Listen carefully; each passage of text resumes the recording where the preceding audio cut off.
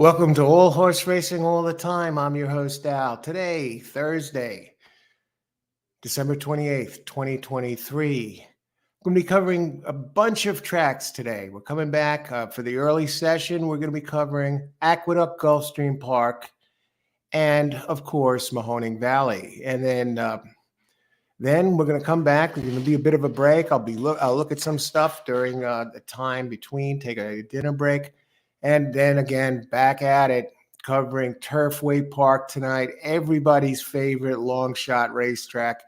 And it's a big show today. We're going to get to that, but first, coffee.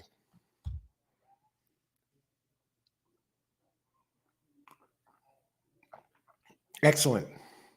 Today's coffee, Kahlua coffee. All right. We have about 8 minutes to post or so. I had a show this morning. I do have a new show that I will be doing on occasion, the morning show, where I cover a topic. Today was day 2 of the morning show. And you may want to check that out if you're a horse racing fan and you want to get your fix of horse racing in the morning, picks for the tracks I'm going to be covering, a topic. I lead off with a topic today. Yesterday, it was playing multiple tracks at the same time, and today was part 2 of that. I think that series concluded. I covered that. It'll be different topics. It was part 2, how to select your tracks if you are playing multiple tracks. But we got about 7 minutes to post today. Yesterday, I did multiple tracks for the first time, and for that track, covering the 3 tracks, yesterday was Parks, Tampa Bay Downs, and Mahoning Valley. And I finished the day up $6.05. And I was still selective. Out of the 27 races between the 3 cards, I did hit 8 of 16, playing very carefully with an opening bankroll of 30. And I'm going to keep it at 30 today, opening a allotted bankroll. That's not my whole account. I'm just putting $30 into this as I play these tracks, covering it, and keep an eye on it. We'll probably open it up when we do shows like this down the road. Okay, so race 1, all the tracks are going to be, at least the 3 tracks in the morning, in the afternoon session. They're all wet tracks. They're off the turf at Gulfstream. They have no turf races at Aqueduct, but wet track over there too. Mahoning Valley, they're wet. They're getting a ton of rain. So I see some of you here, and I'm going to get to this race. But first, I want to say hello. Greg Naylor, good morning, Alan, everyone. Turfway tonight, yes. And it's going to be at the same link, okay? I'm not going to go straight through. We're going to, work on something else after these afternoon races conclude, but we're going to keep the stream open. And right on the same channel, as the thumbnail says, we're going to be covering Turfway Park right here, so you don't have to go anywhere else. No different link.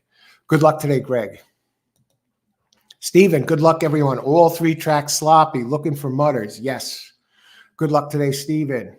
The Traveler. How's it going, Traveler? Hello to you, sir. Hi, Traveler. A pleasure as always. Love Turfway Park. Yeah, that should be a lot of fun. Okay, and yesterday at Turfway Park for the 9 races, I finished up $4.52. Now, what is that? So the 605 made in the afternoon, 452 made at $10.57. Not every day is going to be Christmas at the track. Playing. It beats losing $50, right?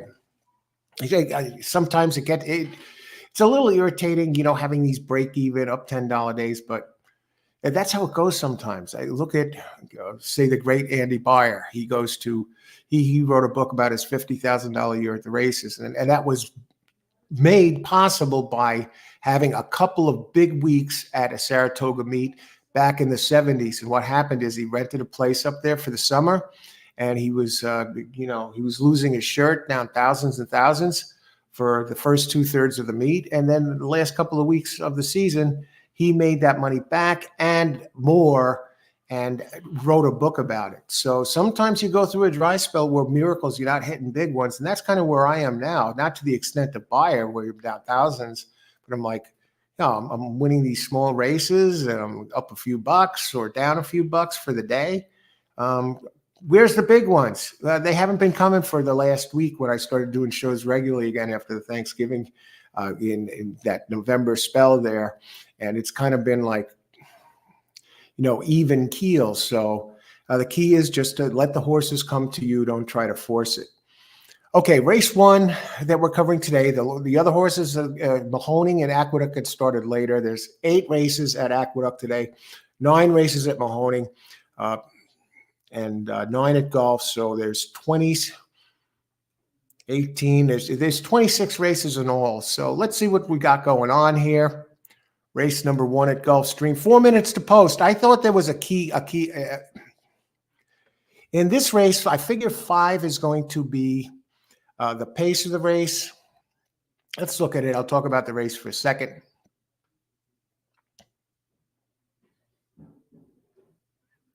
We do have a scratch here. Oh, I'm looking at Aqueduct. Excuse me.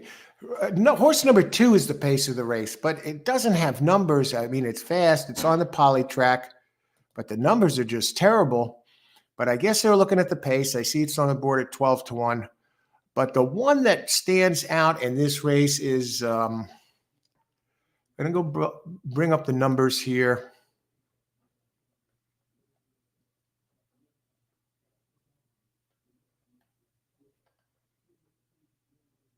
Great Princess has Irad Ortiz, very sound runner. It's a maiden claim. It's trying to break through for a while, but goes for Jorge Delgado. And he's this is at 1:70. It has a couple of seconds. The race is 2-3 back.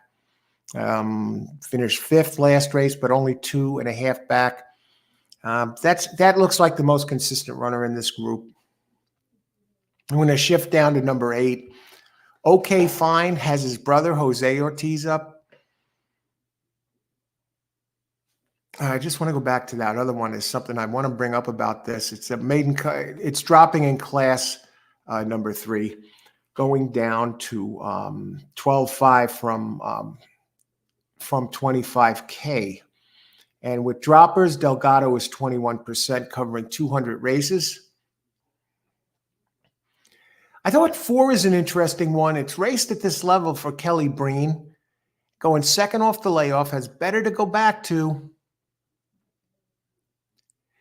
And gets Paco Lopez up for Kelly Breen, who's 17% here. Paco and Breen together covering 772 races at 25%. So I'm looking for this one to improve second off the layoff. After its first race on Topita, where it did finish second at this level. And 3, I'll just make note, number 3 has been laid off for a while, has seconditis. And the one that I'm a little concerned about, I'm not sure, it's making a big drop. Optional claim 40, second try at Topita at 1:70 here. Okay Fine, very low percentage trainer. And 6% in 35 starts, but it does have some races on turf that are significantly faster. They were run at Ellis Park. If they translate to the PETA, they can get it done. And the opening odds on these horses, let me just bring it up. You can see the track is muddy. Okay Fine, 5-2, 3, 7-5. What I'm going to do here is box 4 with 2 and 4 with 8. I'll take the one that opens at 3-1, and it's the longest of the 3 with Paco and Breen. I love their percentages, so I'm going to box these to kick it off. Race 1, because I'm not thrilled with the Topita races of the Jose Ortiz horse or its trainer percentages. Exacta boxes. 3, 4, and 4, 8.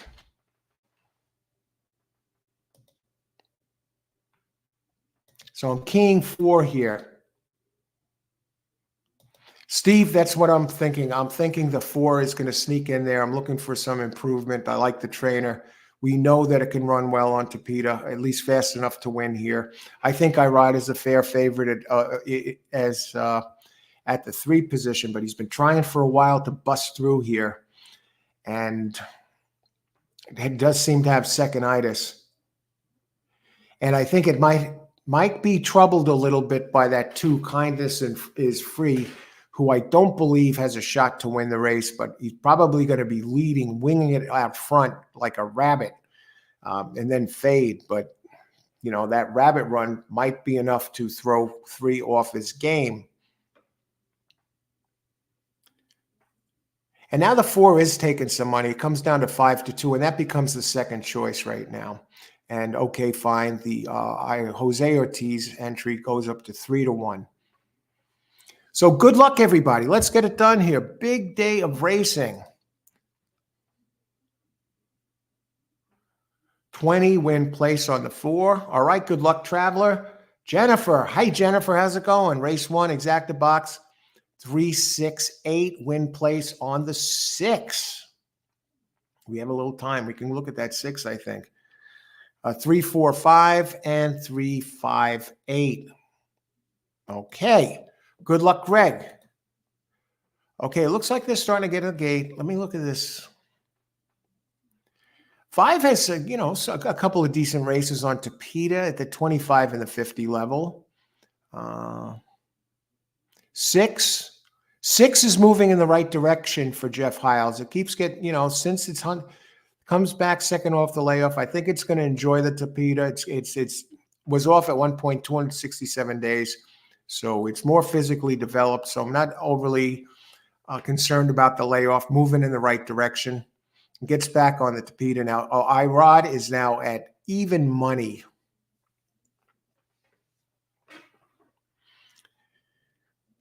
The one thing about the favorite, been trying for a while.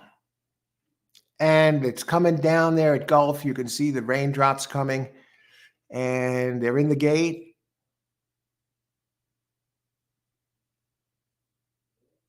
And they're off. I expect 2 to be flying out front. There he goes. And 7 showing some unexpected speed. Another bomb at 30-1, Zuli Bella. Icewood on the veins, 21-1. Kindness is free. And I can't believe Kindness is free has been beaten to the lead. And look at these opening fractions. Where are they? Slow opening quarter, folks. If I'm seeing this correctly. 24.35, reasonable at the very least. Opening race at Gulfstream Park. The 8 suddenly takes over favoritism. They have these numbers wrong on the board. It's currently 7, followed by 4, followed by 8.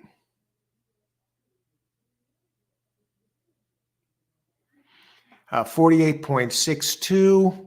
4 on the board now at 7-2. I rides on a gray horse, trying to find his way through.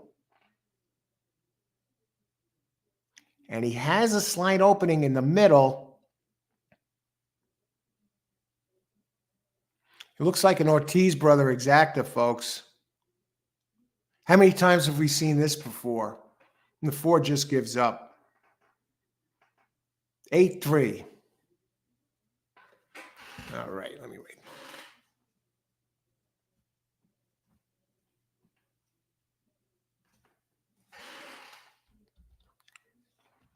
All right, so the 2 Ortiz brothers, the droppers, get it done.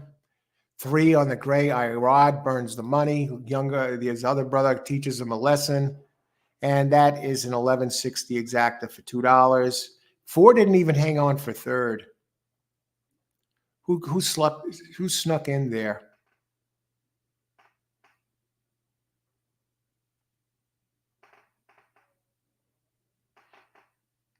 Either the 5 or the 6.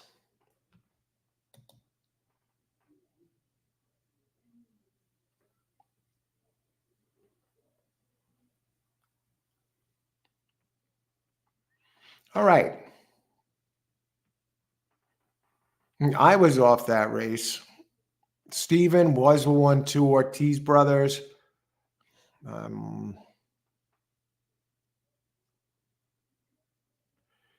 Jennifer does complete the exacta with the Ortiz brothers there. And James 5 with 235. All right.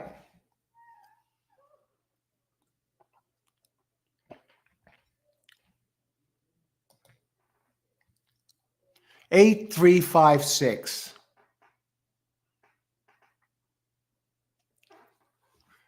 And I want to check in on the other tracks. Let me just see when they get started. Okay, so Gulfstream, we got a break. Mahoning Valley, we're 29 minutes away.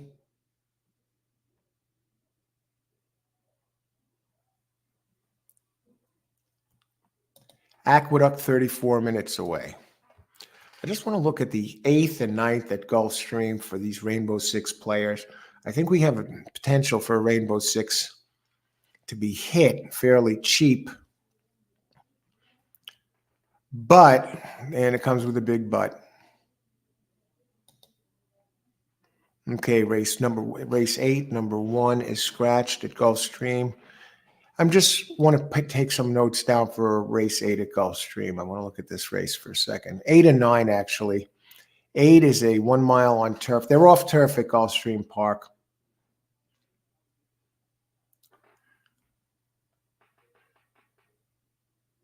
And it's a claiming 25 for 3-year-olds and up. And number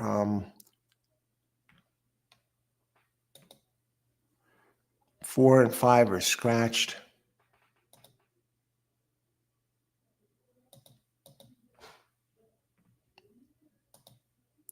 Four, bad scratch.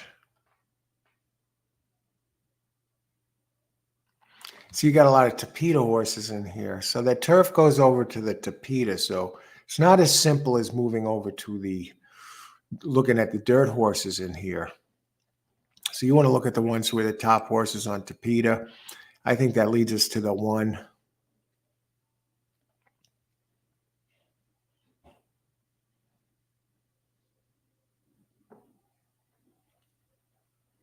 One 8 actually.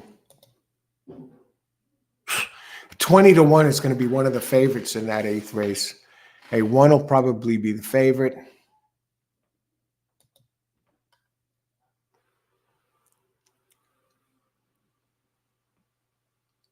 The English Painter stays in, but not as fast on Tapeta as the 1 or the 8.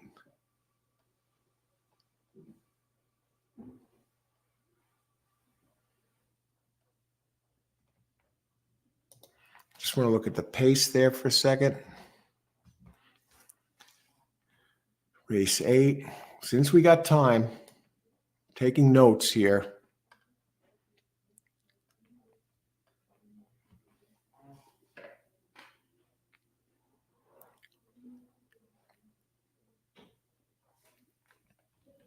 Two and 5 become the pace. 2 is KC Chief. 2 has a big pace edge all of a sudden out of these. 20 to 1 shot. Wow, with the scratches.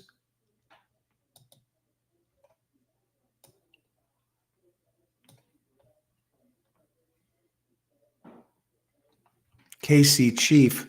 I'm going to list 582 there, maybe for the box.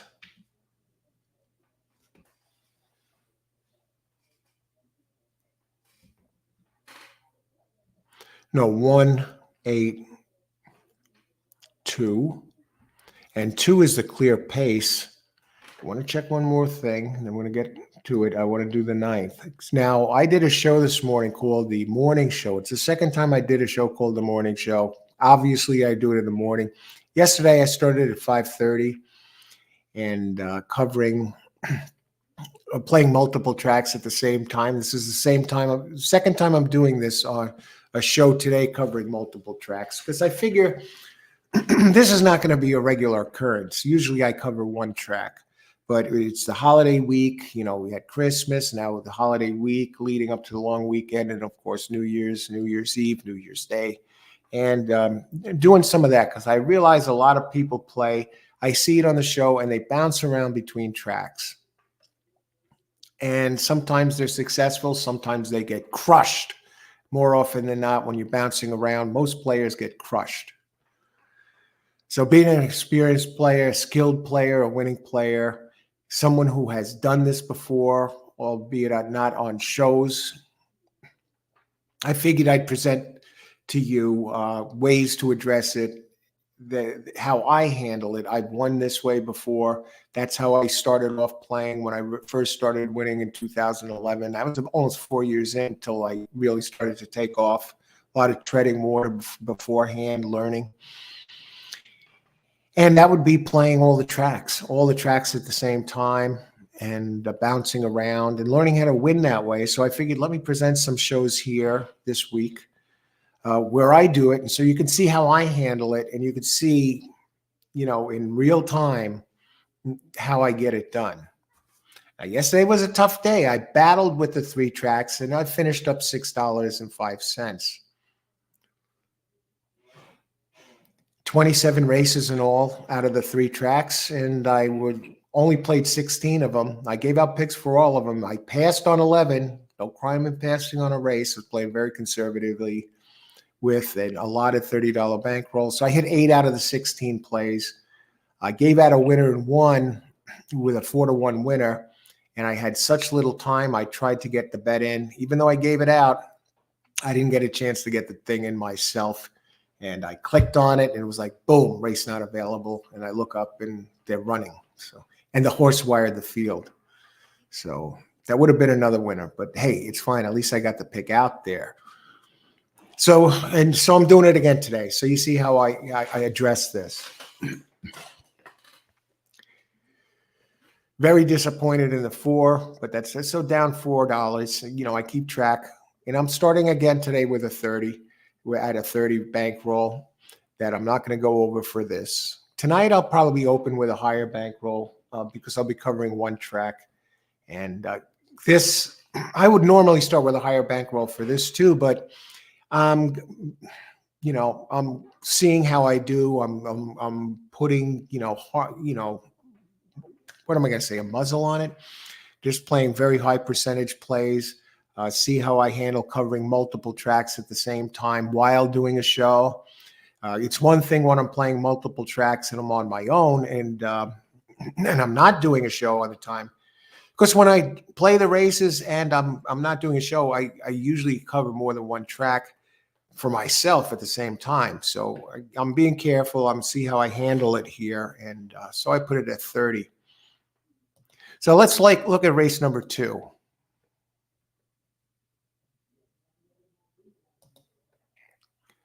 I see a single, an early pick 5 today, Turfway. All right. I didn't look at Turfway yet. I'm going to look at Turfway and take my notes down for that. I looked at Aqueduct, Gulfstream, and Mahoning. And I started at 8 o'clock this morning putting these together, and I have notes on these. Now I'll give you an idea that good luck today, Rodney. Egg Shed. Hi, Al. 6B back later. Feel like betting today. All right. Good to see you. Good luck today. Steve Guttenberg, Steve Grutner. Race 1, number 9. 13 flags, has the speed to clear. Mud looks best. Only question is the distance. Check the workouts. Impressive. Okay, we will get to that. Thanks, Stephen. 9. I don't have 9. I have 8 underlined. I won 8. 5. 5 looks like the pace in that race, but we will look at it. Let me just look at it for the, okay, we'll get to that. Okay, number 9, Steve. Okay. Now, let me look at the board for a second here. Aqueduct, Gulfstream, first race. 13, yeah, 20 to add. Let's see, who are the trainers in this race? Rick Dutro, Gary Contessa. He scratched out.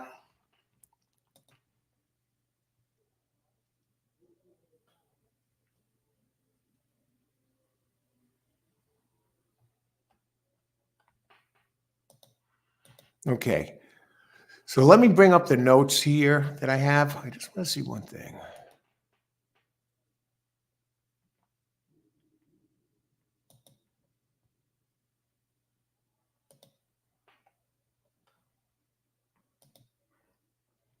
I just want to touch on Stevens' workout. Second of 51, 48 and 3, 10th of 77, 49. First time starter, nyra Chikaki, 4 of 112.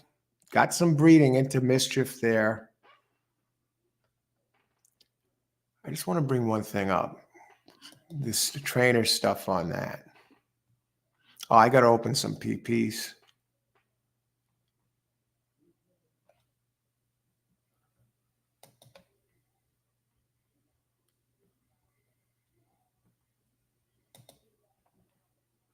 Let's see, Gulfstream, Aqueduct.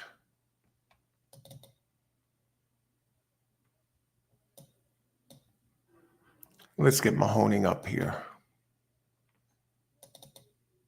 We got time. We're doing good here. Okay, let's take a look at 9 here.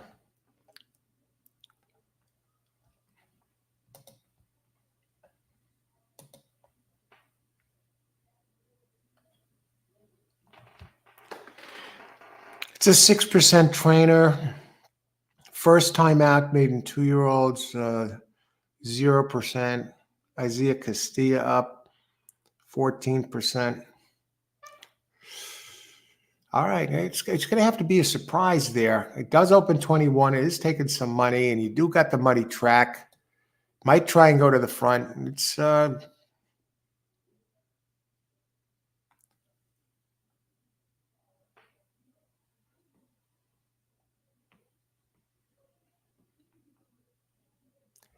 I think 5. You're coming in from Delaware. 5 is interesting. I think 8 is 8 has a nice run at a sloppy track at a mile. It's going to be tough. And the 1 by the glass, I'd actually put 8 before the 1, followed by 5 is going to be the speed. 5, 8, 1. Rick Dutro, got to always respect him. It's going to be a good race. All right. Thanks for that, Steve. Okay, now we're going on. We got 10 minutes to post here at Gulfstream. Go to the Big A. We're 22 minutes away. Go over to Mahoning. Both of them are. They're going to have Gulfstream up next. Gulfstream. I figure the pace in the second one goes between 3 and 8 as the top speed. In 9 minutes to post here. As far as the ones with the best numbers, very simple, 3 and 9.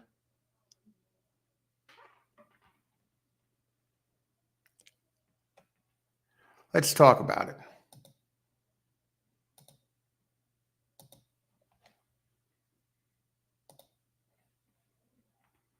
All right, already bouncing around here. I'm trying to get this thing up.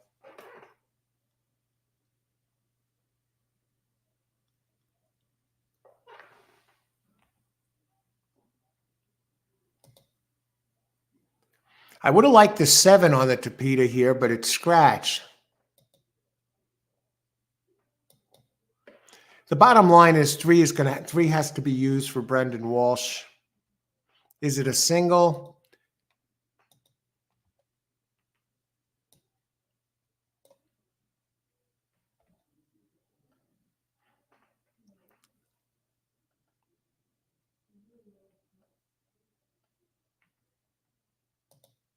Skinny Cosmo, bad scratch. Well, not that bad.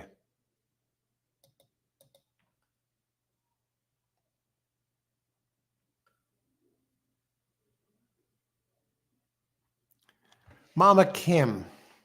Now, this is a maiden claim 35K for 2-year-old fillies. And Brian Lynch has Paco Lopez on the 9. Now, it did run on the Tapeta before. This is a mile on turf, now a mile on Tapeta. But it has its first 2 races where it finished second, third. It's dropping from maiden special weight. Paco and Brian are 19% together. I like the drop.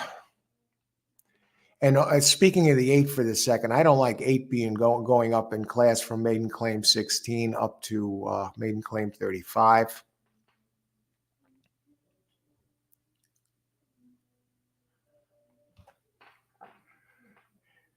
Maybe Magic.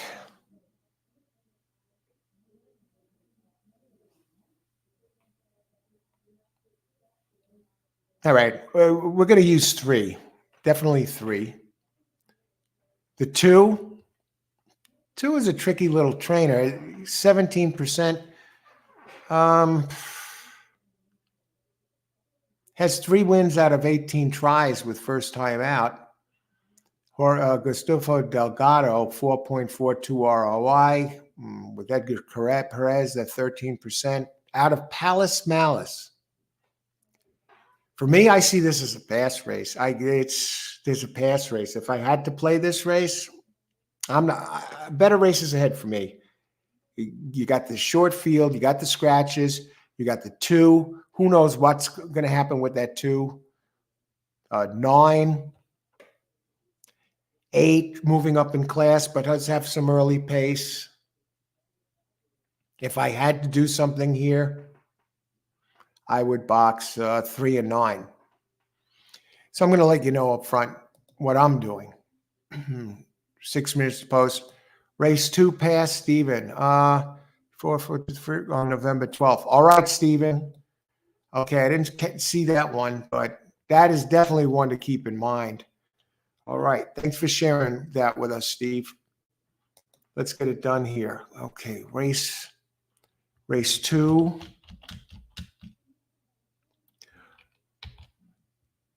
Golf. Passing.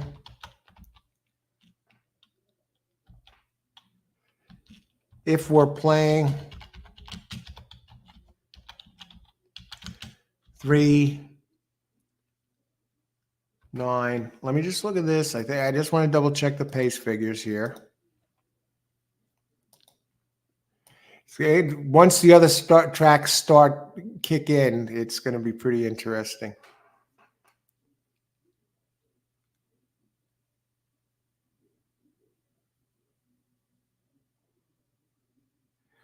Three 9 exacta box. See, I tell you when I'm not playing it.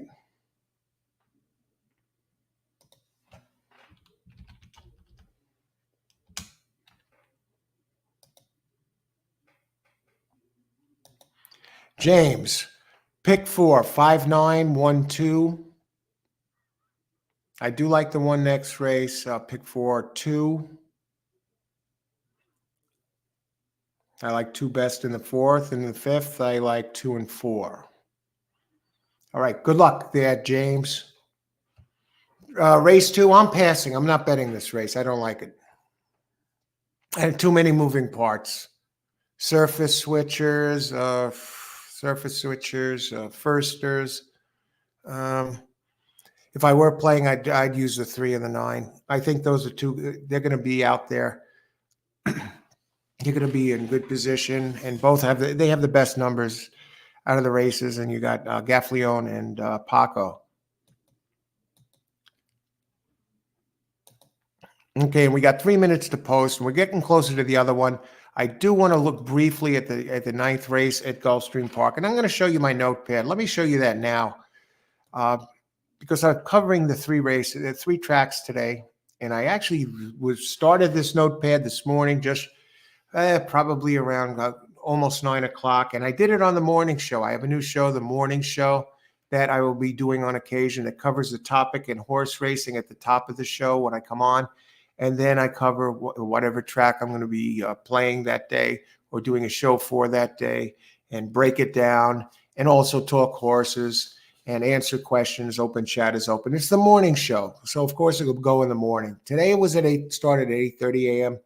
Yesterday was the first time I did it, and I began the show at 5:30 in the morning. So be on the lookout for that. And now you can see my notes. Nothing fancy. I take down the notes. I make note of the speed horses, early speed horses and also the horses that I think are going to be contenders in order who I like best. There's nothing fancy. There's a couple of uh, columns for each horse. Like, say, look at Gulfstream Race 2. The column on the right represents early speed, and the column on the left, the first one next to the number, like an example, Gulfstream has races 2. I have 3 and 9. Those are the two I like best, by speed figures and what have you, trainers and jocks. And the second column, I have 3, 8. That represents the 3 I think is going to be the biggest early speed, followed by the 8, 9. Race 5, 3, 1 and 5 and 6. And I just see 5 as a clear early speed. And I got through a lot of it. I still have to do the ninth at Gulfstream. And Mahoning, I'm through roughly half the card. You figure you're covering 3 tracks, and then between the break period, I'll be taking a look at Turfway Park and set something up similar for that.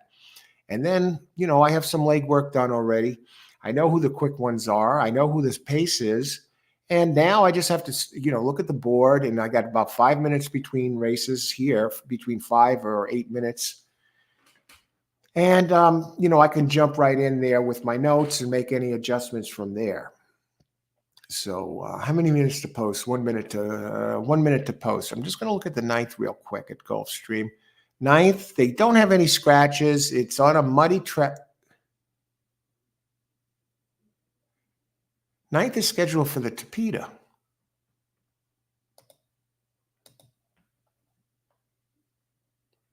Oh, yeah. 10 is the early speed, Salacious, followed by 2, Breakout. But Breakout has never run on the Tapeta before. But it's safe to say that number 10 is the pace.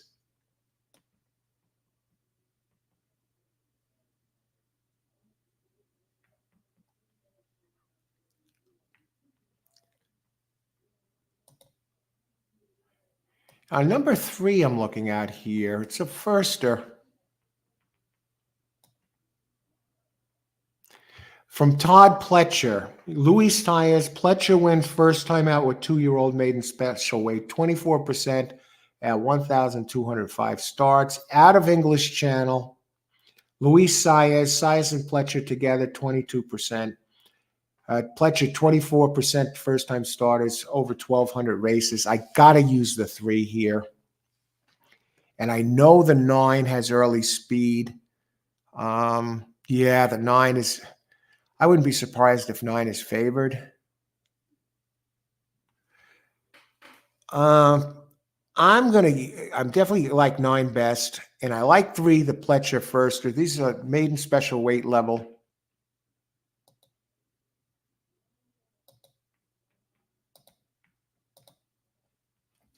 I think this might turn out to be a good race, even with the firster. And when you notice, I'm looking at the horses first, and I'm not talking about speed. I mean odds. I like to get it in gear. Make my own opinions before I see the odds. And Pletcher has another entry in here. And how many times do you see this? It has a good race. Finished second at 7 furlongs with Johnny V. Todd Pletcher. 7 furlongs. It had a bad start. Still finished second.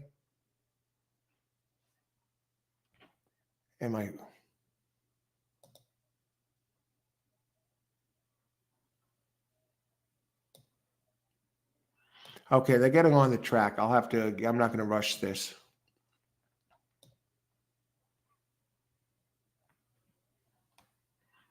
It's another Pletcher. I just want to say.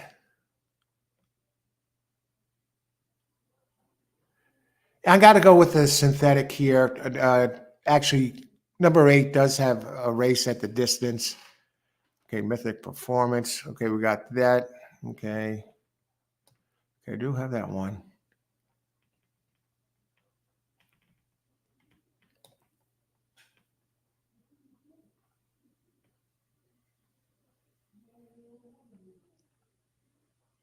And 10, the speed. 5'8", 10.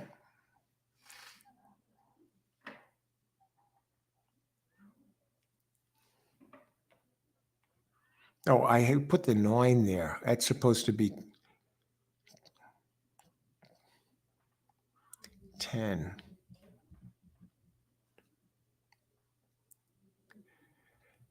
8 third. I could see a 10-3-8 box there. I don't know what the odds are. I don't know how much time we have. We're getting in the gate, everybody. Got some picks here. Buy stocks. 9 over 136 key. Good luck, buy stocks. Jennifer, win place show number 1. Me, I'm passing, but I would have boxed 3-9. Greg, starting the pick 4 with the all button, $42 ticket. Agree 3 and 9 are best on paper, but weather and surface switch factor 5 and 1 move up. Good luck, Greg. James White, 5 over 2389. And you got Greg's ticket here. And Steve Grutner, exacta box 9 over 36 keyed. Okay, so it all rolls around the 9 there. And they're off. And 9 is looks like the favorite at 9-5. And 3 running, 3 is 6-5. Wonder Wave. Okay, let's look it up. And as predicted, 8 is going to be part of the pace. And it's I figured 3 and 8 would be part of the pace, not 9. Surprise, surprise.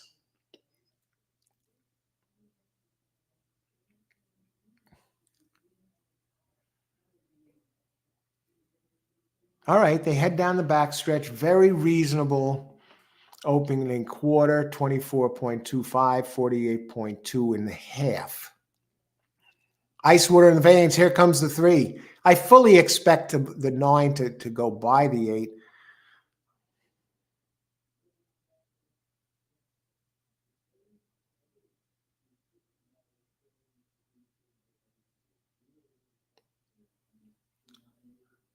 But he's not giving up, folks.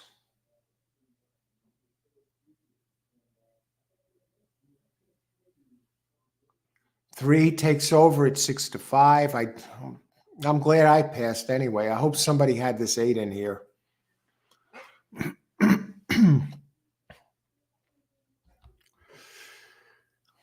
I'm not even sure who got third. I think 9 just made the mistake. Team captain. No, not team captain. Let's see.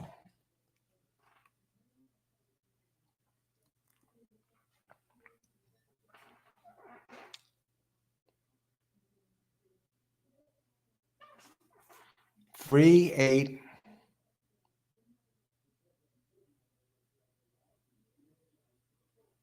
6.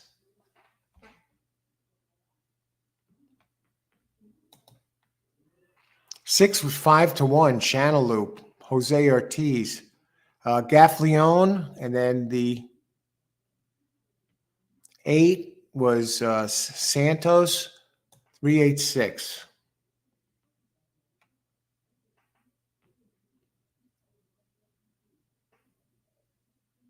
Okay, Greg got the first leg. All right, way to start it. Would have liked the longer one, but beats getting knocked out. Better races ahead. 9 just collapsed there. I passed the race. I would have, if I bet, I would have probably done a 3-9 exacta box.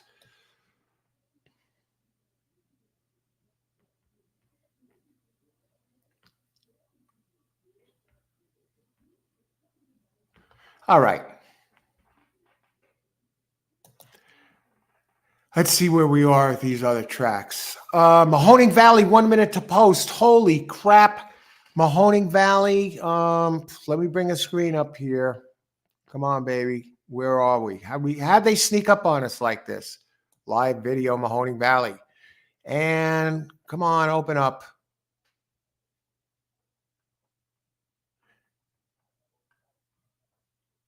Okay, I'm going to give you my pick right away. I had 2-4 as the top picks. 1 and 3 is the pace. I would do a 2-4 box here, just based on the numbers.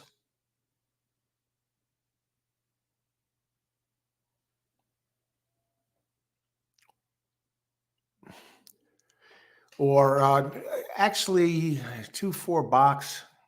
The spunky one is taking the money. No bet, of course. I don't have time to get it in. So look at that. Now Mahoning somehow, I don't know if it's Gulfstream took too long. I saw how far apart these are. And Gulfstream should have went off about 6 or 7 minutes ago. So already they're falling behind schedule at Gulfstream Park. When I choose a track, I try and choose tracks that are, spaced apart, that you have enough time. Now, I actually hope these guys take their time. Now, I got to get over to Aqueduct. Who knows how long it takes these guys to get in the gate. Aqueduct, I want to look at one thing here with Aqueduct.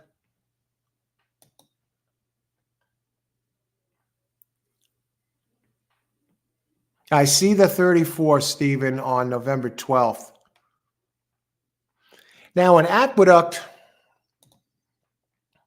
3869.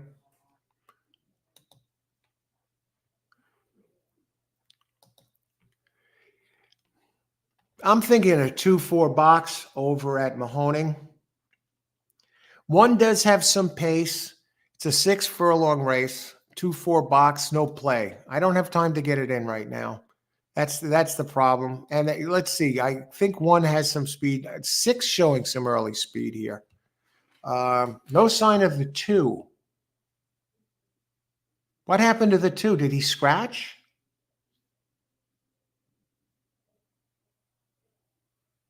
Late scratch? I only see 4 horses. And 6, it's easy. 5-1.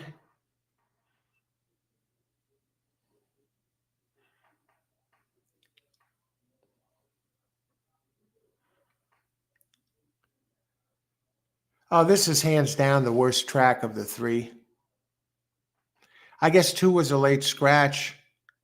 6 gets a second wind, and that it's spunky trying to cut him off. The public knew. 4-6, the 1 open 5-2 does nothing. 3. Is the 2 out there at all? I guess it was a late scratch. Terrible, terrible scratches over at Mahoning. At Aqueduct now,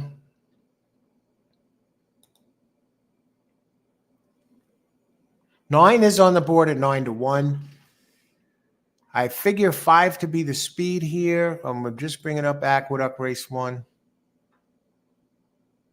Yeah.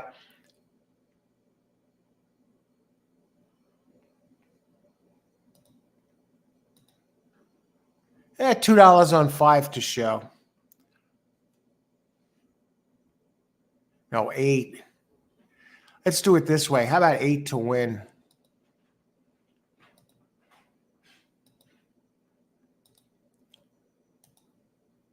Aqueduct Racetrack.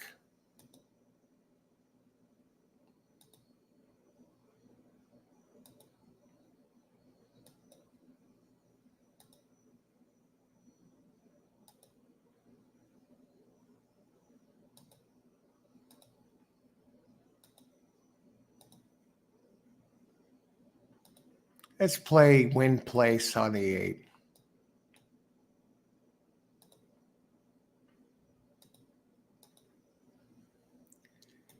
All right, Aqueduct. Aqua. Number 8. Win place.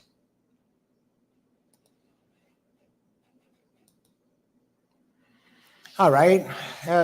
We got rolling at the big A here. Verdine, Aqueduct. Race 1, Exacta.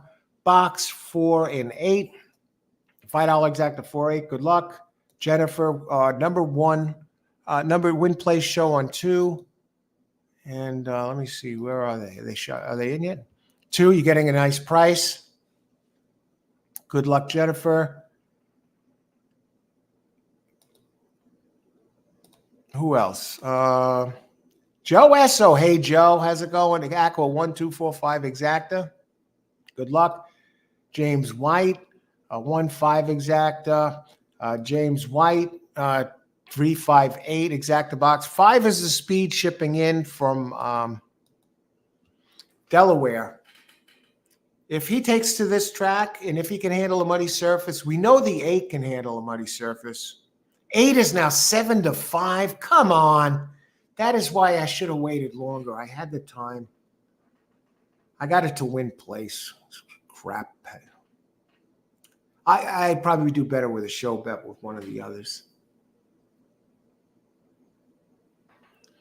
I think 1 is live here. Well, 8-1, 8-5. But I think 8, can get the distance. Staying with it because they're just about all in. Here's the 9, Stevens number 9, that 34 and change workout. Relatively unknown trainer. And they're all in. Good luck at the Big A, everybody. Enjoy the race. Let's make some money. Thanks for joining us, everyone. And the 5 should be the early speed, and he isn't. The Delaware shipper shows 0 early speed, running second to last, and maybe in another second or 2, dead last. But we got the front. To Be Loved by You at 23-1 takes the lead. To Be Loved by You. 8 is in the back a bit. I expected 5 to be the pace, not to be. 3 winging it alone on the front end. 2 Union Bell. That's Jennifer's entry, running a second. Looks like 2 is a gray horse. And number 4, Extra Dirty. They're out on the outside there at 5-1. 9 is starting to move. Stevens' first-time starter with the blazing 34-7 workout. And he rumbles up wide. He gave us his tip here, folks. And he starts to go after the 3. The 3 at long odds. 8 trying to make headway in the slop, but it's all number 3, To Be Loved by You. 8 trying to make a last lunge, but he may not even get second. Here's 5.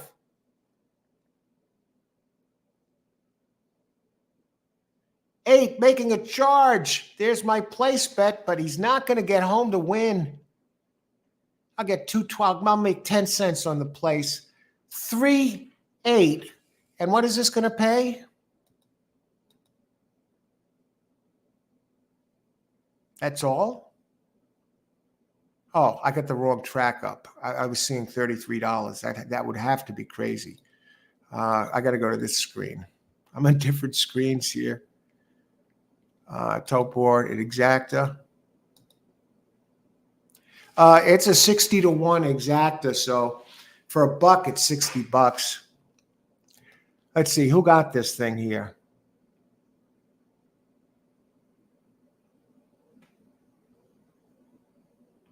I'm looking for somebody with the 3 here.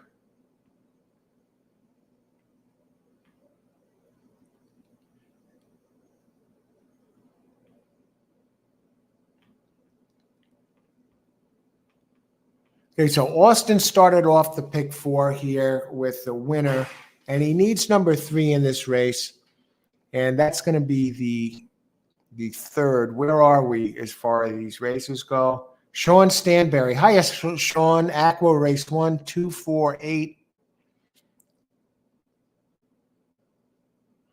Austin, I hope you got this. Love how the 3 is warming up. The 3 just won at 23-1. Thanks for the heads up. James White delivers the exacta for us. James, beautiful, beautiful job. 3 wins at 23-1, folks. James White. That's how you do it.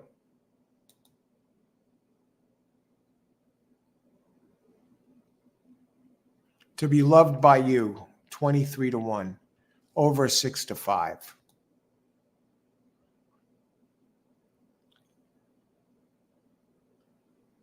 All right, I think we're caught up here.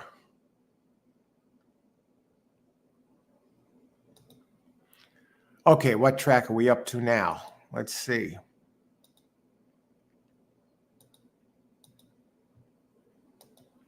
Let's go to Mahoning, see how far there. 17 minutes to post. How about Gulfstream? 12 minutes to post. Okay. Yeah, I'm going to take a couple minute break and we'll be right back. And we will, let's see, Gulfstream, 12 minutes to post. And Mahoning, 17. Let's take a look at 3 for a second before I step away at Gulfstream. I'll get that on the board here. Race number 3, Gulfstream Park. No scratches. On the main track, which is muddy. Up to the 3rd at Gulfstream already. I'll tell you, these, when you do multiple tracks, the time just goes. It just flies. I mean, the one is going from maiden special weight to maiden claiming, gets Luis Saez for service. Now, this one is shipping in from Parks. Has run second on a wet track before at Parks on March 1st.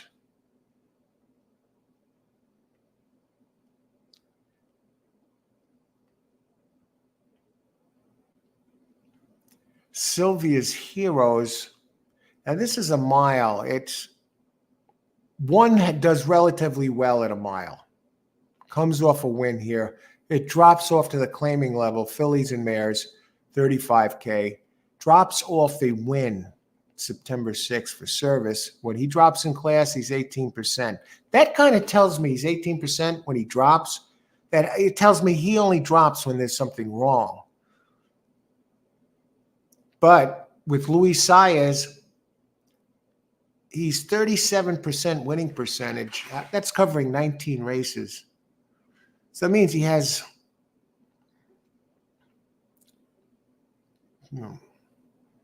what, 7 wins out of 19 tries together? On off tracks, he's 22%. I like second best. I like the 5. I thought looks a little interesting. Here's what I'm going to do. The 5, I question the 5's ability to run to get the distance. When he's run a mile, he ran out of gas.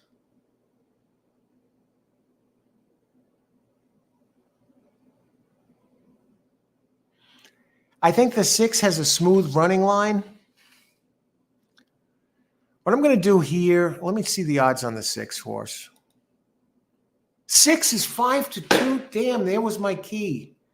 Open 5-2, open 6-1. Now currently 5-2. Okay, let me think about this for a second. But I will tell you up front, I like 1 best. 5 is the speed. Oh boy. But he doesn't really run well at the distance, or hasn't. And I don't want a box 3 in this.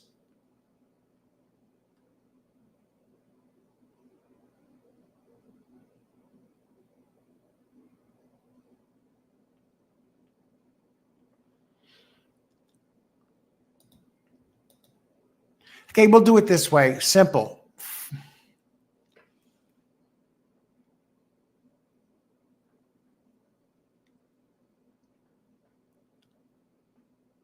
Exacta 5/16. That's it. Race 2.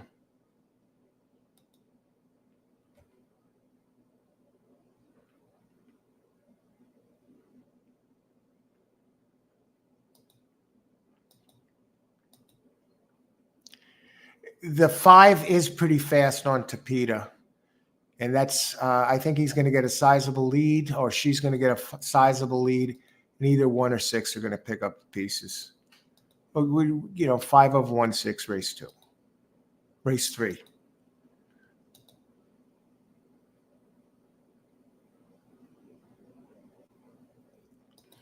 Greg, great job on the 3 at Aqueduct. Like the way you guys are watching how the horses are warming up on the track. Yes, Greg is the body language expert involved in the purchasing of horses, and the last step, vital step of his routine when handicapping the races to look for.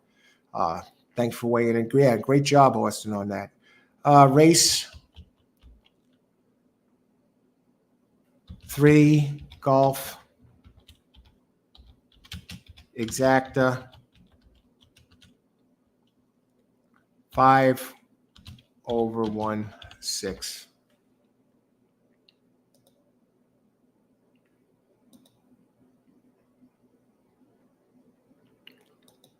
No, I didn't see the comment, Austin, until the race was over. I was handicapping and looking into and commenting until the last second. But great job. I hit that 8. I had 8 to win place, but 3 looked tremendous, and you called it. Great job. Okay. So I'm on Gulfstream race 3. Race 3, 5 minutes to post. So we're looking good on time. I'll give you my tip pick there. 5/16. And I'm going to step away for a minute and be right back. I want to thank everyone for joining us today. And let's win some money on this Thursday. Tomorrow's Friday. We got 3 tracks here we're covering. We're covering Aqueduct, Gulfstream Park, and Mahoning Valley. So we'll be back in just a few and continue on. And then later, right here, same bat time, same bat channel, same link. We're going to keep it going. Then we're going to be covering Turfway Park tonight. And that post time for there is 5:55, so you don't have to remember or look for another link. It's all going to be right here.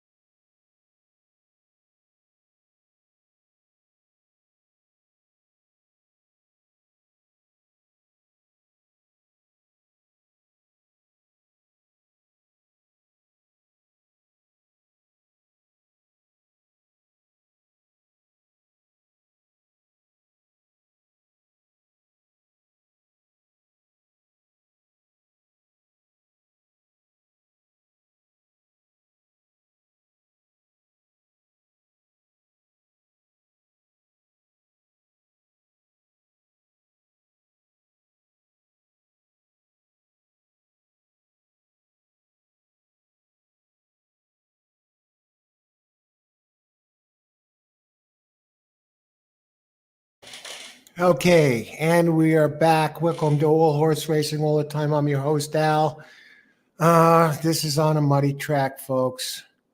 Let's look at the odds here. 0 minutes to post. Getting a price here on, I'll tell you that 6.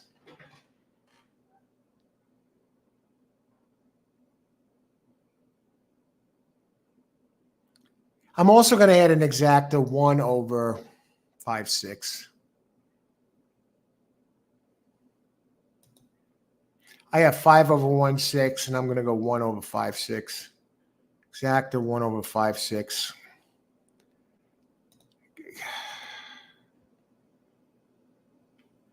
I'm not going to box it. Okay, adding 1 over 5-6.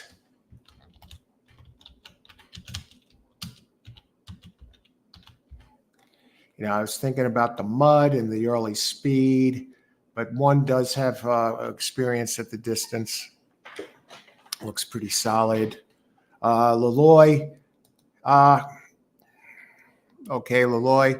Hello, coach. How's it going, Laloy? Steven, yeah. The 6, if I was going to key a horse in this race, it's too late. I already started that way, so I'm doing it this way.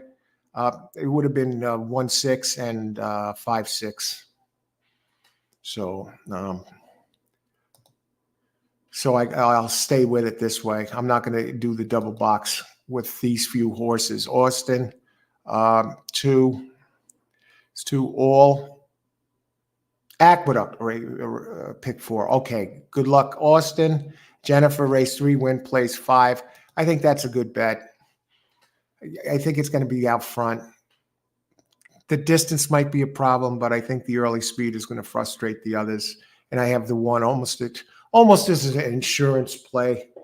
All 3 of them are about the same odds. That's the saving grace here. Nobody's like 4 to 5. Good luck. Okay, how close are we to Mahoning? Let me see if I got to get a Mahoning bet in there. I'm sure I do. No, at least a Mahoning pick. I mean, not a Mahoning bet. Yeah, 2 minutes to post. We have 2 and 6 scratched at Mahoning. Race 4, we have a 12-year-old going who is in race 4 making his final career start, and I see that one. It opens at 9 to 5. His name is Woodland Walk. Opens 9 to 5. If we get anything over 4 to 5 as a gift, it looks like that the connection spotted him brilliantly in a race that speed figures and early speed compared to the others, he can't lose. I guess they want to send this one out on top. I think you're talking 3 to 5, maybe 2 to 5 on that horse in race 4, 12-year-old. Okay, but we're here, and look at how foggy and messy it is out. All 3 tracks. Couldn't they give us good weather? All 3 like this? Well, hey, at least they're giving us racing and they didn't cancel, right? And they're off. Good luck, everybody. Ice water in the veins. 5 from this. I don't like this angle. You can't tell who's leading. It actually looks like 2's out front. Hidden Road takes to the lead. In 5, not showing much in the way of speed. In 6, tracking the field. Oh, brother. I saw 5 as a clear early lead, unless they're saving something.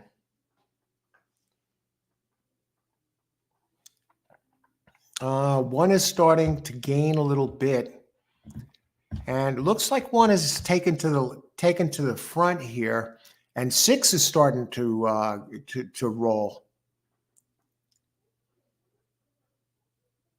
6 looks real good, folks.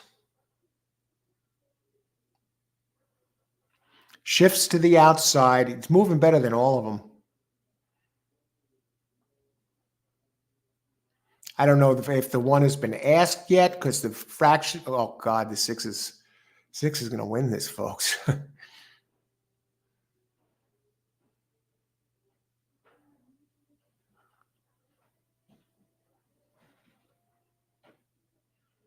Now they turn for home and straighten up.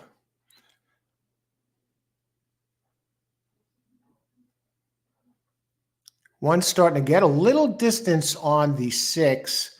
Thankfully, I put this in, the backup exacta. 1-6 gets it done. Where's 5? And we're on the board. Second play of the day. 1-5. Okay, 6 wound up favored, folks. 3-1 over 6-5. So I'm down 4. I bet 4. If for a buck, if this pays $8 or more, I'll be even or ahead. All right. Mahoning.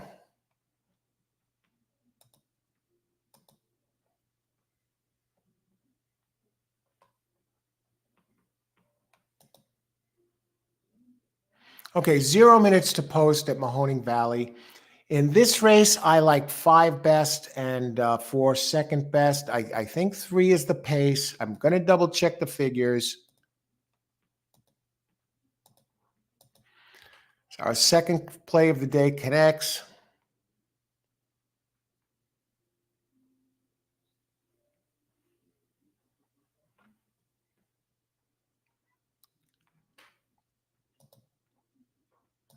Five has the best races.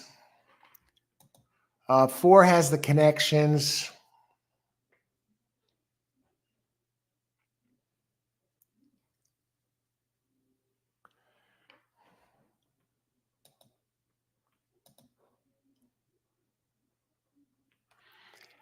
Let me just look at 7. Pass race for me, really. If I had to bet somebody here, I would bet number 4. Mahoning, if I had to bet, I'd bet 4, but I'm passing. I don't like it. It's a short field. We got firsters. 2, Mahoning. Pass. I'm not betting it. If betting. 4-5 over 3-4-5. 3 is the speed. So this is coming in late here, this play. 4-5, 3-4-5. I'm passing. If betting, 4-5, 3-4-5. My recommendation would be pass. Better races ahead.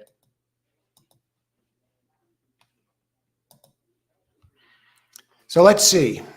5 has the best numbers of anyone that ran. And the race at Gulfstream is unofficial. Then we're going to shoot back to Aqueduct for race 2. And they're off. And the first-time starter jumps to the lead. And here comes 1. I knew 1 was going to have some speed. Has the second best speed to the 3. Now the 3 rushes up. Takes over. Now I just need the 3 to hang on and either the 4 or the 5 to catch him. 4-5 over 3-4-5.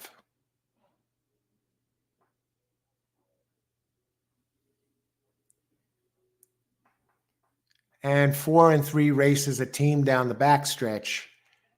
And 4 is the first-time starter, and here comes 5. At 4-5 over 3-4-5. Now 5 is 4-5, so I got to root for the 4 to hang on here. Lynch, excellent first-time starter trainer of the 4.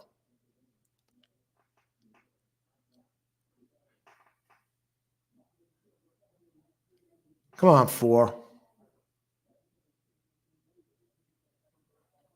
5 warm out. Unless there's a second wind. 5-4. That would have been a $4 exacta play. Let's see if it even gets back $4. Where are you? Okay, here.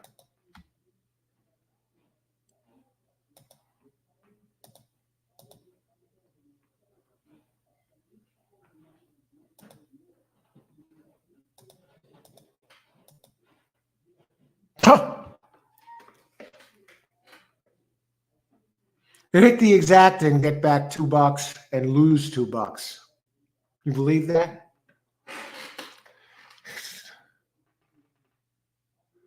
Wow. I'm surprised.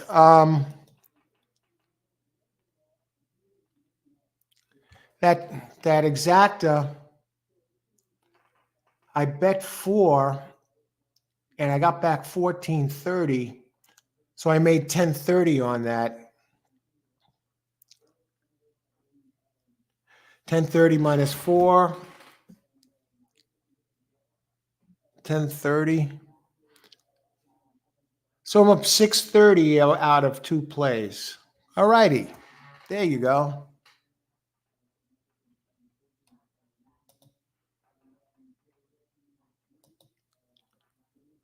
And who's up next here? Gulfstream, 19 minutes. Where is Aqueduct? How far are they away? All right, we're battling away here. Suddenly we jump up. That exacta paid $14.30 for $1. Gulfstream Park. 19 minutes to Gulfstream. Aqueduct. 1 minute to Aqueduct. Race 3. This is a tricky race. I really like the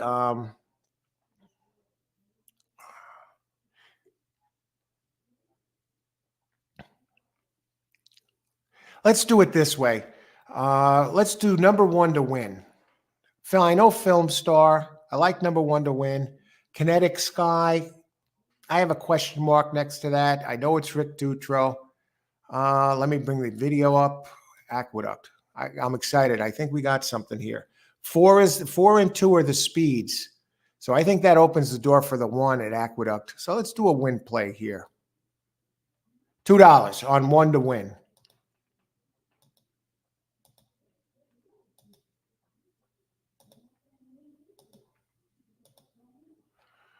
Race number 2, number 1 to win, Aqueduct.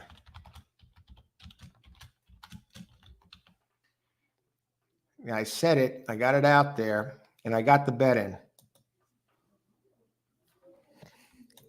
You know, number 5 is great on the wet track. I will say that.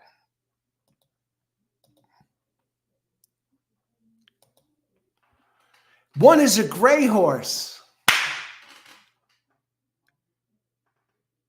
4, Film Star is the favorite. Usually runs longer, usually goes to the front. So we got to see here. I'm surprised 1 is showing this much speed. I'm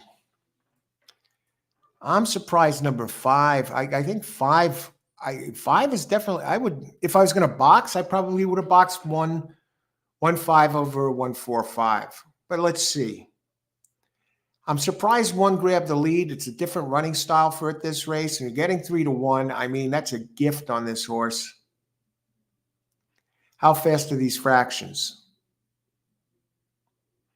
Gray horse. Here comes Film Star. Big name in this race.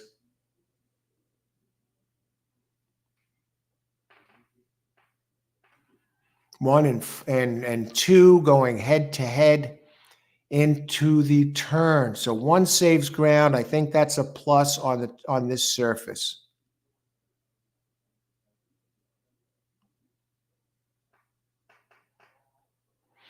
Oh, here comes 5, the wet track specialist.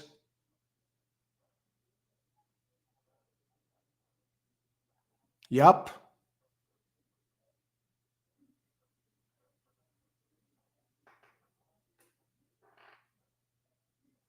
Yup, got it.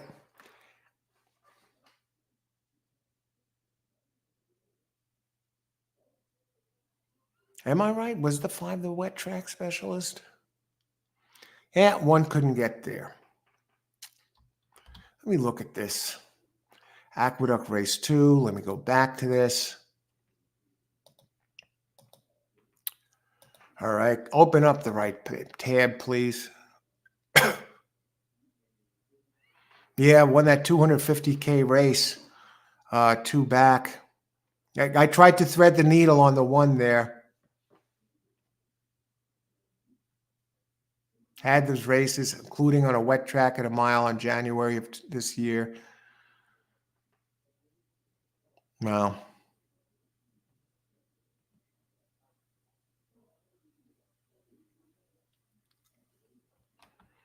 All right. -2. Up 430, brother. Okay, but okay, we got 13 minutes to race 4 at Gulfstream and at Mahoning. Kinetic Sky won, the Rick Dutro entry. I thought the 5 nailed him. Wow.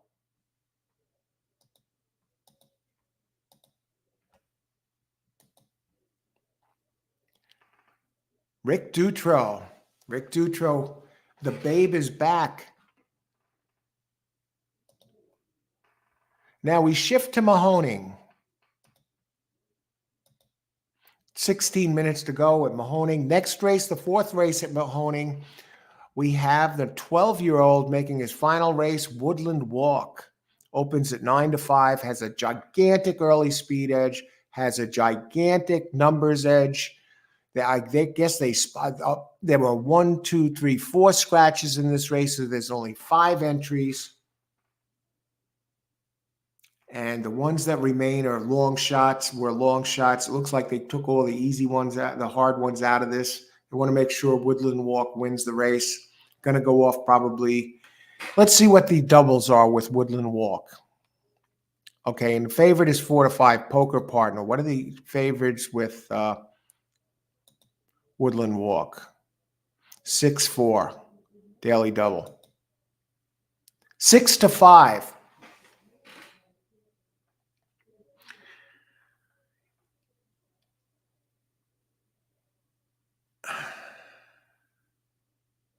Is there a double to play here? You know the 4 is going to win next race. I know it's going to be cheap, but what about the automatic money factor? You can't play a $1 double at this place.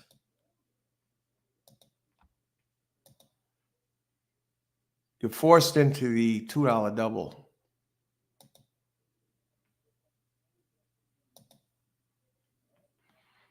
All right. Say 15 minutes to Mahoning. How about Gulfstream? 12 minutes. We have no scratches this race. Race number 4 of 9 at Gulfstream Park. 4 and 8 look like the pace. I landed on 239.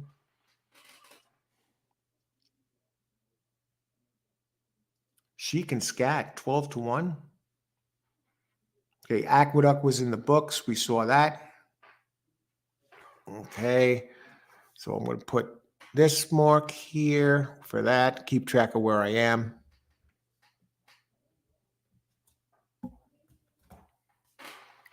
And Gulfstream in the 9th race. I just want to check the pace at Gulfstream's 9th, and that'll complete all my notes for Gulfstream.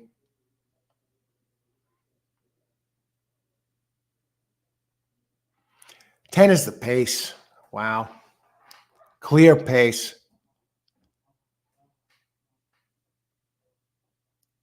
10. I wire job, maybe.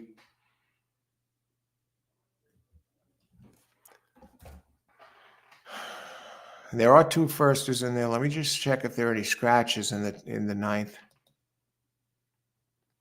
And that 10 opens at 6-1. Jose D'Angelo.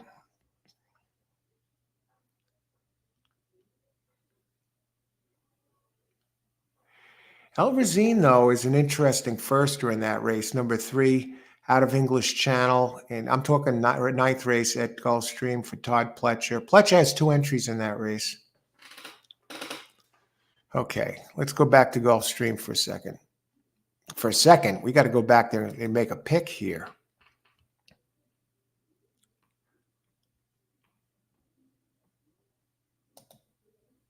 No scratches.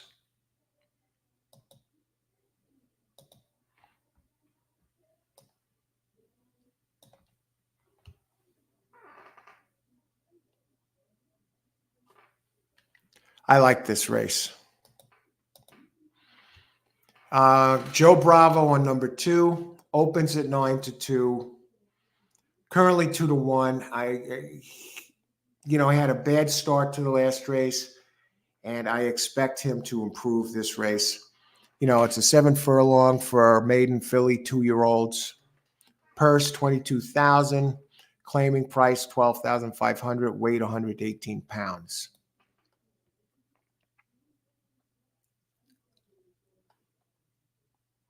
Blue-Eyed Warrior.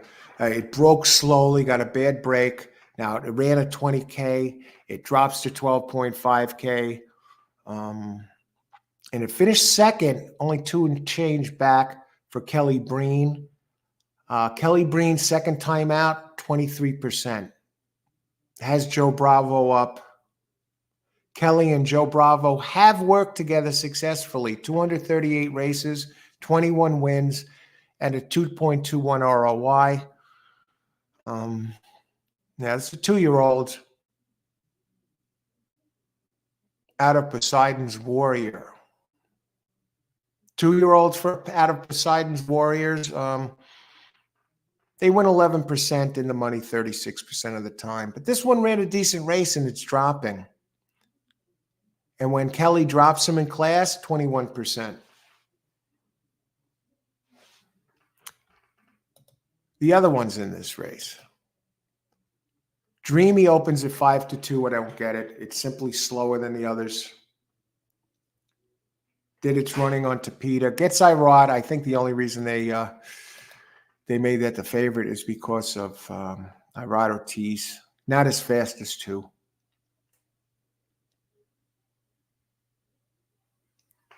But the thing is, it is kind of quick early. I think I'd hang my hat on the 2 to win and leave it at that. Or do an exacta. I think the 9,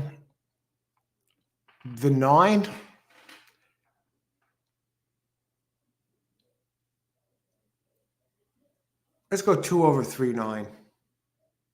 9 does have a good race at Hawthorne at 5 furlongs.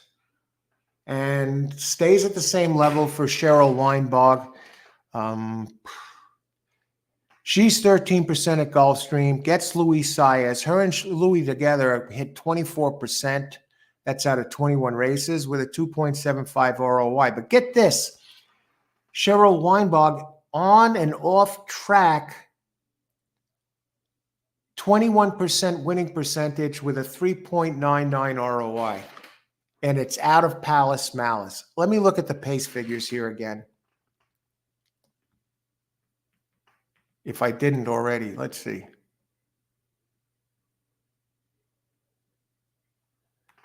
I mean, the pace figures to be 4.8. Maybe.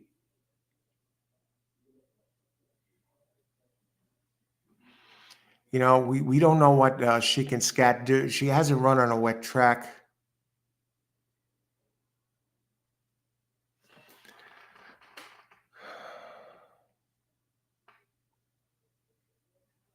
Three has run on a wet track and is pretty quick. So that's, that's what makes that one a little interesting.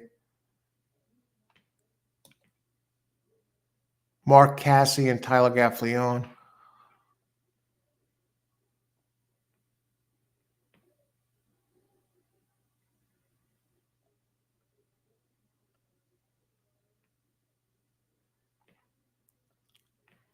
Okay, let's do it this way. Gulfstream, exacta 2 over 3.9. 2 over 3.9. Gulfstream 4.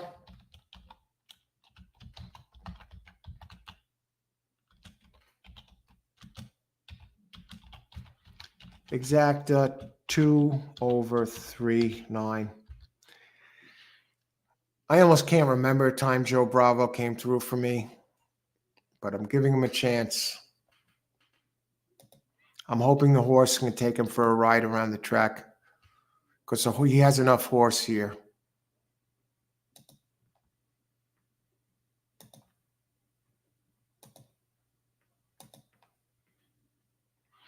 For the day, up $4.30.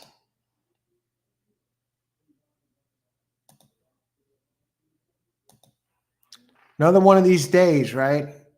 Allowing myself a $30 limit today for this for this three race show. 4 over 2, 3 over 3.9 we're in. Okay, how far from Mahoning? 7 minutes. How far from Aqueduct? 14 minutes. Okay. Now we go back to Mahoning. 7 minutes. So we have 2 and 7 scratched at Mahoning. Let's get to the chat. Looks like 2. You were right, Luloy. If I don't get to the chat immediately, it's because I'm covering 3, and I want to get you some picks out there. And but I'm here. I'm with you. $78 exacta. Exacta 2, 4, 5. All right, great job, Jennifer. Aqueduct race 2.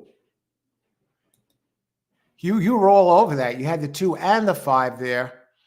And Rick Dutro and the 5 wet track specialist. Great job. Who else?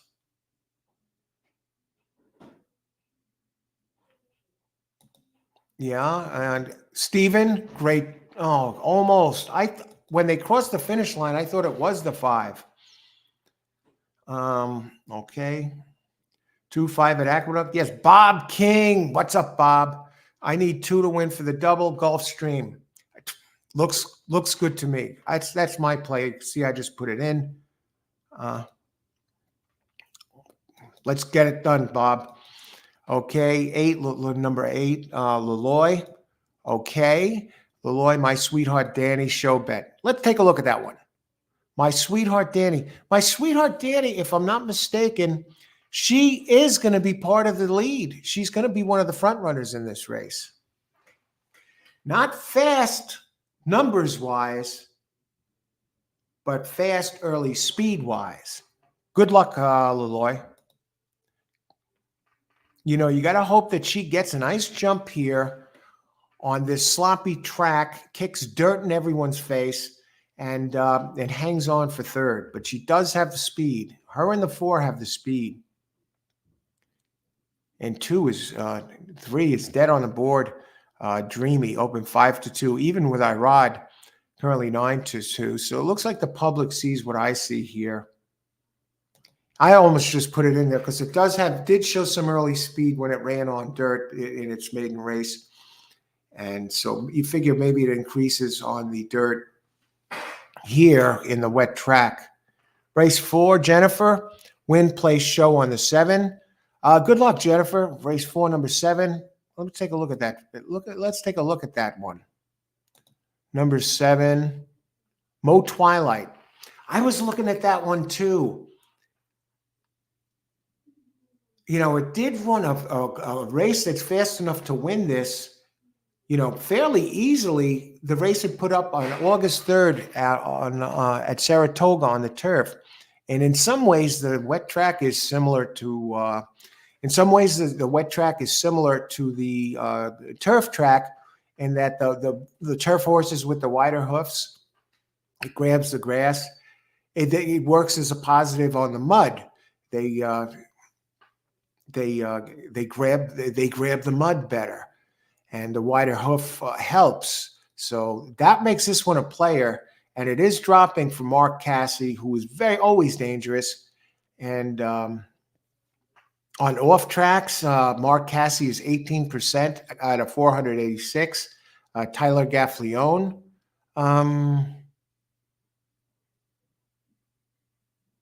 17% here. So, but it speed wise, this one, Mo Twilight, has run the fastest race out of any of these. Actually, almost, the fastest race out of any of these. It just happened to be on the turf. So it's not like this one. What kind of odds you're getting on that, Jen? 11-1. Now that would almost be your show horse, but Leloy will get a big price on the 8 with the early speed. Okay, good luck, Jennifer. Let's get it on, and good luck, everybody. 0 minutes to post.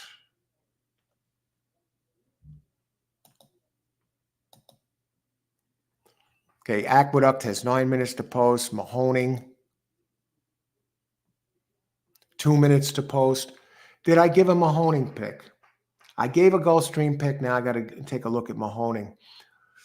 Do I want it? I don't want it. The minimum double is there, $2. Is there a sneaky one in here that can get it? I like 6 best, obviously. And six is the fastest, and 6 is the speed. I have 1 as my second choice, and I have 3 with a question mark. Let's see what that's all about.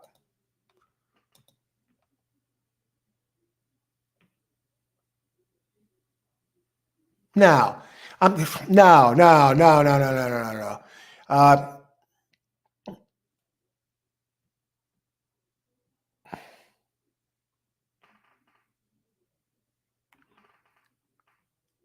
6 over 1-3, Mahoning.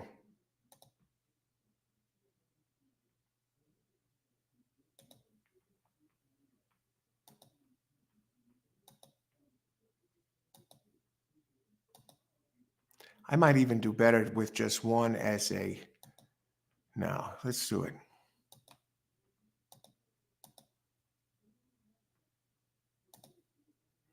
I may not even bet the 3 at all. Let me hang on a second here.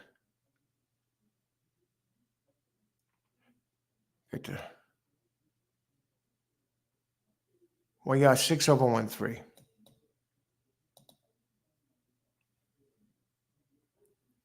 It would make a small profit here. The 6 looks almost unbeatable.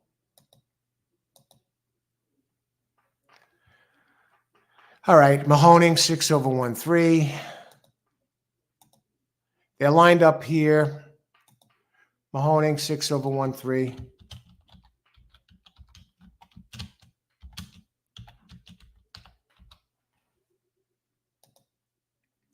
And it's in. Greg, 2-4-5. Good luck, Greg. I got 2 over 3-9 exacta. And they're lining up. They're 6 over 1-3. 2 over 3-9 I have here.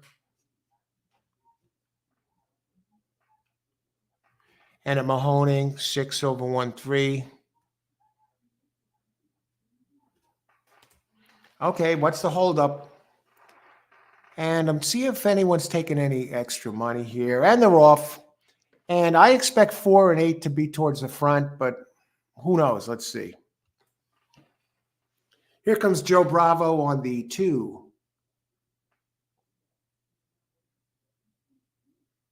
3 showing 0 speed, folks. Irad Ortiz.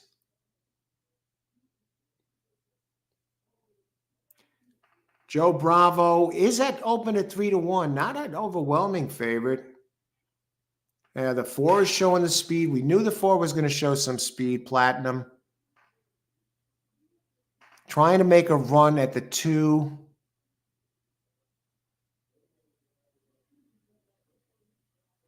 Nine at 5-1 as well. I got to think 9's going to make some kind of a run here. I don't think so.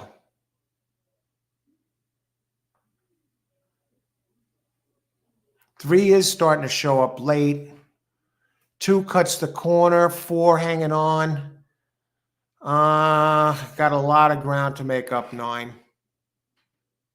5 is actually the one making up the ground. Irod now comes. Damn, waste of a good horse. Should have just played it to win.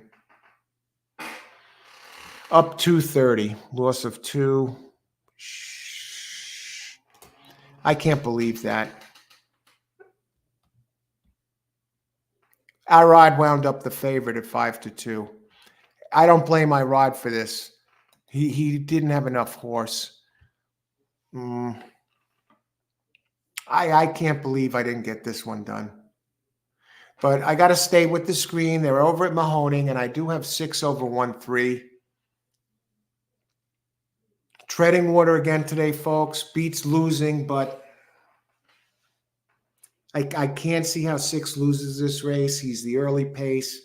And I think 1 actually has, he was at 8-1 when I put him in. I think he's the second best in here. And the 3 does have some a little bit of speed.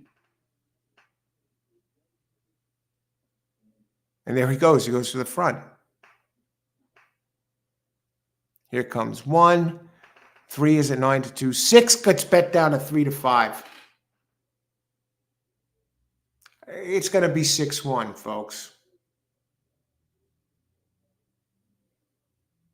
There's no way this 3 beats the 6. Heading down the backstretch. May the best horse win. Good luck, everybody. Enjoy the race. What is 8? 9-2.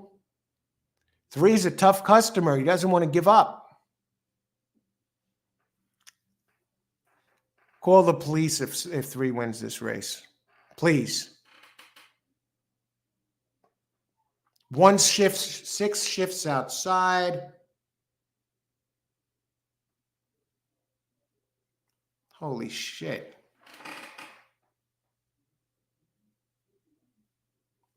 What a way to go down. And 6 was the early pace in that race. I'm seeing everything here today, folks. What was this?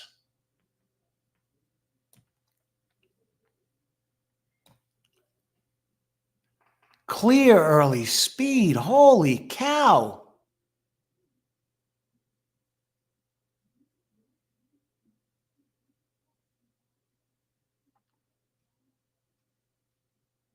Three comes from Mountaineer. It did get to the front last time at the first quarter, but a 23.79 opening quarter.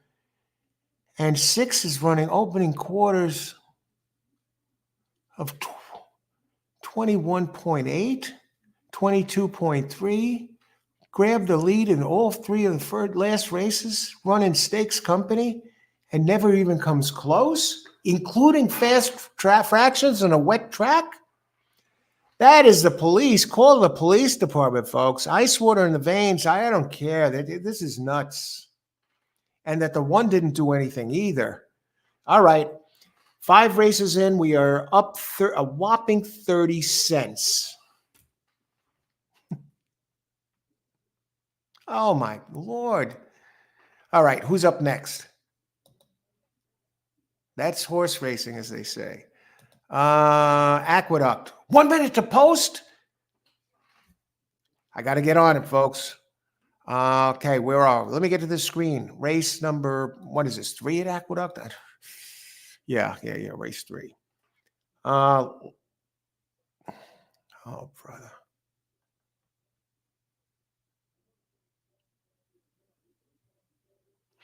This is I'm glad the 2 scratched out. Number 4 to show. What are the odds on 4? 7-2. Damn. I was going to say that one. The pace in this race it goes through the 6 who was scratched, okay, and the 2 who was also scratched. So the 2 pace horses are scratched, and I'm getting a crap payout on the 4, which I think opened at a big price. So 2 and 6 scratch out. I think that leaves number 9 here. Let's do 9. What are the odds on 9? $2 on 9 to show. All right, I like that. Just make a few bucks here. Let's just do it. Get some bragging rights. Come on. Mark, I'm in a rush here to get this in, and the things I'm on the wrong screen. Doing 3 tracks at once. $2, 9 to show.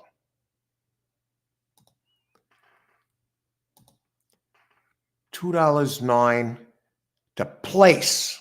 Come on. Okay, that's what it is. We're going to go for the place. I see it's 5-1. It opened. All right. And we're in. $2 on 9 to place race 3. I'm telling you what I like, so you can get it in if you want. Race 9. Aqueduct. Number 9 to place. I didn't like this one initially, but with the scratches, this one has a little speed and might surprise. It may not win, but I think it could sneak into the money. I lost my screen. Okay, 9 is at 8-1 now.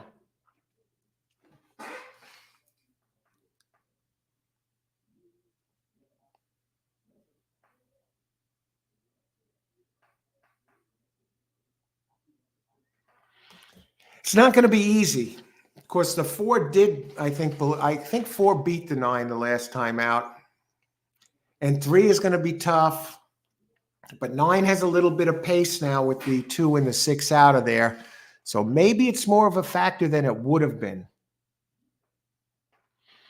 I put it to place. If I put it to show, I know I would collect money. But I don't want to collect 30 cents. I didn't get a chance to check it. So, but I'm looking for a place. I know it has, it's fast enough to do it. At least just as fast as the 4. You got to run straight. Got stuck running wide last time. Good luck, everybody. Enjoy the race. Ice water in the veins for this. Here goes 9. Yep, he does grab the lead with the scratch of the 2 and the 6.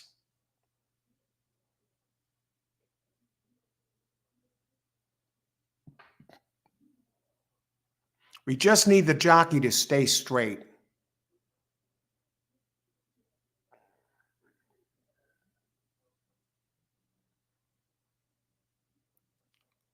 This is the perfect race that I would love for them to play games and have the 3 miss the board.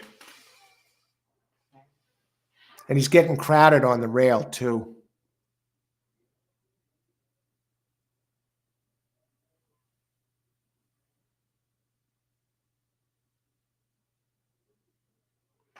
They're running as a team around the track.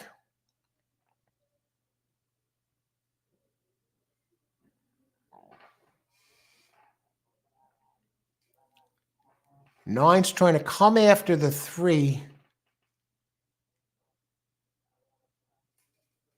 Do both of them go by the 3? No.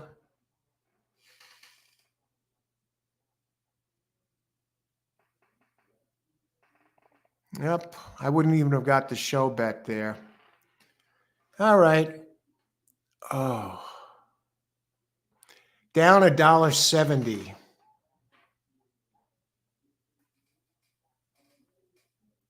Nine to place. It looked good for a while.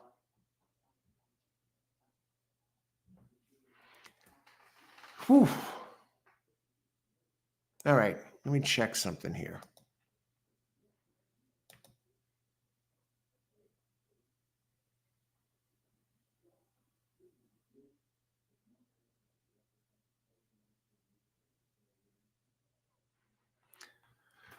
All right, I'm down $1.70 after 1, 2, 3, 6 wagers. I've only hit 2. I hit a place play that only hit a place play for $1.30, and I hit an exacta that returned $14.30 for a $2 exacta that returned $14.30. So 4, 8 plays, 2 hits, down $1.70. All right. Where are we here?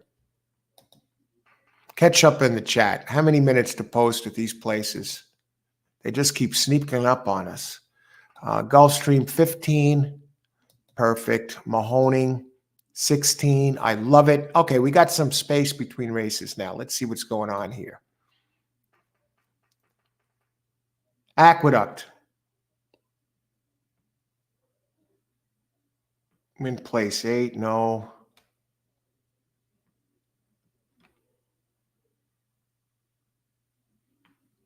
Cody. Hey, Cody. How's it going? Cody. Coach has been real consistent with the streams lately. Great for the game. Keep it up. Thanks, Cody. Glad you appreciate and notice. And thanks for watching. Glad you enjoy the show. You're at it again, Irene. Irene, how's it going? You're at it again today, Al. I admire your energy. Good luck today, Irene. Irene goes on. I'm not putting any more money into the $1 pick 5. No, no way. I would not play a pick 5 for $1. I want that at least at 50 cents. I wouldn't put anything into the pick 6 at Aqueduct. That's at $1.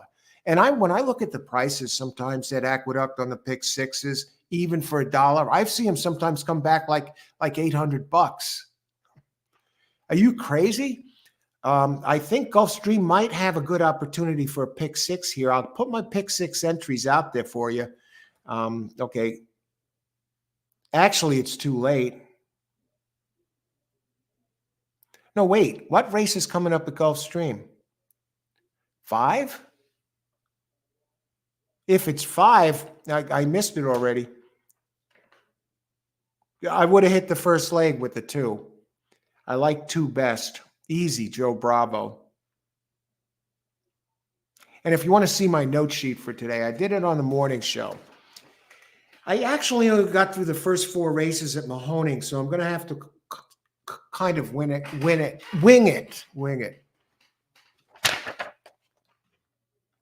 But I will give the 20 cents a pick 3.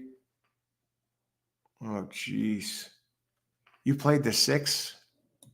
Okay. Anyway, here's my scratch sheet from today. There you see me down $1.70 as I'm writing down my races along the way. Anyway, you could see in race 4 at Gulf, I like 2, 3, and 9 best in that order. 3 wound up being the favorite. And the 2 with the early speed in that race, 4 and 8, fine. And there, I only got through Mahoning 4 races. But here, yeah, I'm not going for a neatness test. I actually have pretty good handwriting, but I'm just scribbling. I write left-handed. It's on the left side of me, so I'm like, da-da-da-da-da-da. But anyway, race 4 is interesting at Mahoning. You can see some of the others. I have 7 circled as a good race at Gulf. 10 is the big early speed in the 9th at Gulf, and also the one I like best to win. But 4 at Mahoning, let me tell you about this one now. This was brought to my attention this morning, and the 4th race at Mahoning coming up. This is kind of interesting. There is a horse named Woodland Walk, number 4. It's a 12-year-old, and it's making its final career start. And it has an early pace figure that blows all the other horses away. And plus, they scratched 4 of the others. Now, it has early pace, blows all the others away. Early speed blows all the others away. It's a 12-year-old, and it's making its final career start. Number 4 in race 4 at Woodland at Mahoning. And lo and behold, that 4, it's a 12-year-old, last career start on the board, open 9 to 5, currently 1 to 9. I don't see how this horse could possibly lose. I've never seen races like this where one horse has such a dominant, fast races over all the others, and a big early pace edge. The owners, they must have set this up special for this horse, that it goes out on top and they give it a gravy race. But it's, let's see, does it pay anything? 11 minutes to post. Is there a long one that you could sneak in there underneath that makes the makes it a sure exacta? See, 4 over 1 is an 8 to 1 exacta. 4 over 9 is a 14 to 1 exacta. And the other one, 4 over 3 or 4 over 6, are both $3 exactas, like 3 to 1 odds. So, you bet whatever and you get back 3 to 1. You bet $2, you get back 8. So is there any automatic money out there with the 4? That's what I'm going to go look at now, because I've been playing a grinding style. I started with the freaking $30 allowed bankroll today. At one point, I got up to $630 after hitting the exactor and being down 4 early. And now this is a perfect grind opportunity, because I'm still getting my sea legs with this playing multiple tracks and doing a show at the same time. So I want to see how I do with it. So I put a low bankroll on it. I'm not going to go crazy with this. But 4.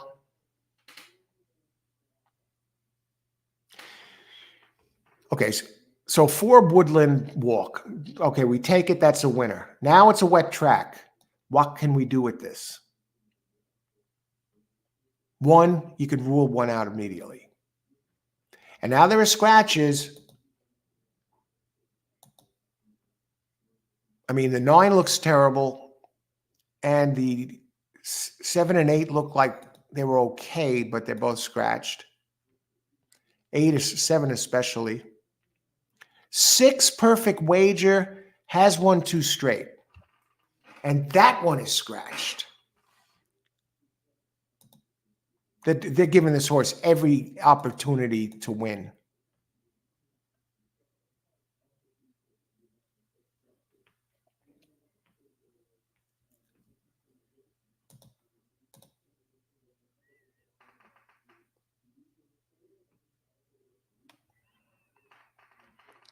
Okay, I'm bringing up Mahoning.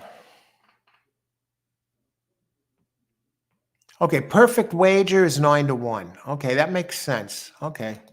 Now, can 3 and 6 are basically the same horse. Now, the 3 won 2 straight, 2, 3 back, and just missed. So 3 and 6 are basically mirrors of each other.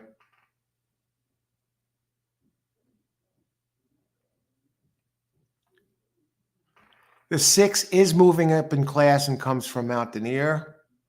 The 3 has been running at Mahoning. So I think maybe 4-3 can get it done. Savvy Layla. And that's Jay Bernardini.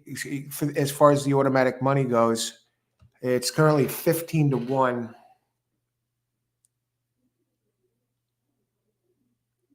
The 1 has a pattern, Gillian, where it's backed up a few races, and usually when it backs up a few races and explodes forward, but it would take that type of effort, and I don't know. And it ran that at Mahoning at the 5 K level, and it got claimed, but the trainer is weak first race after a claim.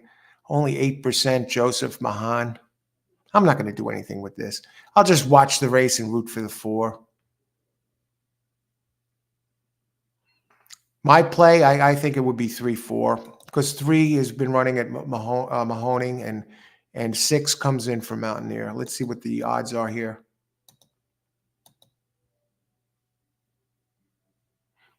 Yeah, slightly. You're getting 3-1 odds on a 4-3 exacta, and 5-2 odds on a 4-6. Let's look at the pace one last time, just to give it the old college try.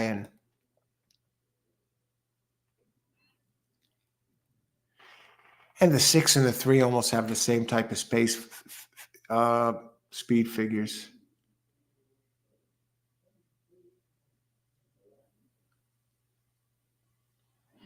I think 3 is a little faster than 6.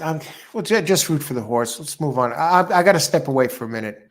Okay, we got 6 minutes to Mahoning, Gulfstream, 5. Oh, jeez.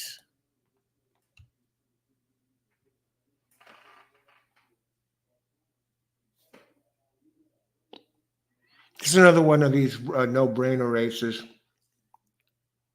2-4.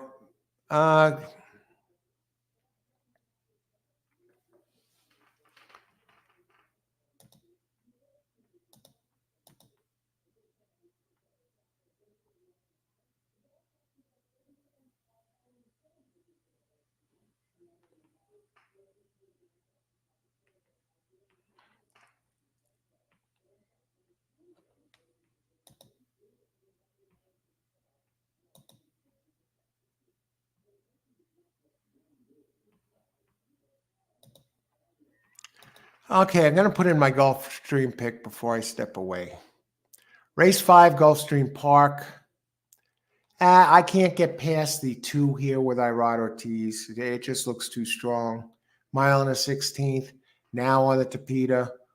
And this one has been running on Tapeta, so he gets it on its preferred surface.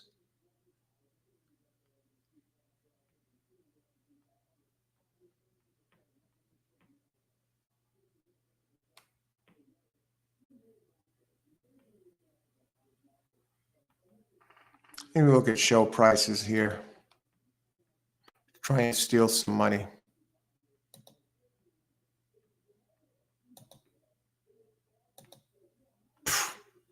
Not stealing money at all. Okay, 2 over 2 is the speed, 2 in this race. We'll get some exactas.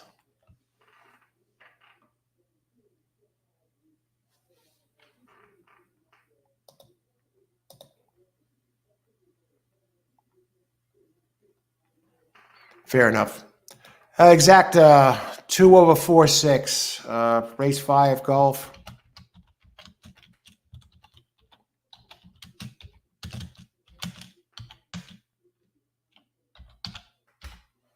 Easy money.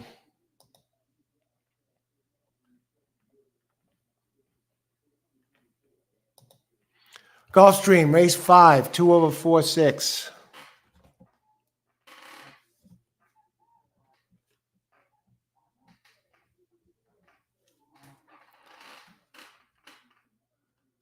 Blakeney, Irene, I canceled the show bet. All right. Leloy, good show. Better safe than sorry. Blakeney, Irene looks like pick 6 paid $569. Okay, Blakeney, I don't know about the pick 5. Luis, how's it going? Luis Rodriguez, Buenas tardes. Luis, good luck today. AB, Gulfstream. That 2-4 looks good. I was thinking about going heavier at 2-4, but I did 2/2/6, 4/6, because 6 also has an improving pattern that I think can sneak in there. Good luck, AB. You got this. 1 minute to post. The only $1 pick 5 they hit at Penn National. Wasn't a giant payout. It was at 600. That's still good. Okay. My Aqua late pick 5. Hey, Stephanie. Weighing in here, pick 5. 5 to win. 1, 2, 3, 4, 5. I have 5 as I like 5 best too. All right. Good luck. You got AB. You got R. Stephanie here. Good luck today. Owners have a Farmer Woodland walk. Will be going for his retirement. Wow. Yeah, that should be a fun race. Final race of a 12-year-old. Wow. Steven, Gulfstream looks like another Ortiz Brothers race. Good luck, Steven. Okay. Yeah, we saw that. In the first Gulfstream, 2/4/6. How many minutes to post? 1 minute to post.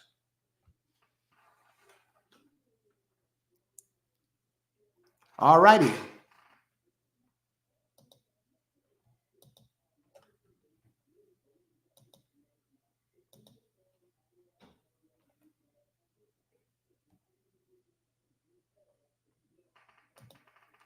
One of them is a white horse. Is that a Ripoli stable?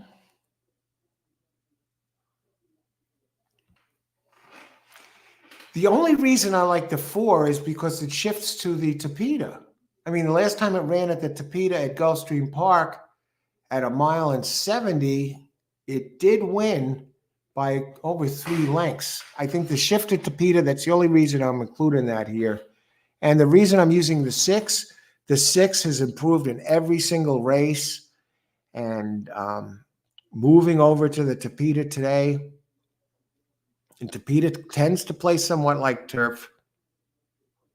Jockey, a bit of a question mark. Jose Batista, 0 for 2 here, but 14% overall.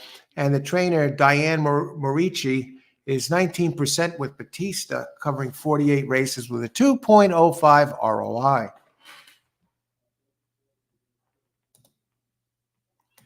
And 0 minutes to post. And right now, Woodland, the 4, is at 1-5. I would, if I had to bet an exacta and steal some money at 3-1, I'd go 4-5. 4-5 at Woodland, but not playing it. Woodland, passing, but if playing 4-3 straight exacta.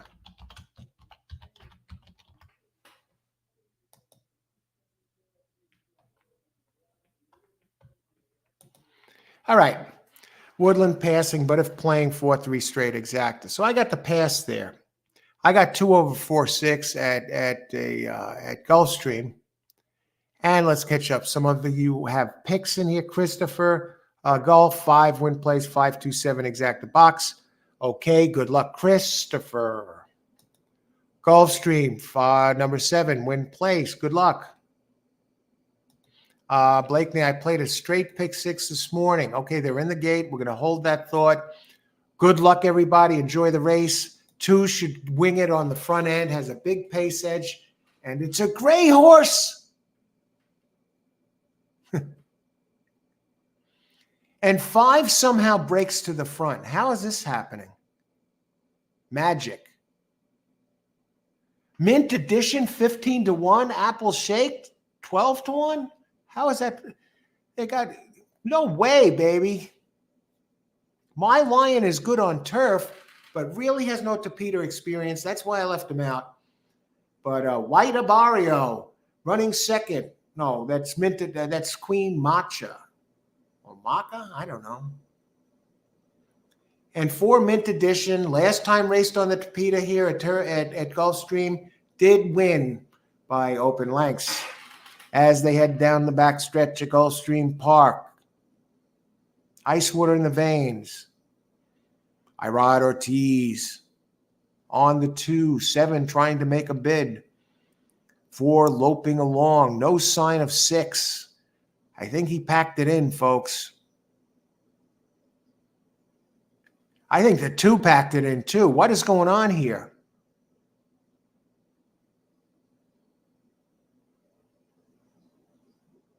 Holy smokes.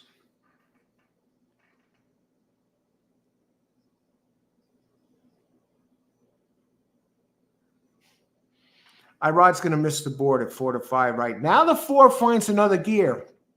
Now he's coming back again. Oh my God, what is with this track? Now Irod's coming back. This place, I'm telling you, I haven't played Gulfstream that much lately. I'm seeing things that are out of this world going on in just doing this one show, half the card. Okay, how's this 4 doing? I said 4-3, and 4 does grab the lead. I said I would have done a 4-3 exacta and straight, but I didn't put a bet in. Is the 4 going to lose this race? I think if anything was fixed, it would be the 4. It would be the 4 automatically winning this race. 3 could go by the 5, by the 4, but the jockey probably get his legs broken if he did this. Oh my God, he loses his final career race. How did this happen? The fix was in here. Oh my, I can't believe this, what I'm seeing here between these 2 tracks. Down $3.70. No problem. 7-5 exacta. My Lion did get bet all the way down to 2-1. Holy smokes. But I guess it took to the Tapeta. So I really can't come.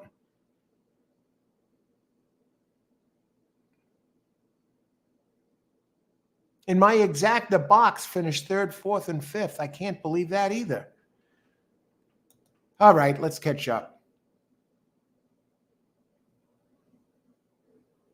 Boom. Did they go off at Aqueduct?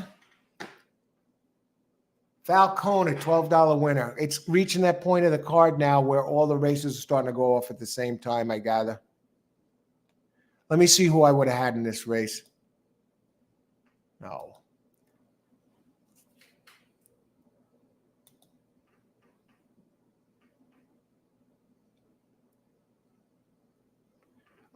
Win place, exacta box. Great job, Christopher. You got that. You got that. Nice job.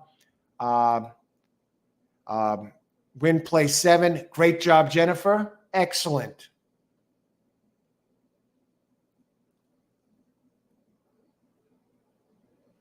All right, now we see what's going on here. Boom, Falcone. Excellent hit, Jennifer. Tremendous. Blakely, the 6 beat the 4. 4 lost.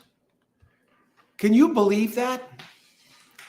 They should have the horse have one more race. They teed everything up for that 4, that race. It didn't even grab the lead. Glad I spent only 20 cents. I'm glad I didn't bet that race. I'm seeing some weird things here at Gulfstream Park. I don't know why Rod should have made the lead easy that race. He really was the lone speed on the 2. And then he dropped back and it was clearly beat. And then he starts coming back again. And okay, let's see. Okay, so that race is done. That race is done. And now we got to go to Aqueduct and see what's going on over at the Big A. Okay, let's see what we're going to do here in this. Okay, 1 minute to post. No scratches, and this is race number 4.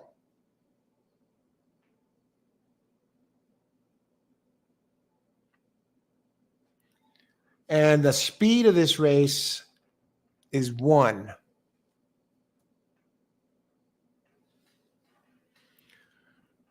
All right, we're going to make a play. We're making a play here in the 4th. I know this race. Is it the 4th race or the 5th at Aqueduct? Oh, God, I'm trying to... Okay, the 3 scratched out.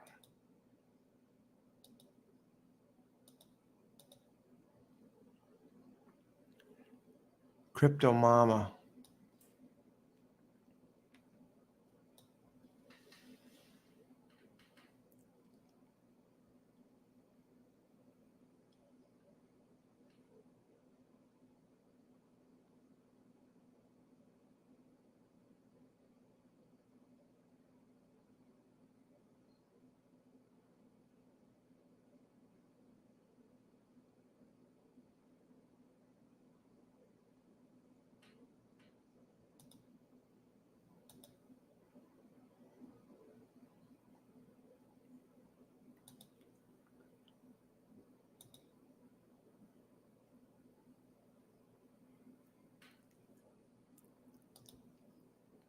Okay, let's do a Quinella.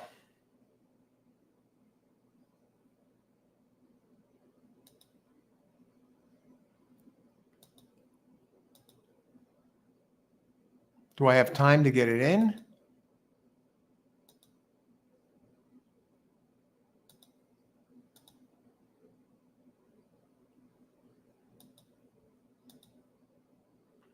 Quinella, 1 with 5-6. Aqueduct. Aqua. Quinella,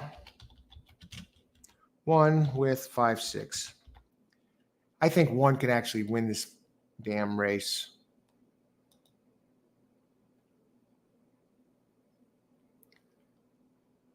Quinella, 1 with 4. No. What are the odds?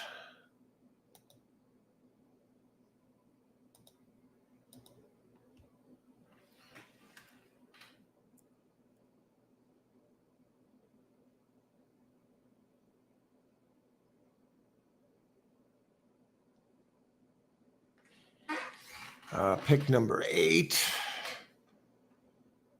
Quinella, 1 with 5-6. 6 has a really quick race here that can beat everybody.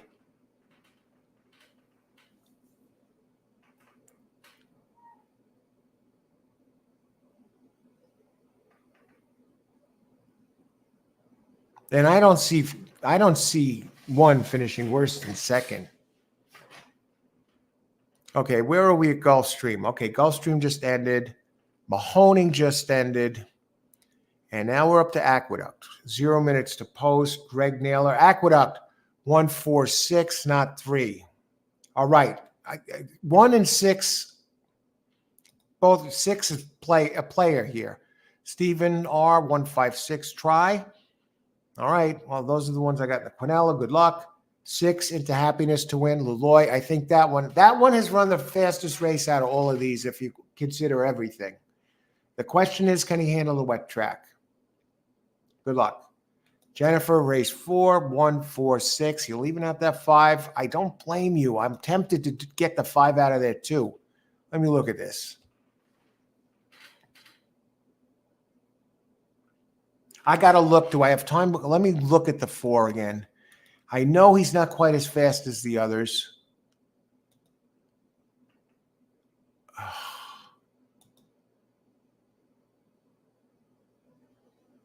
1-1 in a stakes race last time. Linda Rice Lascano.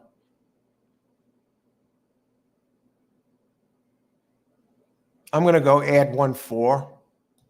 Quinella to make it all 3. I like the 1 in there. Okay, close. $1 Quinella, 1-4. So I'm using 1 in a Quinella with 3 horses here. 1 with 4, 5, 6. Because I'm fairly certain, at least I'm very confident, based on past performances and wet track running, that 1 is going to be at least first or second here. 1, 5, 6, Christopher. Aqua, 4, win place. 4 is the speed. 5, 4, 1, exacta try box. Good luck, Christopher. Good luck, everybody. Thanks, everyone, for being here. Enjoy the race. And 4 does not show any early speed. Oh, that's Gulfstream. Holy crap. I was going to say, give me a break. I had the wrong stream on. They're showing a replay of the Gulfstream race. But here they go. And there goes 4. That's more like it. I was looking at the Gulfstream replay, and I thought it was the start of Aqueduct, and I see the 5 leading by a mile. And I'm saying the 4 shows no early speed. I was like, please. And there's my 3. I need the 1 to get up.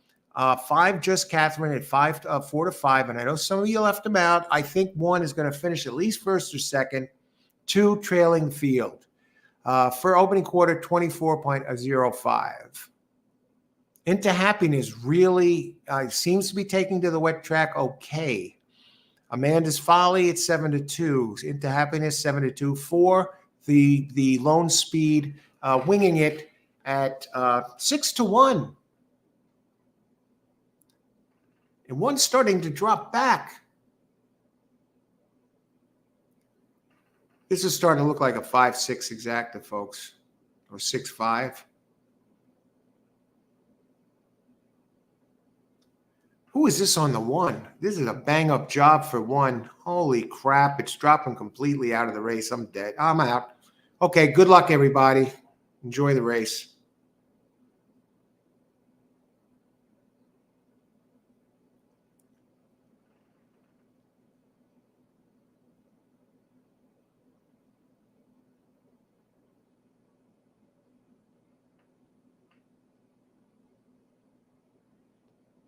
Yep. Party's over. Here comes the 5.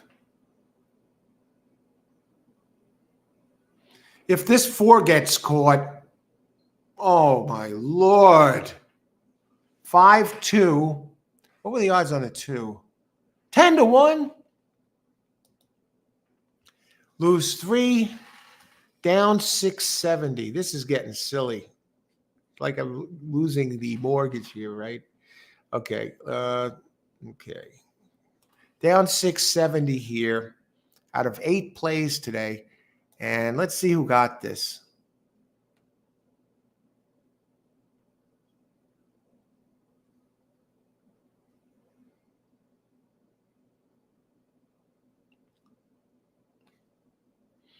I'm looking for 5-2 here.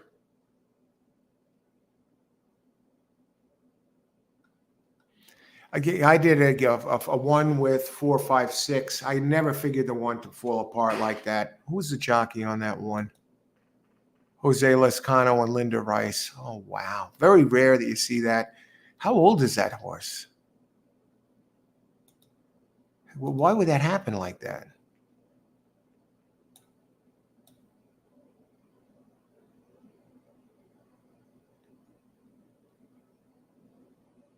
I don't get it. I thought it would at least be a 1-5.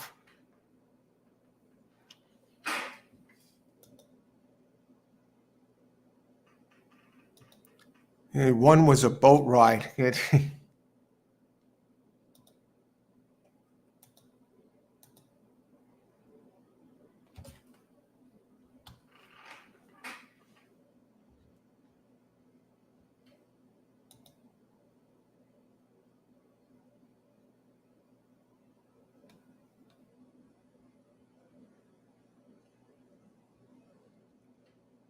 You see this?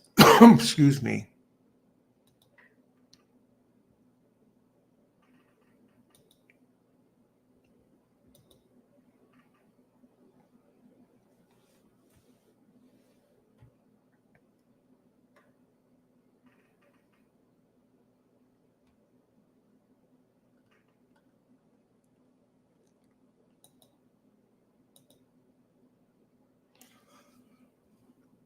Excuse me here. Okay, let me step away for a second.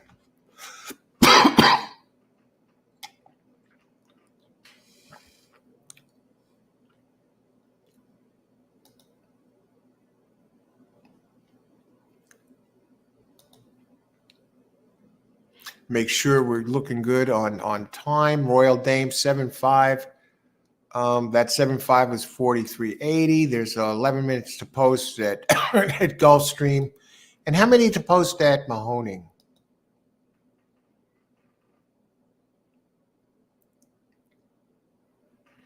On this Thursday afternoon. Let's see what we got here. Mahoning. I got 11 minutes. Okay, I'm going to step away for a minute and we'll be right back. I want to thank everyone for joining us today on this Thursday afternoon. Friday's almost here. Let's get it done. Be back in just a few.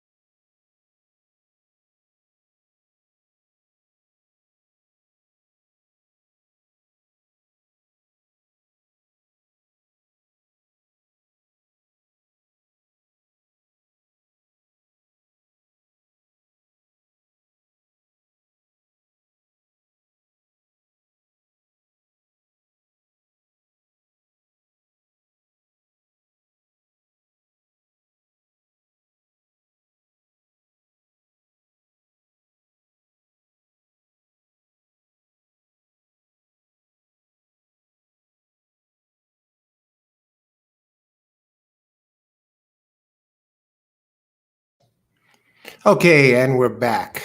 Let's see where we are here. All horse racing all the time, 0 minutes to post at Gulfstream Race 6. That 4 looks like I'm going to bet number 1 to win here. Head lad. Let me just check. No, I'm not going to do this. Race 6, yeah.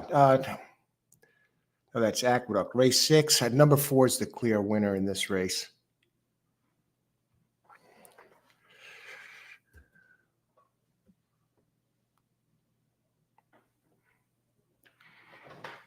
Is there anybody else that can win this race? 5 is scratched out. No, I don't even have a second choice, really. Let me just look. Gulfstream.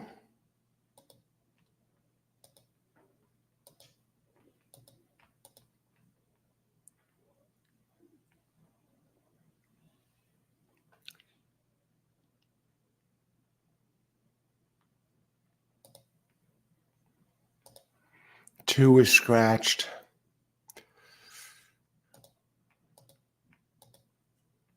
Now he's still in there. Has run on a wet track. Head lad. See if there's a little something there that's easy to hit.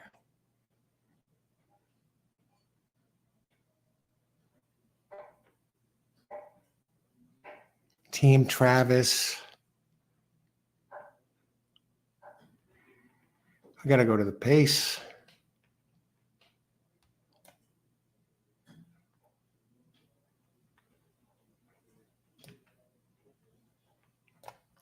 Race 6.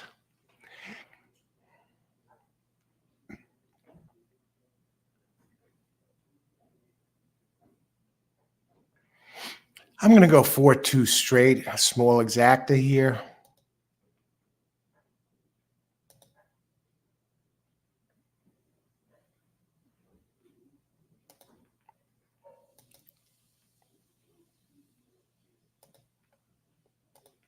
$1. You do $1 exacta straight. I give 4-2. Go Johnny V underneath. Okay. Golf 4-2 exacta straight.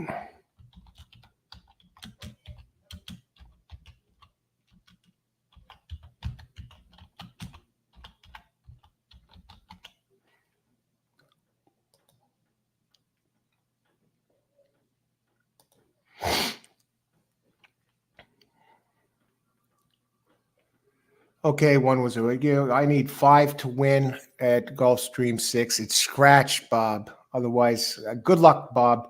Today, Gulfstream, number 2, win place 2, 3, 4 exacta. Try box. Yeah, I think the 2 ran well on a wet track. Hey, K. Reed, 1-6 Gulfstream pick 4, 1-6. Wow. Steve 6. 1-2-6 Gulfstream exacta box. Am I seeing correctly? No 4. Okay. Hilberto, I like 1-4-6-7 exacta try super box Gulfstream. Good luck, Hilberto. Good to see you. I got 4-2 straight. It means you'll land on the favorite here. You'll get the 4, Bob. Okay, and they're off. Team Travis, the turf entry, is running. This is a mile, and 4 shows 0 early speed. I just am astounded at what we're seeing here today. Secret Lover. 4 on the board at 2-5.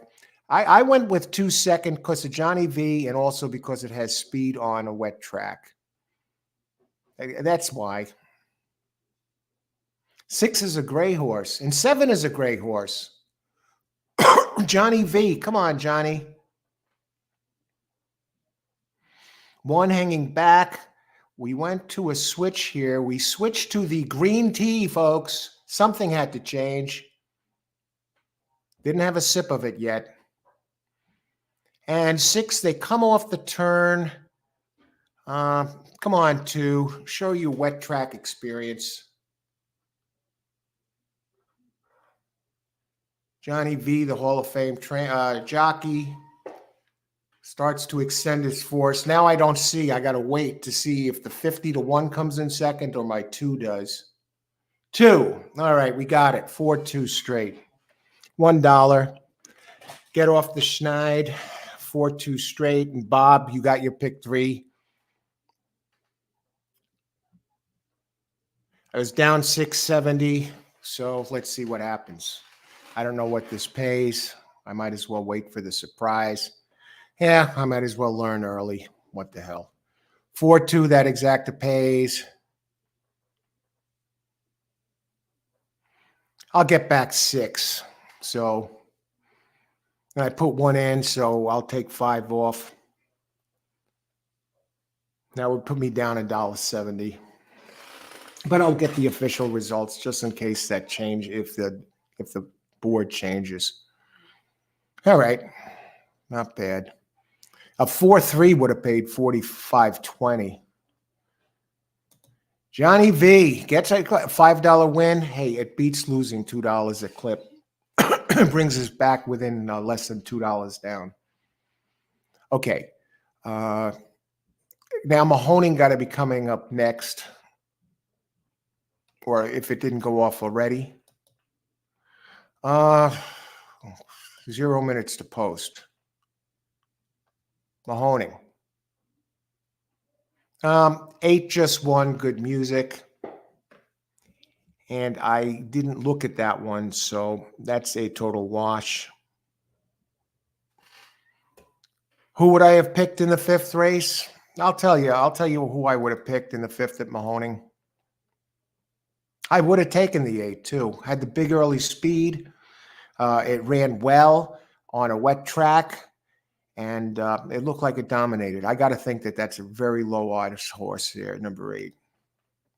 2-1, not all that bad. But let me just look at the speed figures. See, Mahoning and Gulfstream are going off at the same time now.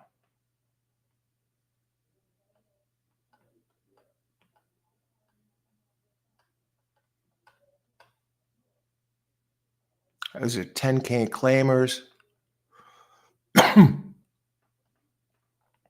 Yeah, I would have had 5 in that race, 8 in that race. 8, it was at a mile. I don't know. I would have used it, but I wouldn't have used it alone. I didn't see who finished second, so I'm going to tell you who I would have used it with.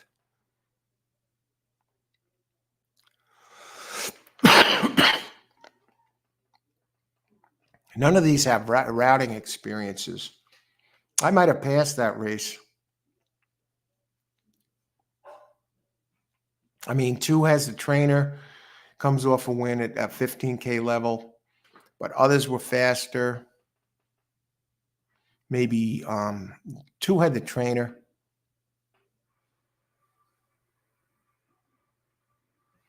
I probably would have used it with 6. Harsh Truth. Who got second?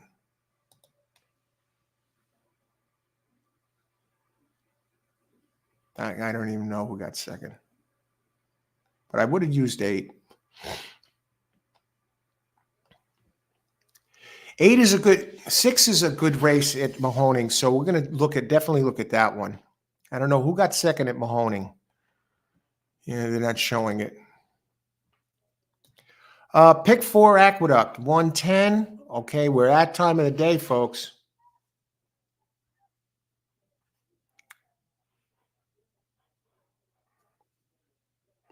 How many minutes to post an Aqueduct?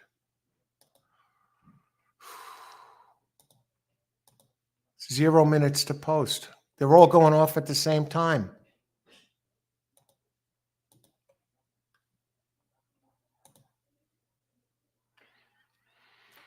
We got a bunch of scratches here.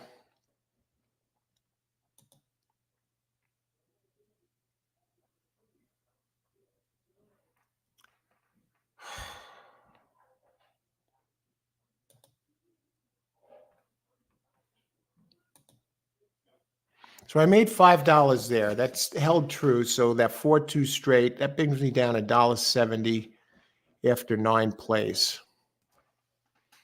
Who do we like here at Aqueduct? Looking at this, I thought the 11 scratched. I thought the 11 was a player. 12 is definitely a player. Memphis, Linda Rice.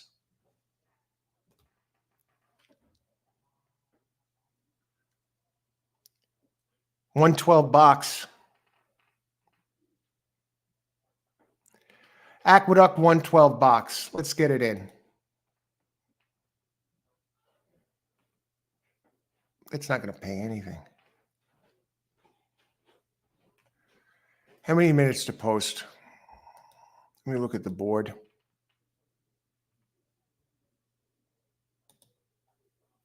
Pace in that race, 11. I would box 112, but I'm passing. I don't have time to look at what I want to see. So I'll let it go. 112 box, not playing.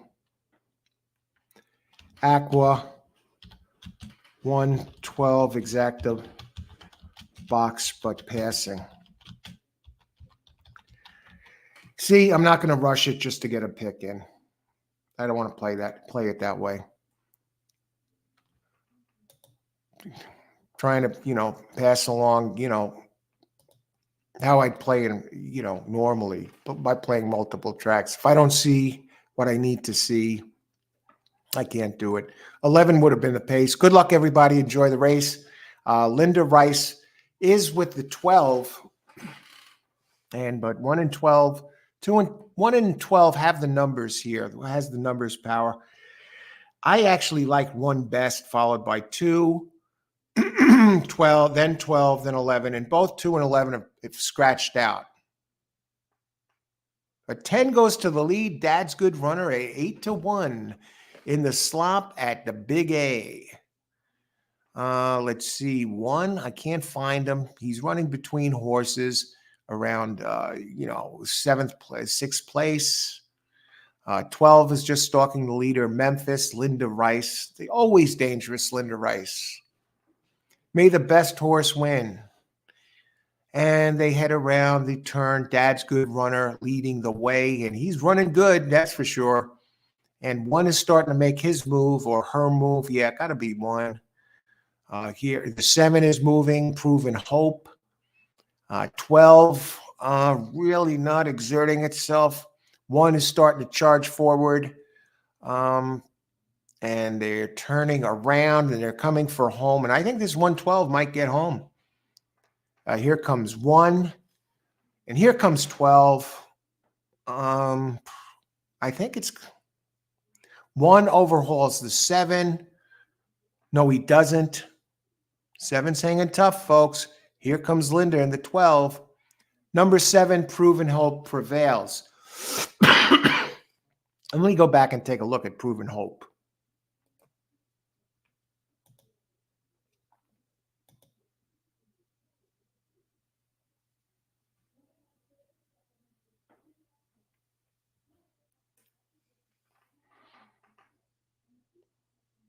Wow.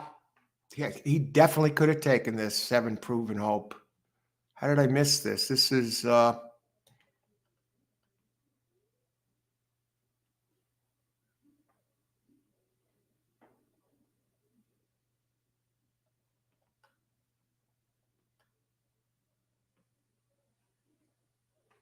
holy cow.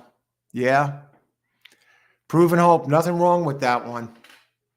And that's one I did consider at first. I really did. I'm not kidding around. But there was just something about that I left it out.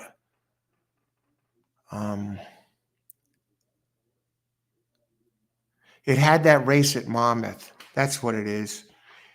I shied away from it, not only for a couple of reasons.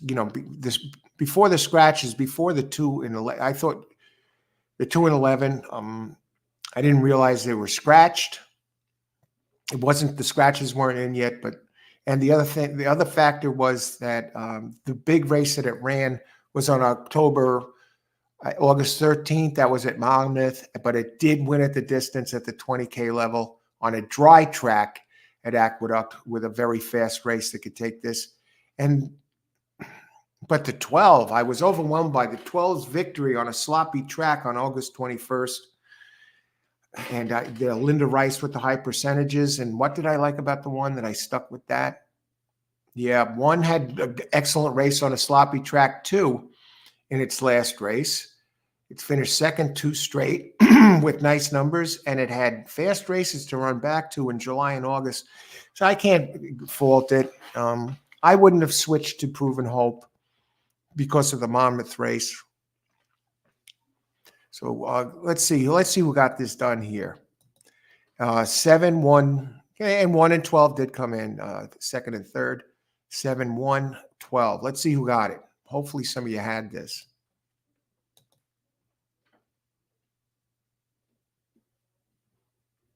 Bob King. Great job, Bob. Good to hear.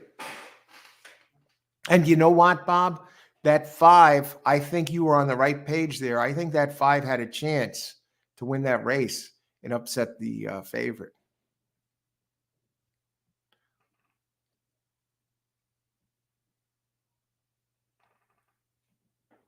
One, 4, 6, 7. What was the finishing order at Gulfstream? Let's race.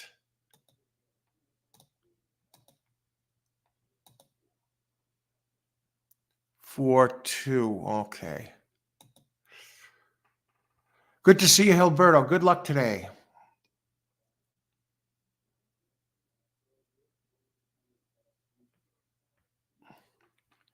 Or Stephanie, my single wins race 4, taken out by Herm Harkey. Doesn't get any worse. Herm Harkey, yeah, he's a hard, dreadful jockey. Thing is, he looked playable.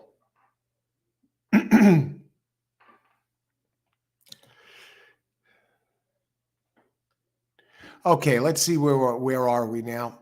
13 minutes to go at post time. 12 minutes to post at Gulfstream. That means we got to be coming up somewhere.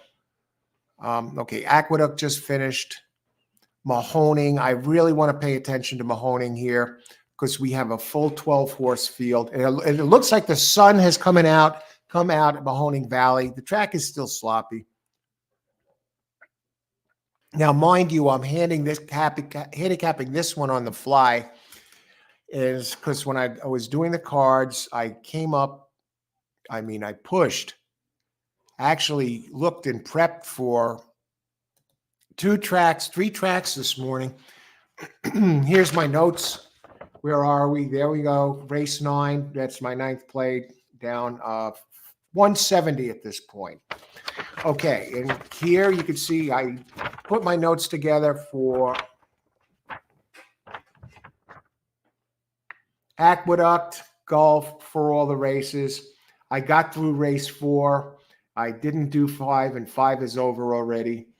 And now I got to look at 6, 7, 8, 9. I'm doing these on the fly, but I think this is one to spend a little time on because this could be a potentially good one. A 12-horse field at Mahoning. Are you kidding me? I'll see everyone at Turf later. Austin, I'm going to be creating a new link for the Turfway Park show. Make it more descriptive because these races end early. I don't want dead air space on this link.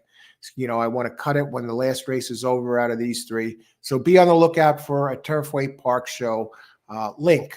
That's going to be turn up on schedule. You'll have time to find it because I'll post it early, right after this show ends. So I don't want to mix Turfway in and have big, space, dead air space. Gives me time to look at Turfway Park, have dinner, and get at it. So be on the lookout for that. Thanks for joining us, Austin. See you later. Big races at Turfway tonight. Okay, let's go to Mahoning.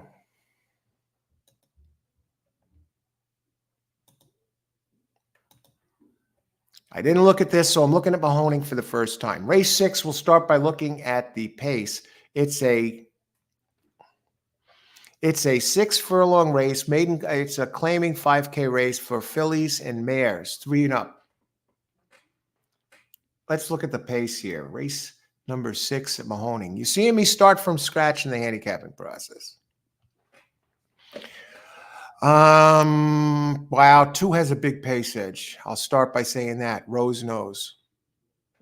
It's only 6 furlongs. Laurie's Eyes has some pace.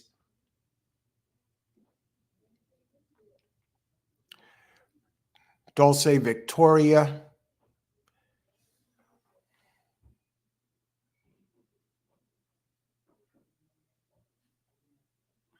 Purdy Pumpkin. It has shows some pace. That 2 has such a big pace edge. Okay, so we know two has a pace edge. A Laurie's Eyes. That one has some speed. The number 8, but 2. It all goes through 2. Let's look at race 6. Rose Nose did come in second last race at the 6.5 level and drops for Jeffrey Skerritt. And Skerritt and jockey Angel Diaz team up at 20% together out of 30 races and dropping in class from 6.5 to 5. It has the speed, remember, hasn't won in a long time. I mean, I see it going back to September 2022 on the running lines. And has not won any. It did win on September 13th at Thistledown at the allowance level. And this is a 4-year-old. Now, remember, this has big early speed. And it does run well on a wet track. Okay, so can anyone beat the 2?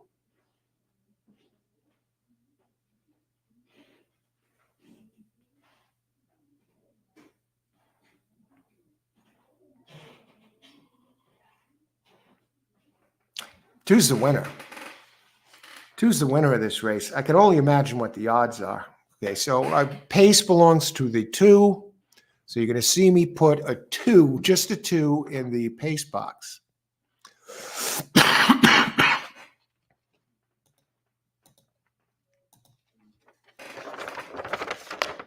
See, Mahoning. 2 in the pace box for the race 6. And I'm also going to put 2 in the win box. Just write it in there. But who can come in second in this race? That, my friends, is the question. Very comfortable with 2.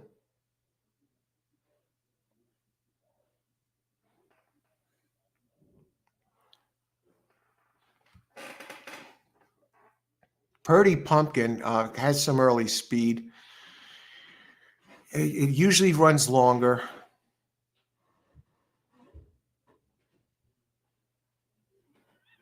I got to think it's going to appreciate shortening up. So I think 3 is a contender because it did run a race in January 28th in the mud at the allowance, January 28th in the mud at the allowance level, 6 furlongs, and finished third, only a length back in the mud. So it did, and I was mentioning this one likes to go to the lead. It's coming off a 4 route races, so I think it's going to appreciate a 4-year-old out of First Dude, a fast horse. I think it's going to appreciate the turn back. So I'm going to list it also as a secondary speed, and I'm going to list it as one to possibly use underneath. I think we're going to see a speed duel between 2 and 3.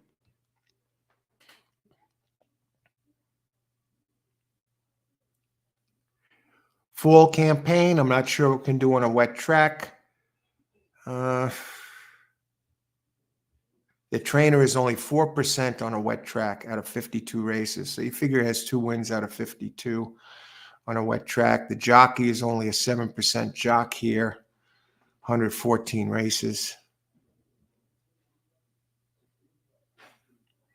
Trainer at Mahoning Valley is 7%. Let's see if we can find somebody else.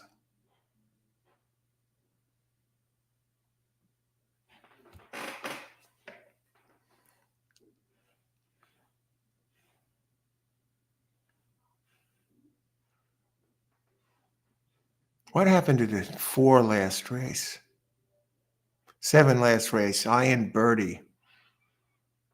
Last time it ran on a wet track, it won by 5 lengths. That was at Mountaineer. So I kind of like that. I'll write 7 on the side. I won't include it in my box yet. It has a number of sprints fast enough to win this race.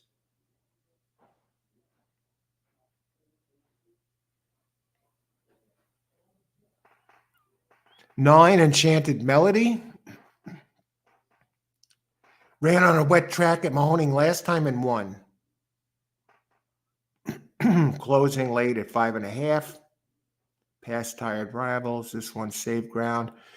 This one does seem to have a late kick, and I'm impressed with what it did on a wet track. So I will also list 9. How do we do this?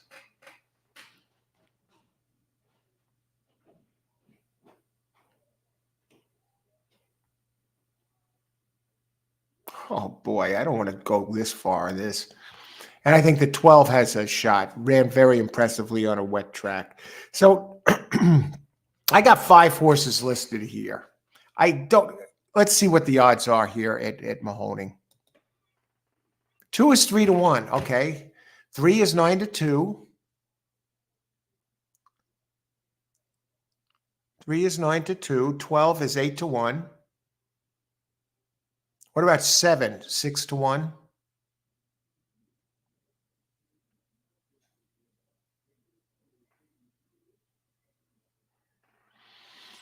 I got to look at the speed. I got the Munings. Let me look at this. Hiliberto, I just saw this. Thank you very much for the super sticker. Thank you, my friend. Good luck today. Very thoughtful of you and much appreciated. Wow.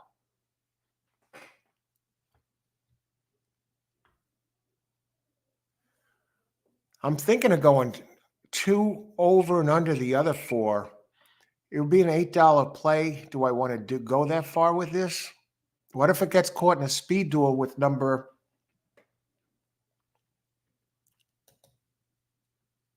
3 and drops out altogether? Let me bring something up here. Munings.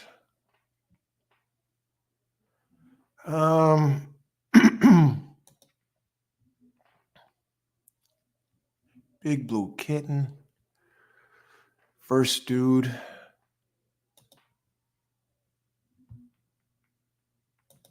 think we got something here. The 3 is the only thing that saves the price of the 2. The 2 is 1 for 14 at the distance.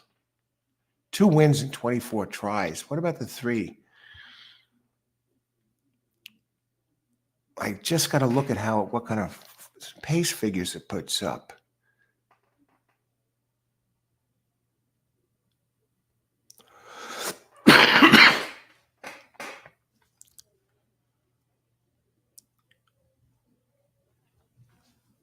And I got to go down to the 7. Iron Birdie. Wow, you're getting a price there. I like that one better underneath. And the 9. I like that better underneath. And the 12.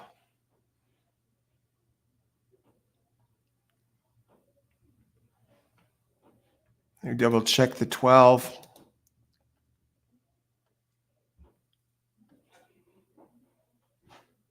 Okay. 2, 3, 12 over 2, 3. Let's just double check the 9 again.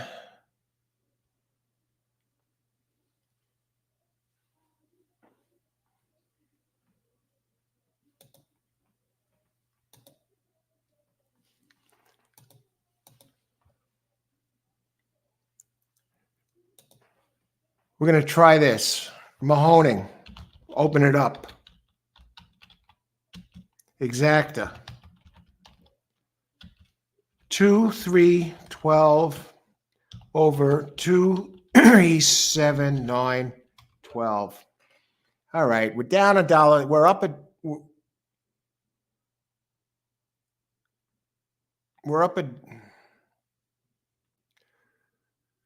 I got to double check my numbers. Okay.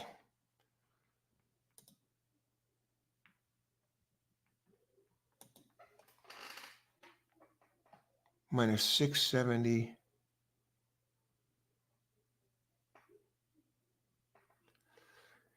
I got back 6. I got to figure this out. I got my math wrong here, but okay, let me. I'm not down $1.07.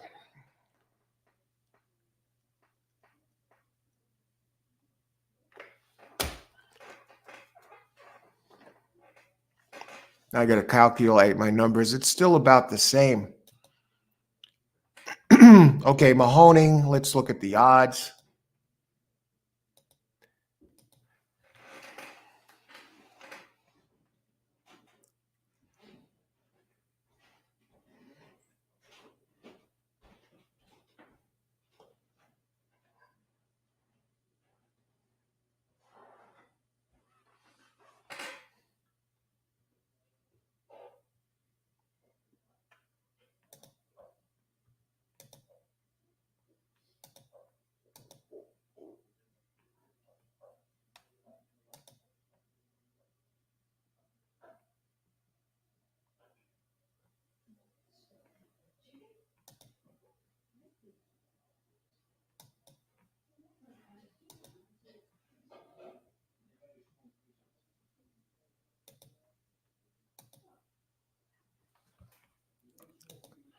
Let's catch up.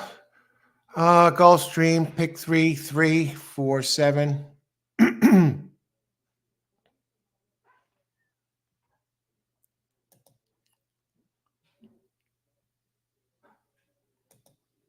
Okay, they're in the gate, everybody. Stefan R. Mahoning, 2369. Good luck, everybody. Enjoy the race. Let's get it done here. We got this, right?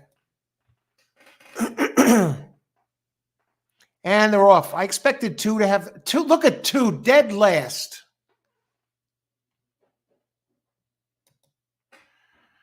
All right.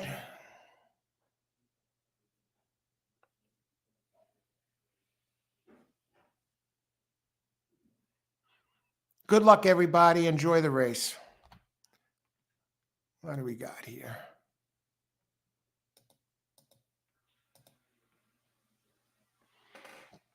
I don't think 312 I need, but doesn't look like it's happening.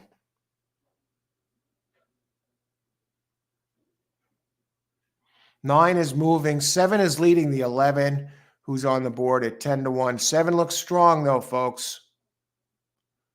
Somebody's on the outside. I can't tell who it is. 12 is trying to break through. It's going to be 7-8, folks. 7-6. All right, I hope some of you have this. 7-6-11. Ouch. What are the odds on the 6? Minus 12 there. Okay, let me get myself caught up. Let me go to Gulfstream and see where they are there. I missed Gulfstream. Yeah, they're going off at the same time. 4. I had 4 singled. Isn't that the 3 to 5 shot? Are you kidding me? This 4 is going to lose? Oh, that's the 7th race? Okay. I liked 4 best in the 7th. I got to think that 4 won the 6th at Gulfstream. Let me look.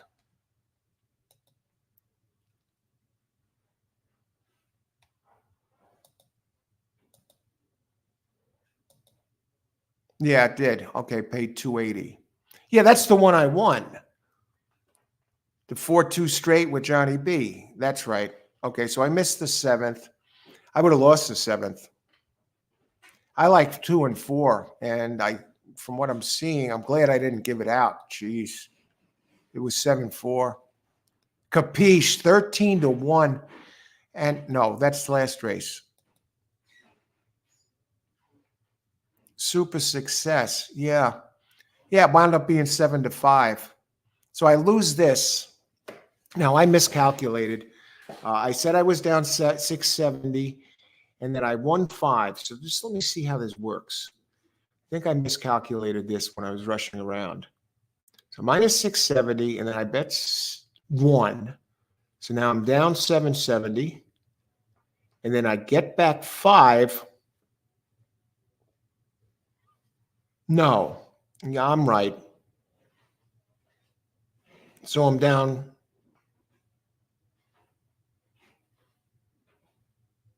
I get a 5 profit. I was down 270, not 170. Yeah, I knew I miscalculated. So down $1 more, but now I lost 12. So now I'm down 1470, just like that. And I thought I looked really good there. And the 2 and the 3, neither of them showed a hint any speed. So what do we do here in the 11th race? I said my cap is $30 for today. So now I'm down almost half that at 1470, just like that. When I step on it the first time, we get a freak start. Aqueduct. What's going on at Aqueduct? 3 minutes to post. Okay, Dark Vector is the winner of this race, number 1. So I could work off that. This is race number 6 at Aqueduct. I'm very confident in the 1A. And you got a double entry. If the 1A scratched, I wasn't going to use just Kentucky Joker, but the Kendrick Kamuch and Rice entry is solid, and I'm surprised we're getting these odds. The thing about this is the 4 is the early speed. Very solid early speed. Rick Dutro, always a force. How many times have we seen this? Where was the 2 early speed last race? So I got to go to this. I got to go to this charts while I have 2 minutes. And I think this is an easy race to win something.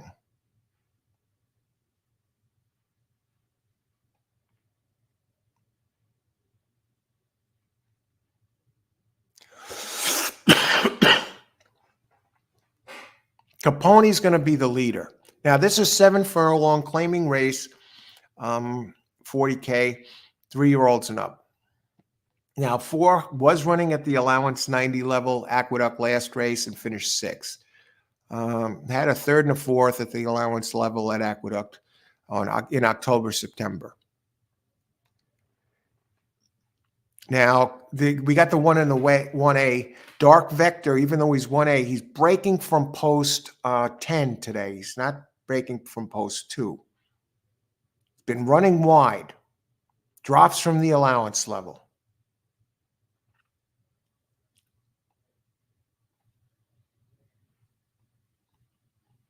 I want to see what happens on the board with this.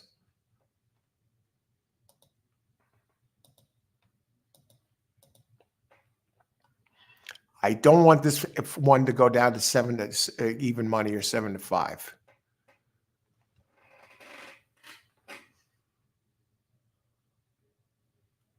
I want to look at the pace for a second.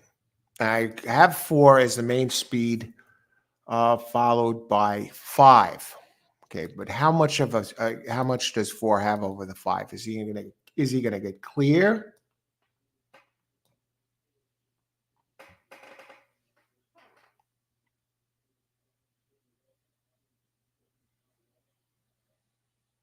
He should. Whatever the hell that means.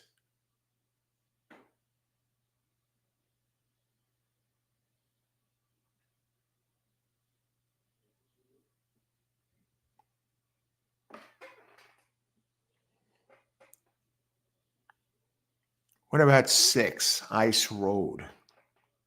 How much time we got? Ice Road has some sneaky races that are good enough to get this done. If you go 4, 5, 6 back. Peter Walder. Running it, it's moving up in class for this.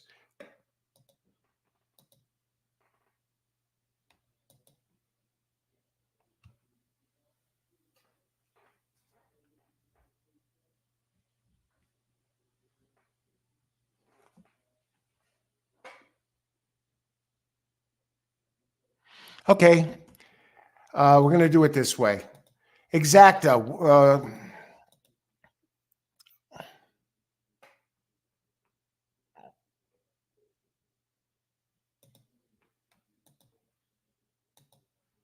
Exacta.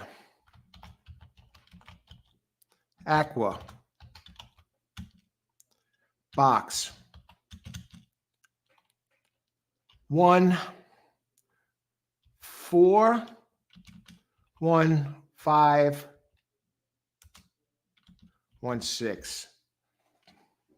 1, 4, 1, 5, 1, 6. Hopefully the 1 doesn't drop too low.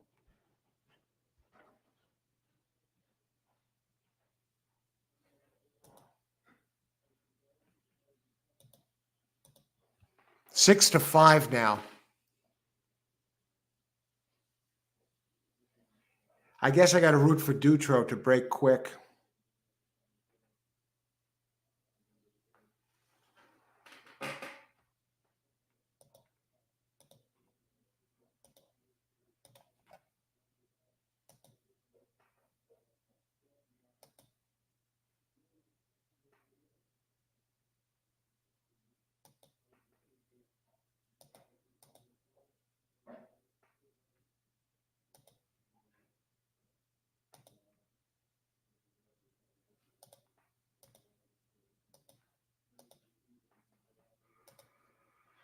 All right, good luck, everybody. Enjoy the race. Let's get it done here. I mean, 1 is overwhelming. Now it's dropping down. 7 to 5 suddenly. 11. Donald Daly. Hey, Donald. Good luck today. Christopher. Number 6, win place 614. Exacta try box. Good luck. I think the 5 is a sneaky one over there. Steven, 1, 4, 5, 10 Aqueduct. What do you do? Boxing these or exactas? Aqua 6, exacta box 1, 7, win 1. Yes. Win place shows 7. If I was going to bet a show horse, I'd bet the 5. Who else? Good luck, everybody. Enjoy the race, but I'm on this box, 1, 4 box, 1, 5 box, 1, 6 box. All right, and they're off at the Big A. Race 6 of 9, 6 of 8. And Capone does grab the lead. You got a 1 and a 1A, but the 1A is the bread and butter of this race. And 5 has the races that can really get it done here on this at the distance if there was a speed duel, but there really isn't. 4 hasn't been tested. And you got Rick Dutro, so there's always a factor there with Rick. 1 starting to roll, rolls up outside of the 4, and 5 running third as they head into the turn. And Aqueduct has one of the long straightaways on the stretch there. And 4 is hanging tough, folks. Comes into the top of the stretch, a long stretch with a lead. And he doesn't want to relent, folks. And he seems to go out of the jockey. They got this covered, 1, 4, 5. Excellent job, Rick Dutro. Another winner for Rick today. I get the exacta, but am I even going to get the $6 back? 4-1. Let me see what that pays.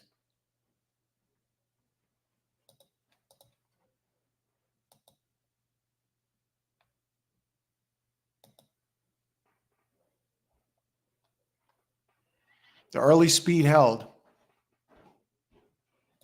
Pools and probables. I'll get back a 10 for a $6 play. So I made $2.10.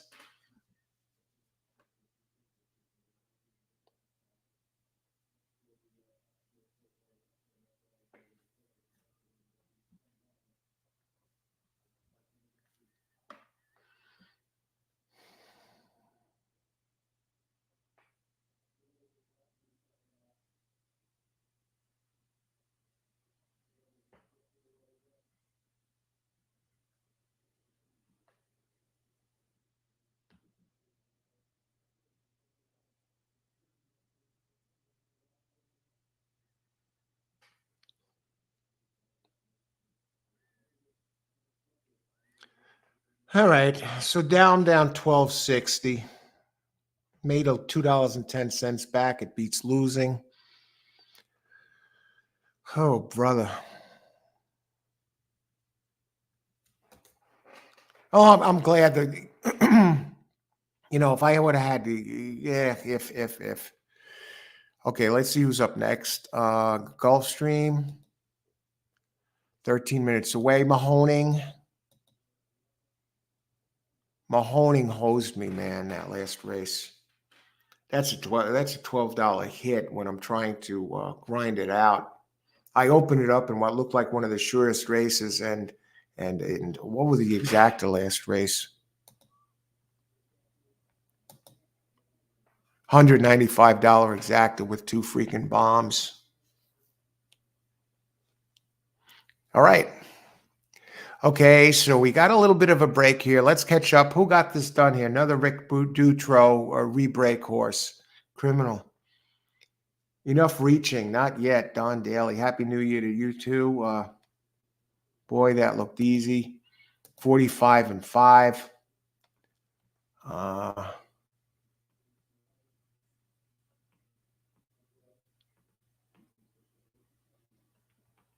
Irene talking about the mutters, finding some nice mutters. Got some of the most outrageous. That last race was one of the most outrageous results I'd ever seen.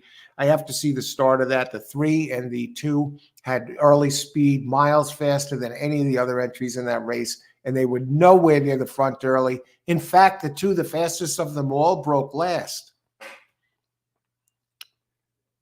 Stephen, how you doing there, Stephen? Good question. Aqueduct 6. That was the 6th, right? Yeah. 1-7.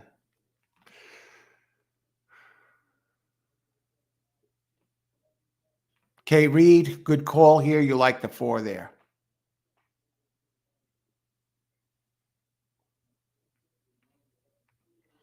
Irene, you drank the Kool-Aid too on those 2-3, huh?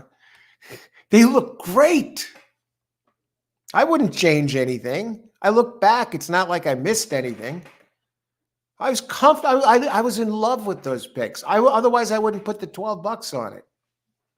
I had 3 chances to win, and none of them came in. None of them even hit the freaking board. Mahoning, let me look at this. None of them.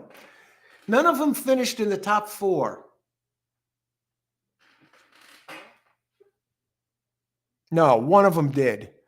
The 9, it finished 4th. So I had an 8-5, a 5-1, and a 4-1. The 3 favorites in a 12-horse field. And I wasn't picking them because they were the favorites on the odds. I just favored them because they were the best races. And only one of them, the one I liked least of the 3, came in 4th. So, okay, I'm going to break away. I'll be back in just a few. And I want to thank everyone for being here today. And I'm going to make a new link for the Turfway Park show tonight. The reason I'm going to, I think, maybe I'll leave it the same so it's easier.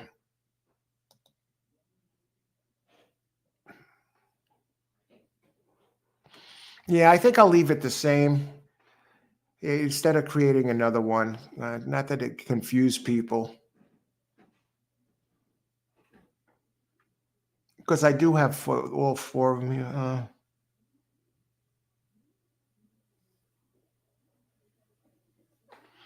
Let me just double check something.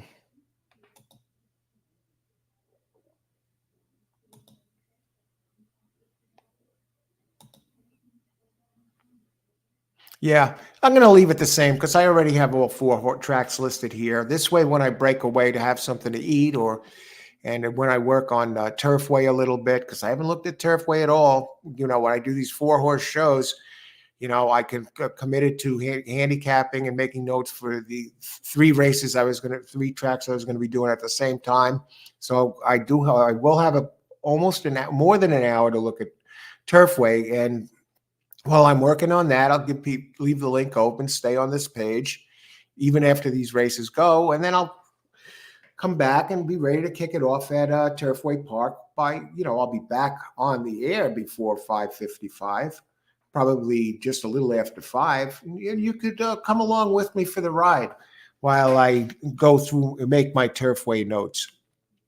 Now, I didn't look at Mahoning yet, but I gotta step away for a minute. I don't get a chance to take many breaks here. I'm going like an hour or more, but because I got to stay on top of these. Let's see, Aqueduct, Mahoning. How many minutes to Mahoning? Let me see, 7 minutes. And I got to make a note of this. And you see, I did a 239. We're going to these notes again.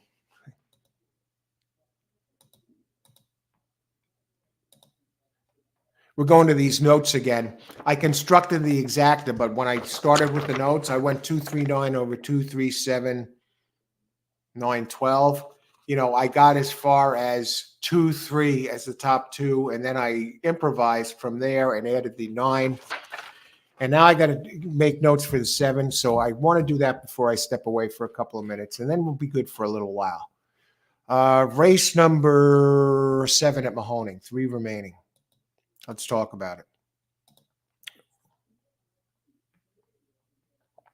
Race number 7, it's mile and 70, optional claim 25K. Zero gravity, number 6.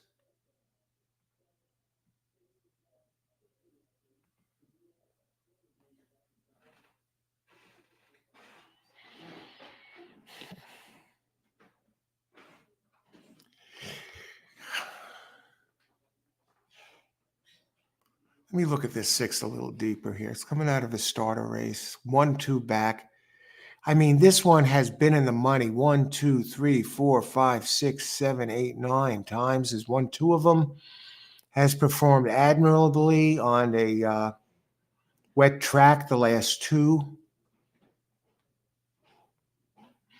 Starhawk number 1 has really fast races. To look at Starhawk number 1, running back in the cold weather around this time last year, October of 22, in November, December, ran really big races, won 3 in a row, won at Thistledown in October, and 2 romps right here at Mahoning.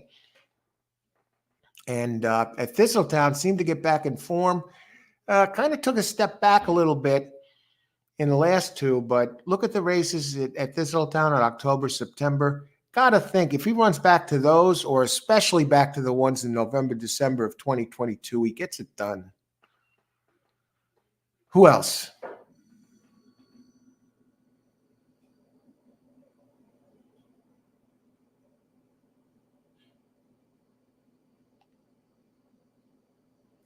Five has some races. Okay, let's look at this. Let's see who's scratched out. Okay, 3 is scratched. 5. I can't believe the 8 is 6-1. No, the 6. What are the odds on the 6? 4-1. All right. That horse is a second place machine. 1, 2, 3, 4, 5 second place finishes. Always loses by very 1, 2, 3, 4, 5. At 5, 1, 5 second place finishes out of 8, but has snuck a couple of wins in there. I want to go look at the pace figures, put it in, take a quick break, and then come right back. This is race 7, Mahoning Valley.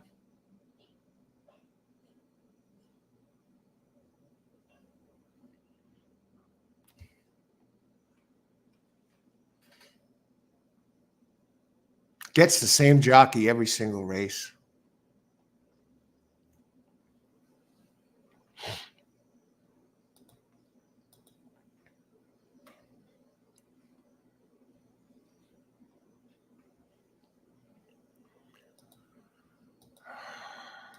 Okay.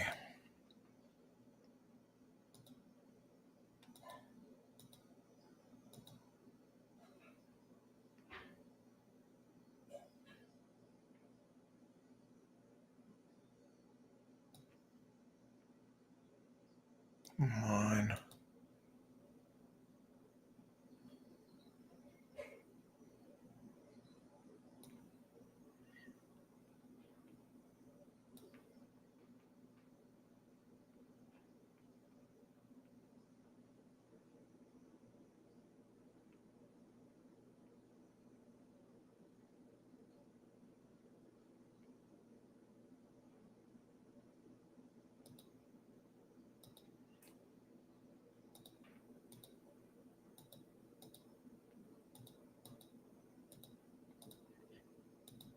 Come on, open up. Why is my screen not opening?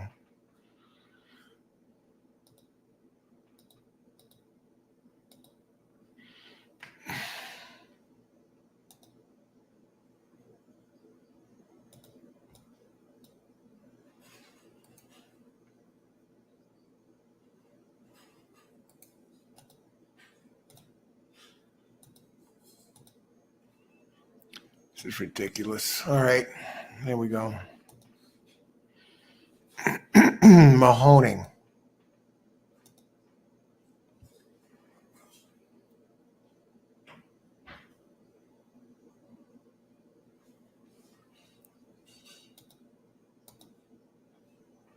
All right.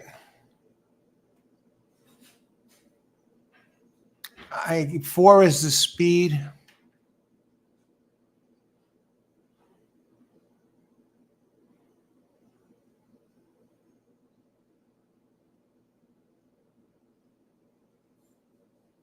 One is a 7-year-old.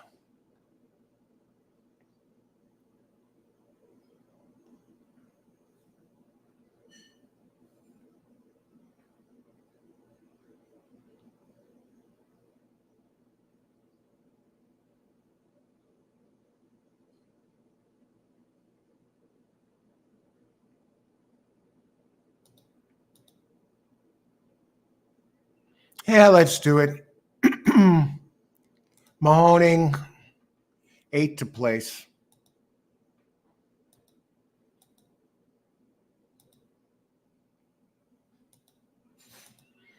Tighten it up a little bit. Get back on, get the mojo back here.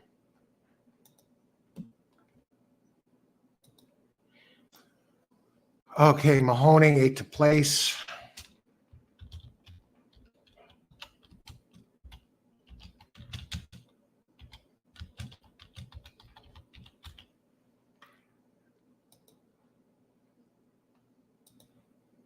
Mahoning at 7th, 8 to place. Jennifer, how far are we away from Gulfstream? 1 minute. We'll get it in over there. Gulfstream, race 8. Okay.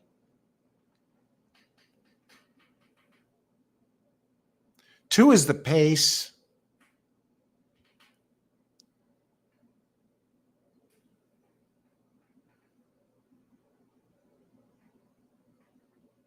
Am I seeing correctly? The 8 is the 3 is favored.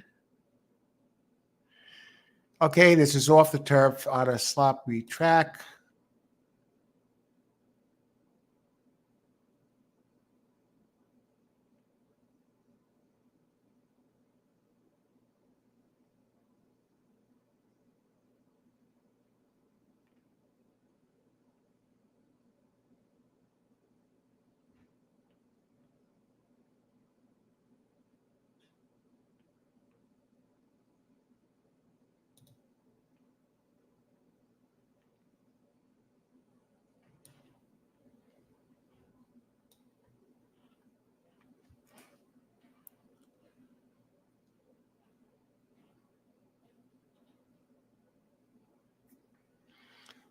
182 exacta box.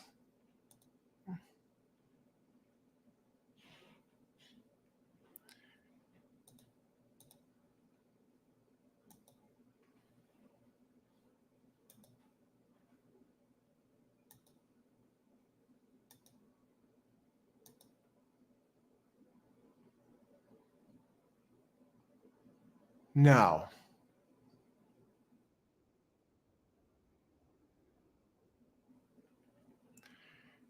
No, I'm not doing that.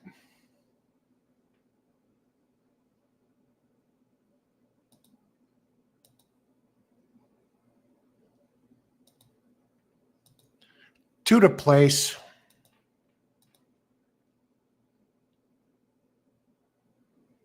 No, 1 to place. 1 to show. 2 to show, Gulfstream. 1 to show. We're going to chip here away a little bit. I think this one has some good back races on Tapeta. So 1 to show there. I don't know what's going on with Mahoning. I think I have 8 to place. Let me just check Mahoning. No, 2 place at 8 to place at Mahoning, 1 to show at Gulfstream. So I need 8 to place here. So they're off at Mahoning. Hunter Scott leading at 7. I'll get to everybody's picks later.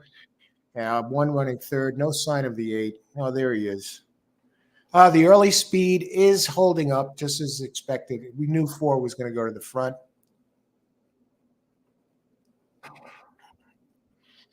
And 8 followed by 9, 1, 5. 1 and 5 are 2 of the favorites. And 4, they're starting to catch up with 4, which is no real surprise. Now the 8, did I talk about the 8? Yeah, he's the second place machine that keeps coming in second place, hasn't missed the board in 7 or 8 races. Let's see. Hopefully he doesn't miss the board today, the day that I pick him to come in second. Second place machine, never misses the board. 6 is starting to fire. Is he firing too soon? That's the question. 1 is rolling up. Star Hawk. 8. This might be the day where 8 misses the board, folks. He has to find running room. And he got a wall of horses. He got the 1 in front of him. He got the 2. The 2 is bearing out. Now another one slices through on the inside, number 6. Ha ha ha. The one day I play the 8, we misses the board for the first time in a year. Nice. Okay, what's going on at Gulfstream Park? Number 1. I got number 1 to show. Where is he? Down 1460.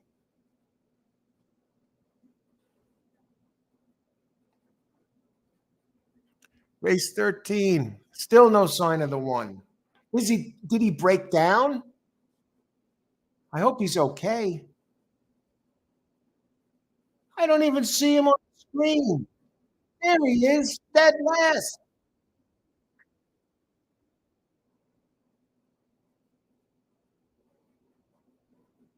It's going to happen at the other track.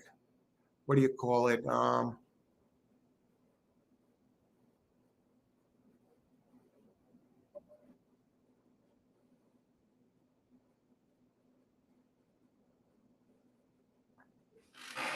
It's going to happen at the other track tonight, folks. Mr. Matashik. He did have the big back numbers, but I guess this one has seen better days. Let me just look how old this one is. I think 7 got third, red flag alert, or it was the 8, a bringer of rain. 6, 10, 8, 2, 7, 1. How old was this horse? Oh boy, it is sloppy track betting. That's rough. Sloppy to Peter, no less. That was the 8th. This is a 6-year-old.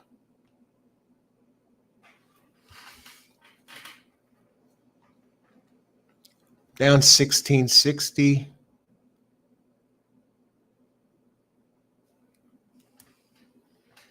Nothing to be alarmed about. I'm just saying.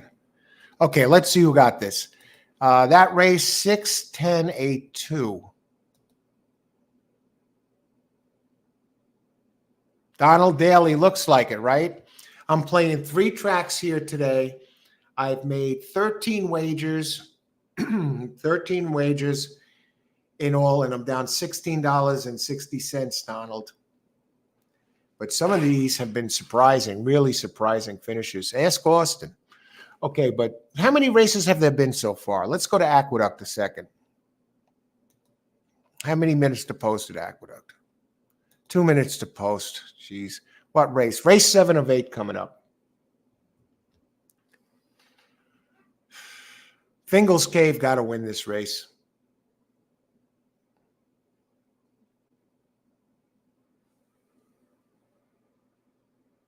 It's as simple as that. If he doesn't, 911, folks.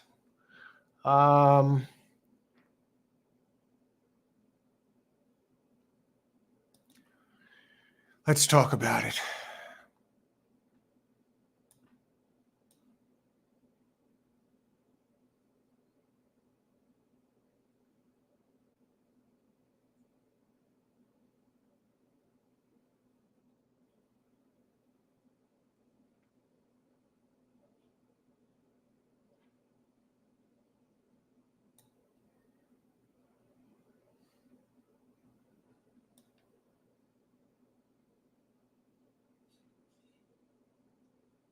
Fingal's Cave off over 430 days. I don't know. How do you go against that horse? Fingal's Cave.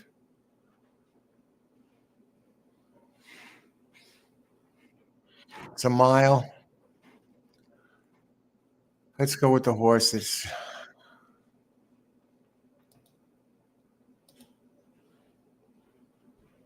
Who's running next race? Let's see this. Race 8, 1 minute to post. Time to... If they're going to play games at Aqueduct, they're going to play games at Aqueduct. I'm down 1660. Let's do it. I'm getting 5-2 on the 6. If they're going to play games, they're going to play games. You know, you're going to screw with me. I'll screw with you here. Okay, 7-6 overall. So that's an $11 play. I'm putting it in. Aqueduct 6 overall.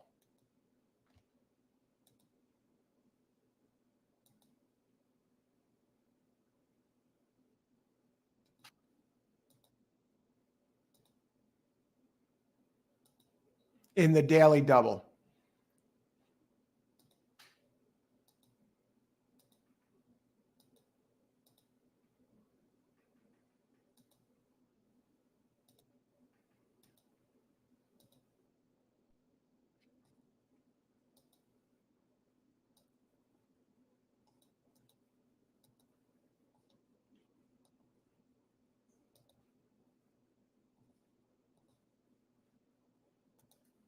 And they are off.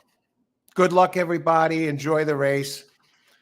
$11 double, 6 overall. Now, reasoning, 6 loves the track. 2, been off such a long time, over 420 days. So let's see what the hell happens here.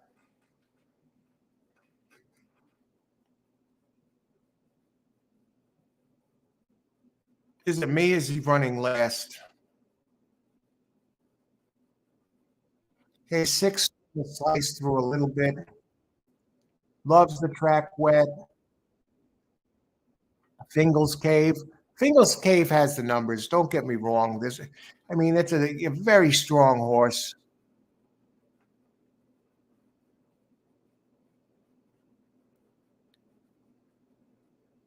Six coming down the middle.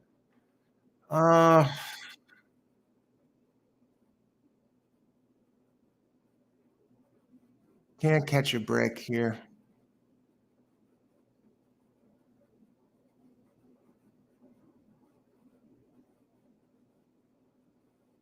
Six not even going to get second. All right.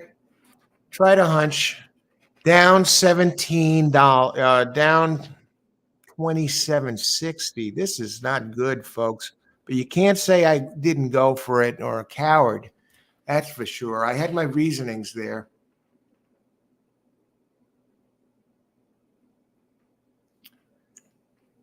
So basically, what I'm going to do here is I put my limit at 30, so I may cap it. I don't know if I'm going to do something else, but I'm not going to be doing much. You know, I'll be here through the end of the show, of course. But let's see. What do we got here? Who got something here?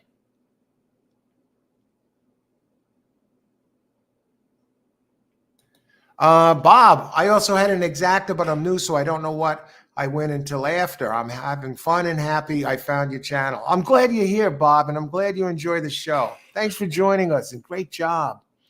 Who else? Race is over. 236. Let's see. 6-1 box. Yeah, I don't know. Rich, race 7, 6 win place. You know, if 2 didn't win, I couldn't see the 2 finishing worse than second. And 6 was run so well at the track. Who's the trainer of the 3?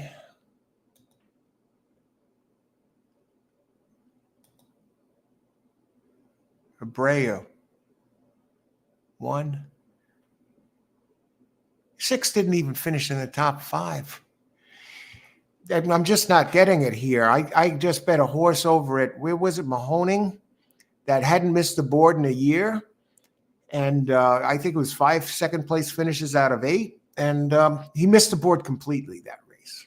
And he had good numbers too. It's just, who do we got? Fingles Cave to win. Okay, Leloy, good job. And you got a good price on him. 2-1. He was the fastest horse.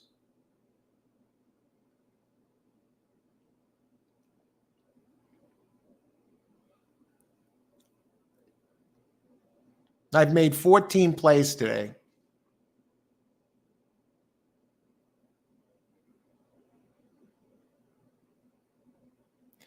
I guess Mahoning is coming up soon. Never got a chance to step away like I wanted to. 8 minutes there. Gulfstream, how many minutes to post? 17 minutes there. Aqueduct, how many minutes to post? Well, 2, they just won that race, so a lot of minutes there. How many races have run so far? We're at Mahoning, coming up at Mahoning. I guess that's the next race.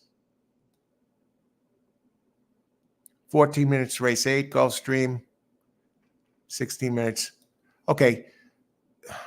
So Mahoning is coming up to 14 minutes to race 8. I got another $2 to play with, and then I got to stop if I don't hit, because it's that simple. I said I put a $30 cap on this 3-race card. I swung for the fences on a couple. 2 races left at Mahoning. Oh, jeez. 1 race left at Aqueduct. At Gulfstream, this is the final race. Okay. So 7 in the books at Mahoning. Now, this is going to be interesting. Listen up.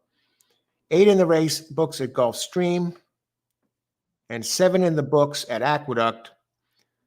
15 and 7 is 22. Out of 22 races, I played 14.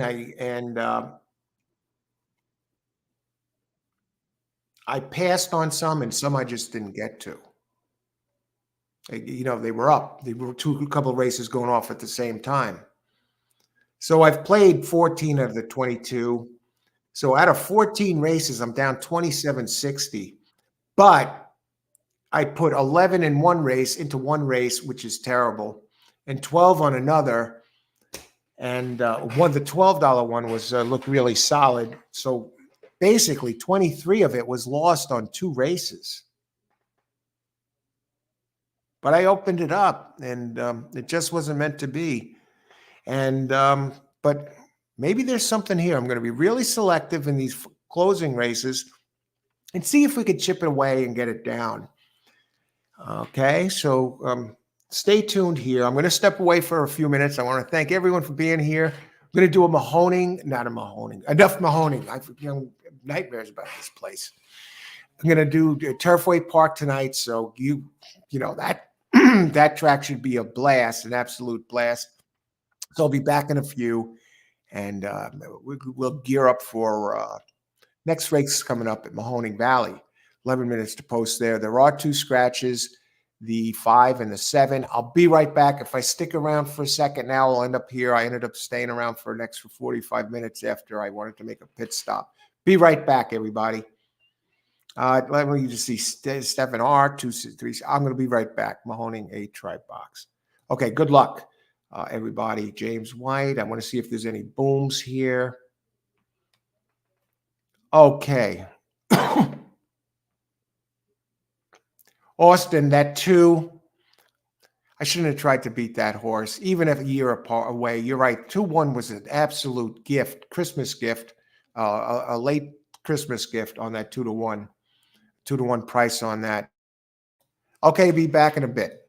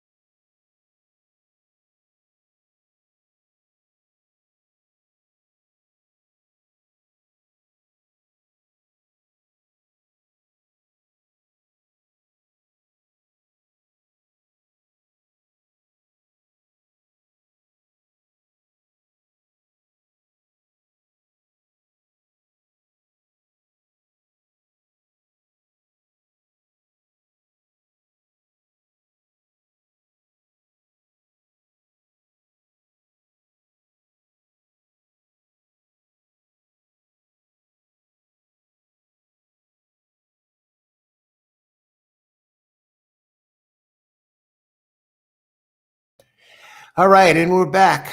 All horse racing all the time. I'm your host, Al. We've been covering Aqueduct, Gulfstream Park, and Mahoning Valley this afternoon. And all tracks are sloppy, and I'm back for more punishment for the last races for all those cars. Seriously, it's been an absolute blast. Although I've seen some crazy things going on here in my picks, early speeds breaking last, horses that never missing the board, finishing near the back of the pack, not missing the board in a year. Anyway, it's been a blast. And really, the big news is we got the racing coming up at Turfway Park tonight. And I'm down 2760 for an afternoon of pure entertainment and seriously looking to make some money. And 2760, if I went to the movies this afternoon, by the time I get something to drink and some candy or whatever, I would have spent 2760 or more, and I would have been out of the theater in a couple of hours. So here we go. On to the next race. How many minutes to post? Mahoning Valley. Now, I got $2 to play with here. Now, because I put my cap at 240, not 240. I put my cap at $30 for this event. So I'm going to play frugally here. I could bet $1 at Aqueduct at something, $1 to win on something, a bomb, or, things can, in horse racing, all it takes is one. So I'm going to pick just the surest bet that that's almost impossible to lose on my next play. Okay, so we got Mahoning Valley, 402, 3 minutes to post.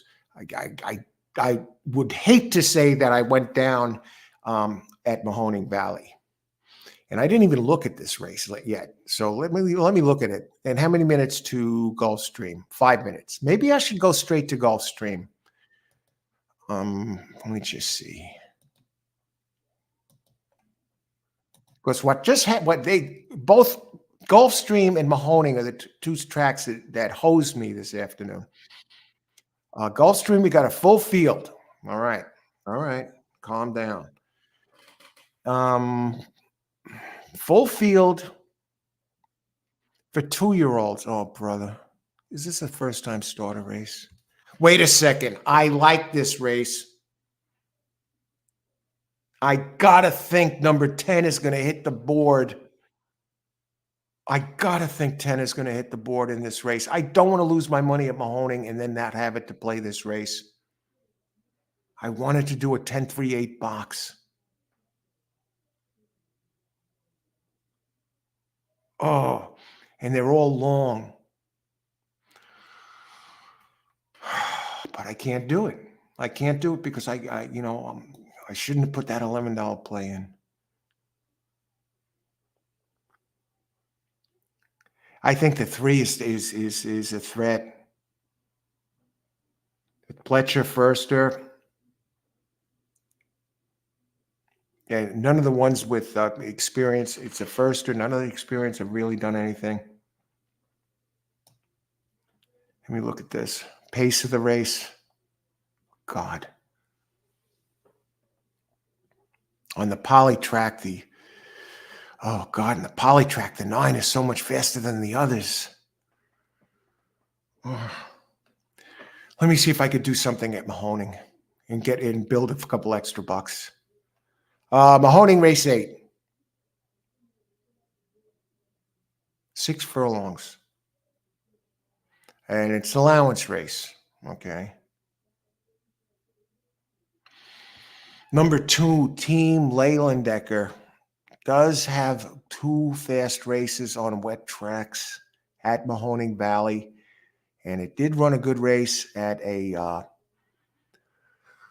mile last time, going route to sprint. The trainer is 11%. Tina Ramjet, and the jockey is Andrew Ramjet. They're related. What are the odds?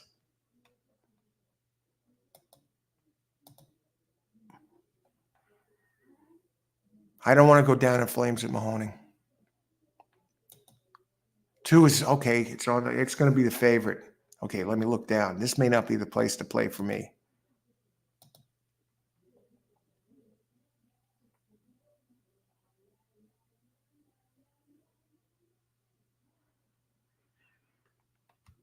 Paint the Town, number 7. I bet that's scratched. Knockwood has some good races, but I think it likes it longer, has a very weak trainer. Paint the Town. Is Paint the Town in here? No!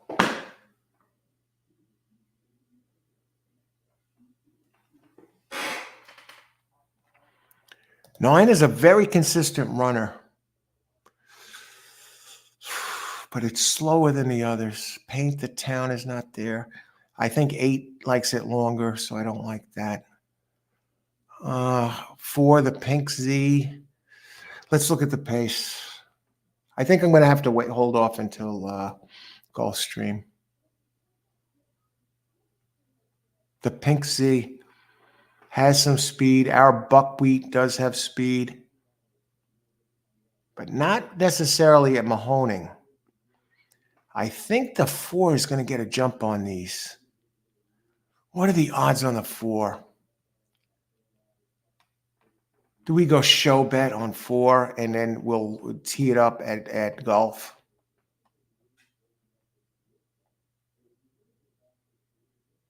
Five, Elliot the Dragon. The thing I like about the 4 is the speed. And it's only 6 furlongs. And it keeps improving. Very weak trainer. Paint the Dragon. Elliot the Dragon. Let me look at Elliot the Dragon. It has won the last. It's been on the board of all the races at Mahoning. Let's see what are the odds on Elliot. Scratched.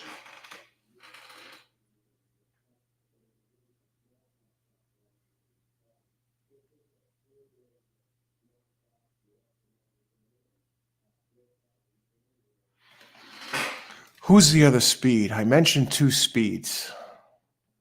Got to go back. The 1, our Buckwheat. But our Buckwheat doesn't show the same speed at Mahoning. And the 1 and the 4 faced each other last time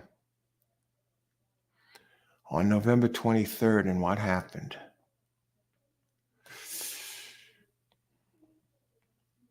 See, number 4 finished 4th, only 1 1/4 back. And 1 just fell apart, finished 7th. No, that's no Mahoning 8th. Yeah, the allowance level. Yeah, 1 got squashed. It got misstepped out of the gate, though. That's the thing. So it got a bad start. Right. Who do I like? I like 2 to win at Mahoning. I'm not making a play. No play, number 2 to win at Mahoning. That's it. Okay, a race 8, Mahoning. I'm saving this for Gulfstream. I see one I like there. Pass. If playing number 2 to win. All right, that's that.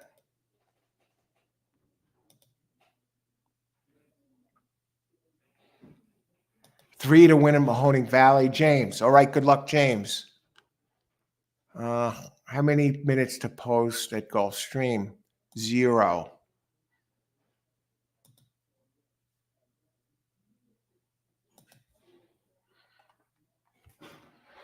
Let's see.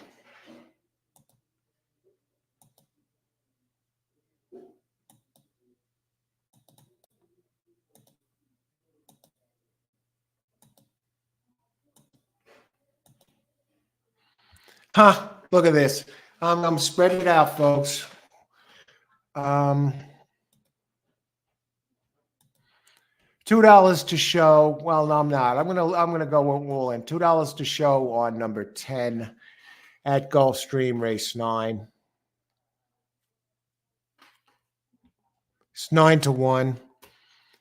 Getting a price. $2 to show on number 10. Let me make sure I got this in correctly. Yeah. Gulfstream, Gulf.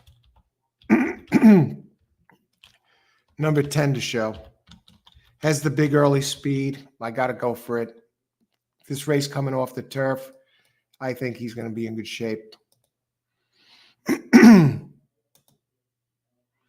All right, are they off at Mahoning? No, they're still walking around at Mahoning. Wow, they didn't get in yet. Very slow to go over there. 10 is still on the board at 9-1. What would I have done if I had the funds? I would have boxed 3, 8, 10 in this race. 3, 8, 10. But I'll just go with 10 with the speed. Okay, good luck, everybody. Let's get it done here. You know, I got to connect this, or otherwise I'm down to dime supers. 410, win on 410. Here, I guess golf.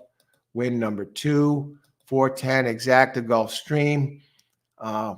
Number 2, Bob King. Let's go, number 1, Gulfstream. All right. All right. They're getting in.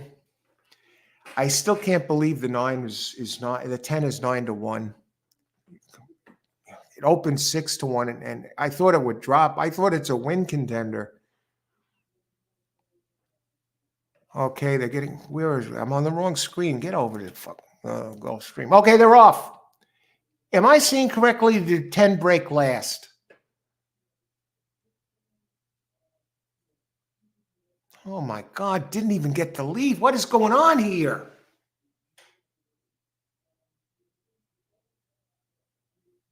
My speed horses are showing no speed. I can't do anything about that. 7 leading the way at 25-1. 2 break it is there. I know some of you got the 2.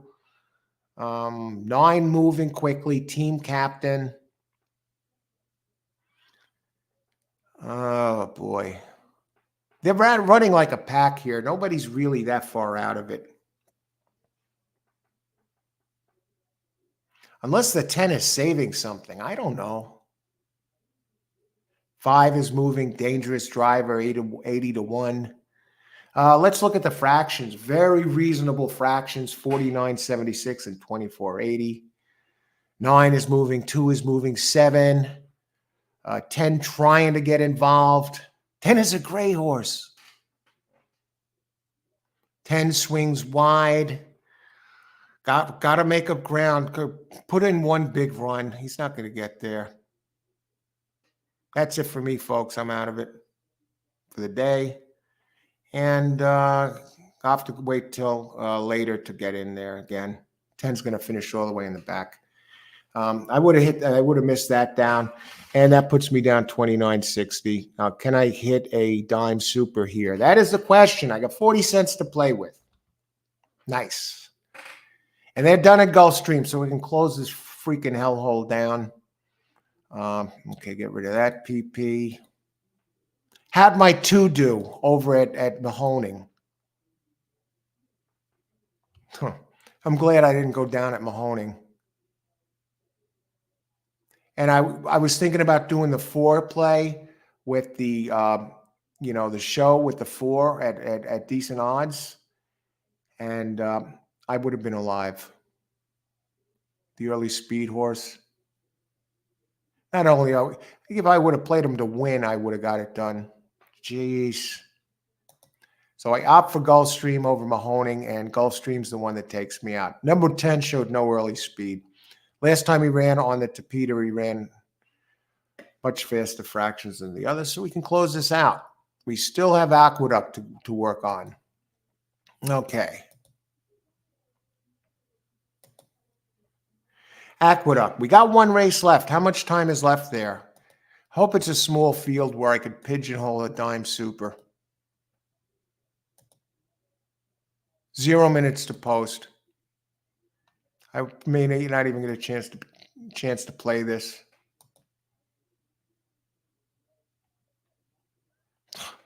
This is a freaking pass race. I just be here for the finale, the last 2 races of both of these cards. I'm not even going to bet it. I'm never going to hit a dime super in a race like this. If I had to pick somebody, I'm looking at who I would pick. My pick there, I liked 14-7 maybe in a box, or 5-7-14 box, or 14-7 in a box. No, 1-4-7 in a box.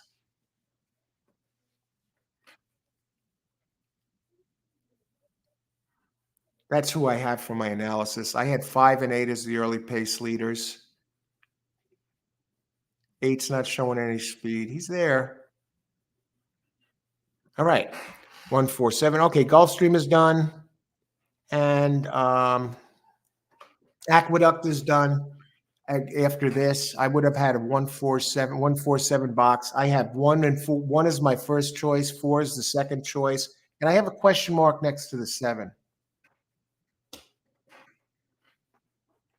The Aqueduct snuck up quick. Somehow Aqueduct caught up with the other 2 tracks. But I do have some exciting news. Down 29.60. I don't even know if Mahoning will take a dime super bet if it's under $1, because I do have 40 cents to play with. That's the good news. And I wouldn't hit this either, unless that's the 1 coming on the outside. 8 at 19-1 is making a run.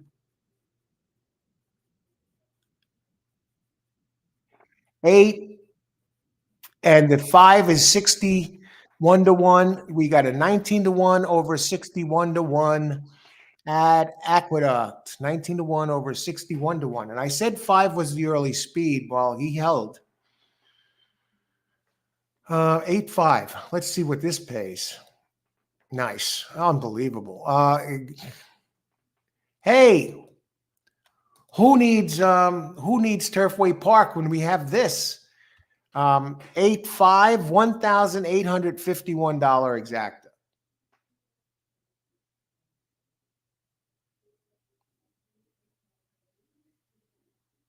And the 6 is 8-1. A 19-1 over a 61-1 over an 8-1 over a 9-1 to complete the dime. Luloy, do you have this?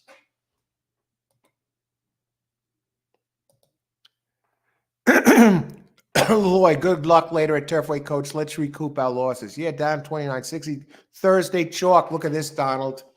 This is no chalk at Aqueduct. This was sick. Do the chalk, yeah. Greg. Boom, hit both pick threes with a 25-1 shot. Great job, Greg. All right, that's how you do it. I'm not sure which track. I'm all over the place here. Which tracks did you hit it? Boom. Okay, how many minutes to... I got to see the payouts on this Aqueduct race. Hey, jockeys need money to eat too. You know, this is where they all huddled up before the race and said, hey, we need money for the new year. This is our New Year bonus. And boom, 19-1 over 61-1 over 8-1. Did you have this? Did you have this? Okay, let me see. With a 25-1 shot. Let's see if we got this.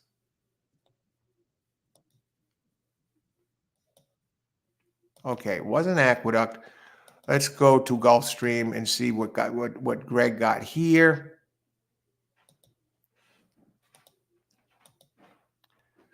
Must have been Mahoning. I don't know. Let me see.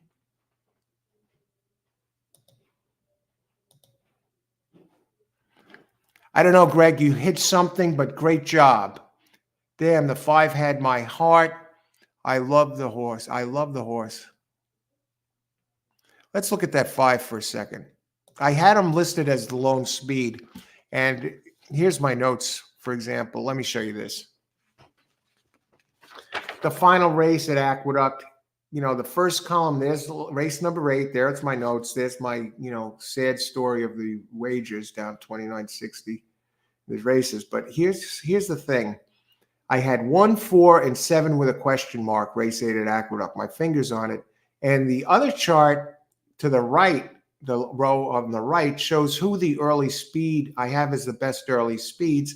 And I had the 5 as the best early speed, followed by the 8. And it turns out that the 5 held The speed held there in that race. Stephen, winter is coming tomorrow. Race 5, Turfway Park, post position 10, maiden special weight. And that one opens at 30-1, Stephen. Yes, tomorrow. Winter is coming. And Greg, if you give me a heads up on that, I'll give you the kudos. And I'll give it to you anyway. Got to get on this. Let's recharge the batteries, Stephen, and come out firing. Yeah, it's going to be at the same link. I was going to change it, make a link specifically for Turfway Park. But instead, what I'm going to do is I'm going to start breaking down the races and looking it over when these end. I don't even think any other tracks are running right now. Let me see. So we got a chance there. Mahoning Valley. I can bring up Mahoning over here. That damn 10. Oh, my God. Nothing else is really running until Turfway Park. I'm definitely not going to do anything with any harness racing.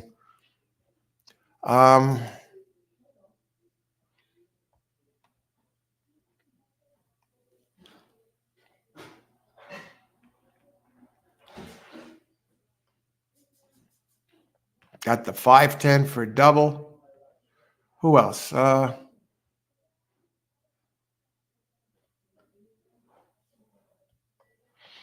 I think we're pretty much caught up here. $4,800 for a $925 exacta for $1 and $4,800 a fit $1 try. Now let me look. I got to bring up this thing. I got to see these payouts. I'm curious what the super paid, if anyone had it even. 10-cent super, $5,459. 50-cent pick 4, $812. Huh? Yeah, okay. Yeah, because you got to figure that the long shot finished second. Look at the $63 place price and $36.40 for the 5 to show. I should have just taken the early speed and put $2 on it to show. But let me look at the 5 for a second. I closed. Did I close Aqueduct yet? No. Yeah, he was the long speed song of Salamini. But I just want to see if he actually had races in here that fit. No, he didn't. Decent trainer, though.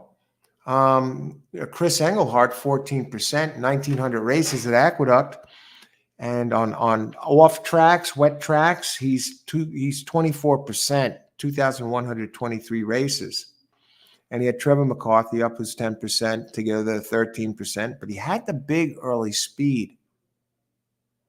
Song of Salamini, and the sire is Salamini. And it did run on a wet track, and it did run at this level. And geez, I don't know how he did it. So many, just on pure speed alone. Love Like Crazy looked good. So what I'm going to do now is I'm going to write down 1 to 9 on a piece of paper, and I'm going to start on Turfway Park. We still have Mahoning.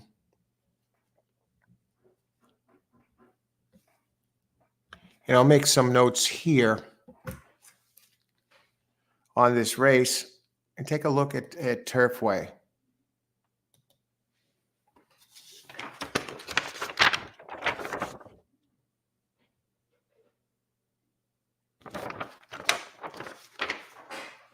Alrighty. Maybe Fives likes the mud. James, he did run on the mud once, so I'm going to just take a look at what kind of Leloy grant us a 5K super. I want to see how fast he ran on the mud, the fractions.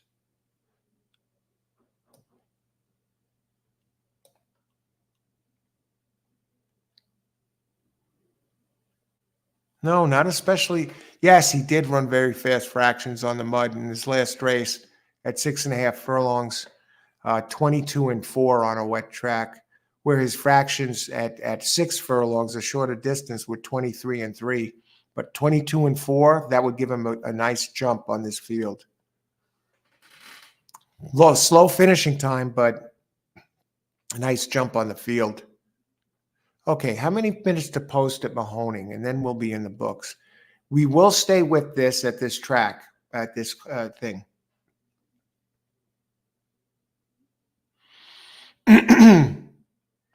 Okay, Grant is here. Steven, can you awesome handicappers get your friends to like and subscribe? Thanks, guys. Happy New Year's. Thanks, Steven. And Happy New Year's to you, too. Yeah, if you have any racing friends, let them know about it. Racing friends. If they don't give a crap about racing, don't bother them with it. You know, it's only subscribe if you're going to watch, and if you enjoy horse racing. I think your friends or family, whoever is a racing friend, will enjoy it. Donald Orb's baby was tripping over his beard. Gulfstream. Okay, Gulfstream, Greg. So I'm looking. So you hit the final race at Gulfstream, and you got I hit both pick threes with a 25-1 shot. So you hit the pick three at Gulfstream here. I was looking for 25-1. I didn't see it, but I guess you hit one earlier.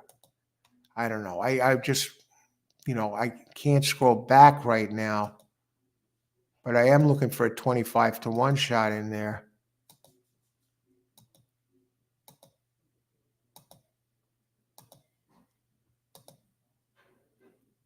Okay.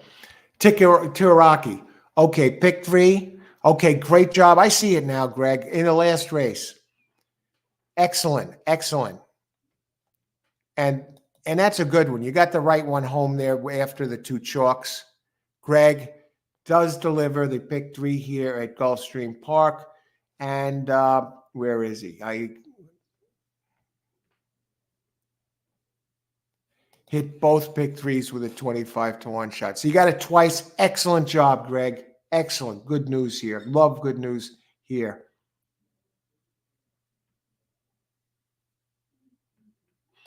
I won $14 for horse number 4. You said at Mahoning. Thanks so much. I picked him to win. Great. I should have played that race. I would have played him to show. What did he pay to show? Probably not much, because I was down to the 2. Let me see. Mahoning. Great. Yeah, he was the early speed. Bob, tremendous. I'm glad my picks, my analysis helped out there somewhat. That's race 8. Huh. I would have only got $3 back. You believe that? On a 6-1 shot? Doesn't pay to play that freaking, it's too small. I should have at least, the early speed. All right. I didn't want to go down on Mahoning, but great, Bob. I'm glad you used them. At least you took advantage of my play. Okay. Dylan, 19-1. I can't wait till Turfway. Yeah, that's where the rubber meets the road. Tonight is definitely going to be there.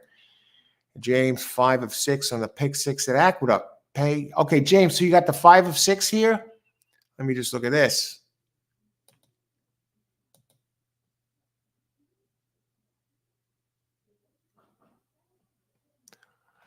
Am I seeing correctly? The $1 pick 6 at Aqueduct paid $273 with a $41 horse? Wait a second. What is this?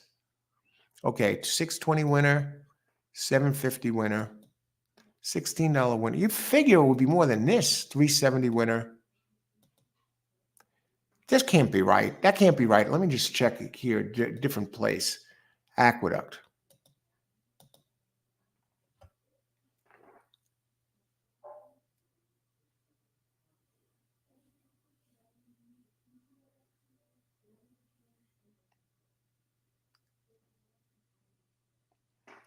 So that would be a 546 payoff, if I'm not mistaken. I'm seeing two different things, but great job. Great job, James. So I guess nobody had the picks. I'm trying to decipher. One website says the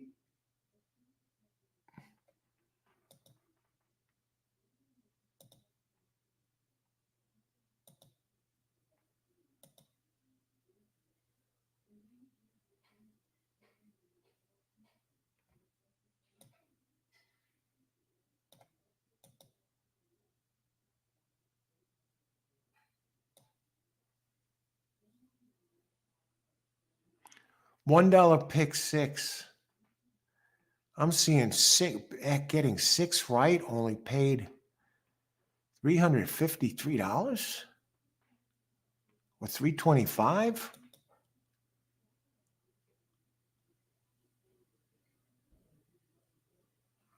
$273. Now, if I played $1 pick six and I spread all over the place, and there was some longer ones in there, and I got back $273, spending $1 at pick six, you're better off playing the freaking pick five. Because everyone probably went after this pick six. Look at the pick six, 50-cent pick five paid $2,782, but the $1 pick six paid $273. What is this?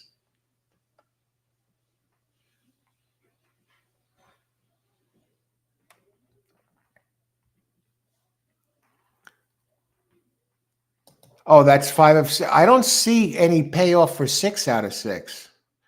Oh, there's a carryover. Okay, Irene. Thanks for clearing that up. Great job, James.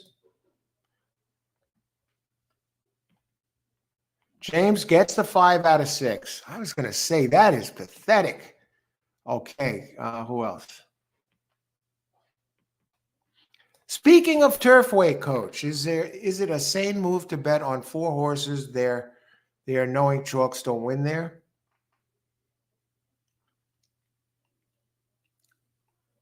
If you're ever going to break out the 4-horse box for exactas, I think that place gives you a good shot. A lot of times, by the payouts, the favorite is definitely no lock at this place. 4-horse win bet. If you can find 4 contenders, I would probably go no more than 3.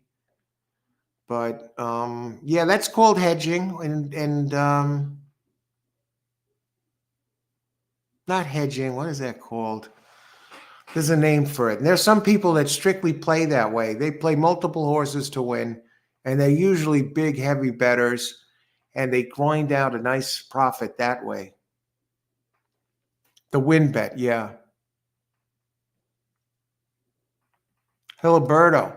Valley, I like 10, 157, exacta try super. Okay, let's get to Mahoning Valley. Good luck, Hiliberto. Mahoning Valley, 4 minutes. Just to be part of this, okay, 1, 2, 3, 4, 5, 6, 7, 8 entries here. Let's talk about it. It's our last race here on the card and on our 3-horse show. Valley, I like 10, 157 exacta, try super with win place 10. Good luck, Hiliberto. I'm going to talk about this one now. Dutching, that's the word, Irene. Thank you. James, no, Al, I was commenting I did not have it. Okay. Okay, race 10. Mahoning Valley, race 9. We do have some scratches. We'll start with the pace.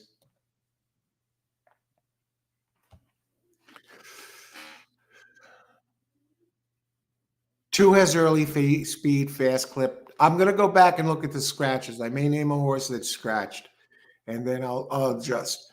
I hope a couple of them are scratched, and so we can narrow it down to 1. 2 has early speed, fast clip. 22 and 7-3 opening quarter. 5 GT 350. Had some faster fractions at Oaklawn. We don't know what it can do at Mahoning. Wildcat Pride 9. Nice early speed. Did run on a wet track in its last race. So 2-9. And how about the 10? Yippee Kai. Bruce Willis. There was a question on one of the game shows the other day, and they said, "Is Die Hard a Christmas movie?" And some people do associate it with Christmas because it took place at Christmas. And that is Die Hard a Christmas movie? And they guessed yes. And then it's one of these where they went to the survey of people they took. Was it a Christmas movie or wasn't it? And it was like And the answer was no, but it was real close. It was like 50 point something percent said no, it wasn't a Christmas movie, and 49.6 or whatever said yes, it was a Christmas movie. So they lost, the people lost on it, but it's almost 50-50 that Die Hard's a Christmas movie. What do you think? Okay, let's go. Let's see the scratches. 1 minute to post. 2, 5. Okay, I said the 9 is an early speed. And 2 definitely is the best early speed. So let's look at this. Let's take it a step further. I'm going to give you a pick here. I can't play. I don't have, I allowed myself a $30 bankroll for this afternoon's 3 races, and I'm down 29.60. So no sense.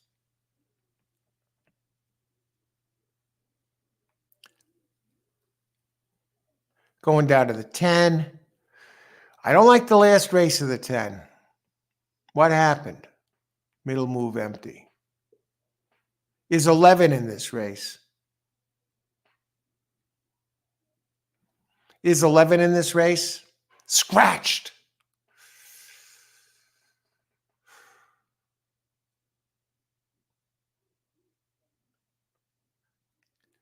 Give me 5. Number 5.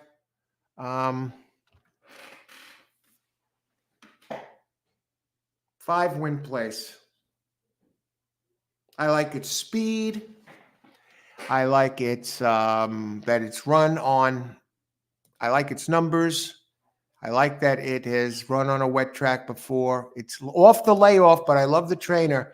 The trainer, 90. It's off 226 days, 3 months or more. This trainer, Justin Radizovich, is 33%, 1 for 3, with a 7.53 ROI. But get this, at Mahoning, this trainer is very sneaky good, 31% with a 2.61 ROI. With the jockey, Jose Bracho, 33%, 7 wins out of 33 tries. We got the percentages. The jockey is 19% here. Got the early speed, has faster races than the 2. And I have 5 win place. I know 1 open 6-1. It's currently 1 not as fast as the 5, and 5 is going back.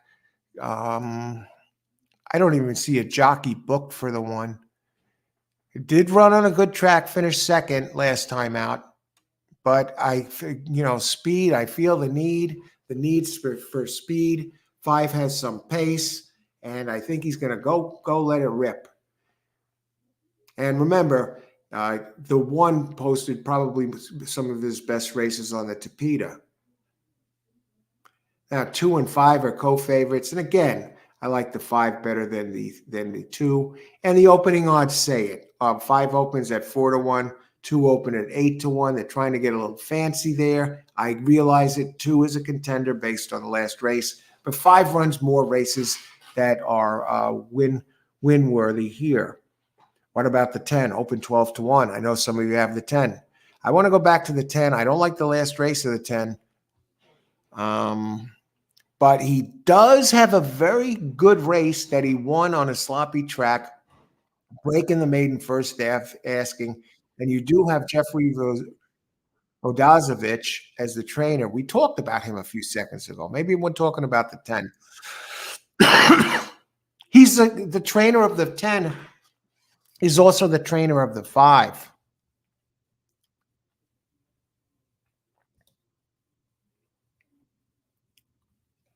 Okay, let's see who everybody has. Watch the board here at Mahoning.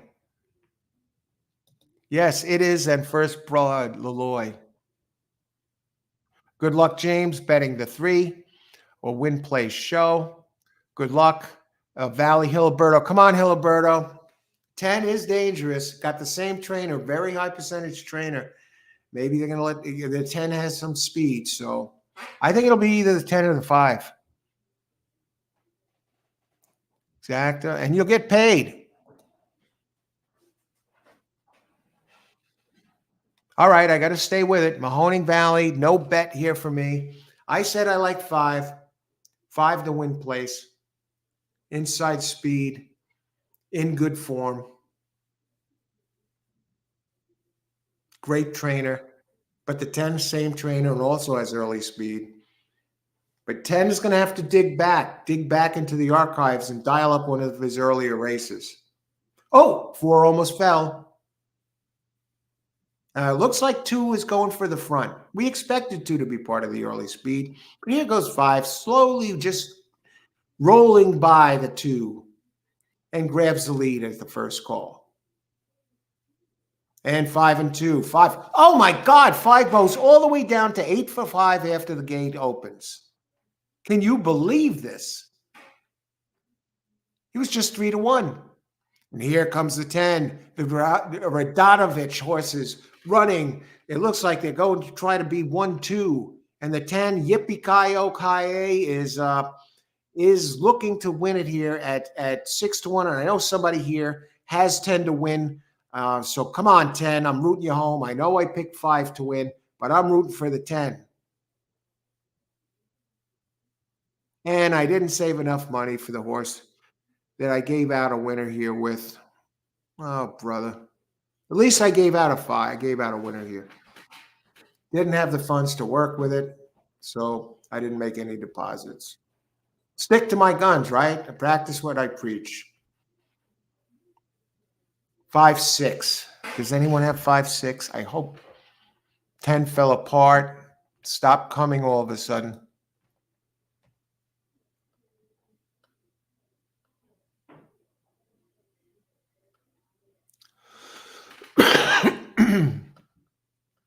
All right.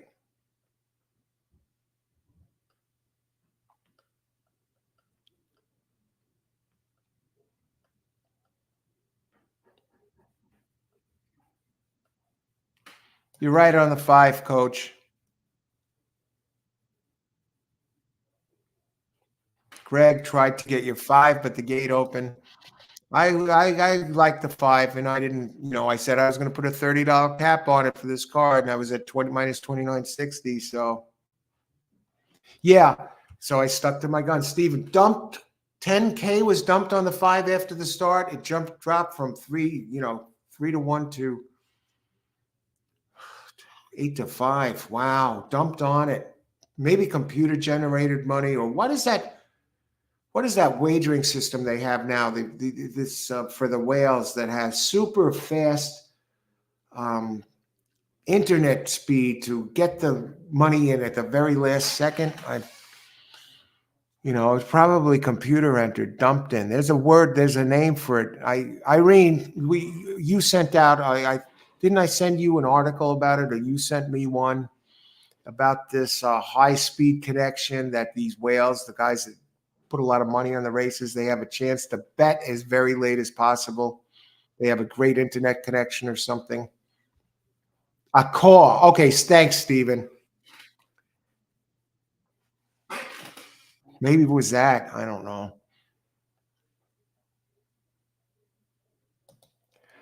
Thank you, sir. And thank you again, Hiliberto, for the generous super sticker. And yeah, Turfway. It's going to be at the same channel. And I'll look forward to seeing that you're there. 5:55 p.m. post time.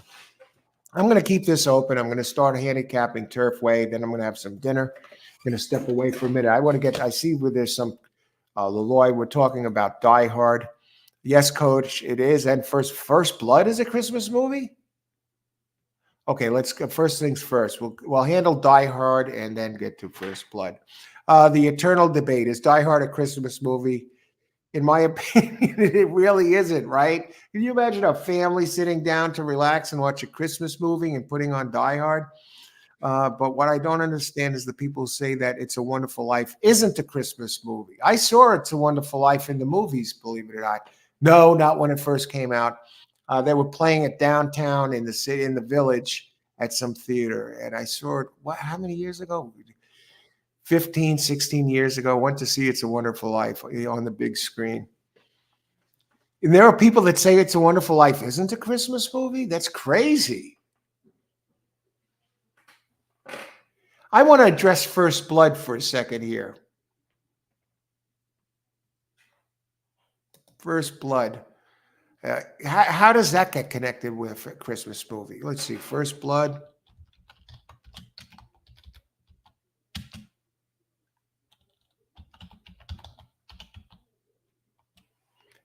Apparently, it is. Such is the case for First Blood. The first Rambo movie released in 1982 could be considered a Christmas movie. The fictitious town of Hope, which John Rambo finds himself in, is clearly decorated for Christmas. People also ask, what is your first ever Christmas movie? Santa Claus, an 1898 film? They had films in 1898? The oldest Christmas movie on TV, Santa Claus, an 1898 British short silent film, Santa Claus, makes it the oldest Christmas movie ever released. I never heard of it.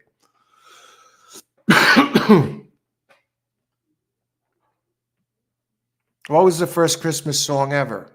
Jesus, Rolfulcit, Omnium. I have no idea what that even means.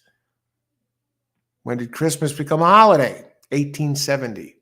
All right, enough of that. But yes, some consider Rambo a Christmas movie. All right.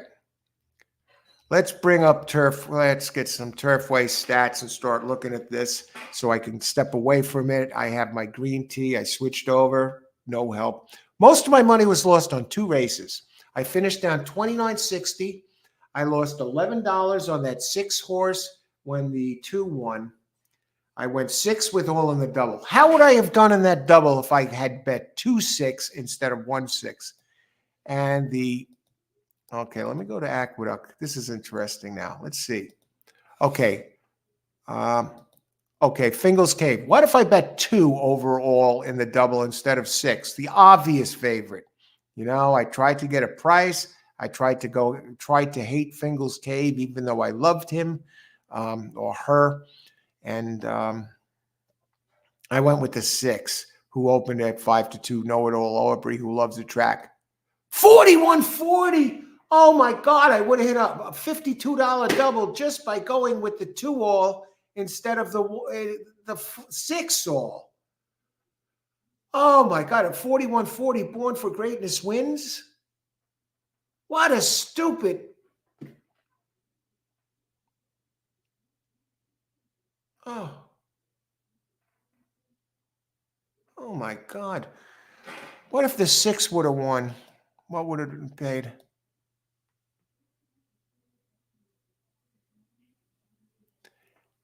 Actually would have paid the same thing.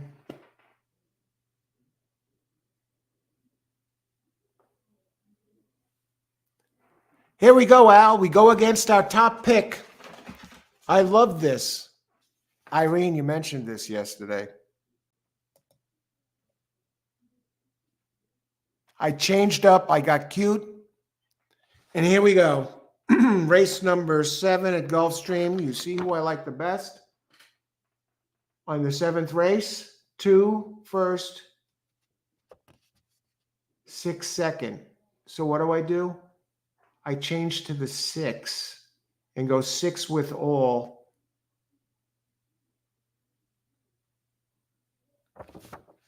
In the race and miss out on a 52. I would have got back 40. I would have made a 40, 11 off. I would have made $41 on that race, $40 on that race. Instead, I decided to change off my top pick. Nice. Okay, let's see who else.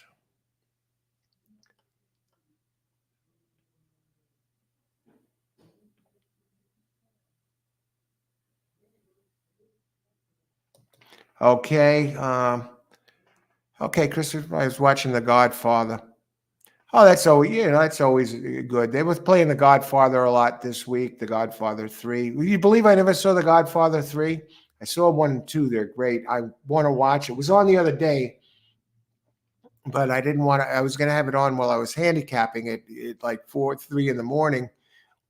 But I said, no, I want to watch this in its entirety.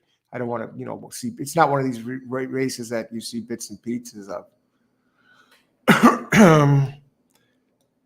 I don't know if The Godfather is a Christmas movie. Is it? Let me check. So I changed off my best pick again. in the last race again. Not in this. This was the second to last race. That makes it even worse.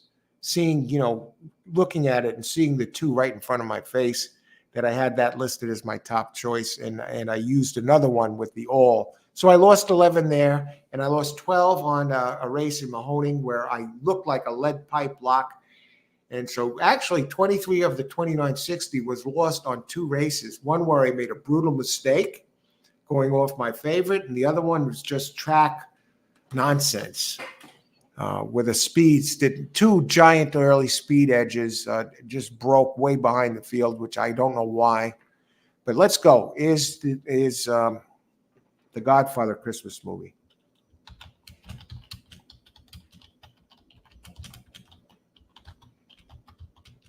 Is the Godfather a Christmas movie?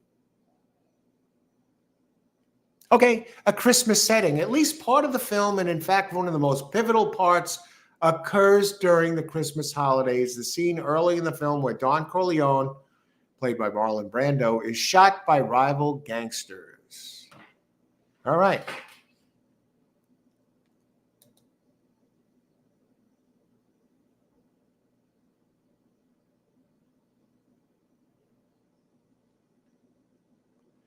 Okay, let me get my hands on it. Let's start in on okay. Oh, I learned. Now I doubled down here on getting skunked with the same mistake in 2 days. I thought I learned my lesson with the 5-horse in the finale the other day, and I guess I didn't.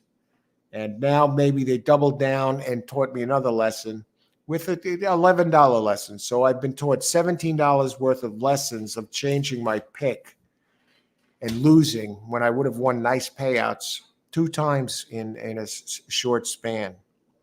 I guess I got to consider myself lucky that playing 3 cards, I only wound up down 2960. And the only shame of it is I easily could have been up today. I'm not up, giant up, but I could have finished ahead without one with getting, not getting screwed in a race, and another by just simply playing the horse that I like best. All right. Why am I deviating from something that I put time into and came up with after really looking it over? And then to change up based on shooting around between races where I only have a few minutes to readdress it, and not really give it the adequate time to think things through and say, Al, what are you thinking about? Stick to your guns. You looked this over for I don't know how many minutes when I was doing these races. All right, lesson learned. It's a learning experience. And we're not doing bad. I mean,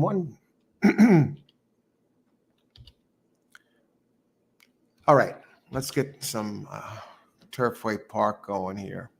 And they should have the Turfway Park scratches already.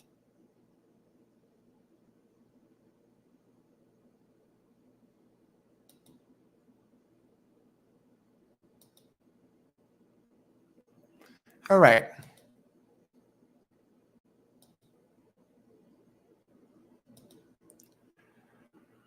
This should be a good card tonight.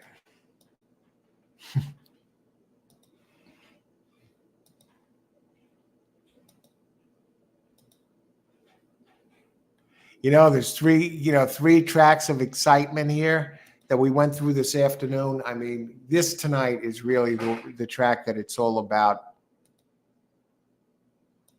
This is where we have a chance to really cash in.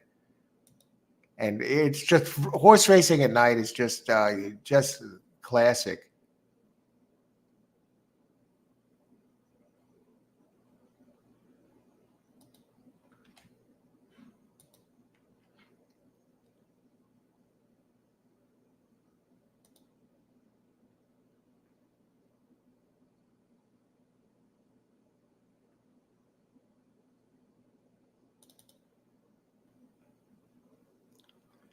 Turfway race 1.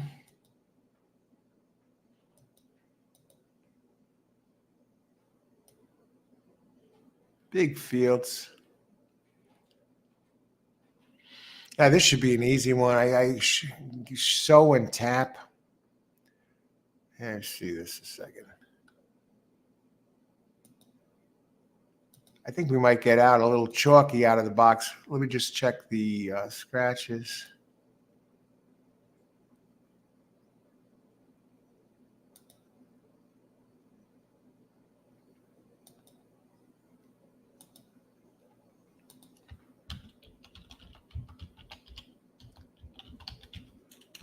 Nine races there tonight.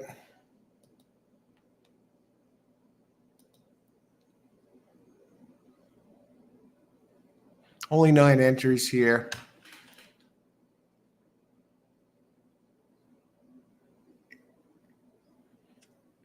I'll up my my bankroll for this, the allotted bankroll for Turfway, to 50. I'll have a lot more time to look at this. So my 2 days over doing the 3 races at once, 605 and 2960. 605 is what I made yesterday, 2960. So down the last 2 days doing the 3 tracks together, currently down 2355 for 2 days. And that covers 16, 15, 31 races. 31 races down $23. It's not like I'm getting crushed there. Okay. That includes that brutal mistake here. But still, not connecting on the big one there. Now, the win bet here is this. $2 win bet minimum. Race 1.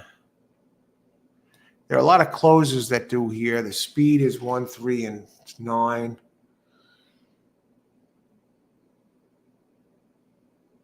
Actually, I think the speed is the one this race, Golden Lake. It's a mile, but 1 running. Let's see. 3 is coming, a dirt race.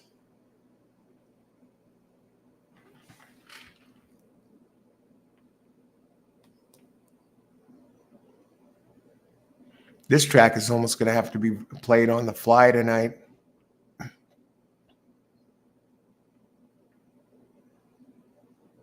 First time starter, number 7, Marveling.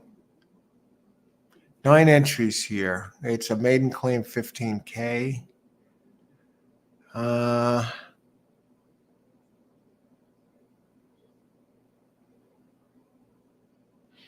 think the what happened to the 2? Okay, 2 lost his footing.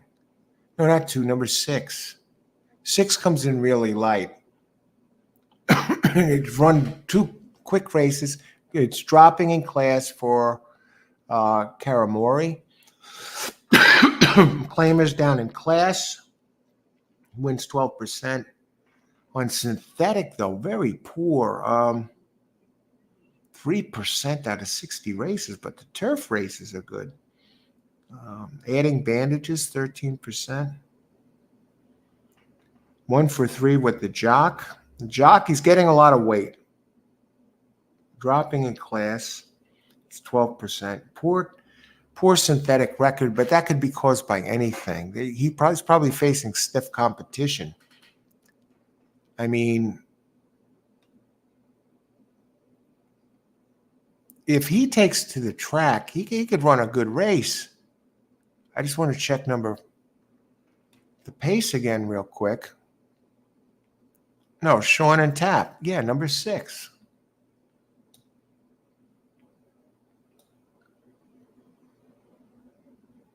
He has some speed. I'm actually going to list 5 as a contender here. You go back to this. 1 looked a little interesting on the inside.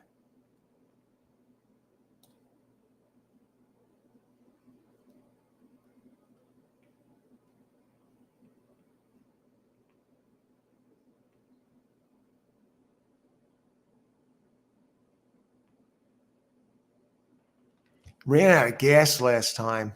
I don't like that. Sprint to route. The trainer is 15%. Gennaro Garcia.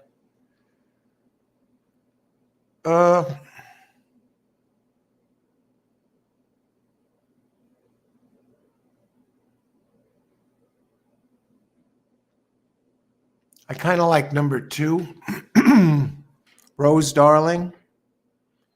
It hasn't run as fast as the other one that I talked about, Rose Darling. I think it could improve second out on Tapeta.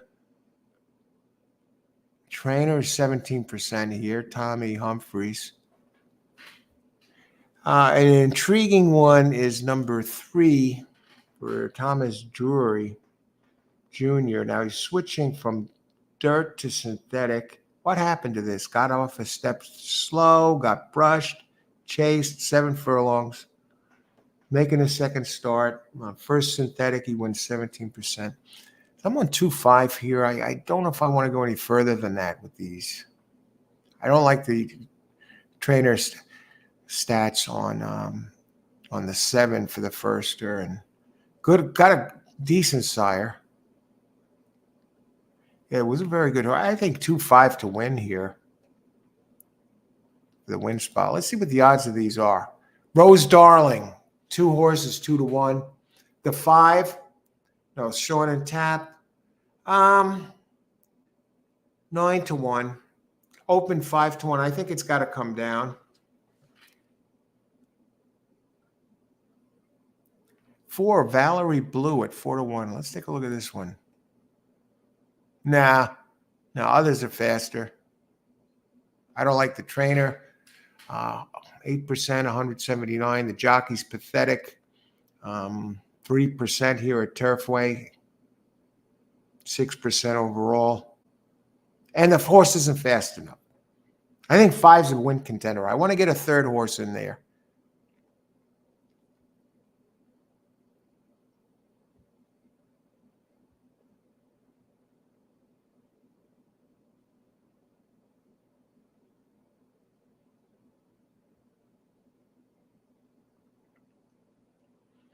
I think I got to look at Queen's Notice. Either Queen's Notice or number 1 is my third choice. 1 goes first time synthetic, and he had trouble early on. I know 1 has some pace. Makes his second start on the Tapeta, dropping from 30 to 15. Let me just look at this. Queen's Notice has some speed. The 1 could be the speed of speed. The question is, can it make the distance?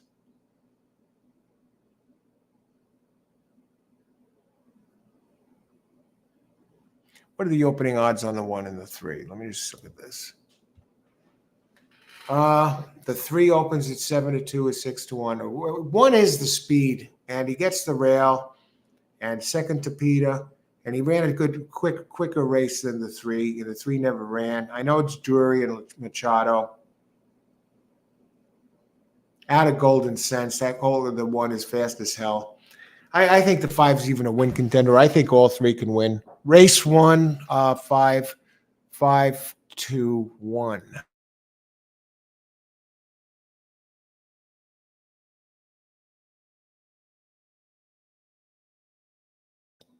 Okay, I'm going to take a little break, and I'll be back, and then I'll catch up on the chat and start looking at the other races at Turfway Park. I want to thank everyone for being here. Be back in a bit.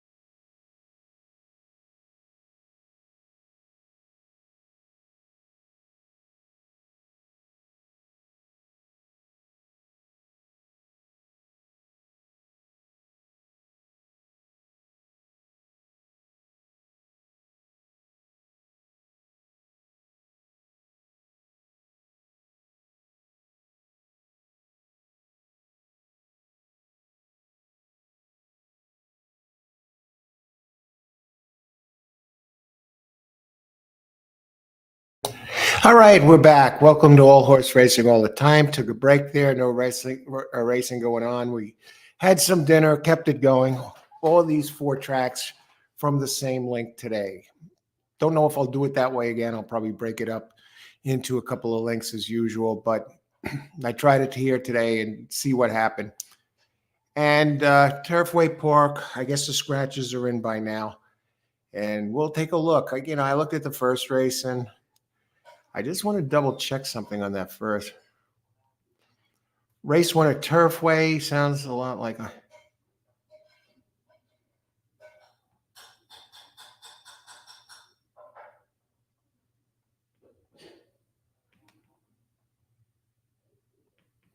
okay, we're talking racing here.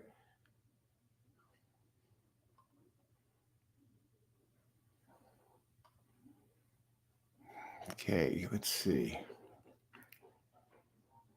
Catching up here. Back to the racing. Austin, race 1, Turfway, I'll pass. I do want to say one thing about you got the pick 4 there going. Race 1 at Turfway. I was looking at this. I did want to comment on the form of these horses.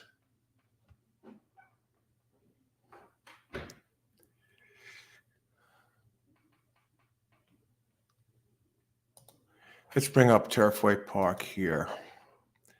Got to use the NYRA website for this. I'm not sure what.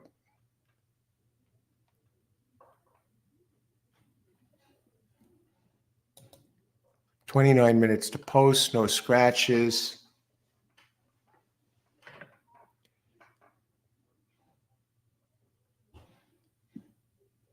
Am I seeing correctly? The 5 is 18-1. There's my show horse right there, folks.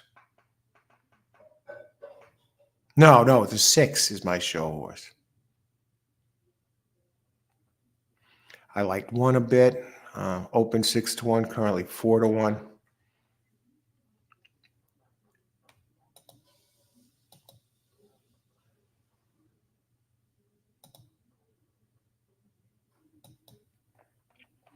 I can almost see a 5-2-1 box. Queen's Notice is the only one that concerns me a little bit. I like it more for second, so I'm going to list that as my third choice. Let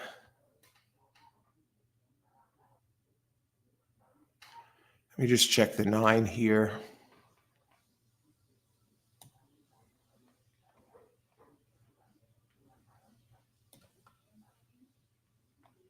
Dirt Horse.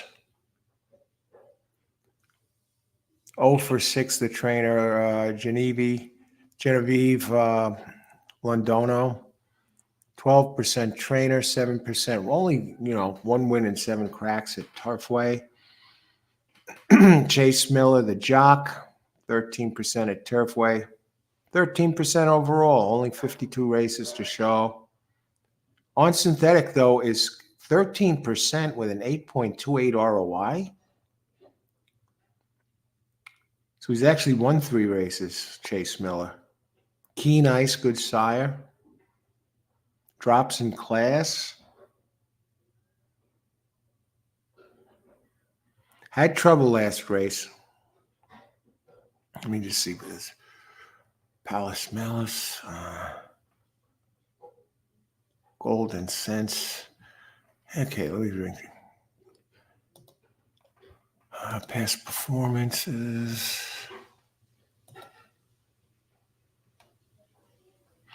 There's a link down below for in the description area for PPs, free PPs if you need them.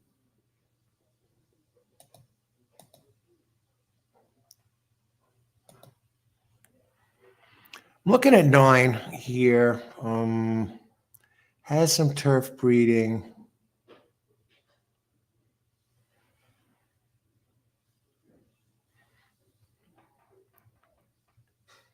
None of these are world beaters.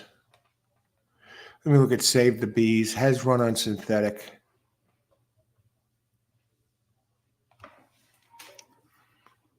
What happened? It's taking the drop. I think eight. I think eight got to be considered here. So what it's going to come down to is probably finding a key horse. Eight's going to be my fourth choice. Save the B's. I just want to go down to the pace for a second again, and then move on to race two.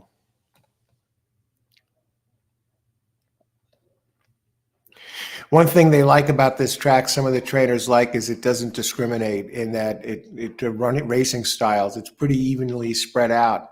Early speed, early pressers, late pressers, and closers have a fighting chance. Where at a track like Santa Anita or Gulfstream come to mind, the closers are really a bias against them.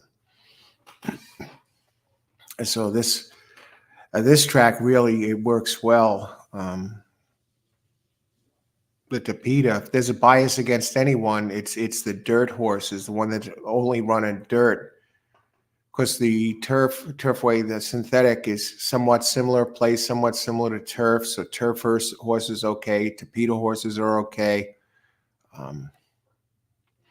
But this is almost like a dirt horse going to a turf race. So they have to make the biggest adjustment. But the running styles, closing and early, quick,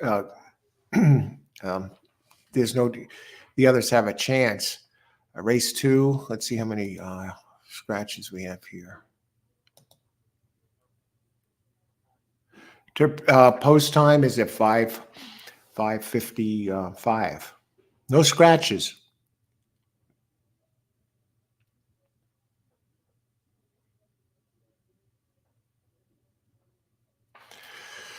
Alrighty.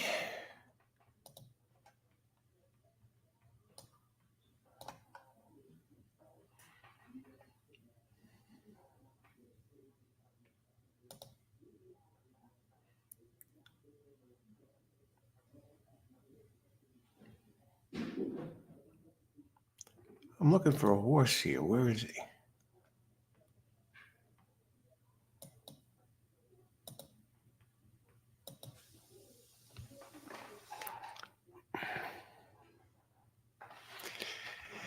Look at the pace here for a second again. Okay. Race one, it goes through 1 and 3.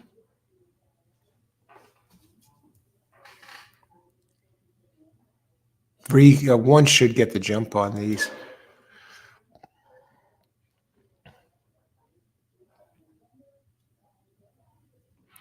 White Pigeon looks like the pace, running fast on Indy on dirt. It did run at Turfway Park back in January at 6 furlongs. White Pigeon.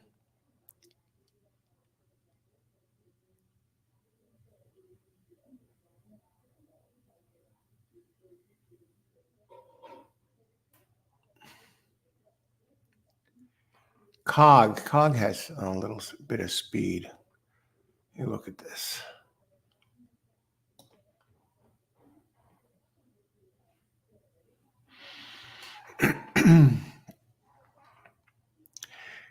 A 4 is moving up in class, but it has some really fast back races.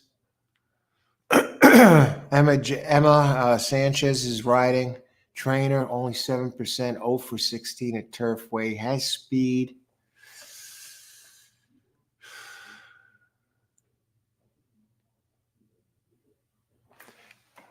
Okay.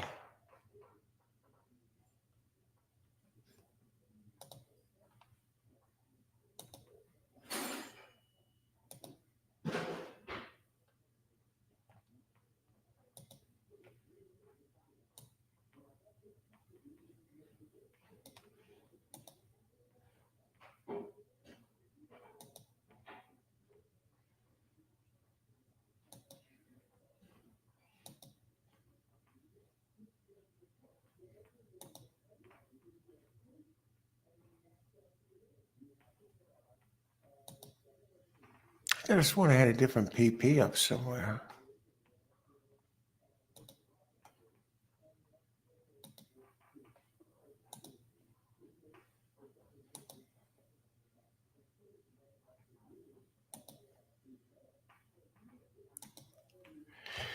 Okay.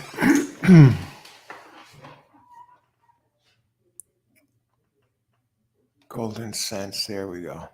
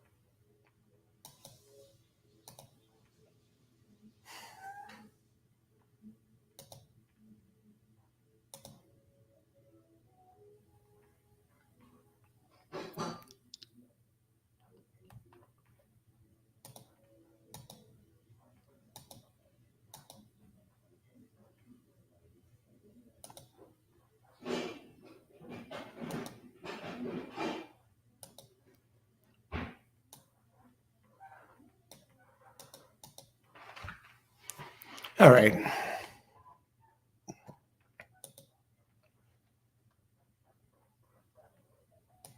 Save the Bees, definitely, Steve. He looks good here. I agree. He's one of the ones I like. I think 5 is an interesting one. Not taking money right now. Seems to be in good form. We got an excuse last race. 1 is probably going to be Speed in the Rail. And all right, Austin. Good luck, Steven. All right. We're going to start looking at race 1 now. We have the Bigelow Green Tea. Steven, remember this is this is Turfway. Think illogical, not logical. Got to stick with the logic. Can't go to the dartboards. Refuse. Anyone in here using Thorograph? Best person. Hi, best person. Donald Delay. Actually, I am using it tonight. Best person. We are using Thorograph. Turfway number 2-year-old will race 2-3 and all on Lasix.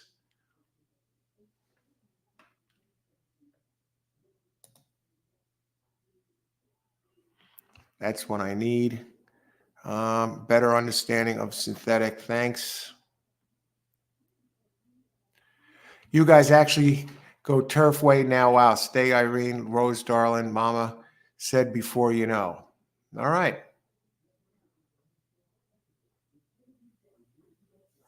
Rodney Evans. Hey, folks.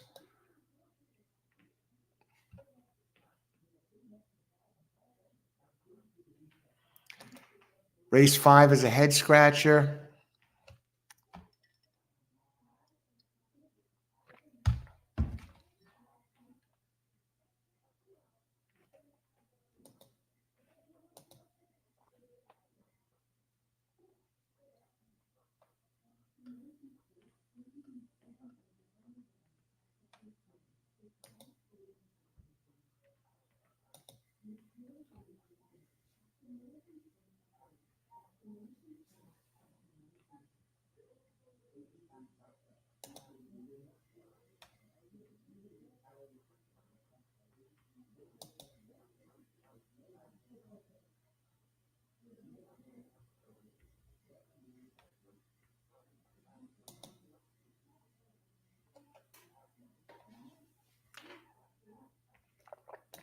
All right, let's take a look. Let's race 5. I didn't get to race 5 yet, but we will look at it.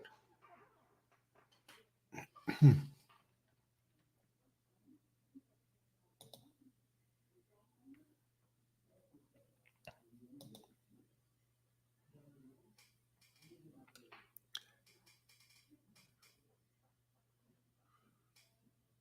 looking at something here. Oh, okay, here we are.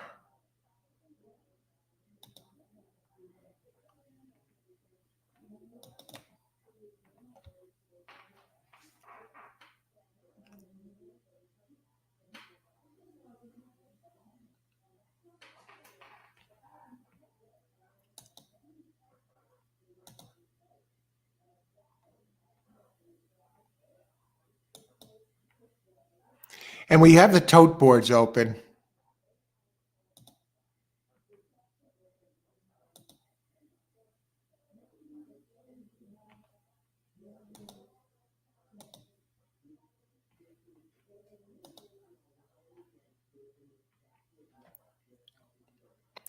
Rodney, how's it going? There's money to make it thoroughbred for sure. Very challenging track. I would say I agree, Austin. I think it's the most challenging track here in America. And the payoffs tell the story. Pick 5, Rodney. 1, 2, 3, 4. Race 1 is a dartboard race to me. I landed on this race. We'll talk about it.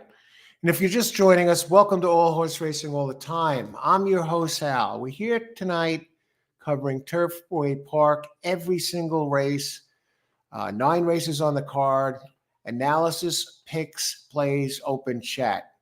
So I'm here to help you win your money today, here to make money. Looking over the card now. Looked over briefly earlier, but we're taking it more here race by race. And earlier in the day, I did cover 3 tracks at one time. So this, you really have time in between. You get the full 20 minutes between races, or 20-something minutes to look things over and find something. So we're going to start talking about race number 1 here. Race number 1 starts at a mile, all-weather track, maiden claim, 15K, purse 23,000, maiden filly 2-year-old. So they start us off with a 2-year-old race right away. Now I landed on one that I looked this one over a little bit. Sean and Tap. Now it has the 5th highest Brisnet power ranking. And it has one race on the Tapeta, its last race, and it lost its footing at the start. But before that, it had run some halfway decent races, was running at the maiden special weight ranking. And last race, it closed okay and never really recovered from the start. It drops 2 classes for this, down 2 classes for trainer Karamori, who's 0 for 7 at the meet with a 2nd place finish. The jockey, nothing to show. No victories. It's a bug jockey apprentice. So he comes in gets spotted 10 pounds. So you're talking about lengths here in a route race. And this race I mentioned is a mile long. And right now you're getting a price on Sean and Tap. Opens 5-1, currently 9-1. You know, you look at the races, especially 3 back 63, drops in class. And the trainer in maiden claiming races, Karamori, 68 races here showing hits 21% in these types of races, and they're putting it in for a tag. So they're doing everything possible to move this one out of here. And it comes off a workout on December 22nd, 5th of 32, 49-second flat. Before that, it had a workout on November 4th. The workouts are really spaced apart. And now it did run on December 2nd, and when it lost its footing, but does have a workout since 5 of 32. So big drop in class. I was looking at number 2, 2nd highest Brisnet power rating. That's a computer rated number. This is another one dropping 2 classes. Abel Sadeu is riding. And this trainer, let me just get some more stats here. On synthetic, he's 17%, Tommy Humphreys, with a 2.78 ROI. 0 for 1 with the jock. They're really trying it. This one has slowly been moving forward, getting better. Makes its 2nd start on the Tapeta. Dropping in class, Tommy is 15% with a 2.26. Rose Darling, in good form right now and steadily improving as a 2-year-old. That's what you want to see. I looked at another one dropping 2 classes. Claimers down 2 classes. Now listen, down in class, listen to this. The trainer, Gennaro Garcia, when he drops 2 classes, hits, now this is a sample size of over 860 races, wins 23% of the time dropping 2 classes. And this one has the speed. It looks like the early speed here. Ran on dirt its first race, second at a route at Churchill Downs. Now he goes to Turfway Park, drops 2 classes. Speed in the rail, should save a ton of ground out of Golden Sense. Golden Sense, fast as hell, his sire, his father. Golden Sense finished in a dead heat at the Travers one year when I was up there, and I gave out Golden Sense on my Blog Talk Radio. What is that, a podcast at the time? I would give picks of the day or whatever. That was back 2012, I think. 2012, 2011. I don't know, one of those years. Anyway, I gave that out. At the time, it was like a 20-something to 1 shot, and he finished in a dead heat for first. And so the exacta had 2 different exactas, and both of them were gigantic. But gets the speed, gets the rail, has a fast sire. And the other one I'm looking at is number 8, Save the Bees. I like its first race on turf. It's coming in from Woodbine. When I saw Woodbine, the first thing that popped to mind was Mark Cassey, but it's not Mark Cassey, the trainer. But it's a very solid trainer in David Ryder. Perfect name for horse racing. 18% trainer, 2.27 ROI, 18% at Turfway Park. On the synthetic, he's an 18% trainer. Jimenez, the jockey, and these two have worked together 9 races. They're 2 for 9 together, 22%. And that first race, 2 back, fast enough. Second race leaves a little something to be desired. I'm a little shaky about this one for some reason. I'd rather do something with the 5 and jump on the board. And I was looking at the 8, Save the Bees, and how many minutes to post? Let's see how we're doing on time. 8 minutes to post. Let me get the video going. There we go. And they're showing the 8 right now. I'm looking at this. See if we could see something with the body language in the paddock. This is things you're able to do. I'm able to do when I'm covering the show. One track. Read more about the horse. Look closer at the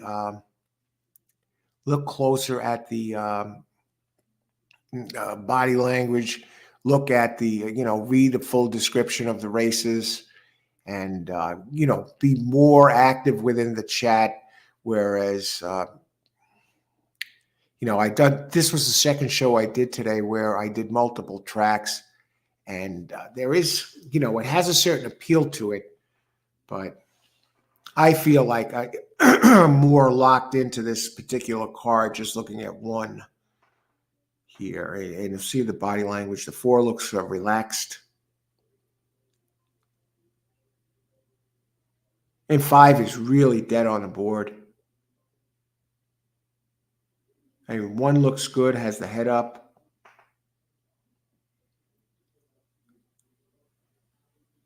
Taking nice, smooth steps.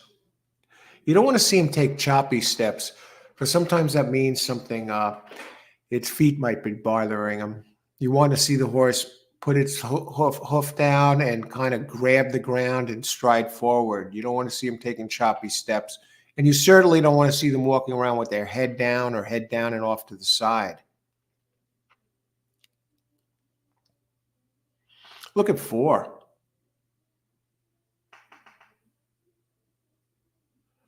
I don't like the body language. Shaking the head around like that is not really a good sign. Now I'm interested in the 5. The 5 makes his way onto the track. And then I'm seeing some good body language from the 5. He's going after the lead pony, kind of aggressive. What I'm going to do here is put a $2 show bet in on the 5. Start off light and work our way into this card. It was mentioned here, this is dartboard race. I like the races 2-3 back on turf for the 5. I think he's in good form. It's 6, I mean, not 6. Oh, geez. I'm checking out the body language of the 5. Where's the 6? Do I have time to check out the 6? But the 5 did have good body language. Look at the 4. He can't wait to get in the starting gate. 5.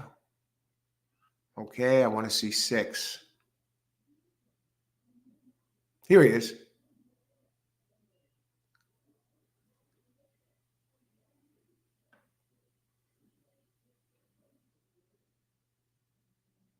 Look at this lead pony. White, solid white.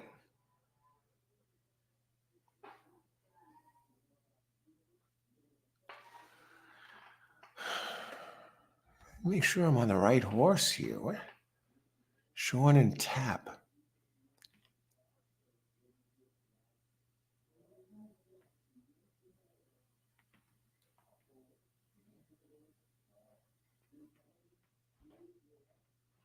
And right now we're 5 minutes to post. I'm going to get to the chat in a second.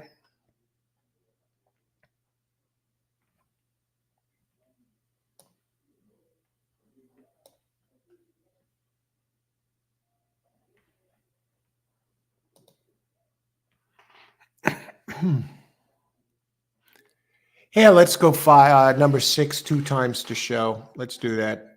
2 times 6 show. Start off. I like the way this one. I like we're getting a jockey here to Summer Pauly change for the number 6.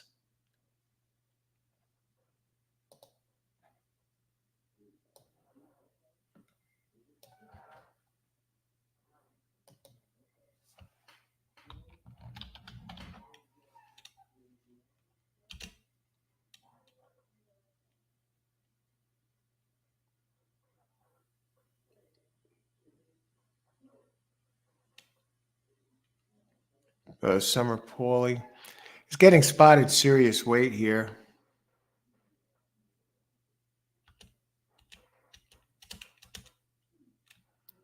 Let me just make sure I'm on the right horse here. I don't want to rush it. Yeah, 6. Okay, so we're going to come in light, getting spotted weight. Okay.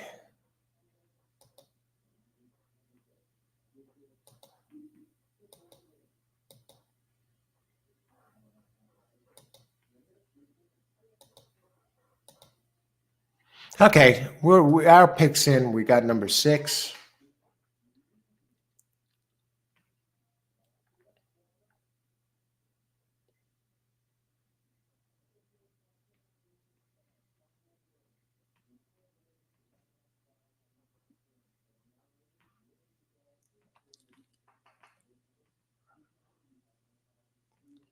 Rodney, I'm still going over race 8, watching replays on 3, 5, 8, 11. That's good. You keep an eye on replays. You can spot things, put horses in your virtual stable. All right, Rodney, let's make it tonight. Rodney does have a pick 5 ticket in here. Austin's moving on to the pick 4. And he did put a pick 4 ticket in there for race 2. Austin, you talked me into a small win place play on the 6, a price and logical points made out. Oh, all right. Good luck with that, Austin. I just put it in 2 times on the show play. Let's get this done. Good evening. Hi, Irene. Good to see you. I'm just trying a show bet on FTS number 7, Marveling. All right. Good luck, Irene. Looks like Summer. Looks like a late scratch 7. Really? Did they scratch 7? Irene, it's out. Thanks for the heads up. Steve Grudner is all over it. Irene, somebody else. You got time. Christopher, I like the number 3. I think 3 is good too. It's tough to pick them all. Like Austin said, race 1 is a dartboard race. 3 with 1, 2, I like 1 and 2, and I like the 5. I got a show on the 5 and 9. We're pretty much on the same page here. James White comes in, win, place, show 3-9. Okay, how many minutes to post? Motel Mischief. I was looking at that one too as a possible show play. This is a very tight race. Hey, 9. I was saying earlier, Keen Ice has the breeding. Gabriel Saya's up. We have some good ones in here. Save the Bees.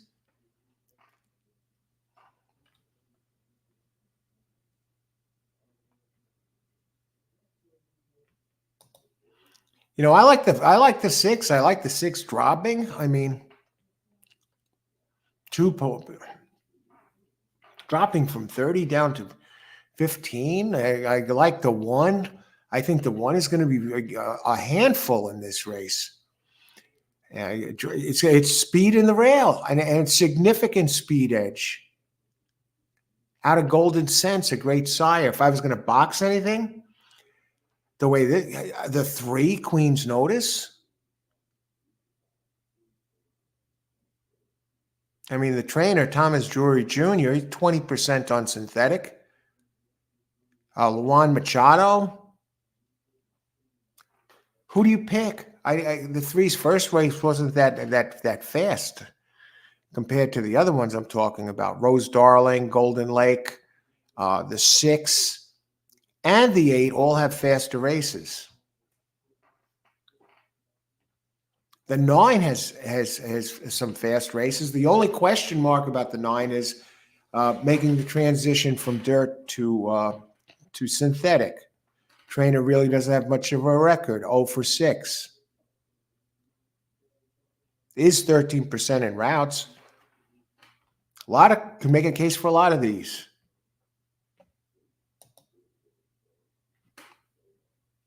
And no minutes to post they're showing.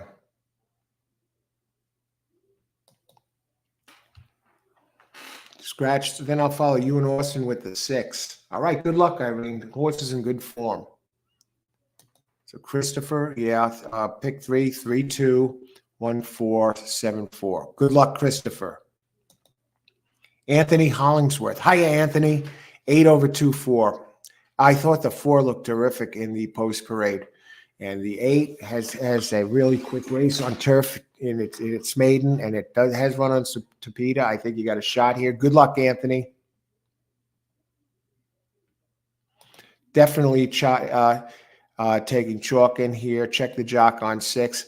The one thing I like about the jock, I know it hasn't won anything, but we're getting 10 pounds on this. Steve, give him a chance. They all got to break through somehow.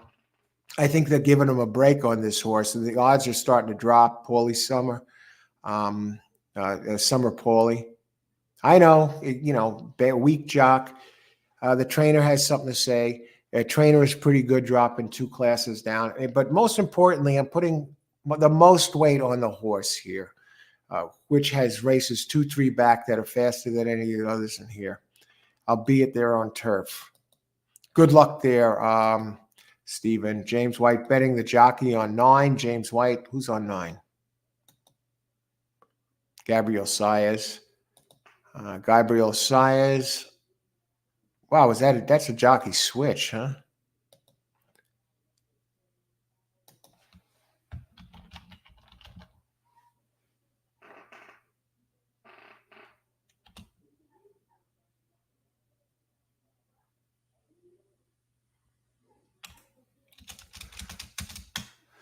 Okay.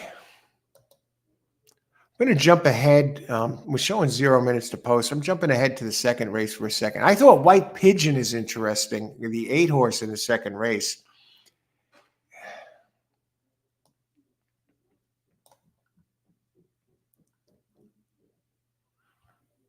White Pigeon and Cog. And let me give you the numbers of those 2. White Pigeon has some early speed.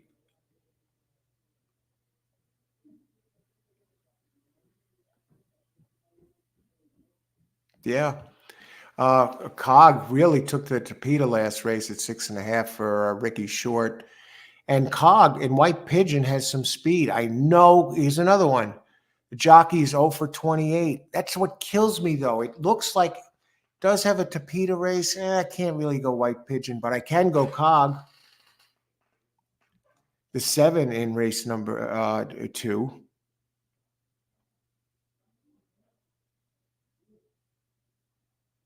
Beautiful races.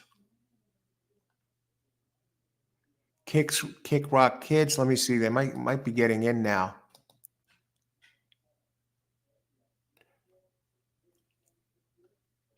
Two's another cheap race. They start them off cheap here. I don't like 1. I don't like 2. 3 I like in race 2.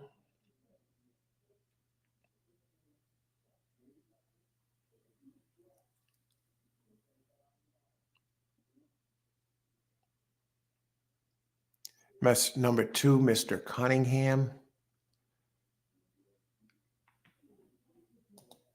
Okay, and they're off. And there goes 1 with the early speed as expected. I'll be keeping an eagle eye on number 6, who currently, he's up there with the top tier. We got 5 of them running across the track. And now 8 takes back a little bit to slip towards the rail. 3 running there, 5 and 6 shooting down the backstretch. And now 6 takes the lead as they are in the opening quarter, 23.89. And Sean in tap now opens up about 3 lengths on the field. He's out there all alone. Number 4, who I said the body language looks good, now trying to make up a little bit of ground. And 5, Angel of Fire, is still hanging around, running third at 31-1. 6 looks strong on the front end. 4 trying to make a move on the 6. 4 is a gray horse. They're all actually trying to make a move on the 6. And 3 shoots by the 6 like he's standing still, as does the 4, as does the 8, as does the 9, as does the... What is going on? 6 now running dead last. Something went wrong with this horse. The head is down. He's lost his stride. Oh, brother. I got to wonder if the horse is okay. That's not normal to all of a sudden fall apart like that when you're up by a bigger margin. 3, 8. Sorry, dead last 6. Yeah, something's wrong with that horse. That was not normal. 3, 8. Let's see. 3, Queen's Notice. Wound up the favorite at 2-1 with Machado and Drury. 3. What a beautiful track. 3 won by a mile. Look at this. Still no other horse there. 8. 2. It looks like Rose Darling. That's about as chalky as it comes here at Turfway Park. And the 6 did get bet down to 6-1. All right, 3, 8, 2, and then 4.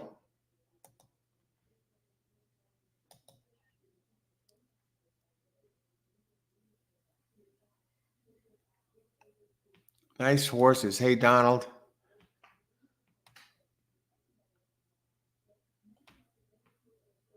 Just saying, Al, young and inexperienced female jockey swimming with these sharks. Excellent point, Steve. What do you think? What do you think happened to that horse there? I mean, it was running so smoothly.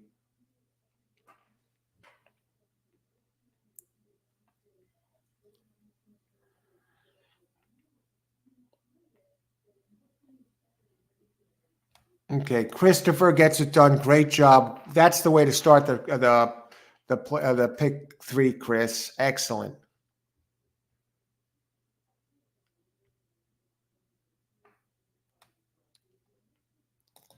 Rodney, what's your thoughts on race 8? I'm stuck between 3, 5, 8, 11. I'm going to take a look at that now. We got plenty of time. Race 8, I'll tell you in a second. I just want to see. I could swear that Chris had a 3 here.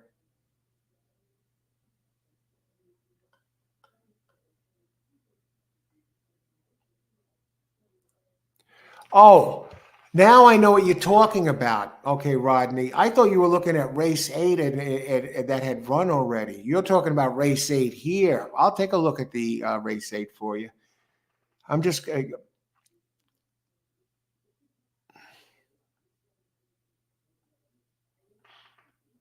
okay. So Christopher gets it done there in the pick 3. That 6, I think that 6 would have been fine if something didn't go wrong with the horse. Rodney, I didn't see anything on number 6. The Thurgraph number is way too low. All right. I'm also using Brisnet. I'm using Brisnet too. Once in a while, I'm able to get my hands on the Thurgraph from a connection, but mostly I use Brisnet. Now, let's go to the number 6 on the Brisnet. Number 6.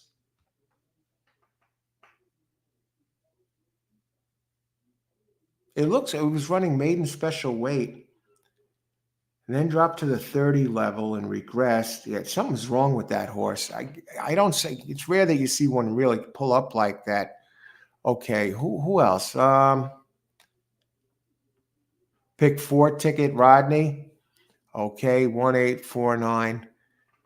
Go get him, Rodney. I'm going to talk about that race. I'm going to look at your race here in the 8th.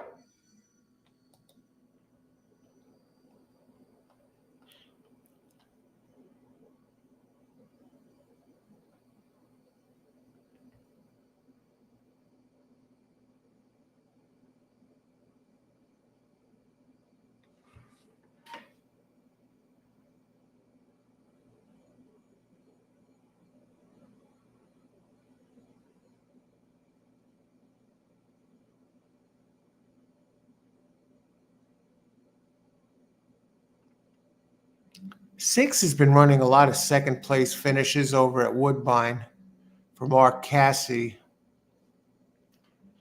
That's a 6.5 furlong race. Had run at Aqueduct. Very consistent performer, except for the last race.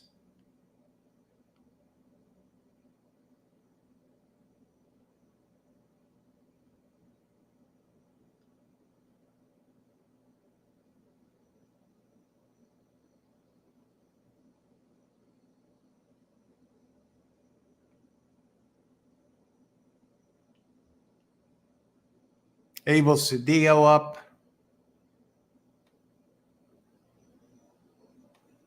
Spadestown, the sire of number 4.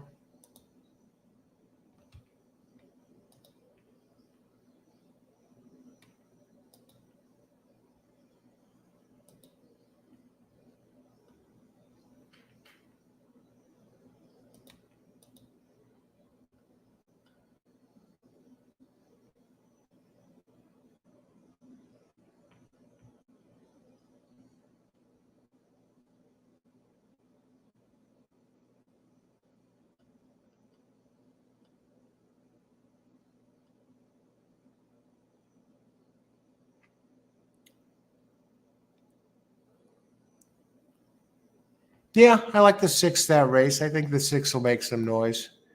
Mrs. Green has Brisnet numbers 2, 3 back of 85, 90, 89.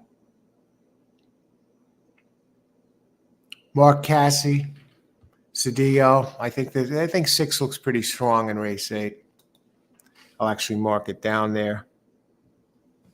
All right, on to race number 2.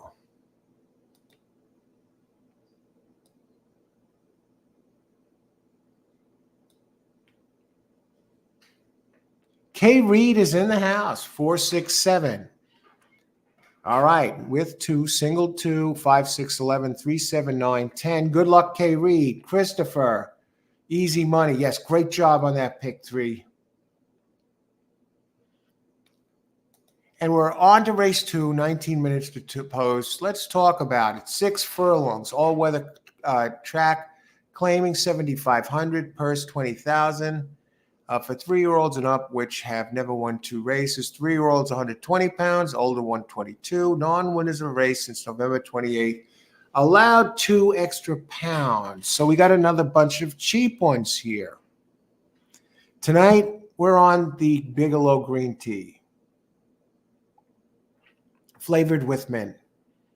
That's the tea of Joe Torre. Remember when he was the spokesperson for that for years?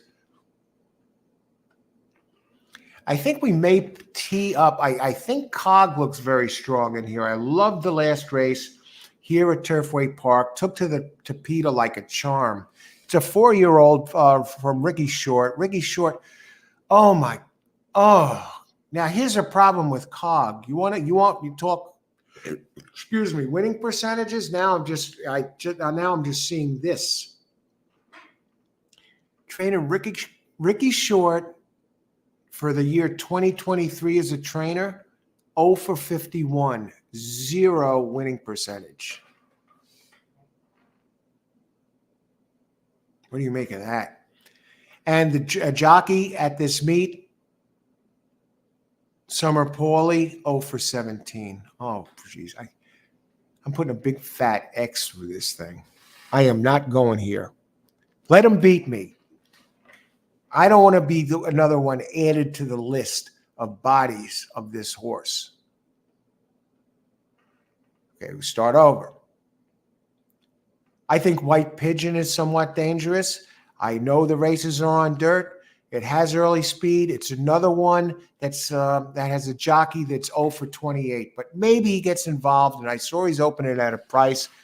And White Pigeon, number 6.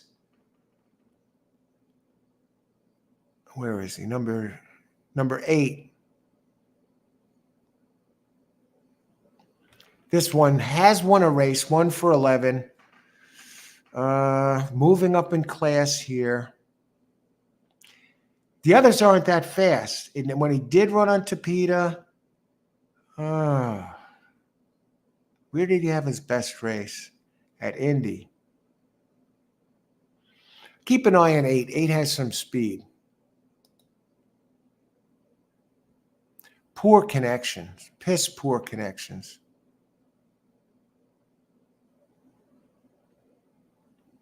I like 5, 6 actually. Brent Space has a couple of races on Tapeta, and both are decent. Especially the one in January 7th last year. Looks like this one runs faster in the winter than he does in the summer, and he's starting to curl towards a good one.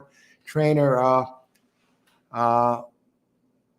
John Langomere is 28% adding bandages with a 2.49 ROI. Number 1, Enjoyment, is a very consistent horse, but the one time it raced on Tapeta was horrible. Number 2, I'm just looking at trainers here with winning percentage in the 0 and 3% here. I see a halfway decent looking horse, and he's a horrible trainer.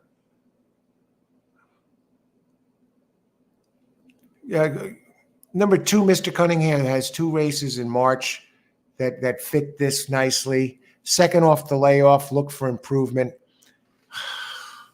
I may just have to use the 8.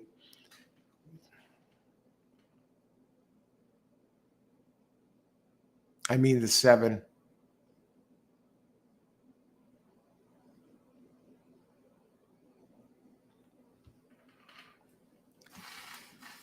Okay. What I'm going to try and do is find a key horse in here. We're going to go back to the pace scenario for the 2. And I want to welcome everybody aboard here tonight for this Thursday night. Friday's almost here, folks. At the races, White Pigeon, Enjoyment.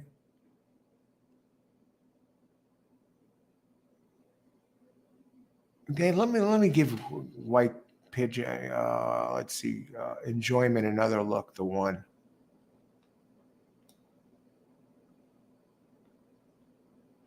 I'd like to know what happened to that horse.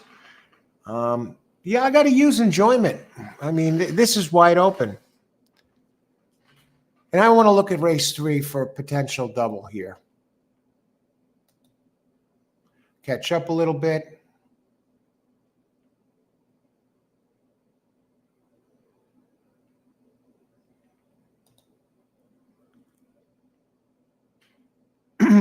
Turfway Race Park, live long shot play. Going to keep playing Larry Smith, Perry, outs, angle.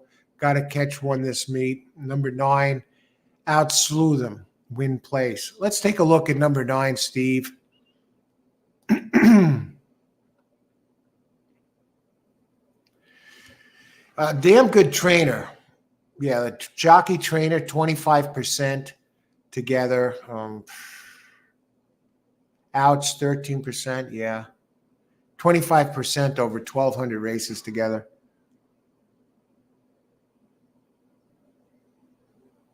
Okay. Last race, couple races were at Mahoning. But it does have that turf race 4 back in September. Now, I want to go here for a minute.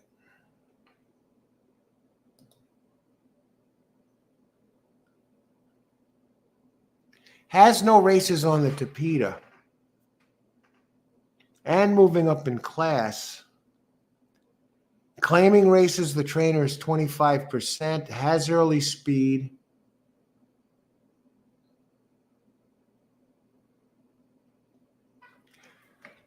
All right, good luck with that. I'll think about that one.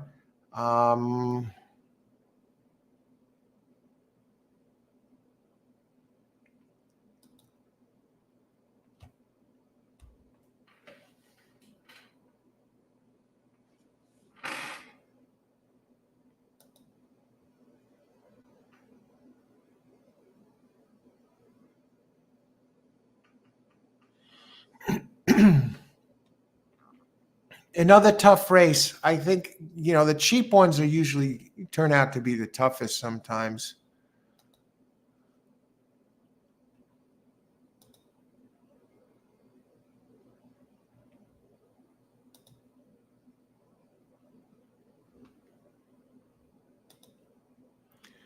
Now let's see what we got here.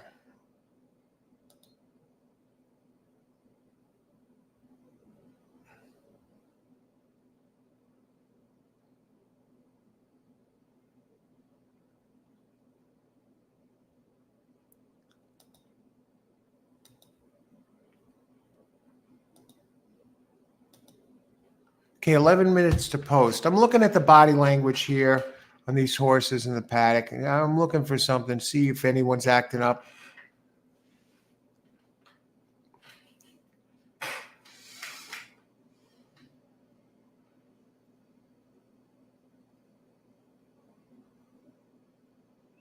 I'm not crazy about the way the 4 is walking around here. He has his head down a little bit. He has a choppy step.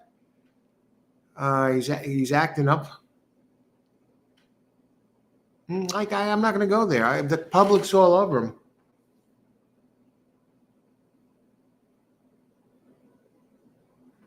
Race 2.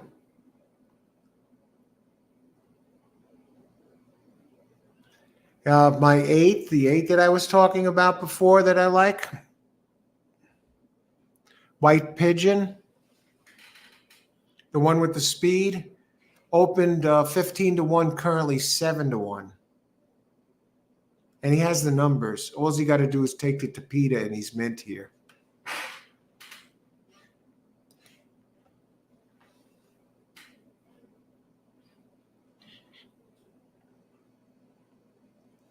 Two is a black horse. Holy smokes. What a physical specimen this one is. I didn't like 4 taking the choppy steps.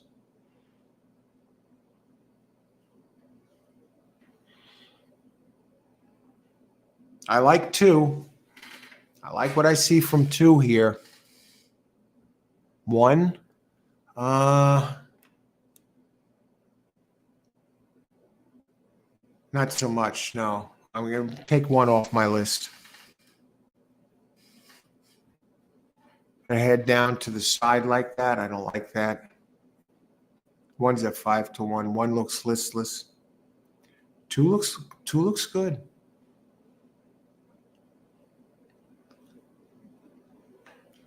$268. What are the odds? 2, 6, 7, 8. Box. 2, 6, 7, 8 exacta box. Let me look at the 4. Why is the 4 taking all this money? Take another look at Drama Critic. All right, I see why. Back in February and March, Drama Critic put up two of the best numbers of any in here on the Turfway Park. I got to think he likes that he's getting back to the track. He finished third twice. He's dropping in class. I'm not a body language reading is new to me. So what I'm seeing here from this one is somewhat impressive.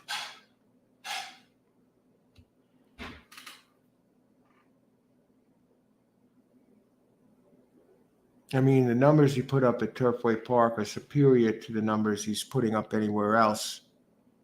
Previously trained by Steve Asmussen, so they claim it and drop off the claim. Claim for $12,500 and drop it to $7,500 right away. That's not a good sign. Last race, it ran 5th, 20 lengths back. And I didn't like the body language, so I am gonna, I can't go there. The body language, what's turning me off is the drop off the claim. They claim it for $12,500 a month, just over a month ago, November 17th, and then they drop it. What is the purse here? Is it even worth it? Purse $20K. So you're talking about you're still basically going to lose money on this deal. Christopher, 1 win place. Okay, 7 over 7,436 exacta try box and 2 try 147 box. Sean, race 2. Hey, coach, we will be seeing your active handicapping friend anytime soon. Really enjoyed your Breeders' Cup stuff with him. Sean, yeah, probably we're going to do another show. Yeah, that's Robert Finaro. He played Eugene Pontecorvo on The Sopranos. We've done a number of shows together over the past couple of years. A terrific guy and terrific horse player. So we're probably going to be doing the next show is probably going to be next month covering Pegasus Cup over at Gulfstream Park, Pegasus Cup Day picks. Best person, you doing a pick 3, Christopher. Yeah, I think he has a pick 3. He's in the middle of pick 3 right now. Christopher did nail the first leg of the pick 3 here. So with the 3-2, and he does have 1-4 and 7-4. He has 1-4 in this race in his pick 3. And he's leading off the exacta key. He's keying the 1 here. And 147 try box. And Sean, yeah, I'll keep you posted on that. I'll definitely be posting in advance when we're doing other stuff. And he's also, we might do actually a couple of shows in January because he's an expert on the Dubai horse racing and also the circuit over in Newcastle, the UK. He's a Euro handicapper supreme. And he came on one year. I think it was one of the first shows we did together. And he gave a handicapping session on how to handicap the overseas races. And maybe I'll see if I can download it or something. You'll find it interesting. Things to look for when handicapping either Dubai or the UK or Ireland. And he gave out picks on that show for opening day of the Dubai Carnival Series, which begins in the end of January and culminates in the Dubai World Cup in March. So he gave out picks, and there were some big hits that he gave out. And I more or less listened there and asked questions because I'm not familiar with the European and the Dubai horse racing at all. Christopher, body language on the 6 looks good. I like the 6. I haven't made a selection yet, but with 4 minutes to post, I think 2 is live. I hate the 7. I hate the trainer of the 7. 0 for 51.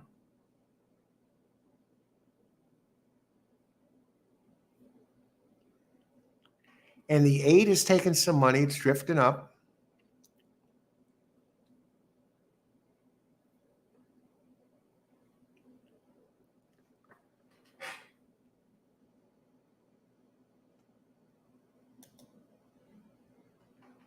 Marveling. Donald Daly. Someone just dropped the odds 10 points on the 9. Steve, really?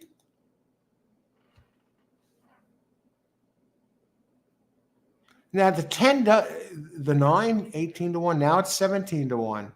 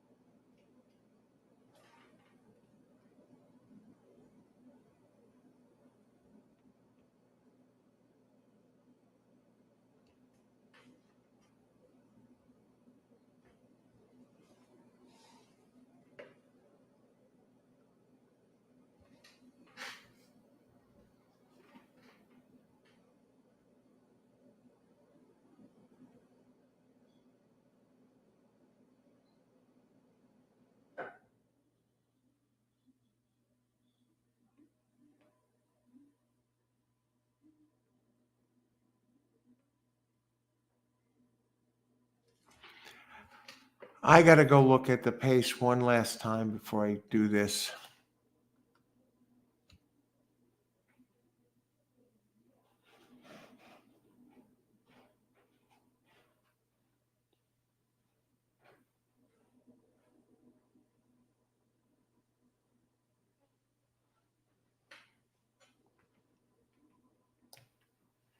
Okay, here's what we're going to do.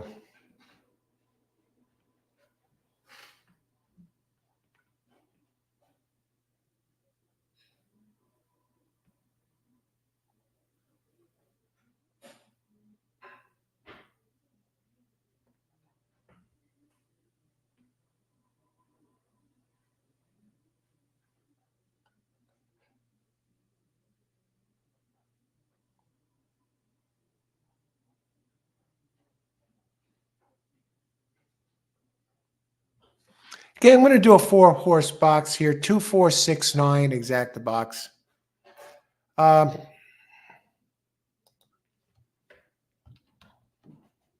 hang on a second.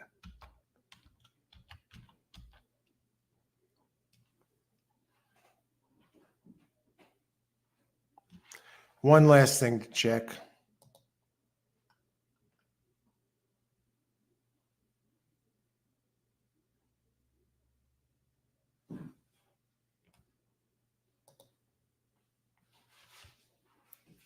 Race 2.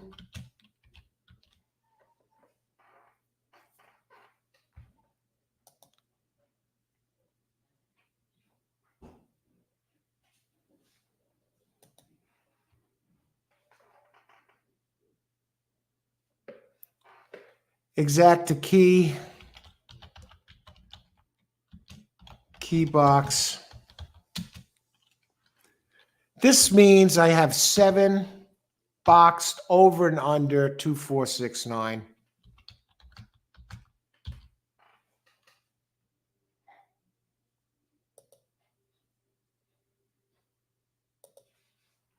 Okay, 7, if that's how you describe it, I'd rather than type it twice.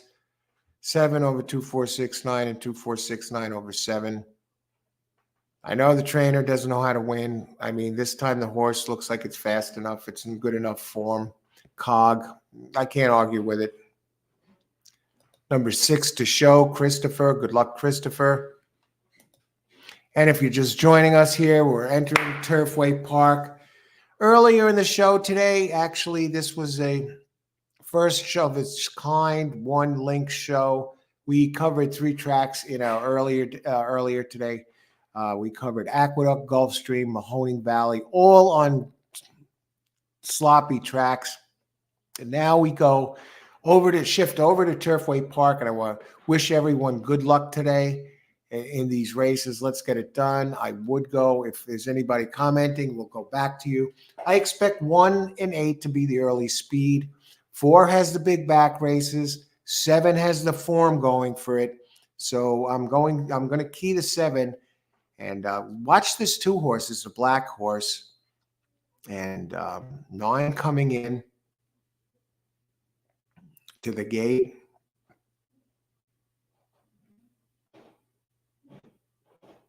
And we do have a 10 horse. What a beautiful track, right? Very clean, the starting gate. You look at how the track shimmers like gold. And you got those gray haunting trees in the black background against the black sky. Night racing at its best. And look at 8. 8 is a white horse. I figured 1-8 to vie for the lead here. And here goes 9. All right, I just need the 7 there. Stop the race, baby. 27-1. We got a tip here on the 9 also. Right here on the show. We're going to talk about that after the race. But he looks good right now, right? Stop the race. Wow. I know 9 had some speed. I didn't expect him to shoot out like that. What a great start. Where's my 7? 3 is a gray horse. Here comes 6 starting to roll. Here comes 7 winding him up. Here comes 4 who has the best races at this track. But you got to go back earlier in the year. 7 swings way wide outside. And 1 has prevailed with the lead, but here comes 4. 7 trying to come out of the clouds. 1 fights back. 4 goes to the front. Here comes that 6 everybody's talking about. And it's going to be 1, folks. No, it's going to, 4-1. I think that's going to be kind of chalky, but I know people have it. 5-2 over a 9-2. And that 4-1, because of the size of the 7, the trainer really stinks. I never should have trusted it. I go down on his bullet list of being gunned down, falling victim to a jerk that hasn't won a race all year. Okay, time to tighten up my game. I got to step away for a second here and just think for a second. And we got plenty of time. Let me just see the probables. The exacta, 4-1. $1 exacta, $26. Beautiful payout for a virtually cinch exacta here. It's because of the field sizes and because this 7 took all that money. 6, nothing. 7, cog. Let's talk about 4-1. Who got third? 4-1, 6. Should have been the show horse. All right.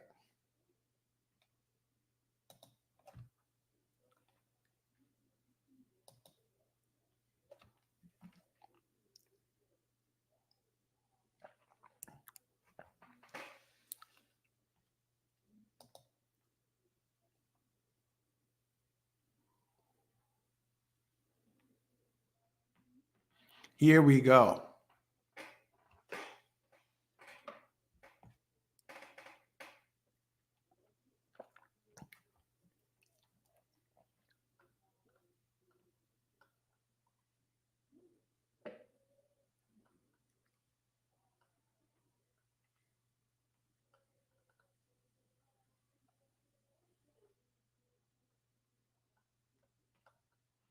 And I'm seeing who got this. Christopher gets the second leg of the pick 3. Good look. Great job, Chris.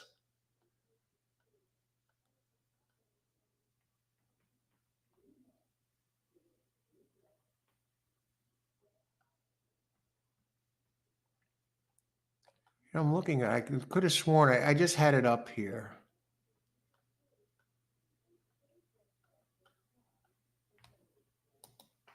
Let's see, 1-4. Okay, great job, second leg of the pick three. Who else?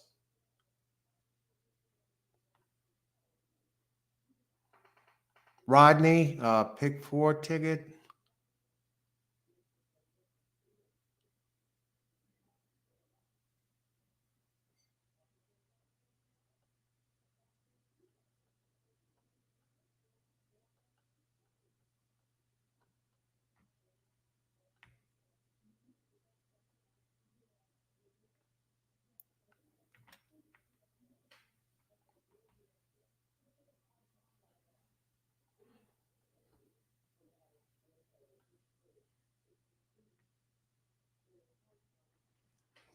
Okay, I think we got everybody there.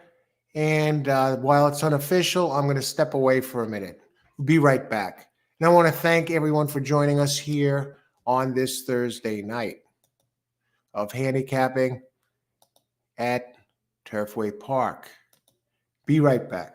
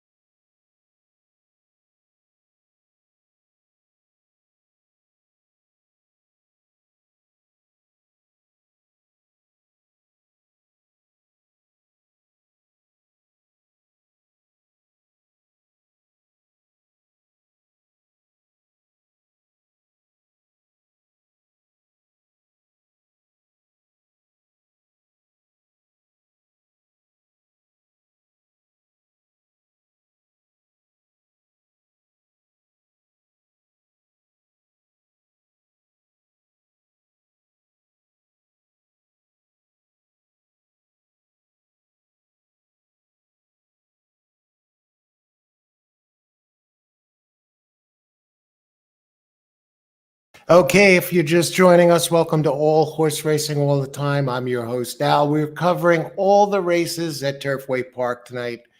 9 races. We have 2 down, 7 to go. Best races are coming up. Analysis picks and plays for all the races. Let's take a look at the upcoming race here at Turfway Park. 16 minutes to post. Let me bring up his PPs. If anybody needs PPs, free PPs data for playing the races, I have a link down below in the description area where you can get free Brisnet PPs. So you just expand the description area and you'll be able to download the Brisnet PPs right here for Turfway Park and other tracks that are running across the United States. All right, let's get this up here. PPs, close this. Race number 3.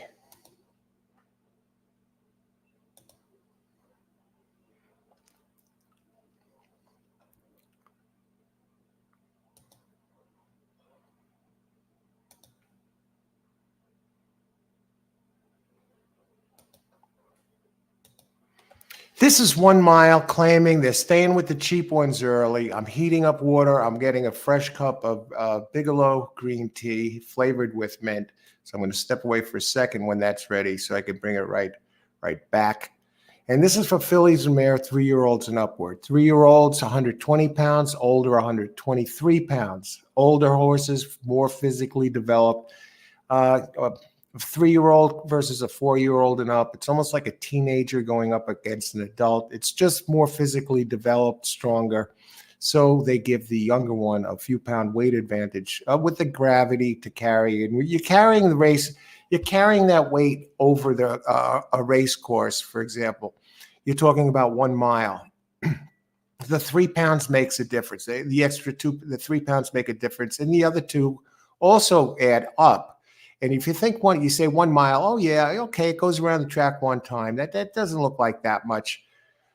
Drive your car on the highway and it says the rest area or the exit in 1 mile.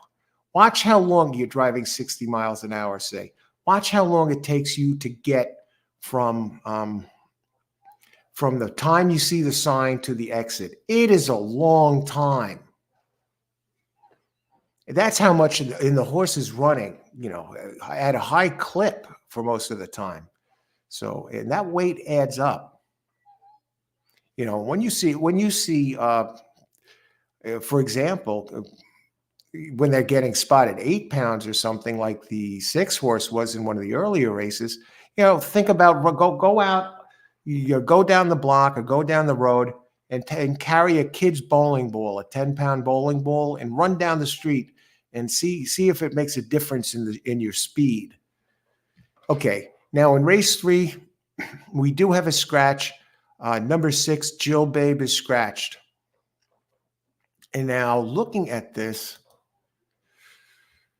now the number top Brisnet power ranking in here belongs, that's a computer-generated number. And if you look at the prime power numbers, they're very closely 114.7 for the top horse, 113.4 for the second, 112.4 for the third.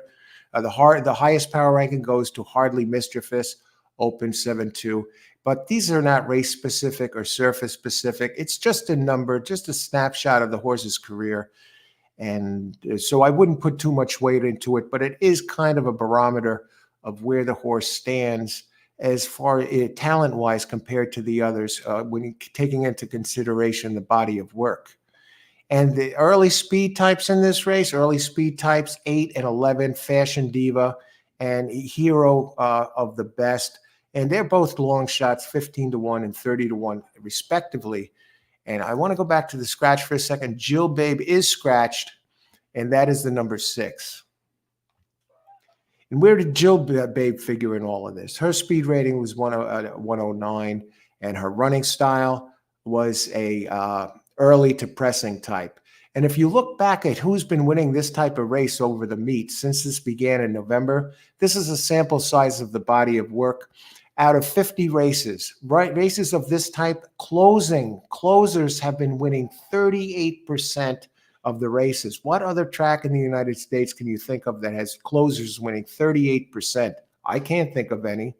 The second most winning at 24%, the early speed. Late pressers, the 20%, and the lowest winning percentage, 18%. But the beauty of this track is, even at 18%, all of them seem to have a chance.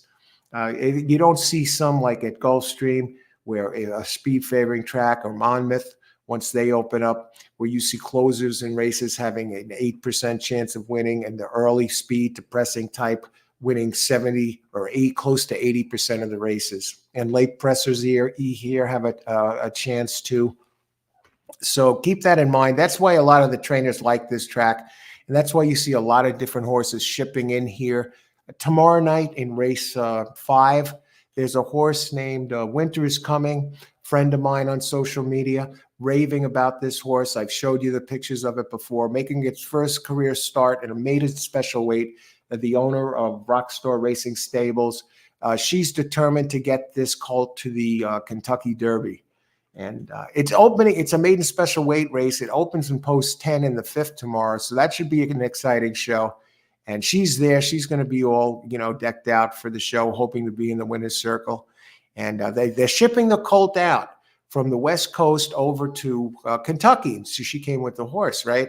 And then after the race is over, she's going to go back to California, and the horse is going to be shipped back to California and run out in the West Coast a while. But they chose Turfway Park as the place for this one to make its maiden debut. Interesting.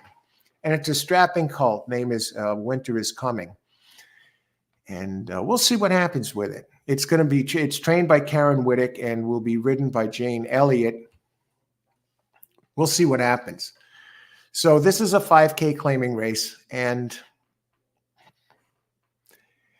sometimes these cheaper races are tougher than the other ones. And we have 11 entries here.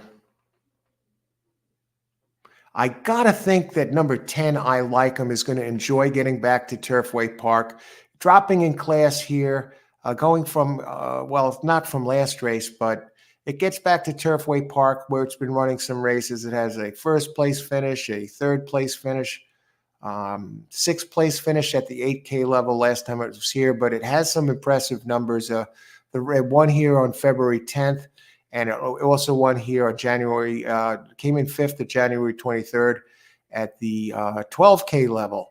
So, and the jockey is Luan Machado. So 10 is one that I really have my eye on here. And another one that I'm looking at, let me scroll back and just see here. It's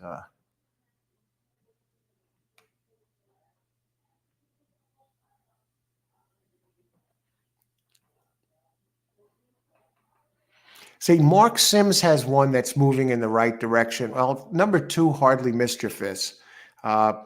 At Turfway Park, Mark Sims spots him. Not too many races here, but he comes in with a 23% winning percentage and an ROI of 2.37. And very clean running line and consistent. He has run at the Tapeta at Gulfstream earlier in the year, coming off 3 straight victories. That jumps out, obviously. The horse is in good form right now. Trainer sire is out of Tonalist, solid sire, and Adam Bischiza is the jockey, a 15% jock here at Turfway Park. That's number 2, Hardly Mischievous. And Jill Babe was scratched. That would have been a dirt horse and making its first start on Tapeta. So that's not going to be. And the other one that has some nice races on Tapeta, and it's going second for a trainer, Aaron West, who is 19% at Turfway Park, has a lot of nice races. Last race, ran at a mile. Not quite, didn't have it. Rallied did gain show. Had a pretty good trip. But he has faster races before that, especially on the Gulfstream Park Tapeta. And that is number 9, Divine Exchange. And those are the 3 I like best. 10, 2, and 9. How am I going to use these? How many minutes to post? Two is at 10. Two is Hardly Mischievous. That one is currently at 2-1. The 9, Divine Exchange, is at 4-1. And the 10, number 6, number 10, as at 5-1, opens at 6-1.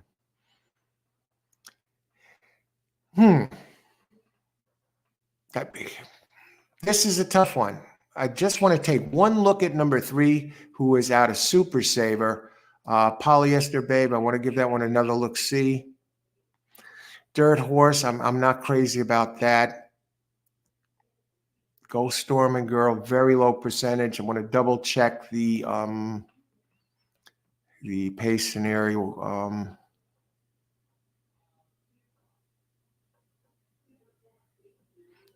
1 and 4 would have been the speeds, and they're both dirt horses primarily, and I think they might knock each other out on the front end.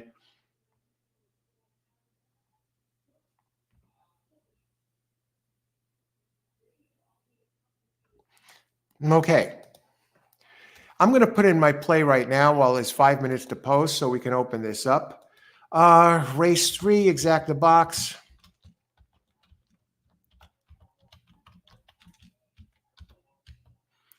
Two, 9, 10.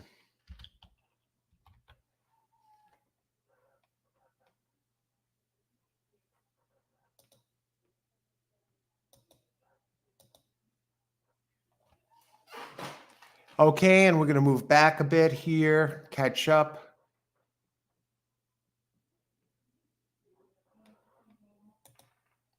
Let's see. Nice, Christopher. I like 6 and 10 next race. If you're talking about, I guess you're talking about the third or next race. Let's see who we got here. Christopher. I have 4 and 7 next race. Good luck. Good luck, Christopher. You got the flag there. Check it, flag. Who do you like in 4? Chris. Best person. Christopher has been on a heater for a while. Great job, Chris. Yes, he is on fire here. Tremendous clinic of racing picks. Sorry, Christopher. Race 3, 2, 10. I got the 2 and the 10 also. I also have the 9, Austin. Good luck, Austiner. When in doubt, bet Moja. Let's see. Who is that? And Donald. Good luck, Donald. Race 4. I like 6 with 654 win place. Good luck, Christopher. I really like the 2 horse off 3 straight. I was looking at the 3 straight, including here last out. 10 is the only piece I think can beat it. 10. I like the 9 also, Austin, but we'll get back to. Good luck, Winter. I'll show you the picture of that horse. It's going to be starting tomorrow. It's a pretty good story, Donald. Maybe did you see it? A strapping horse. Okay. Hiliberto comes in. Hiliberto has had some tremendous hits on this show. And 2, 3, 7. Hiliberto, win place 3. How many minutes to post? How are we doing on time here? I want to go back and revisit. I just looked at Polyester Babe. The one thing I could say about Polyester Babe, he had a good speed figure last time out, Aqueduct speed figure, and seems to be going the right way. Jockey switched to Fernando de la Cruz. 2 minutes to post, was still doing good here in time. Turfway, Stephen Grutner, race 3, 279. Okay, we see some talk coming in about the 7 here. Let's talk about the 7 for a second. Number 7 is Memphis Cash Queen. And what can we say about that? It does have some good races at Turfway Park earlier in the year, in February and March. And the trainer is solid. Israel Acevedo in these types, he looks like he specializes. This one has plenty of experience at the mile, and did win a race 3 back by a couple of lengths, mile 70. And it runs well on Tapeta. It's a very clean horse, and definitely fits this race. I think the 9 has a lot of some excellent races. I mean, if this Tapeta plays anything like, if this the 9, if this is Gulfstream, the 9 has the fastest races here. It ran slower on the Turfway Park to Peter. I'd like to know the difference between the two. Now, that one's running at the 5K level. And there's my box, 2910. James White. Christopher comes in, 472, exacta try box. Good luck, Chris. And 27 with all, with 11 with all. How many minutes till post? 1 minute. Jennifer is here. Race 3, exacta box, 249. I got the 2 and the 9, Jen. 2, Jennifer, and you got 249. Let's take a look at that 4 for a second. I could have sworn I talked about it, but maybe it'll come from memory. Nighttime Justice. Has a lot of nice numbers earlier in the year at Indy, and you got a very solid jockey trainer crew together. You're getting spotted weight with Axel Castillo, high percentage jock. The trainer's been hot over the last few months. Really winning 26%, Andrew McKeever. And when trainers get hot, it's a funny thing. This is not an easy race. Sometimes you got to catch them while they're hot. They get on a roll and they keep going.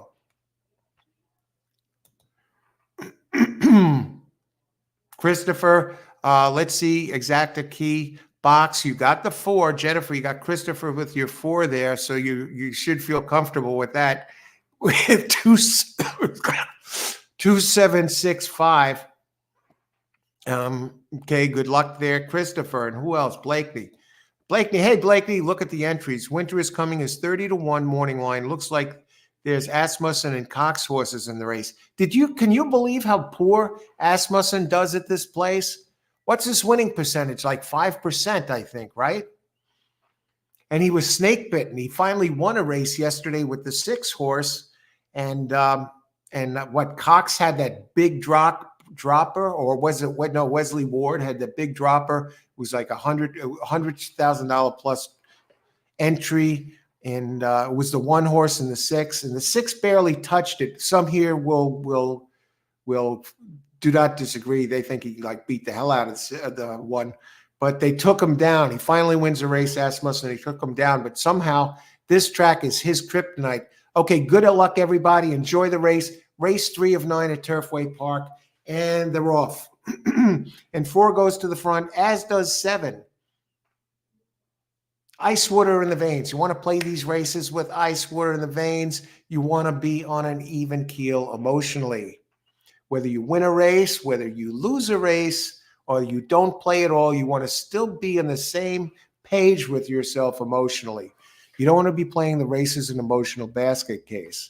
For example, say you won $350 on a trifecta, or say you lost your house or blew your paycheck and you're one of these guys that gets paid every 2 weeks, or you didn't play the race at all, you passed. You want somebody to come up to you at the track, take their cell phone, put the camera up to your face and take a picture and show you that picture, no matter whether you lost your paycheck, whether you won the 300 or you passed. You should have the same exact expression on your face. Ice water in your veins. Trust me on this. You won't be sorry. Okay, 4 leading the way along with 7. Here comes 5 at 16-1. We've had a bit of a speed duel, but not really. It's a wide open, it's just a very reasonable pace. But 4 and 7 are there. Here comes the 5 at 16-1. It's been 4-7 all the way. Very, very smooth race to this point. Here comes 9. Here comes 2, but they're running out of real estate. And 4 and 7 leading the way. 2 and 9 starting to gobble up ground. Finish line is coming in sight. Here comes the 10. It's going to be 4.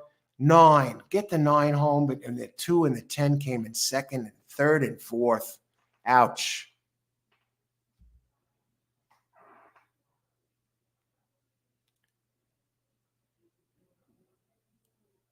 Two wound up 7-5. Holy crap.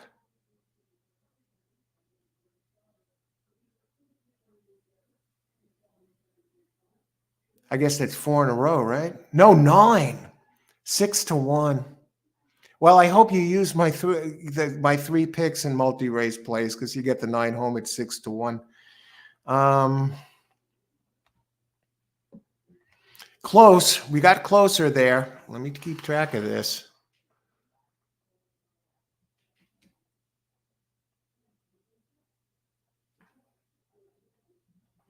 All right. My water is hot for the tea. Beautiful.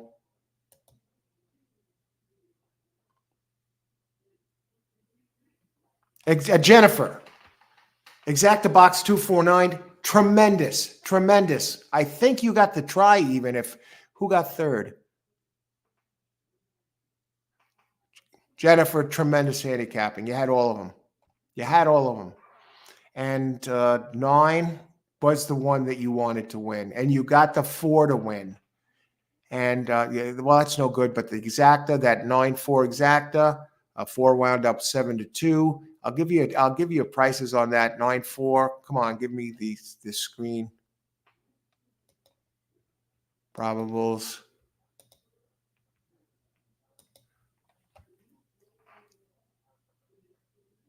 That's a $46, 46 to 1 exacta. Jennifer, tremendous job. Excellent. And you got the win. It's a nice horse there. Who else? 2, 9, 10. I had first, third, and fourth. Close. Hopefully somebody got the 9 in there.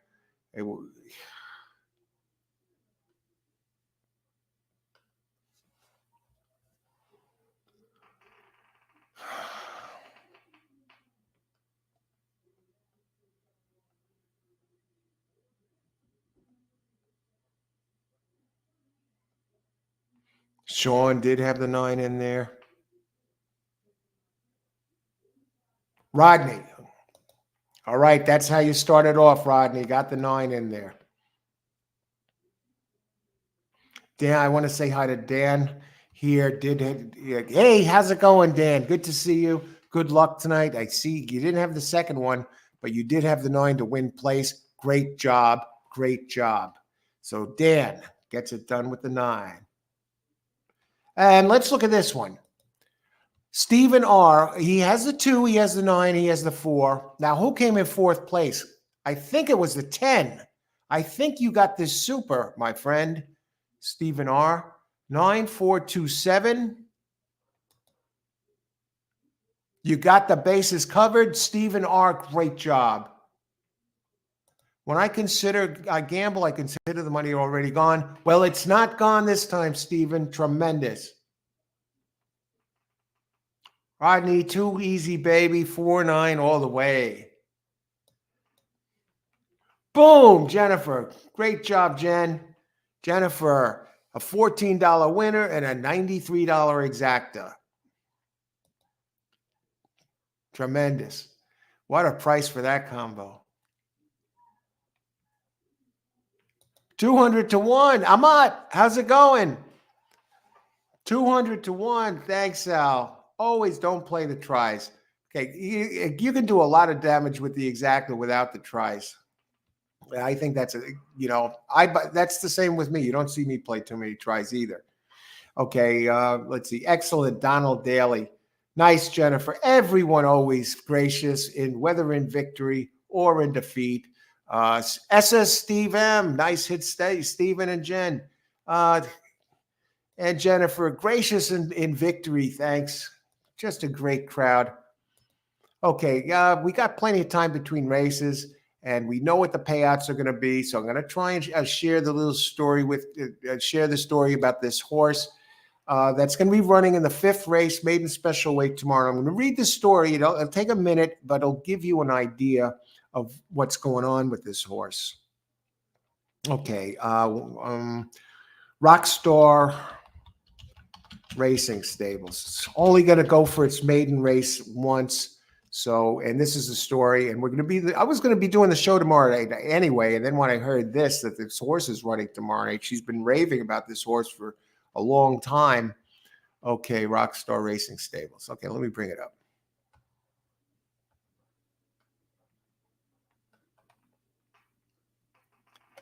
And this is going to be tomorrow night, 5th race at Turfway Park. Winter is Coming is the name of the horse, Colt. It's a 2-year-old. It's entered in a maiden special weight in the 5th race, post position 10. Now, this colt was born, when it was born, it was, they arranged the breeding, right? And they put the breeding up. They got it, the horse bred with Dancing Candy, which was a Baffert trained horse that won over 700K, multiple stakes winner, graded stakes winner, big early speed type, and with a mare that also had a lot of early speed.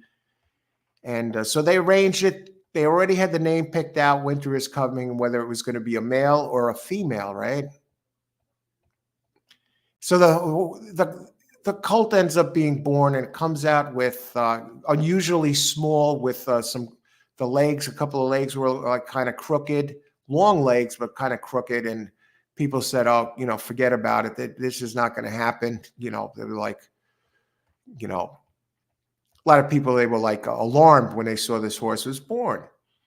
They said, "Don't even, don't bother. It doesn't stand a chance." Where is this thing? Oh, I must have passed it. Okay. So it gets born, and here's a picture of it when it was 1 week old. I'm coming to it right now. We got plenty of time between races. I wouldn't be able to do this when I'm doing 3 tracks at one time.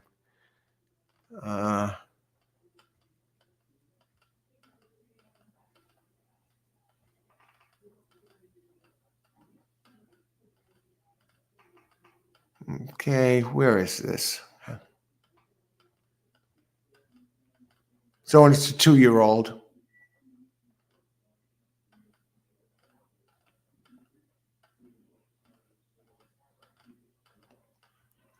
I could have sworn I had these pictures here.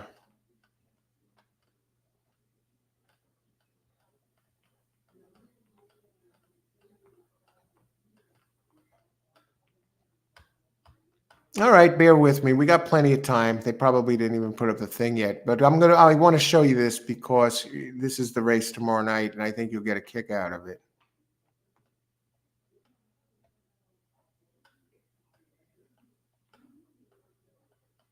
I must have added some new pictures.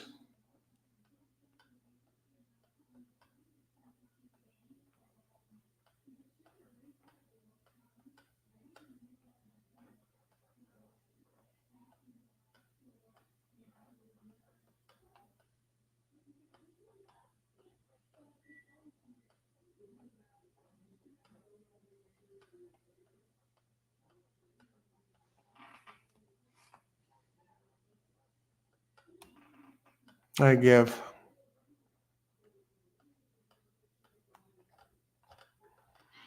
All right, maybe I'll bring it up later. So I'm rushing around, and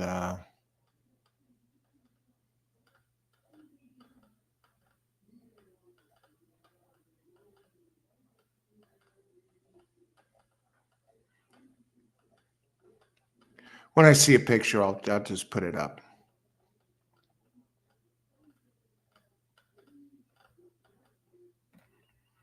Oh, there's one. Here's one. Okay, here it is. Here's the horse. Winter is Coming, 1 week birthday. 5th race tomorrow, post position 10, opens 30-1. You can see the back legs are a little on the crooked side. Long legs, and they said it's a very small pony. And here it is with the mother. You can see it also a 1 week old. And the mother, that's the mare, One Smart Cat. She has 4 career races. Also had big early speed, believe it or not. Running sub 23, going to the front type. Had 4 career races, 2 third-place finishes. And so now it's going to be racing tomorrow night. Opens at 30-1. And their goal is to get this horse to the Kentucky Derby. So there it is as a 2-year-old. Now here it is as a adult, and there's another picture as a 2-year-old at a week old. Happy Valentine's Day. Hello, Winter. Here's another picture. I guess it's a little older at this point, starting to grow. There it is with the mother again, I guess, hanging out.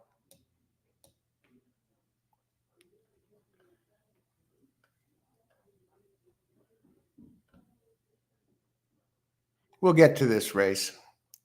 I'll get some pics for you, and you could share the pics too with each other. We're getting near the top. There's the owner with the horse, I guess this is a baby. Says, we're on the road to the Kentucky Derby 2024 with our colt. Winter is coming. As we train and prepare for this exciting race, I often wonder if he knows how much we love and support him. While it's true that some people might believe horses lack the emotional capacity for love, we disagree. The bond we share with Winter is undeniable, and we're sure he feels it as strongly as we do. We're committed to doing everything in our power to give Winter the best chance for success, and we know it's all worth it. And now look at him. Now, this is him in training just recently. Now, from this little skinny, small 2-year-old, here he is in recent training, strapping colt with this big stride as he winds up and he's getting ready to go.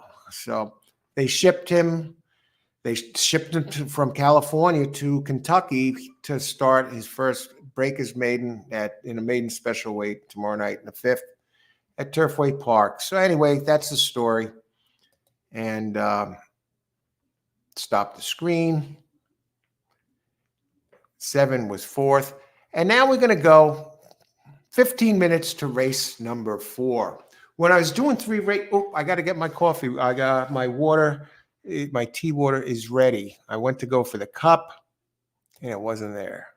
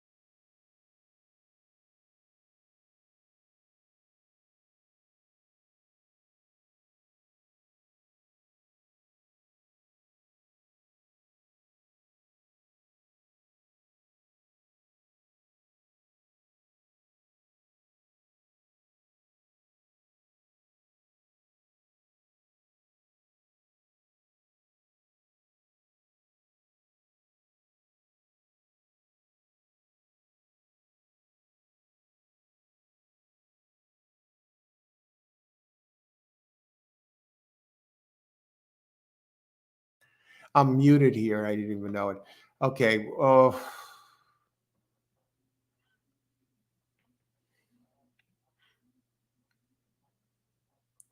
Yeah, Charles Atlas. Remember that hero of the beach? Hi, Coach. What do you think of 0.25 at Turfway? Everybody in UK, you all good? Hey, Doc John. In Hi, Coach. What do you think?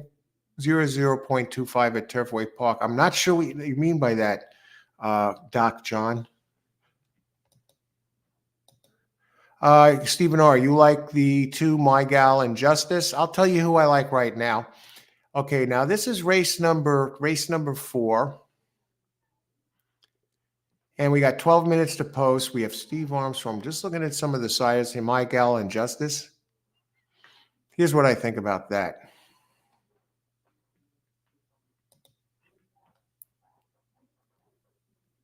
It's a 6 furlong synthetic, 3-year-olds and up, fillies and mares. Let me just write down the scratches. There's a few of them here. 3 is actually only one. 3 and 8. And this is the 4th of 9 at Turfway.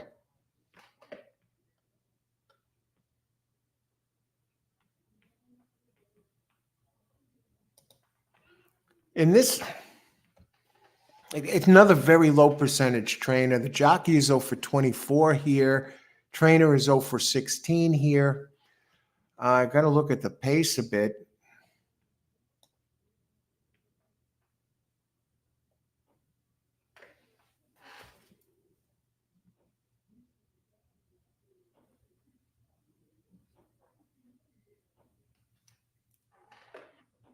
I can't vouch for that one. Not against this group.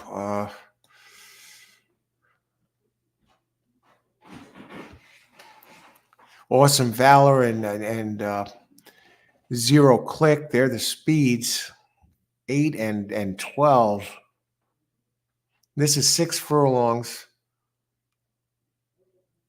I mean, 12. He's breaking from 12, but he should be able to clear this field. I don't think anyone can run with him. Not the way he runs his early fractions on Tapeta. Zero Click.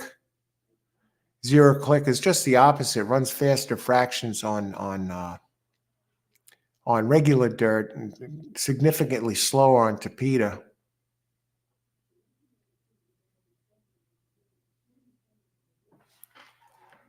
Yeah.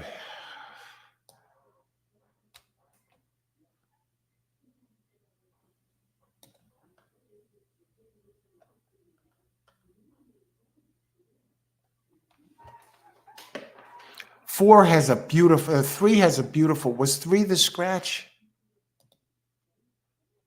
No. Yes, I was going to say 3 has a beautiful running line and all on turf. I mean, a great trainer, Larry Ravelli. I guess he's saving this one for the turf.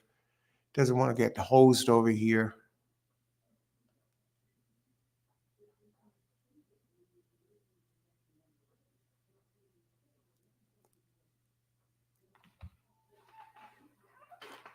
I mean, Lemon Bomb. What happened? What went wrong last race? Brushed at the start, prompt, too wide, stalked. Dropping from the allowance all the way down to the claiming 7.5. Got to consider them. I mean, the other races. Army Mule. Now, that's a sire that's doing some serious damage. Jennifer, aren't you the one that started the Army Mule campaign or a while back? I think. Let me see.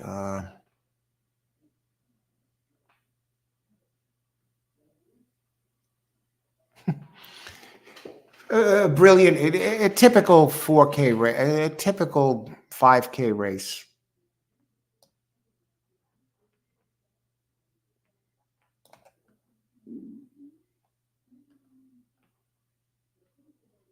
Awesome Valor. I gotta look at that one, the 12.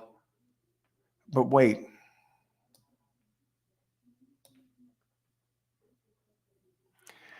Just based on the pace alone, I gotta give this one consideration. Maybe this one runs it off its feast.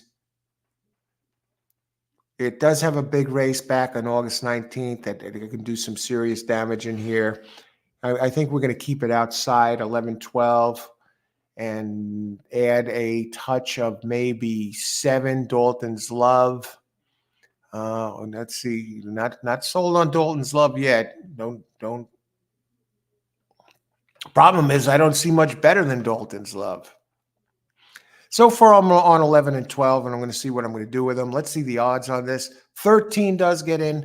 The 12 is bet down from 12 to 1 to 6 to 1. And the 11 is knocked down from 3 to 6 to 5. Okay, let's open it up. Your 3 is scratched. Otherwise, I think that one would have been real tough to beat.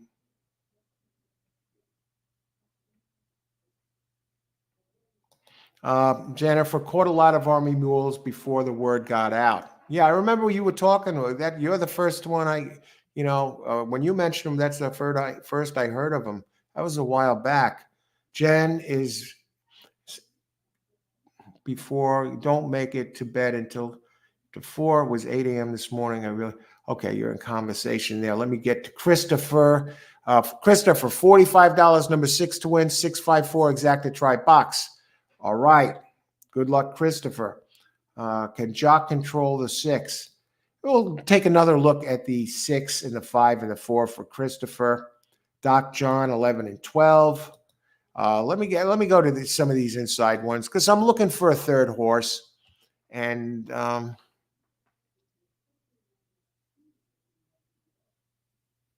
6 is a virtually unknown trainer. The 6 is getting a lot of weight.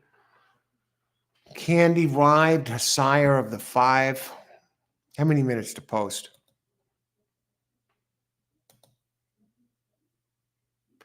And the 5 is both owned and trained by Aaron Thompson.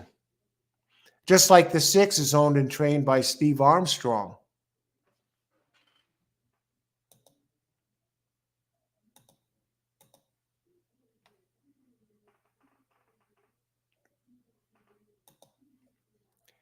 Post 6 minutes to post. We're still doing good. It feels like an eternity doing it, covering one track when you look up and see 6 minutes, where before I think, oh, we're getting close, when I was doing just one at show.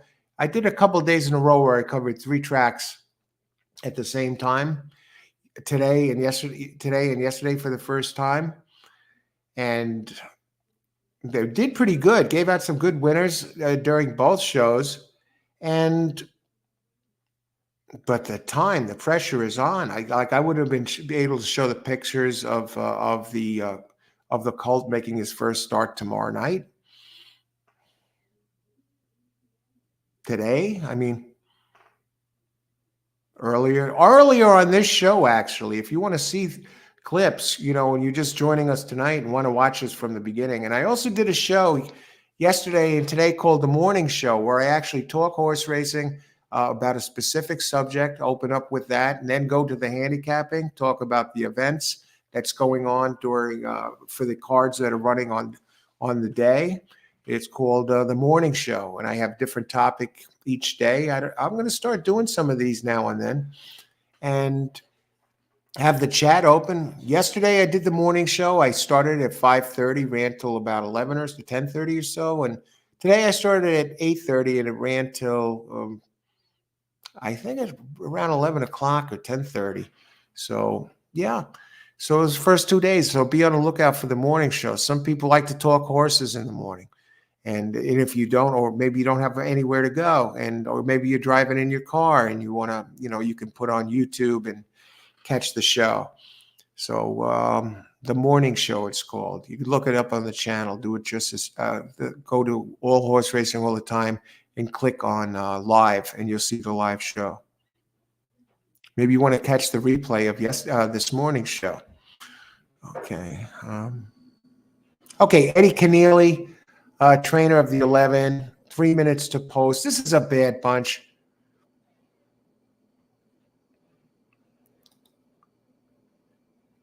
I am going back to some pace figures for a second.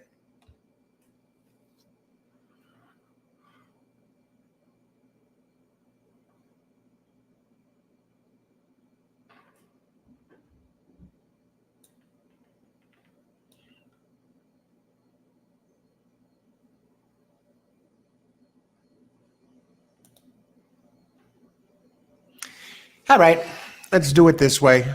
I think the 6 is in pretty good form right now. Lady Live Moore comes in light, really light. Let's do a 6, 11, 12 exacta box. Race for 6, 11, 12 exacta box. Jennifer, it is.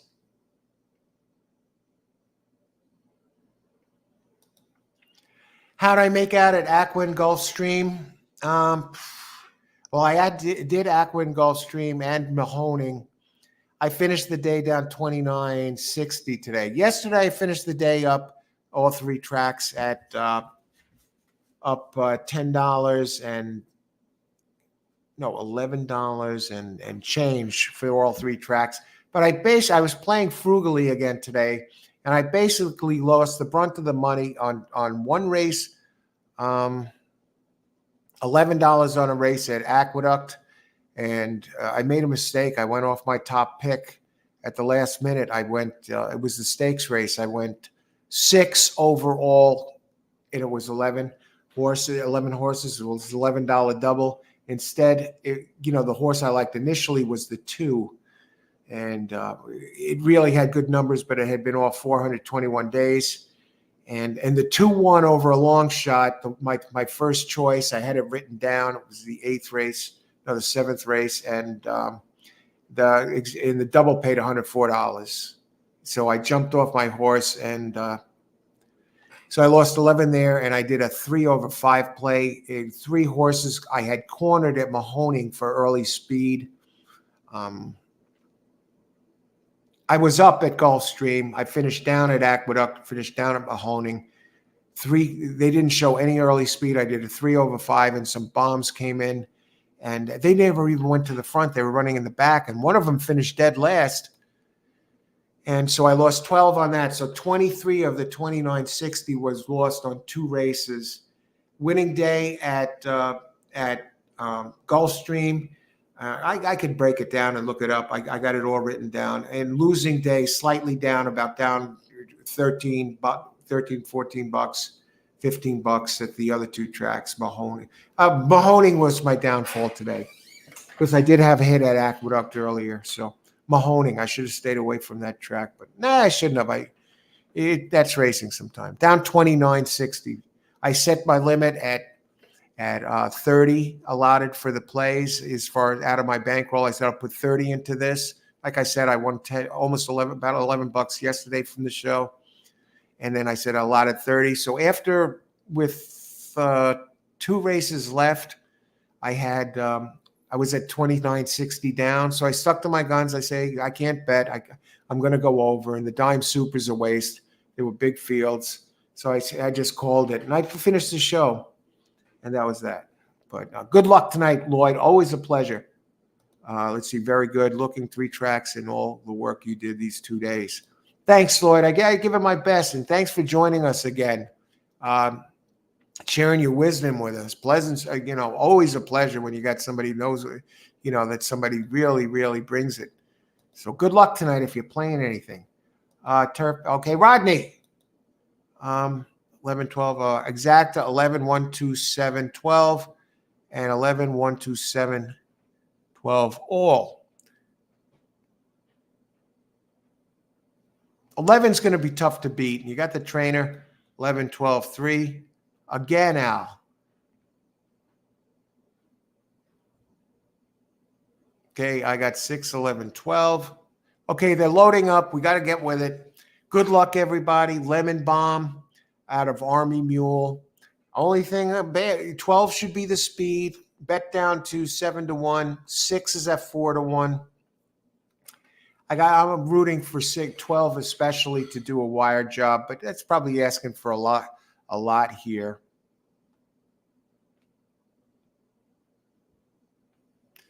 SS Steve 5617 try. Good luck. Greg Naylor had some nice hit, big hit there in the earlier session. 5612. Good luck, Greg. And they're in the gate. And let's make it happen here. And I want to thank everyone for joining us here on this Thursday night and Friday tomorrow. Hey, before we know it, we start the long weekend. New Year's weekend, and we're going to be here at Turfway Park live tomorrow night. And they're off. I'm looking for 12 with that early speed. And they're off. And 12 does clear. We knew he had the speed to clear. And we'll see what happens. He's at 10-1 right now. He was at 7-1 a little while ago. And here comes the 11, the favorite. And my 3 horses are running, or 4 horses. We have 6, All right, 6. Come on, baby. Get this. I think the 12 might be cooked already. 6. I didn't expect 6 to have the early speed. And there's the 4 there. Here comes the 11. The horse race is on. Here comes 4. I don't have 4. Where's 12? 12 has decided to pitch tent. 6 heads home, leading the 11, but I got to think the 11's going to overhaul him. Maybe. Here comes 9. Here comes 5. 2 is shooting up the rail. 6 is giving up. Oh, no. Is he going to get caught, or will we make it to the line? Get over the line, you freaking dog. Holy crap. 11-5.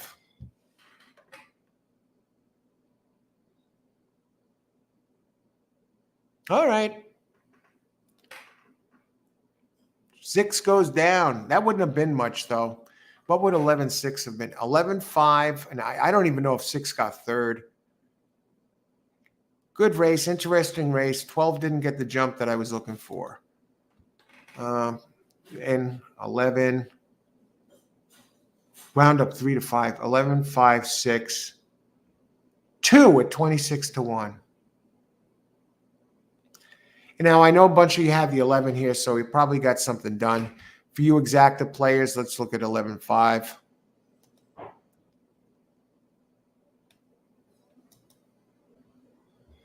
$7. 11-6 for $1. 11. I would have lost money. 11. This was not a good play.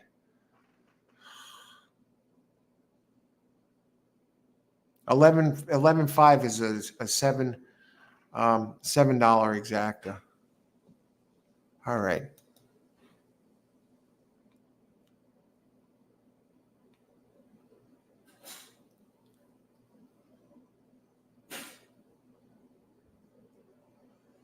Straight chalk. Yeah, you got that. Turf Paradise. Cheap claims could be bombs away. An 11-11 bomb. Okay, who else? First time here. Dan. Hey, Dan. Thanks. Glad you could join us. Thanks for joining us. First time here, enjoying the commentary. Good luck all. Not sure why I'm attracted to the 1, but mixing that in with the 6 and the 11. I tell you what, it looked like you had the 6 in there and the 1. I'm not sure what the 1. What did the 1 wind up? 58-1. Kaya's song. That would have been something. 11-1. 11-1 exacta would have been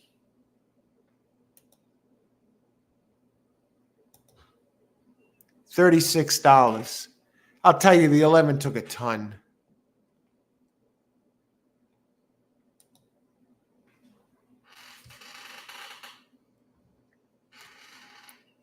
Okay, I want to go back. I'm sure some people hit. Oh, really? 100K horse in a 75? That reminds me of the one yesterday, Steve. Thanks for pointing that out. That is terrible. To have to get part with somebody like that. Now that you lay it out, sounds so bad. Can't wait till we hit them back. It was some real dough.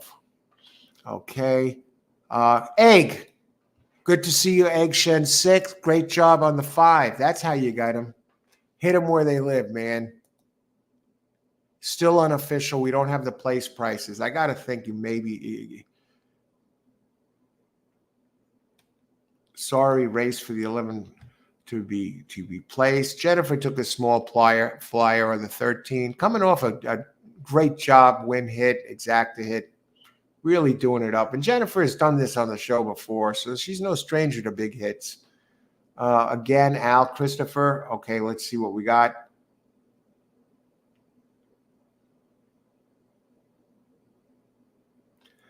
You got the try here, Hilberto.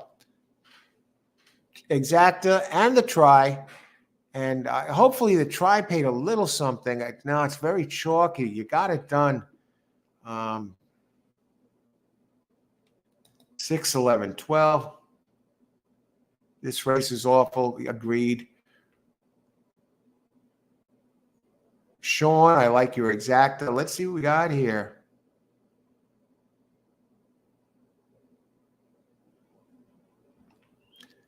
I don't know what happened there, Steve. Just a bad fold.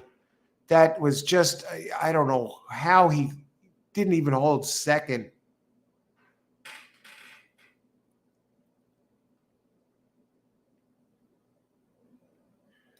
$11, Donald, Army Mule. Yeah, prevails. Made it look easy.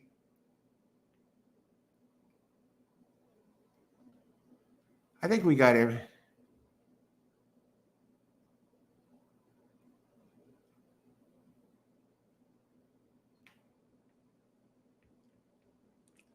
Oh, I think I had the mic muted there for a second. I don't know if that's, sorry, Lloyd. I guess when I got back with the tea. Al, what sites are you looking at the picture? Doc John, here's what you do. You go to Google, Doc John. I'll type it here for you. John, Google, Rockstar Racing Stables, and go to its Instagram.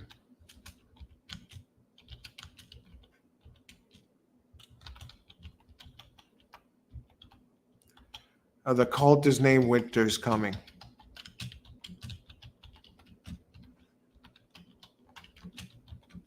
It's going off at 30-1 tomorrow night. There you go, Doc John. So I think we got everybody covered here. Doc John, Google Rockstar Racing Stables, and go to its Instagram. It'll pop up on top of the search.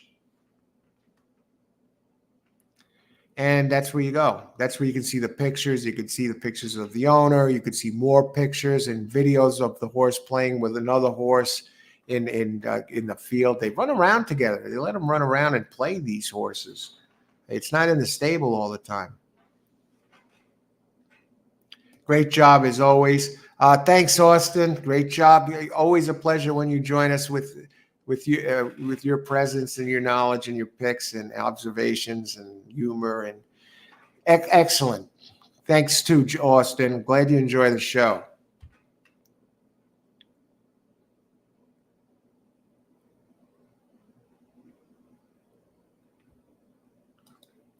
Let's see. Thoroughgraph at this goat ranch. If Rocco would have dumped on the 11, would that show as a regression in the sheets? Good God, Lloyd, you can't make this stuff up.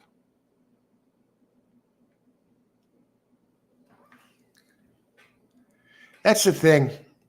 Once in a while, I get my hands on Thoroughgraph as from a connection in racing. Once in a while, I buy it. Tonight, I happen to get it.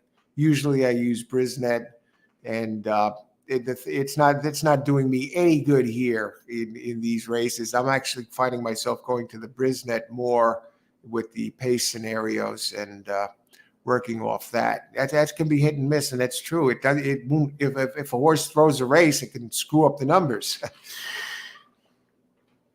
And you got to wonder, when with this data and with these horses. And it's not just at the Thoroughgraph, it's any data. If a horse throws a race, I mean, the data on a buyer figure is going to look bad too. Personally, I prefer Brisnet over buyer figures because I've been using them so long. I started off with the buyer figures, of course, and I used to use them all the time. And then I see that can get Brisnet for free.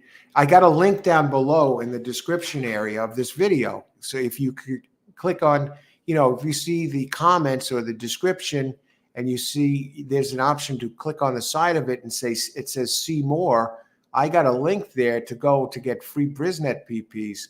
As long as you know the sire of the horse or the stable or the trainer of the sire, you'll be able to come up with the PPs. And let me bring up a page. I'll show you a page, for example. Let me bring this up, past performances, while we're at it. We got a minute. I never would have had a chance to do this today. We're doing 3 tracks at once. Let me show you this. Exactly, Al. Yeah. And I'm going to bring this up while we have a minute. It's like right now I love the Brisnet pace fractions that they give out and past performances. Okay. Here's the link to that page. I got the link to this down below. Past performances. Right here within the description. So what you do is this. This is where I've downloaded my PPs for these tracks. So now they get a list of different trainers here. If you know if your horse is trained by one of these trainers, you will find out you'll get the PPs as long as you know the date. Now let's pick a trainer who's here tonight. What if we clicked on Wesley Ward? No. Okay. Some of these don't come up. They block them. But most of them, they don't. What about Brad Cox, for example? Let's see. Or Bob Baffert. I think we're better with the sires. Now we look at now they give you a whole list of the races from Brad Cox upcoming. Here, he has a bunch running at fairgrounds. You could download, and they come right up. And you click on Ultimate. Let's go to today. He has a race. He has the 5th race right here. If you click on Brad Cox, you can pick on December 28th. You can see right here. I'll bring it towards the top. Right here where the cursor is, Turfway Race 5. You click on Ultimate PPs, and here you click on that, and it goes boom. And this is what pops up. All right? And we'll use it right now. Let me see. Go back to this page, and it pops right up. I got to open a different link. Stop screen. Now I'm going to share screen. And share the screen. It's right next to past performances.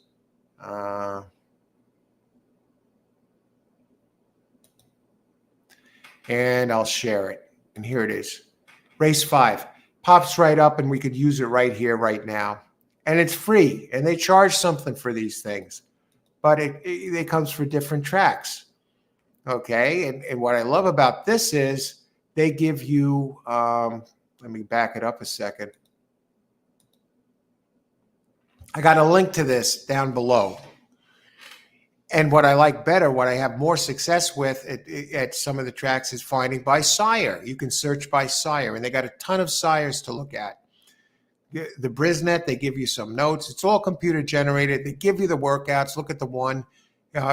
In this race, it has a bullet workout, first of 136 for 47 seconds.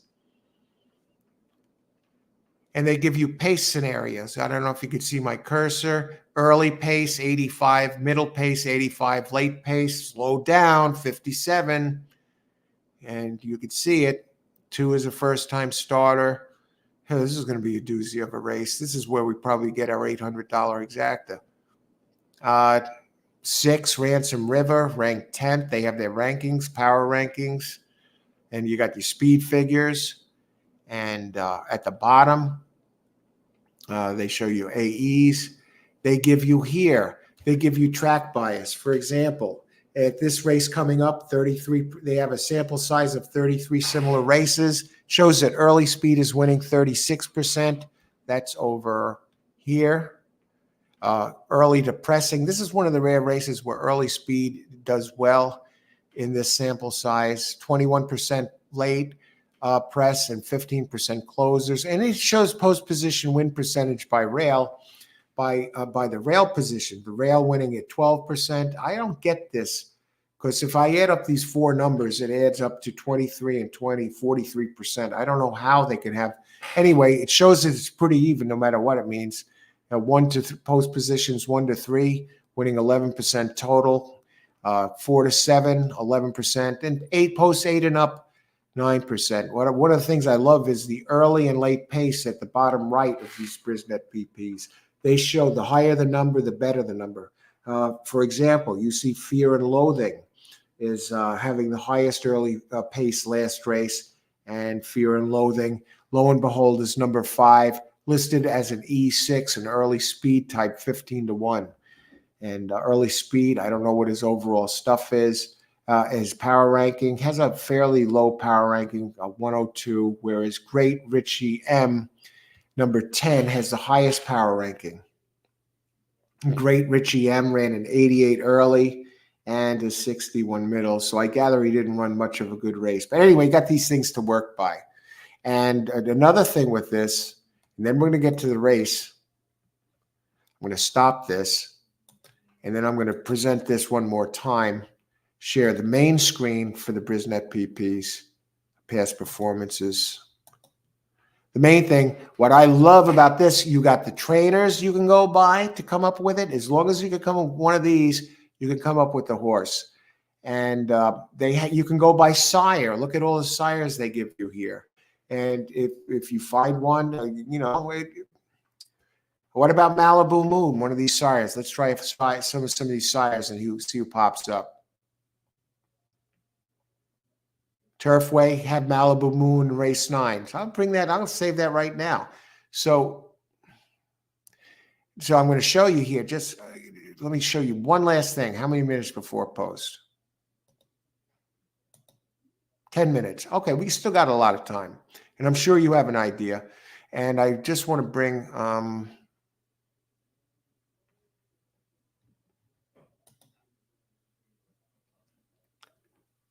stop screen. Now, when I did the thing on Malibu Moon, I came up with this.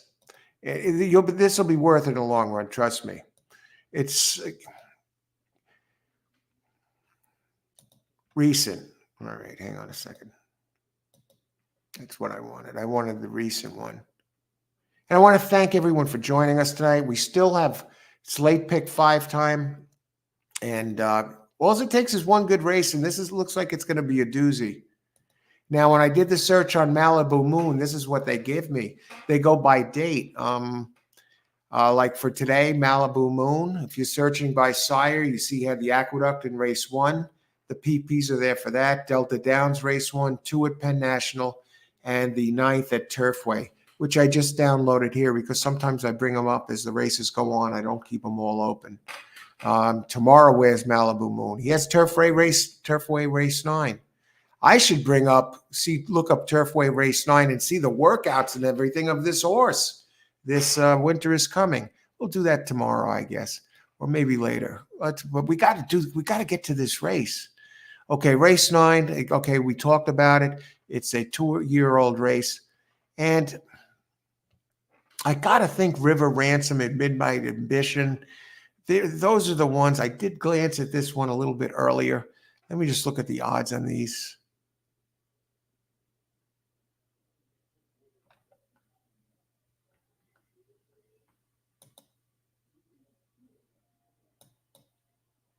River Ransom is scratched. Come on.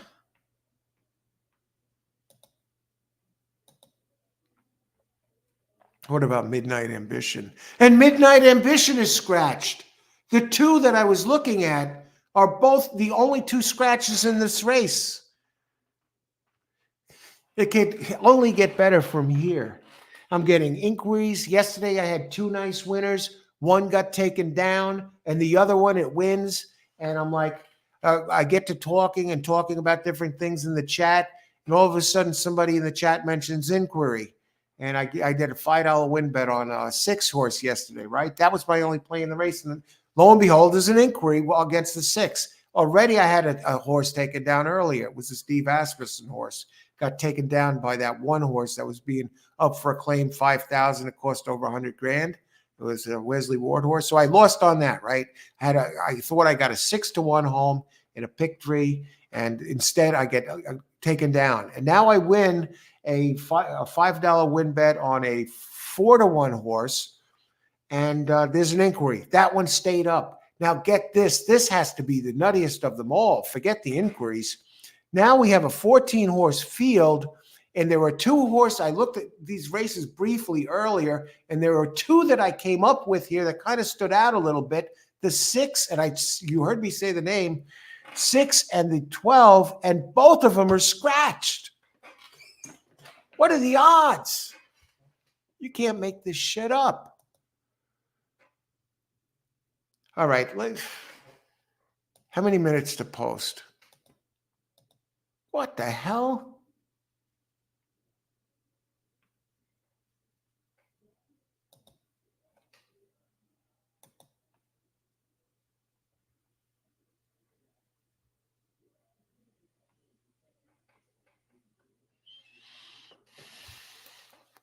What about 5 and 7? 5's coming in light, Fear and Loathing, and Prince Carlton. Let's look at it. Those are some of the other backup ones I had in there. The ones with, let me look them up.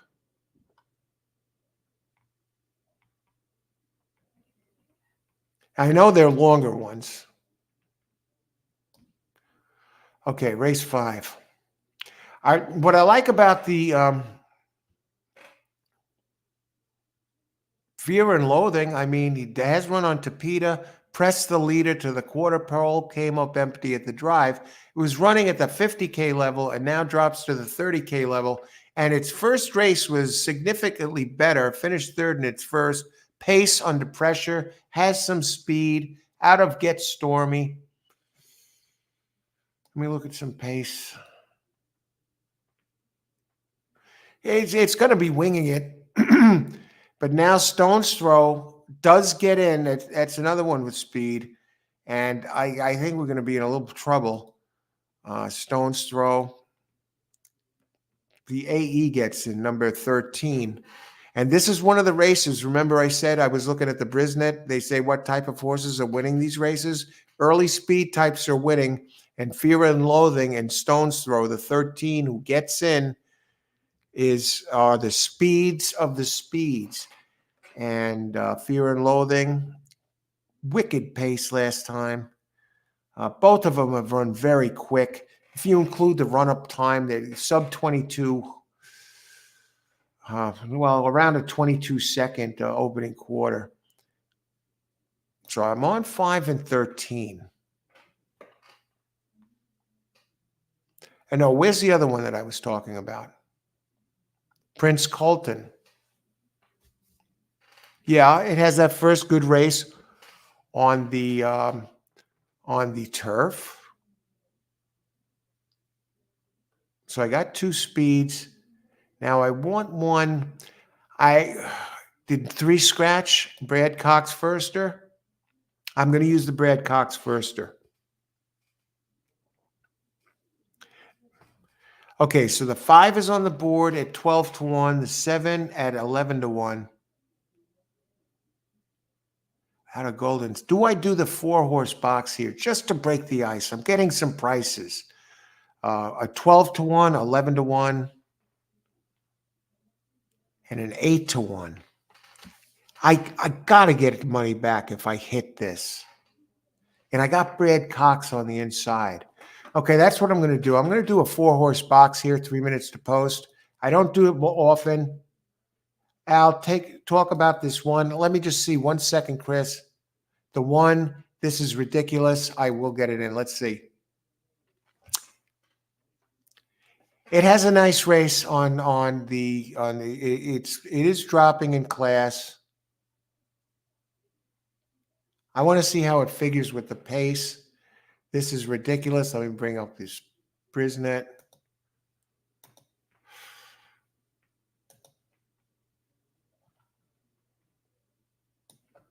We got time. Has the 8th highest Brisnet ranking. They say it drops in class. Yes, it's dropping from 50 and down to 30. The trainer, John Hancock, 1 for 12 at the meet. That's 8% and a third. Overall, for 2023, he wins 9%. The jockey, Victor LeBron, he's 15% for the year. It's too early to talk about the meet. He's only raced 14 times here. He has a win and a third, 7%. Does have a bullet workout on December 16th, first of 136, 47 seconds. You know, I would say it's between this and the Wesley Ward entry. Let me look at how good this Brad Cox entry is. It's 150K. I really, and it's already in for a $30,000 claim, and it's a 150K horse. You know what? You know what, Christopher? I'm going to go off Ward here, and I don't care if I lose because I would have went off it anyway. That work sold me on the one, and it has some. It is.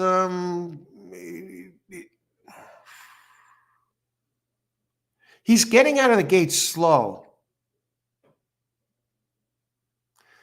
I'm going to go, but still, his best speed on synthetic is quick here.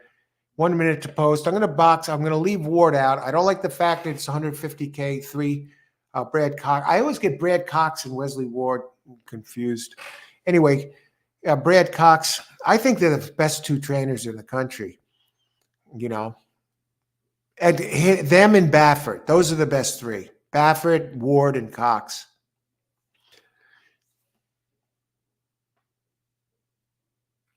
The Ward entry, the Cox entry comes in at 115 pound. I don't like that it's 150K purchase and they're putting it in for a claim in its first start 30K. So Christopher, yeah, I like what I see there. I like the workout. I like its last race. Let's box 4, race 5. Let's make some noise. Exacta box.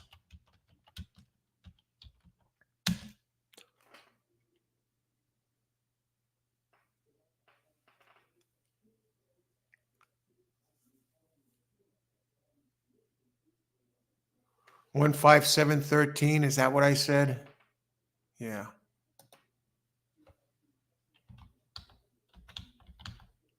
So we got Fear and Loathing, Johnny Depp on the 5.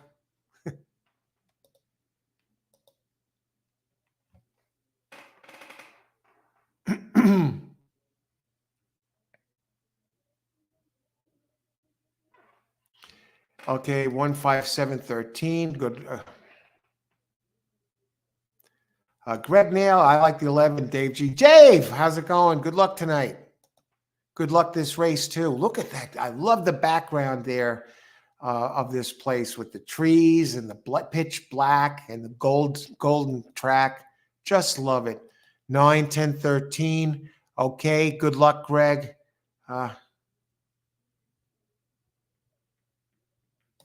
Yeah, you have to scratch your head about that in a claim. Yeah, 150K, and you need to get a better consultant when buying at the yearling auctions.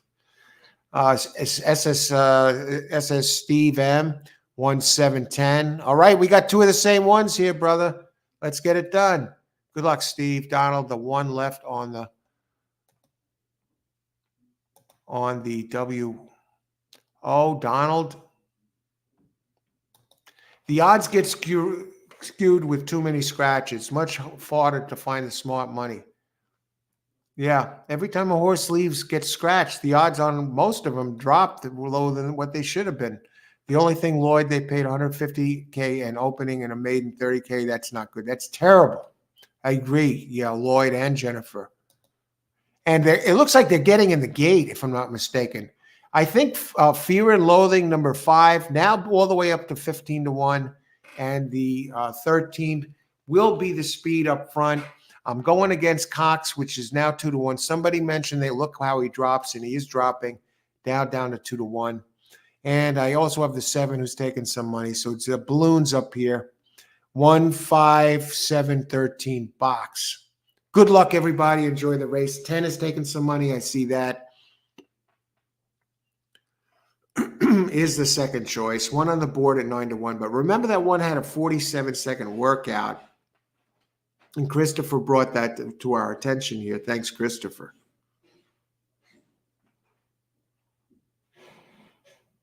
Okay, the exact halfway point of this card. Thursday night card. Friday tomorrow, everybody. Big day, race day for Saturday. I think they have 13 stakes races. 4 of them at Gulfstream. I might 4 at Gulf. I think 2 at Aqueduct. I think there are a couple at Fairgrounds.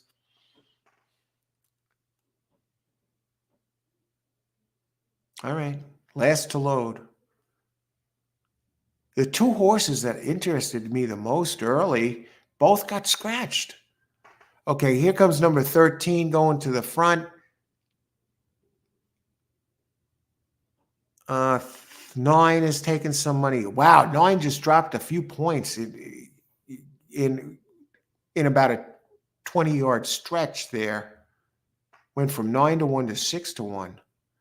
Here comes 8, the bomb. 13 still hanging around. Oh, 3 is dead last, folks. No, second to last. Where's Fear and Loathing? No speed at all from Fear and Loathing. I needed that. Okay, here comes the 7 is starting to move. Here comes Cox. Here comes Fear and Loathing. The cavalry's coming, boys. Everything's gonna be okay. 713, baby. Can we do 713? 713, 713, 713, 10. 713, Fear and Loathing. Come through, baby. Catch this 10. Here comes Cox. Come on, 5. Fear and Loathing. Fear and Loathing. Fear and Loathing. Fear and Loathing. Oh, he's going to get third. Who won? I got my 7 there. 10. Second choice, folks. And I think somebody has this, so great job. Hopefully somebody has this. 7 went off 11-1. Fear and Loathing finished third. I'm getting close. What would a 7-5? What would a 7-5, of course? I think 10-1, right? Or did the 7 win? Yeah, 10-1. 10 did go off at 5. Wow, got bet down to 5-2. Let's see. It's still going to be a good exactor at this place. Gave it a good ride there, man. I'm starting to feel a little bit better about this. 10-7 for $1.54 back.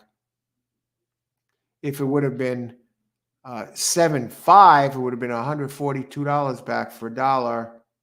This close, man. This kind of shows how horse racing differs from sports betting. Okay, so we got 10-7-5-3. Let's see who had this. Buy stocks. How's it going, buy stocks? Cox had nothing there. You had the 5 finish third. I should have just pounded the 5 to show. Okay. Ice Cold Chris, 1-9. 10. Egg Shen, 10 to win place. Egg Shen, 6. Great job. Great job. I had 1-5-7-13. I came in second and third. I thought I had that for a second. All right. Craig, 9-10.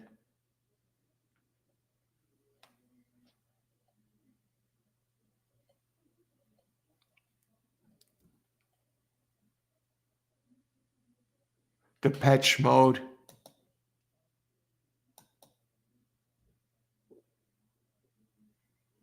Look at this. Exacta box, Sean Stanberry. 10-3-5-10. Sean, beautiful job on that exacta. Tremendous. And that's your second hit like this tonight. And for Sean, at 10-5, he hits the exacta at odds of 53-1. Nice. All right. Who else? Great job, Sean. And Sean gave it to us right here. There is no excuse for any of us not to have had that. Let me go back and look at that 10 for a second.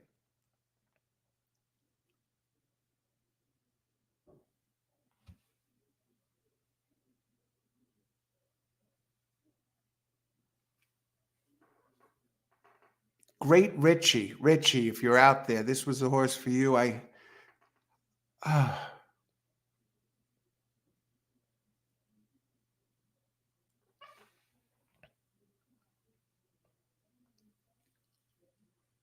I looking at the right race?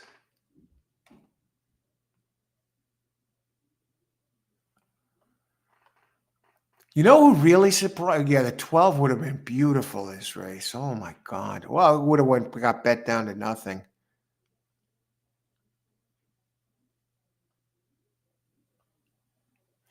It's making its first start on Tapeta. Ran at 7 furlong. Great Richie. Very clean, improved second out, ran maiden special weight, stays at the level, track, no bid. Let me see what his power ranking is. This intrigues me because he's really doesn't.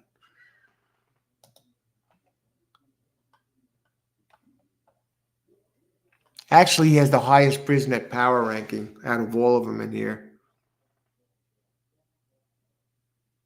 Here's this, what they say, the accolades they sang, the computer sang for a Great Richie, number 10, open 4-1. Highest race, last race speed rating, a tie. Hot jockey trainer combo in the last 14 days. Out of 7 races, 2 wins, a second and a third. That's John Ennis and Adam Bashiza. Adam Bashiza. And a sharp 3 furlong workout, second of 21, 36-1. Ranked number 1 in the Brisnet Power Rankings. Fear and Loathing. Oh, geez.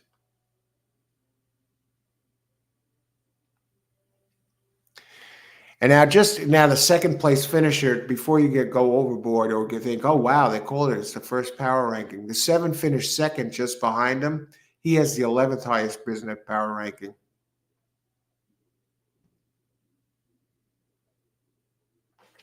All right.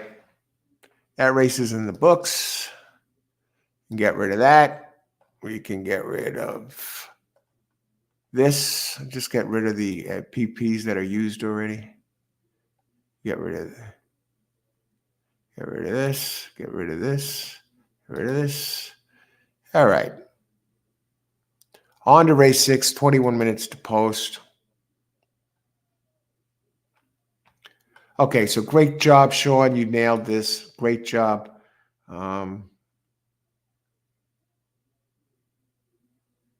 Yeah, the high morning lines, I agree, Lloyd. Who cares, right? No one was going to bet on them anyway.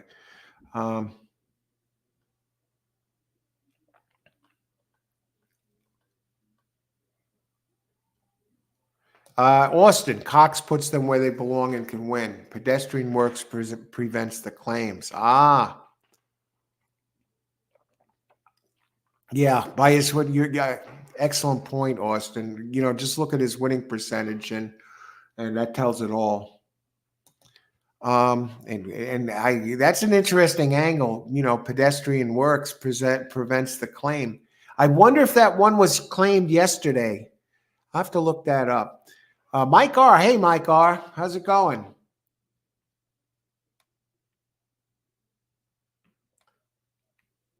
Let's see. It's like dating a pretty woman. 7 finding out after dessert she's a dud. Jeez.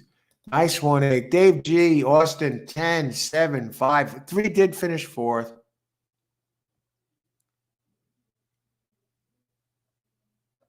Five-two. I know. It was what, 4-1, just a few seconds when the gate opened. Stephen R. Exact try box 35913.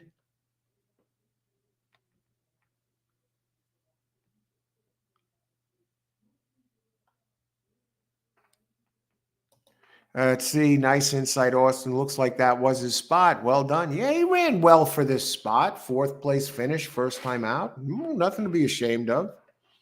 Not our fault. It's not his fault they paid that much money for him. And he spotted him well. Came in 4th place, a respectable finish for this level. Okay, I'm going to step away for a few. How many minutes to post? Heat up the tea, 19 minutes, which we'll get to this and more. Be back in a second. I want to thank everyone for being here tonight on this for this great card. It's down to the late pick 4 here. Where does the time go? It just flies. Be right back.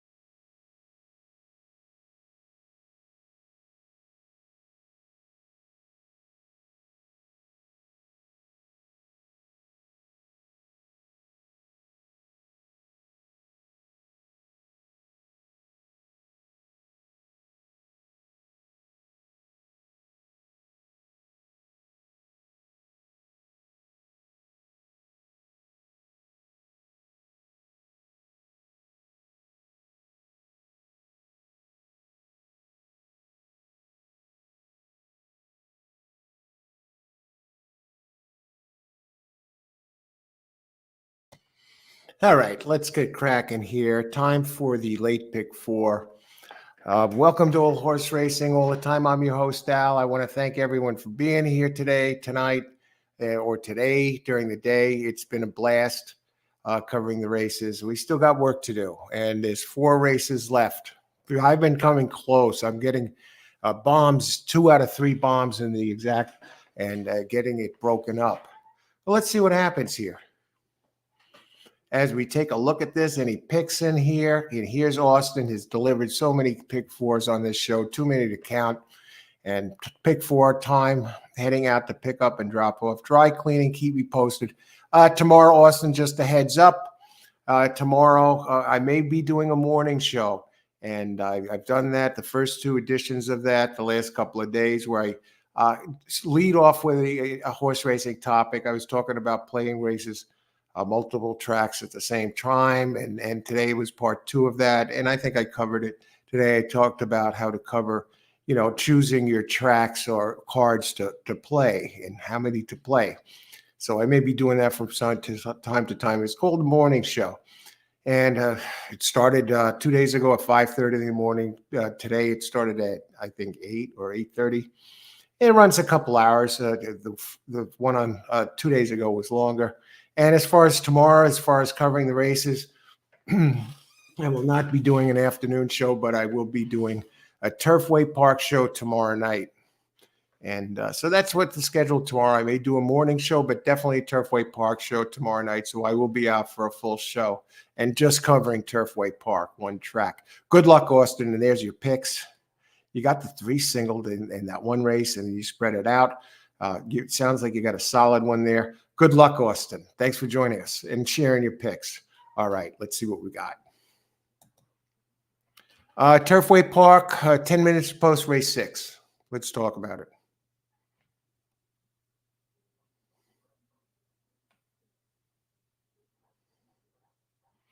Race 6, a lot of scratches here. What is going on? Scratches, number 1, number 6, number 7, and number 10.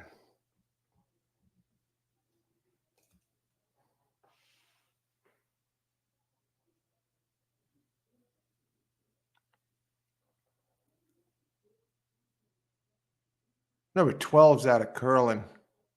Just looking at the breeding of these.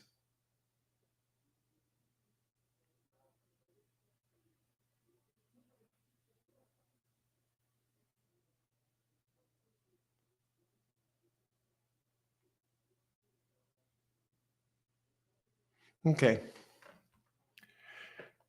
Okay, it is 9 minutes to post time. Distance 6 furlongs, all weather. Purse 26,000. Claiming race. And race number 6. I start by looking at the getting the idea of the early speed. See if we got anything that jumps off the page. 10 would have been probably the controlling speed, but it's out. Magic Beauty, number 12, has some speed. Turf Entry coming in from Indiana. We don't know what it really can do on the Tapeta. Number 4, the Inside Speed, Cactus Flower, running on regular dirt. Bareback Fun, the other speed, number 6, is scratched. Don't you know, number 7, another speedy one, is scratched. Makes this race extra tough. But that's not that big of a deal because this isn't one of these places where the early speed holds up like at other tracks.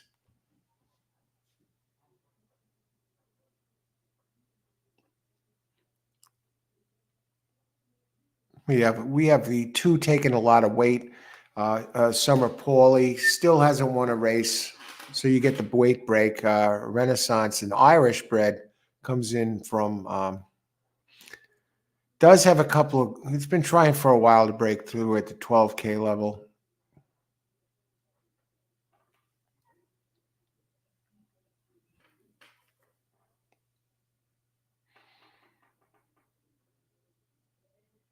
Number 3, I'm looking at 3. 3 has some solid races. Princess Tapiture. Who do you think the sire is here? None other than Tapiture.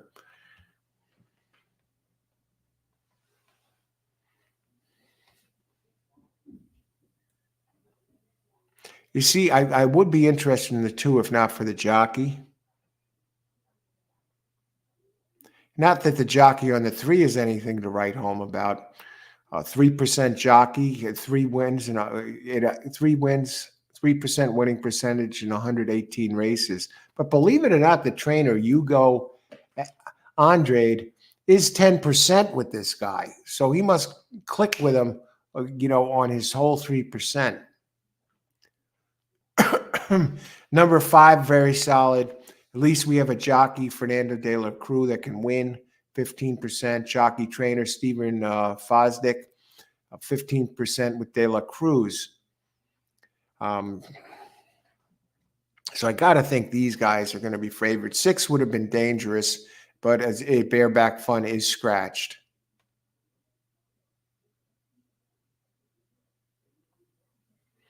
Yeah, from what I could see, I think the winner is going to come from Michael Stidham.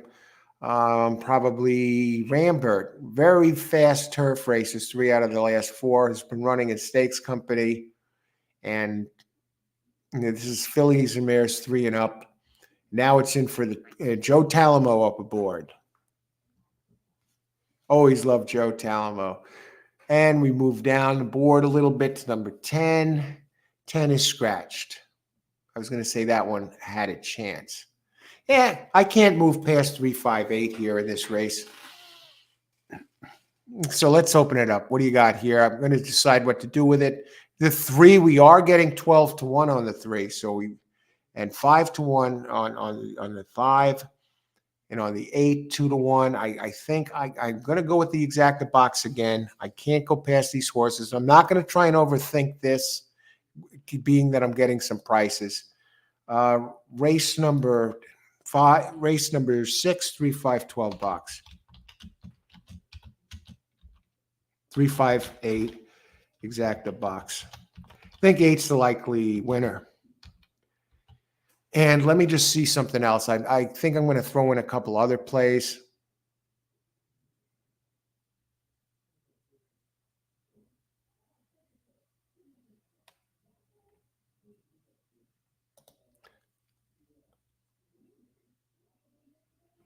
I want to check the pace one more time.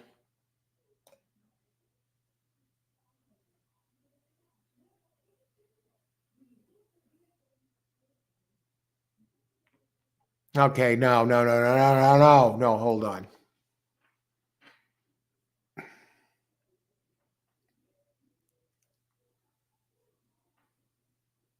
I'm using 12 in here. Magic Beauty. That one does have pace. That could wind up being the pace. It's out of Curlin. Let me just look at 8. Joe Talamo. Oh, God. I want to throw out the 8 so bad.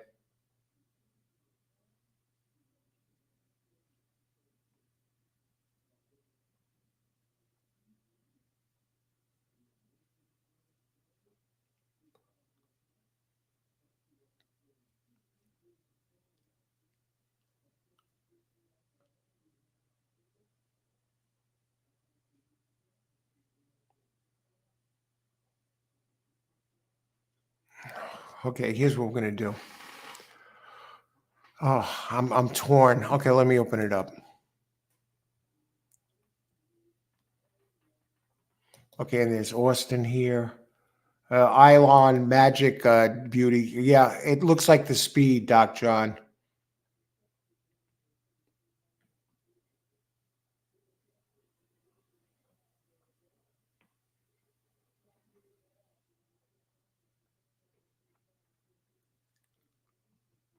Sean, 5, 8, 11. Christopher, 12, 3, 11, 12 to win. 12 looks like the speed here, Christopher. Good luck.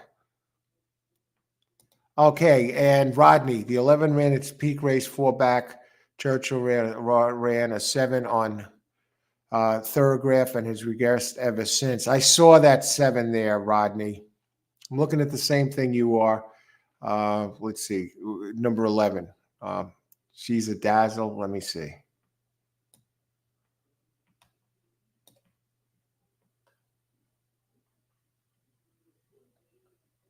Yeah. Last race, 3 races, 15, 14, 16. But he runs that race at Churchill. That's the winner. Gonna have to work out a bit of a trip. What else you got there? And the 5 has run 3 pairs in a row. I think it's regressed. Needs to run a new top and improve to beat the 8. All right. Good luck, Rodney. Let's get this done here.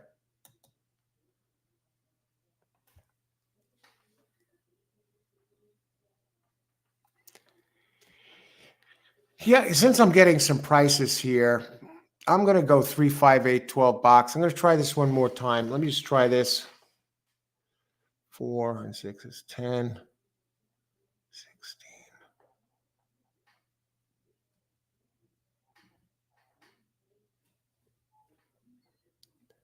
From my report card, after 5, I'm down 34 bucks.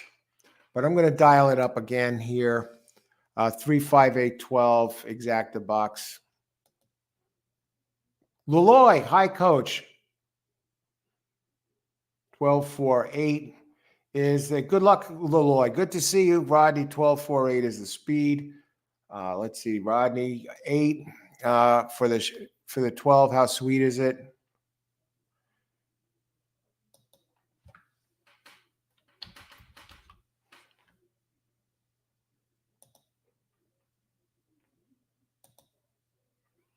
All right.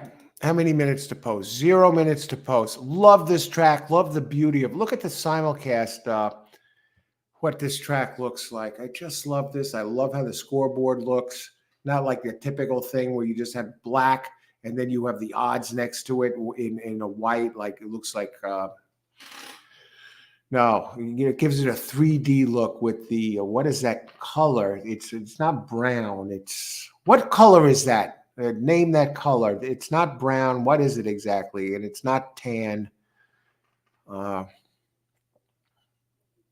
the tote board. If anyone knows that color, let me know. Because I bought somebody a daily planner that was that color too. Because I thought they would like it, and as a gift. And I was thinking of that earlier, and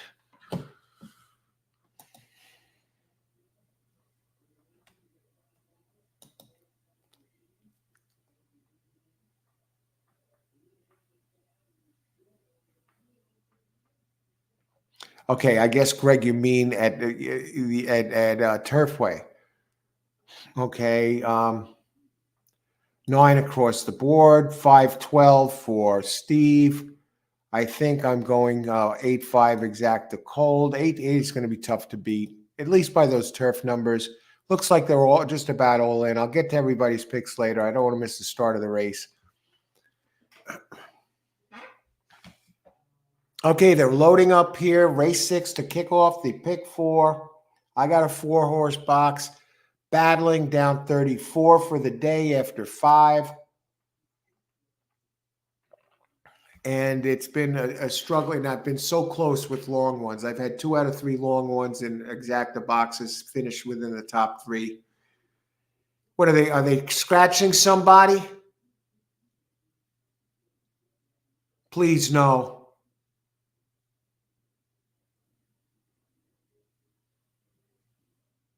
Oh, okay.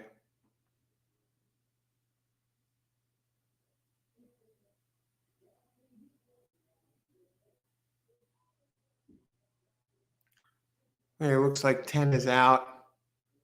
Yeah, we knew 10 is out. They should have had this in place before. Even we knew about it.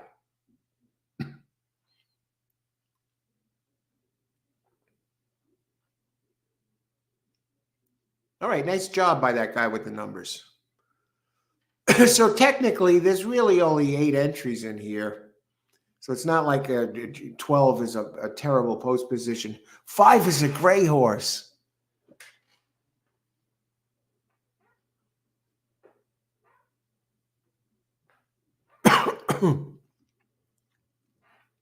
Ice water in the veins. Here goes 12. Out of curl and shoots towards the front. But I think Joe Talamo is going to be the one force to be reckoned with in this race. My 3 and 5 are at the back of the pack. That was to be expected. And look at 11. Bet down to 5-2 from that Churchill Downs race, I imagine. But 5 leading the way at 12-1, Curlin. I'm just looking at the horse to see if it has the build of Curlin. Remember how powerful Curlin was? 8 is now 5-2. What a gift. Joe running between horses. Here comes 4. Trying to make up ground.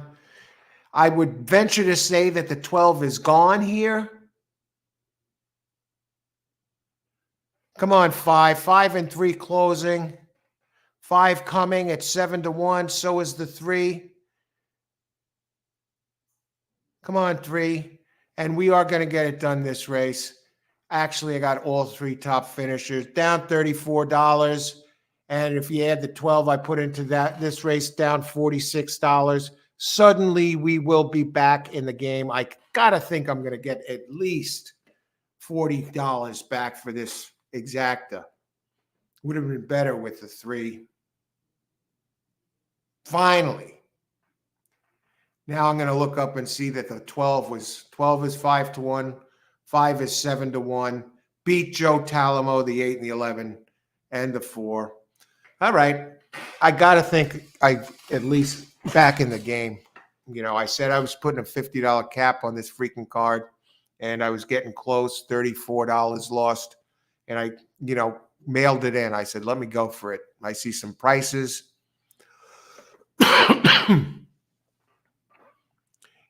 Here, fire the bullet while I have a chance, right? Instead of nickel and dime it. And wow. If I should have boxed it for the freaking try.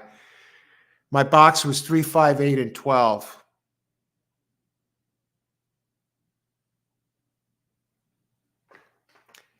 All right. Who got this? All right. Ice water in the veins.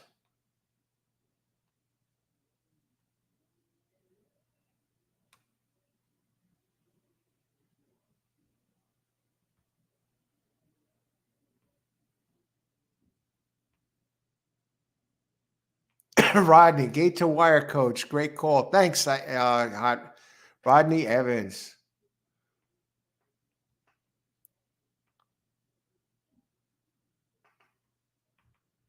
Nice coach, Lloyd. Thanks, Lloyd. Let's see who goes back. I'm going back to see who got this. Who else? Look at this. SST. Steve, 512 exacta box. I agree. I love this track. Great call, Steve. Love this. There's mine. 35 812 exacta box. Who else? 12. Start the pick 3. Great job. You got that 12 home. All right. Good start to that pick 4.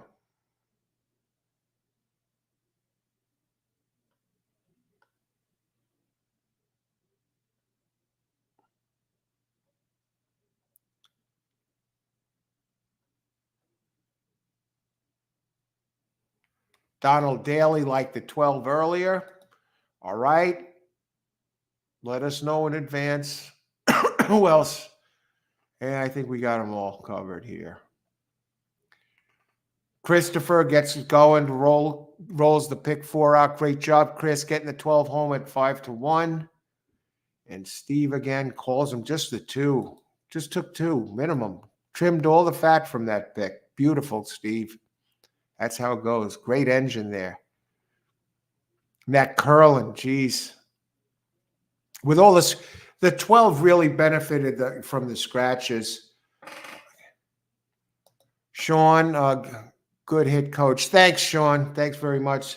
Steve Grudner, congrats, Al. Finally caught a good one. Yeah, it's one of the better ones in a while.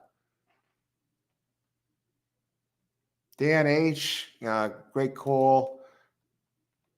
Well done. All right, thanks. Let's see.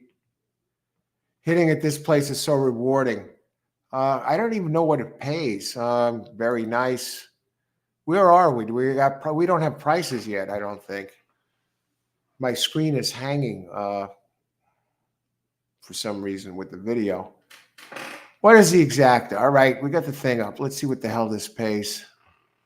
Watch, it pays like 30 bucks. 62.22. Just like that, we're up $16.22. All it takes is one hit changes everything. What are the okay, so we're up $62 for a dollar, so we're up $16.22 with 3 races to go. And the try, if I box the try for 50 cents, it would have cost $12 to get 325 back, but I'm just happy to be ahead.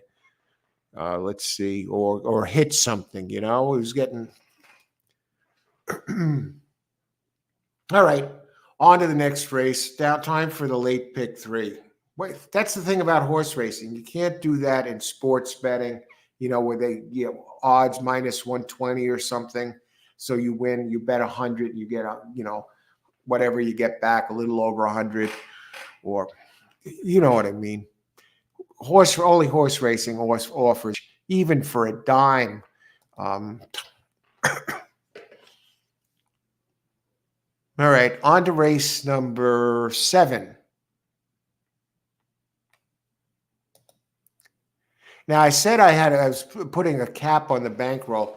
Like I put a cap on the day show today of $30. I said, I'm allotting. I said, I'm not going to go above it. And there were a couple of races left, and I was down $29.60. I finished the show. You know, I finished the card, but I didn't deposit more money. I said, screw it. You know, I'm going to practice what I preach. I got 40 cents left. I can play a super. And then 60 cents left, right? Got 40 cents left. I could play a super. And I thought, well, the 2 races left had big fields. I had 60 cents left. And I was like, screw it. I'd wasted 60 cents. I'm never going to hit these supers. But I didn't deposit, an extra $2 or an extra whatever so I could play the last couple of races. No, I stopped. And here I was down 34. So I had 16 to play with. And I'm like, what are we going to do? What are we going to do? Some 2/3 exacta plays for $4 so I could squeeze something out and try and hit something. I said, no, I'm going to tee it up while I have the ability to tee it up. I get 16 bucks left, and I'm going to make I'm going to try and cover something that at least it has a good chance to hit. And the one that I was, that I thought was the insurance policy was the 8, the Pat Talamo horse, and I don't even think he hit the board. But anyway, I teed it up, and I said, I'll take one good shot. And I'll have $3 left if I lose, 3 and change. And maybe I could do something with that, but I at least want to take one good shot. And it worked out, thankfully, that time. It doesn't always work that way. Steve M., thank you very much. Much appreciated. Thank you, brother. $20, Al. Thank you, Al and crew. Much appreciated, Steve. Thank you. And great job on that hit last race. And wow. All right. So we got 3 races left.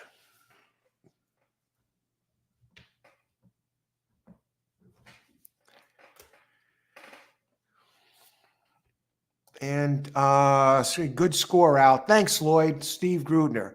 Okay, nice score, guys. Yes. Let's get a couple more home. We got 3 races left to do this. Let's get it, guys. All right, race number 18 minutes to post. Now, I'm curious. I just want to see something here.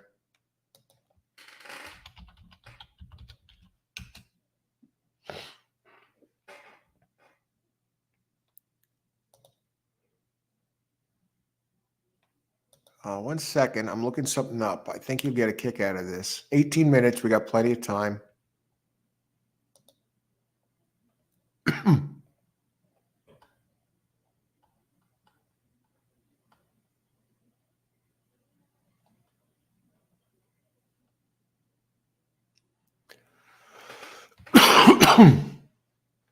Watch this one. Now I got a little bit of story time. Well, not story time. Excuse me.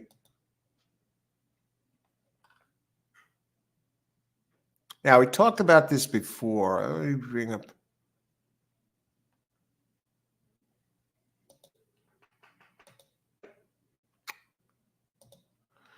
Okay.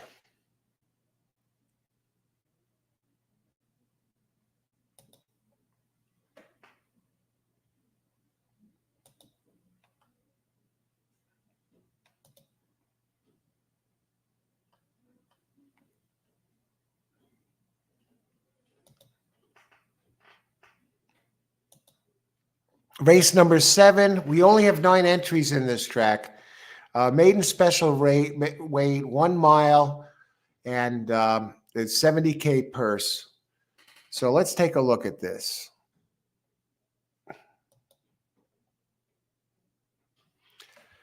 Three-year-olds and up. So these are 3-year-old maidens. Oh God, 3 looks like 3 is light years better than the 1 and 2.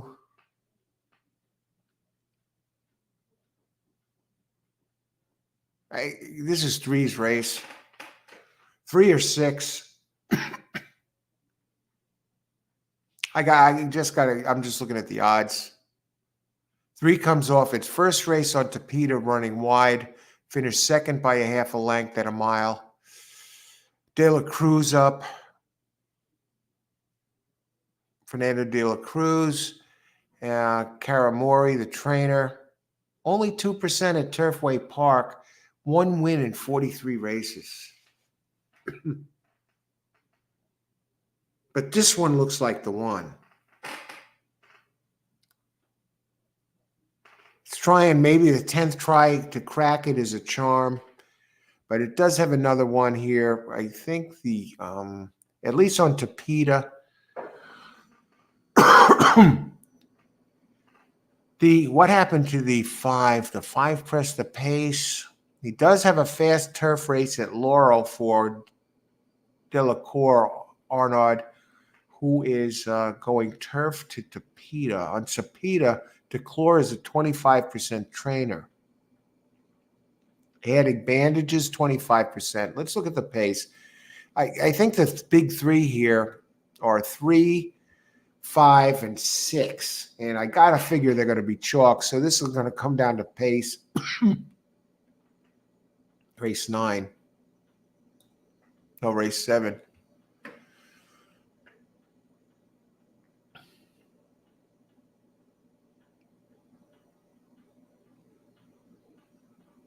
Nah, okay. I think 3, 5, and 6. I got to think 3 and 5 are the favorites, morning favorites.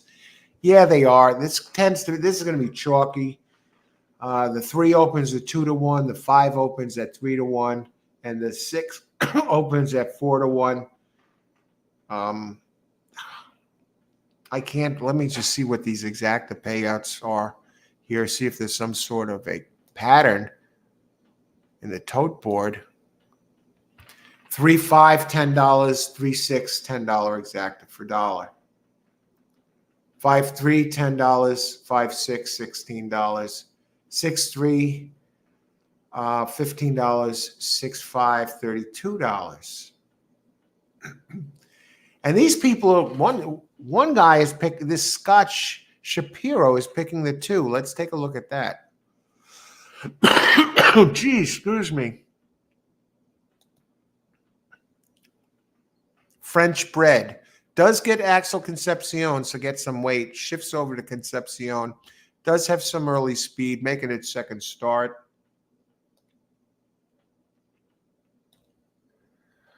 What happened? Had a tardy start from the gate, rushed inside, bid, stretched, folded. So it had a bad start. And it still had a good early speed. So maybe the bad start held it back. Stays at the maiden special weight. It finished 6th.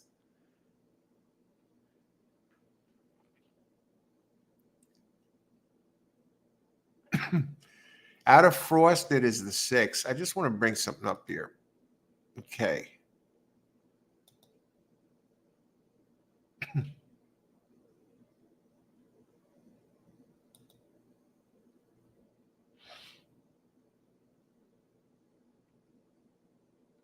And we have a first-time starter here, too. I think it goes through 3, 5, 6.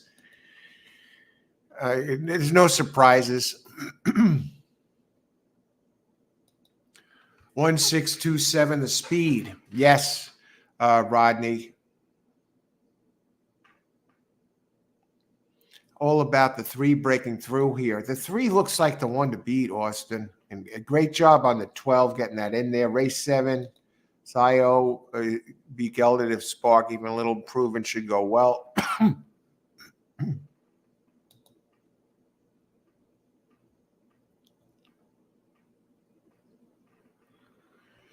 Yeah.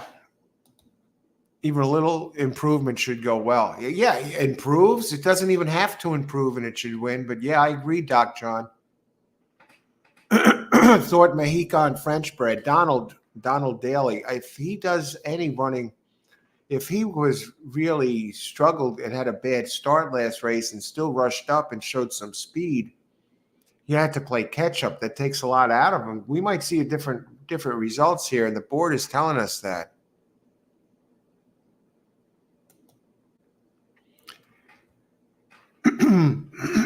I think Sintes 2 is definitely going to improve. What are the odds of this one? Saturday long legs? 10 minutes to post. Look at this. I want to show you this for a second. And while we're at it, we were talking about this earlier. This horse is running tomorrow. Winter is coming, making its first start from a online social media friend of mine. And here's the PPs for that race. It's the 5th race, race 10. Tomorrow night, we're going to be doing a show live. So I figure we could see, maybe we'd see what its workouts look like if it actually stands a chance. See some of the trainers. Steve Asmussen in that race. Highest rated, number 1, running at 85 last race at Churchill. This is it. All weather, purse 70K, maiden 2-year-olds, weight 119 pounds. Now I'm going to go down to these others. You got some others. They're running in the 60, 70 range. No world beaters in here. And now here we go. Winter is coming, Rockstar Racing Stables. Jane Elliott has no wins at the meet. 0 for 22 with 5/3. A black emblem on a yellow banner is their, I guess, owner Rockstar Racing Stables out of Danzig Candy. I guess this price of this one was $5,000. And that was a good sire, a big earner, 700K. One smart cat. For you cat horse lovers out there, that's the one. But they say it there, poor jockey win percentage, poor trainer, first-time starter. Now I'm looking to see if there are any fast workouts. July 15th, 10 of 59, 48-1. July 8th, 3 furlongs, 35-3. And those are its early workouts. And it doesn't look like it's really pushed this one since then. The last workout was December 9th, a 6 furlong at 116, and a 5 furlong at 102, and a 5 at 102, and a 5 at 102, and a 5 at 103, 4 at 50. The first 2 workouts were the best ones, 48-1 and 35-3. So who knows what that brings? Anyway, that's tomorrow night, and I figured I'd find the PPs and see what the heck is going on there. So we'll be doing a show tomorrow night there. No day show. I might do a morning show. Not doing an afternoon show. I'm not going to be able to. But we are doing a full show just covering Turfway Park tomorrow night. Christopher. Number 3, yes. I think 3 is going to be real tough to beat, Chris. Over 2.479. I think the 5 got to be part of this mix. Good luck there. And I'm going to look at the 7 and the 9. Down Donald Daly race drive, tough task. Good luck. Yeah, I'll be covering it tomorrow night. The owner's flying out there, and they're shipping from California for this. I wonder how in hell they wound up at Turfway Park for the to break its maiden when they're in California. Why would they point them to Turfway Park? I don't understand. And then after the race is over, they say they're going to fly them back and run them out in California for a while. I don't get it. And they chose maiden special weight for this. They've spotted him there. I don't know if they're trying to hide something, that he had the really quick workouts early, the 35 and 3. And since then, they're kind of taking it light. And that they ran they chose a 6 furlong workout as the last workout. I don't know. We'll see. Race 5 tomorrow night, maiden special weight. Donald Daly, winter is coming. Box it. Napa Tree. I'll check it out tomorrow for sure. Hope you all can make it.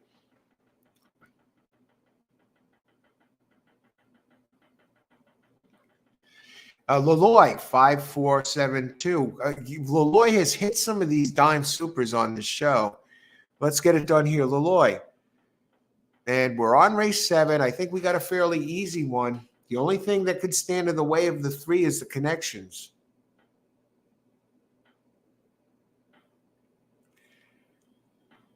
Nothing greedy here. What I'm going to do is this. I'm going to box. Now, I'm really pushing it here.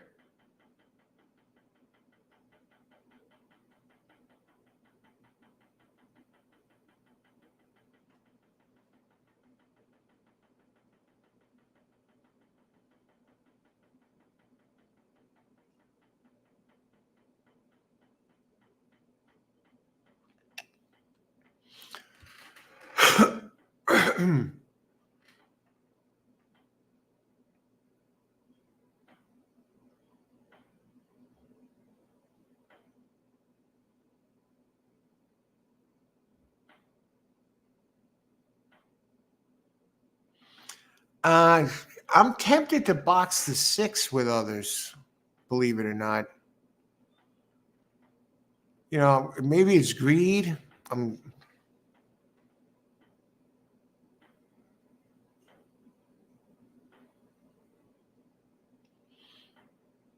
Now, keep in mind that the 6 beat the 5 last race.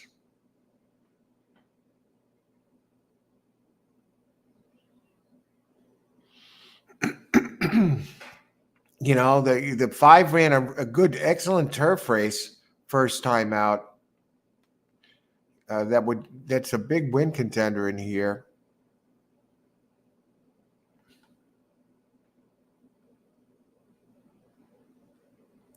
Here we go. I got my pick.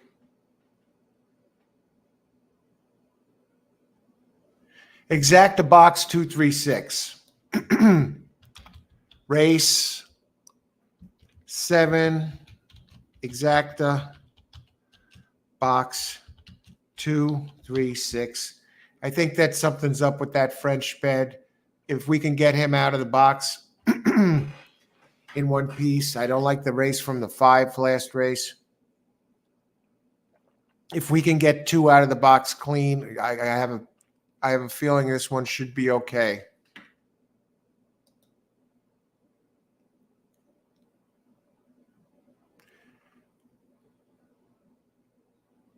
The jockey trainer, believe it or not, at 20% together with a 2.04 ROI. Orlando Mojica and with the trainer Whitney Bricknell. They're 1 for 5 together. At least they won a race.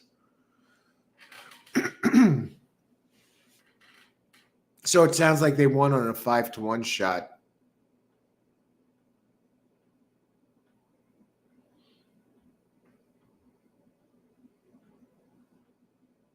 or a 4-1 shot.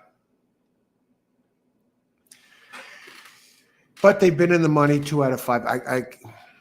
So again, had a tardy start from the gate, rushed inside. So it got off to a slow start and then it shot up. So the thing with this 2 French bred is we need a clean start. And I think we're going to see much better next time around. And then the race he was in, the winner was a 1 minute, 10 seconds, 0.84 and finished 6 lengths back. So you figure it's still ran about a 111 and change. I don't know. Hiliberto, 473, exacta tri box. The 3 got to be used. You know you're going to be in the money there. Win place on the 4. Let's talk about the 4 for a second. I'll tell you, the 4 has turf figures that fit this like a glove, and you'll get something for the 4 in Polygot, and you got a decent trainer, at least that wins 10%, right? 14% overall, 10% here out of 190 races with Abelus Cedillo, 13% jock here. Should be part of this. What kind of odds you getting on the 4?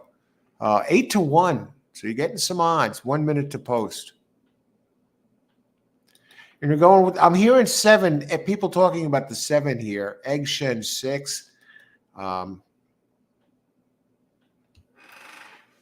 I'll tell you what, he ran a better race than the 5 last race, and his turf races, especially the one at what is that, Baltapro? I'm not sure what that track is. It doesn't sound like one I've played. Anyway, it has a very clean running line. John McKean for Matt Frazier. Matt, 3% at Turf Paradise. The 8, Austin, I heard you say this, and I'm looking at the 8 right now. Bobby Jones, I see an 0 for 3 trainer in the money once. An unknown, brand new trainer, folks. So this is probably like his version of Winter is Coming. Can he win his first race here on the cuff? So this is like a big race for him. He's probably has all his friends rooting for him. And he's on the board at 25-1. 8 scares me. Best person. Trifecta box 189. Good luck, best person. You'll get paid with that. Steven Grutner, 257. Okay. Oh, wow. We both are on the 2, 5 and 7. One of us is going to have a good one here. Hopefully. Good luck, Steven. Okay, they're approaching the gate. 0 minutes to post.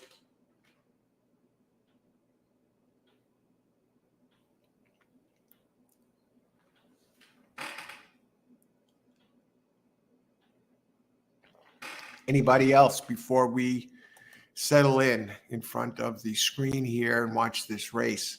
Okay, they're just about all in. It's a weird angle they're showing there. Love this track. Look how beautiful it is. The gate is shining. Race car green. Oh, God. Everything about it. The colors, the lighting, the scenery in the background. 7 is a gray horse. So is 6 for that matter.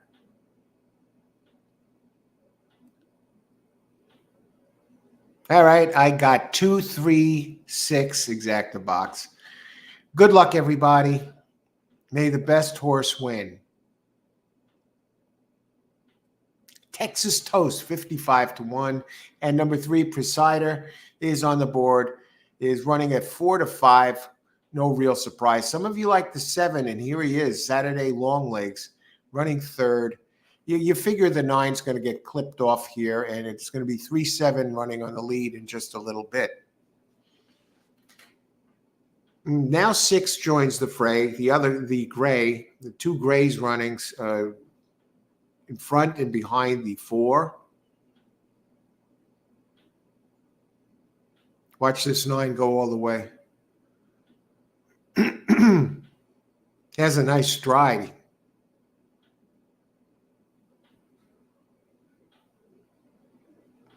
Now 3's starting to move. 6 going with him. Where is 2? Did he get another one of those bad starts?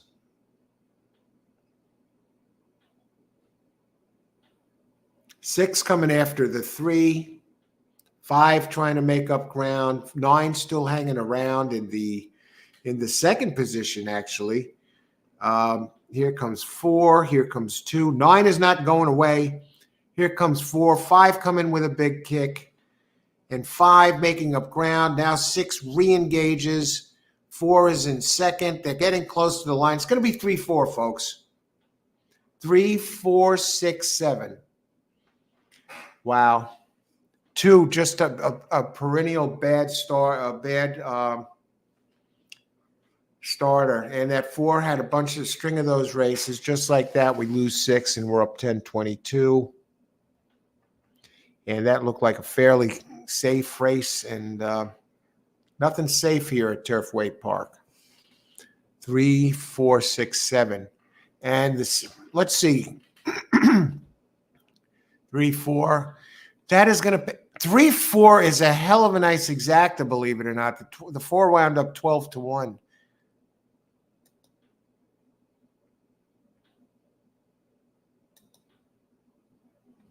Wow. They just crushed the 3. 3, 4 is only $15. I thought it'd be at least 20, but that's not bad. 30 for $2 for 14-1. I mean, you basically, if you like the 3, 4, you turned a cheap chalk into a long shot. You turned a cheap chalk into a 14-1 shot if you use that 4 second. So great job. And I know some of you had the 3, 4. I know the 6. Let's go back and see who has this.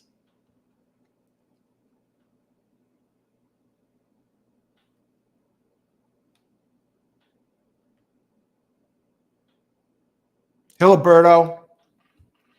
Exacta trifecta box. Oh, no, 3. No, you got close. You got the 3, 4 home. And you got the place on the 4. That should be good. All right, Hiliberto. Excellent job. Comes in here, delivers. I did the 2, 3, 6 box. Turfway.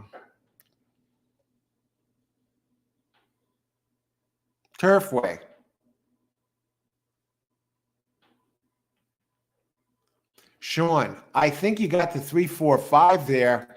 If I'm not 3, 4, 6.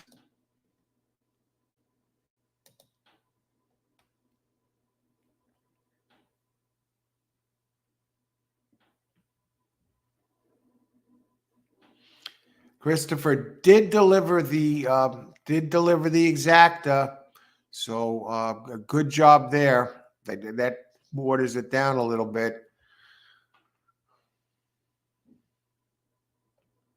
Okay, I think we got everybody covered here. Woo, this got the single. Austin gets the single home.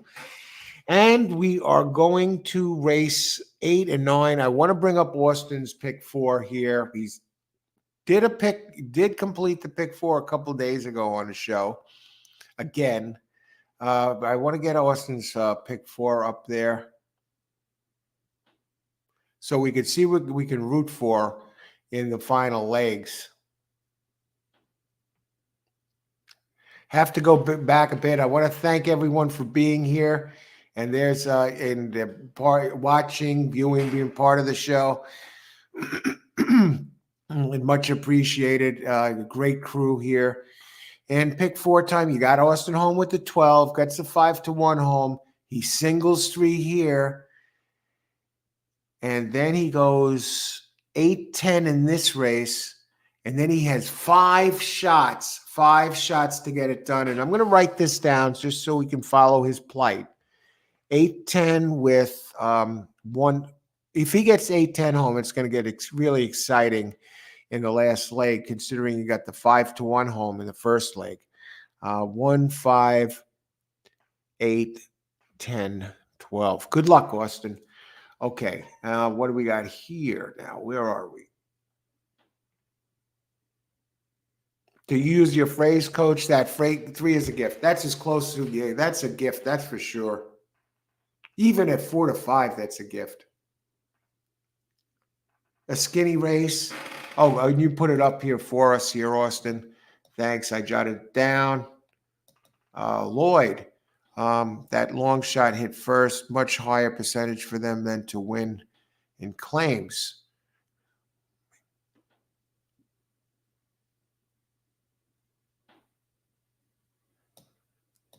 All right. Race 8. Okay, I'm going to step away for a second. Last time I step away here. Let me just see what we got. Okay, we got some prices here. 3, 4, 6. That try 50 cents, 27.18. I wouldn't have got the 4, but you know when I look back, look at the 4 at the place prices, and so I'm up 10.22 now for the day, right? Thought that was almost a sure exacta. The 2 obviously has some sort of trouble getting out of the gate because he was way back then again, and then he starts running, tires himself out. No, he's out near the front. Like I said, I'm watching the replay now. What happened to the 2 here? Apparently he got out clean. He just simply got outrun. It's a little bit rank. The jockey doesn't look like the best in the... No, the jockey's not the problem here. This horse is just not that fast. I'm just watching the 2 now around the track and see if there's anything positive I could say about him. Because I was so busy watching the front. And that's the thing. You want to pay attention to the other horses. That's why watching replays is such a big deal. Especially when you're on longer ones to see, did it run into trouble? Now he's just running the back. Now he looks like the jockey tries to take him outside.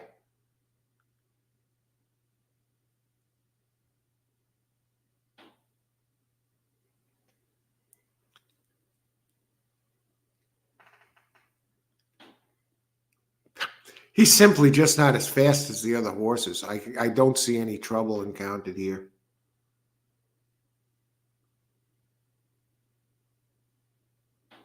Heads for home.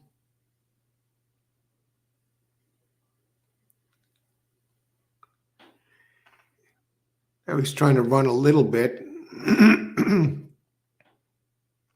5 is coming here. Here, what gets me is the 7 sneaks into the super. They get to the finish line quick. It seems like just their force, the momentum just carries them across the finish line. These horses seem to hold as they near the wire. All right, race 8. Let me just check this. 19 minutes to post.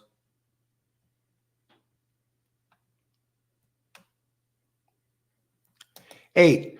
Good evening to all. Hey, good evening to all, traveler. Donald Daly. Let's look at this for a second here. Then I'm going to step away for a minute.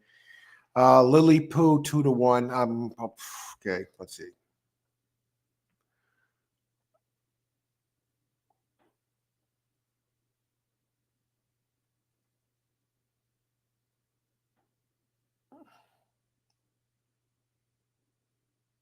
I talked about this earlier. Someone asked me about this race, about the 8th race. I like this. I like the Mrs. Green. I like the 6. I have it written down already. See? Didn't even get a chance to do it. There are my notes. You see, following my plight along the way. Turfway notes. I'll show you here what I got. There we go. Up 10.22. And I already had the 6 written down. And we are in race 8. Okay. So let's see. They asked me just for the winner. So that's why it's written down already. Sorry, Austin, 6 wins. Wow, Christopher, we're on the same one today, Christopher. But I got to look at these here. The Traveler, good evening. Good evening. Oh, Traveler is in the house. Another one who delivers. The winners here. 45 win place on the 7 at Penn. Penn. What are you doing at Penn? Turfway is the only game in town. Good luck, though, the Traveler, on that 7, 4, 5, 45 win place on 7 at Penn. Good luck, Traveler. Let's see how that 7 does at Penn. All right. And for those of you wondering about that one, and they're off. Oh, it's a 5-2 shot. Let's see if he wins. They just finished it penned. 45 on number 7. And he does win. The Traveler, number 7. And it's a gray horse. Look at this. 5-2 odds. The Traveler. He brings it home at Penn National.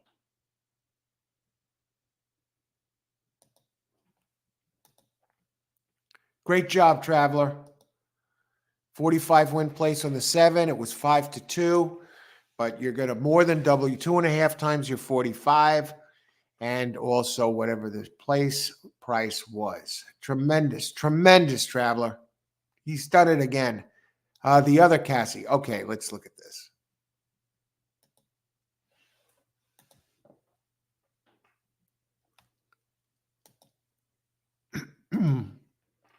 Turfway Park. I like Mrs. Green. Mrs. Green is 7-1.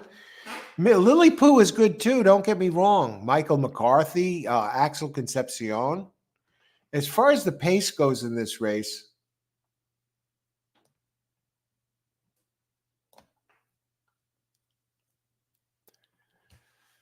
number 11 looks like the pace more than Vows. 11 and 12, actually. Can they come from the outside? I mean, the 12, Sassy and Bold.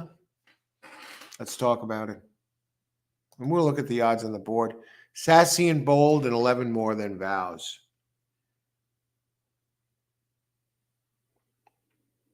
And this is 6.5 furlongs.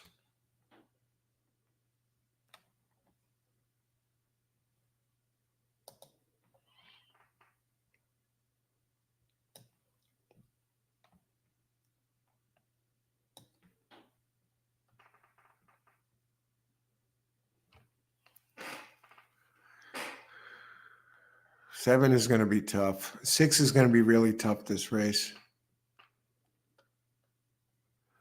I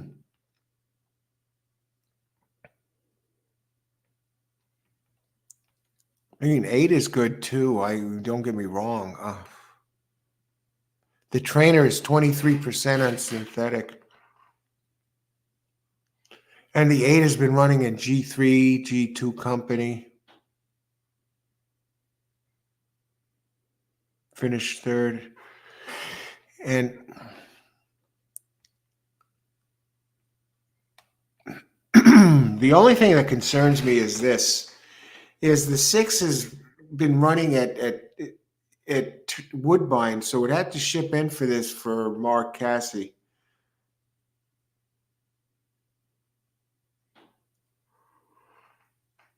But the turf races are all, they have really fast turf races. Ran well in October at Aqueduct last year, really, the 1st and 2nd.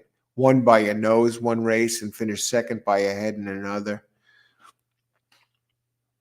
Its last race was at 6.5. It does well at 6 and 7. The race is 2-3 back are tremendous.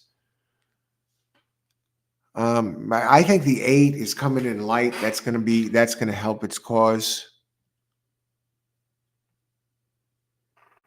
Now, what happened to the 6 last race is what I want to know. What happened? It finished 6 back at the optional claiming level for Cassie. Walk behind fence.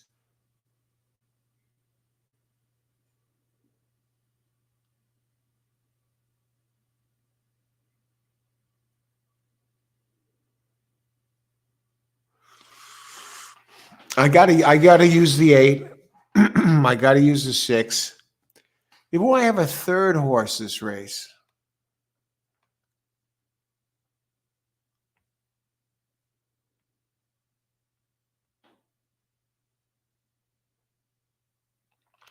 I'm going to use 11. It's circling towards a big race. It's been running it's circling towards a big race. Had a big race at Churchill Downs on September 23rd. Christopher, you got to play the 11, right? Christopher David, got the same name, but really it has early speed and it a decent jock, Adam Bashiza.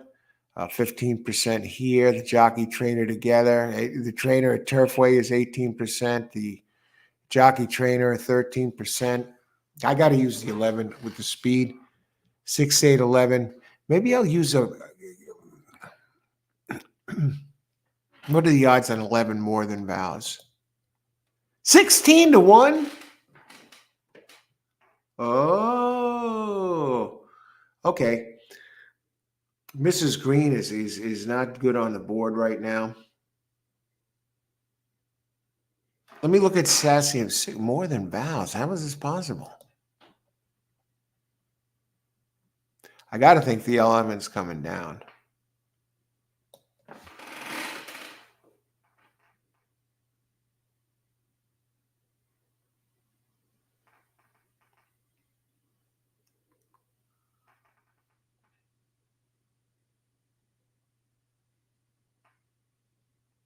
Okay, Black Forest, that has good early speed.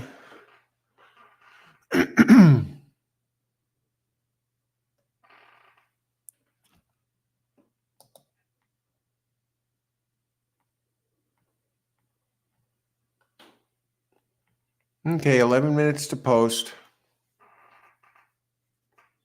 Thinking about this. I'm thinking 6, 8, 11 here.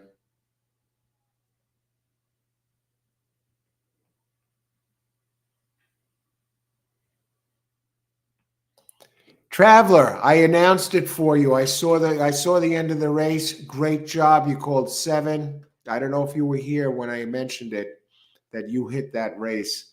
Gave this out. I went over there. They're coming into the stretch, and he came in. Tremendous pick, Traveler. And he came here and gave it to us. Boom. 7 win at Penn. Just beautiful. $45 win place on 7 at Penn. 1 at odds of 5 at 2.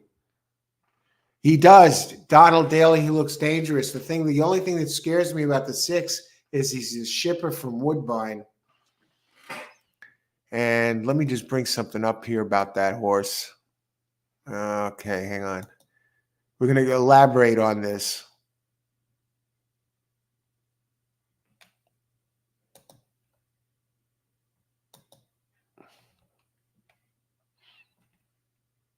And let me bring it up as I elaborate for us all to see together.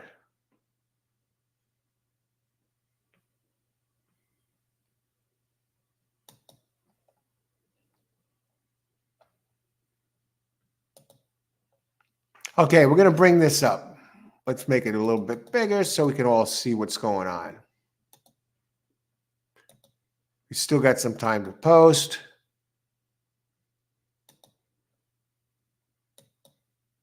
All right, here we are. Turfway Park, race 8. We talked about this. It's the all-weather.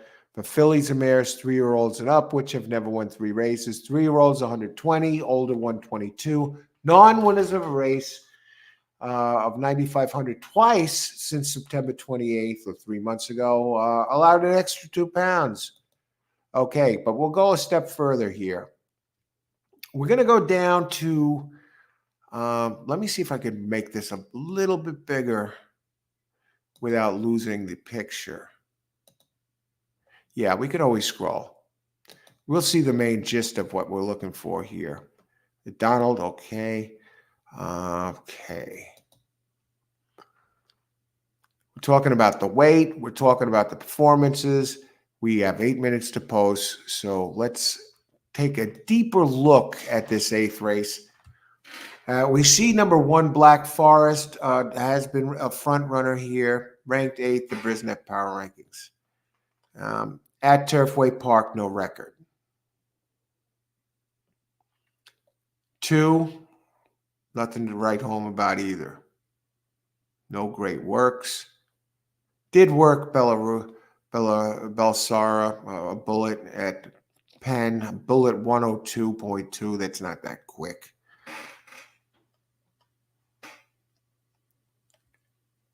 Mark Cassie does have another entry in here, who has the 3rd highest Brisnet ranking, and coming in from Woodbine as well. When Mark Cassie ships, you can see he's 14%, and he's 20% on the all-weather track.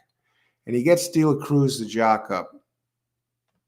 6, Mrs. Green has the second highest power ranking. No record to show for itself at Turfway Park, but has 2 seconds and 3 tries with an 85 and a 90 on the Tapeta. Last race took a step back, and it faltered here, dipping back to an 81 Brisnet. And he was beaten by Taurus. Who is Taurus?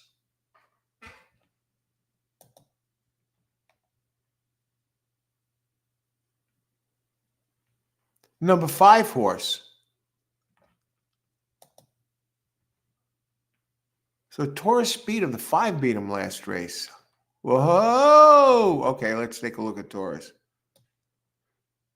1 paced through the stretch. Sounds like he just didn't have it, folks. Let's look at Taurus. Now, this is the one that beat him last race. Taurus. Mark Cassie entry. So 5 and 6 are both Cassie. So he brings them both here. So what happened to Taurus? Taurus had a big closing kick. Remember I was talking about earlier, one of the things I love about the Brisnet is they have the early and late paces. Look at this. Woodbine. 87, 82 early pace, and then 96 to close from running 7th here to 4th to 2nd. And the other...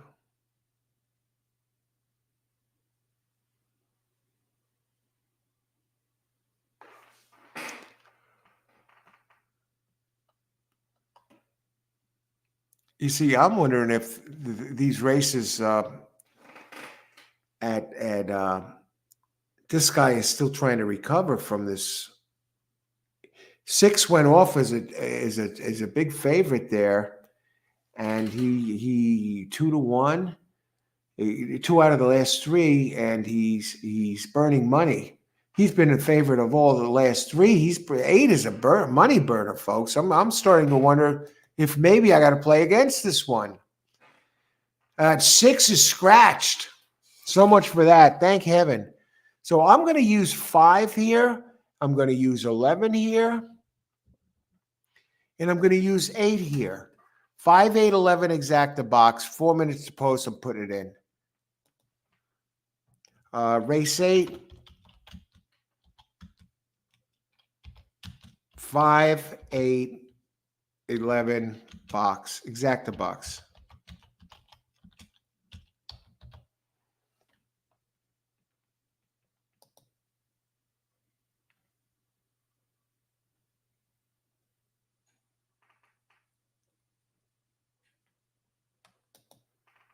See, they probably scratched the 6 because they found out of a claiming tag by some of the connections. What do you mean, Lloyd? This isn't the claiming race. They probably scratched 6. If that's not enough, check out the $450,000 Army Mule. Let me check this out. Okay, where are we?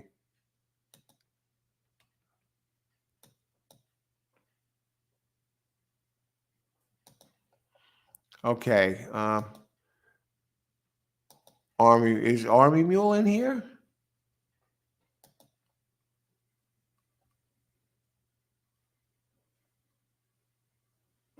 Number 9.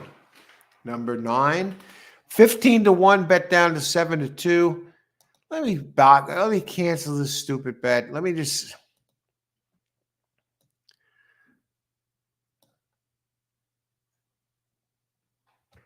No,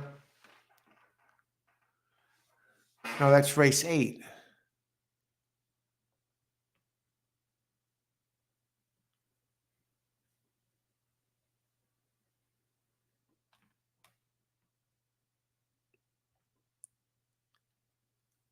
Now I'm good. I'm good. I'm staying on. Let me just look at the 5. I may do.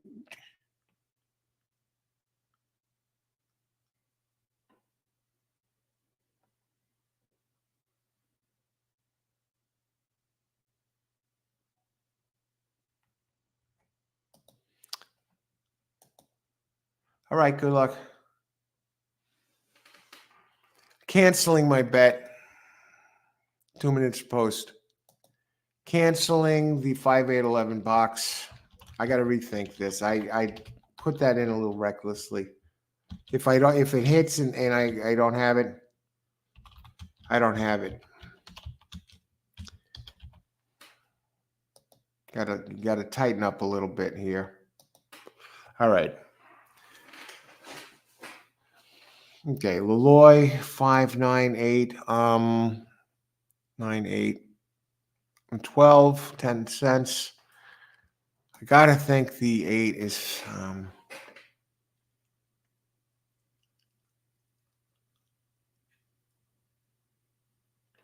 I'm gonna go 8 over 5 9 11. 8 exacta. 8 over 5 9 11. Race 8. 8 over 5 9 11 exacta. Egg Shen, good job earlier, Egg Shen, on that. So I'm going this. I like 8 best out of these. I would almost tempted to go 8-11 over. Now, what are the odds on the 11 now? And race 8, $2 on 11 to show. Number 11 to show. I like the speed. I think he can win. That's why, or at least hang on. 8, 11 to show. Christopher, 12 to win. And 12, 3, 1 exact to try box. Okay, good luck. All right, Christopher.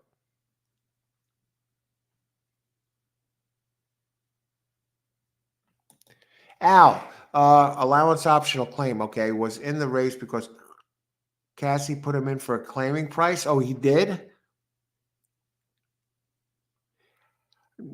I wasn't aware of that. And so let me go back to your previous post because that finally, brings everything into focus for me.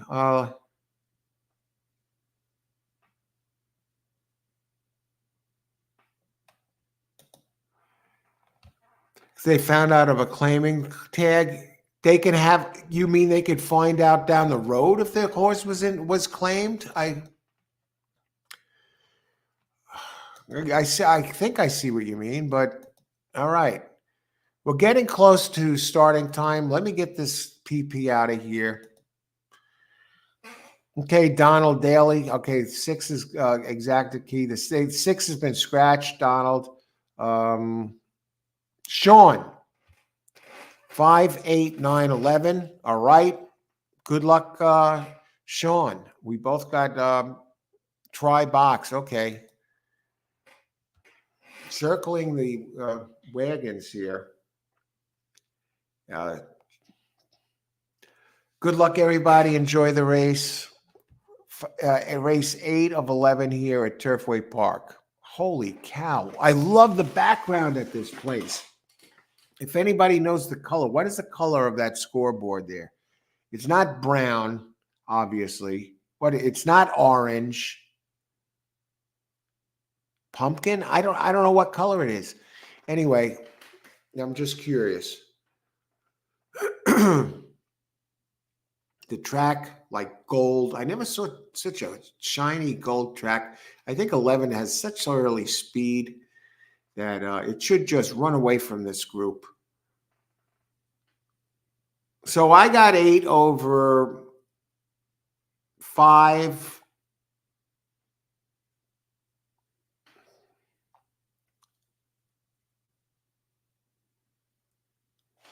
What do I have? Jeez. I just put it in. 11, 8 over 5, 9, 11. All right. 9 is on the board of 15 to 1. And 1 is showing some speed, really giving the 11 a hard time. 11 really dropped in price, folks. 15 to 1 to 10 to 1. Here comes the 10. 8 is supposed to be a world beater. I believe Austin has 8 and 10 this race in his pick 3. Oh, no, pick 4. 11 is trying to get up. 8 looks like he's cooked. Here comes 10, chasing down the 1. 3 running down the second center of the track. Come on, Austin. Get him, get him, get him, get him, get him, get him, get him, get him, get him. Austin alive in the late pick 4, going into it with 5 horses. He has a 5-1 in here in this sequence. He has a 6-1 in here. 2-time saver out of Super Saver, ridden than none other than Joe Talamo. Okay, great job, Austin.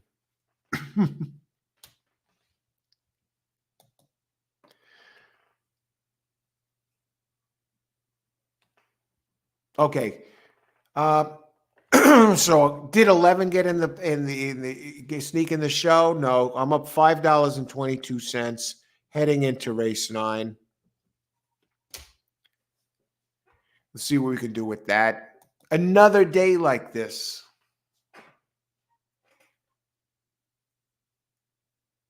Yesterday I won $6 and change in the early session playing 3 tracks. In the night session at Turfway, I won for like $4.60. So I made about $11, right? And now today, earlier today, I lost $29.40. Or was it $29.60? It was $29.60. So for the day, I'm down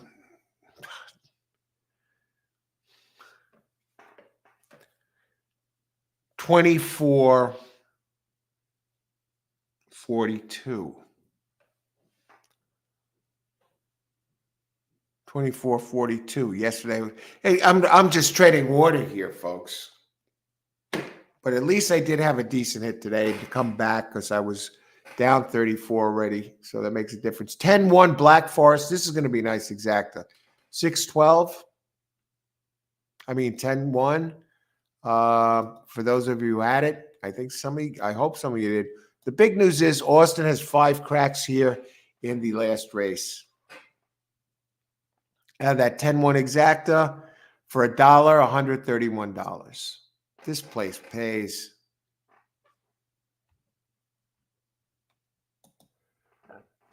Ooh, excuse me. And we go on to race 9. No scratches. Yeah, well, I guess the AEs. We have 12 entries. Austin's entries here. He has a 3-1. He has a 6-1 Shockwave. He has a 8-1 Rock With You. 10, he has a 10-1 Succession. And 12, he has a 4-1. Let's look at some of these prices. I'm sure we're curious. Austin might be curious too, what kind of will pays we are talking about.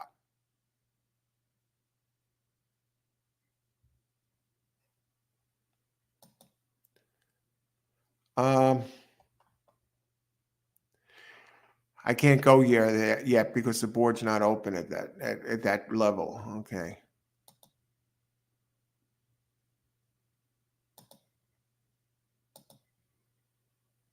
Yeah, they're still on this race. But what I do want to do here is see who got this.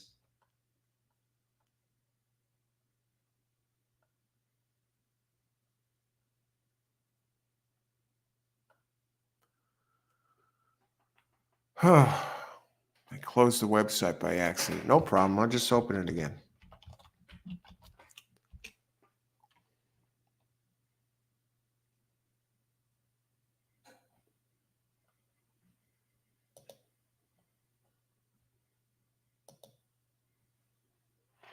Okay, we're getting some prices. 10-139. 10-139. I know some of you had to do 1. Let's go back.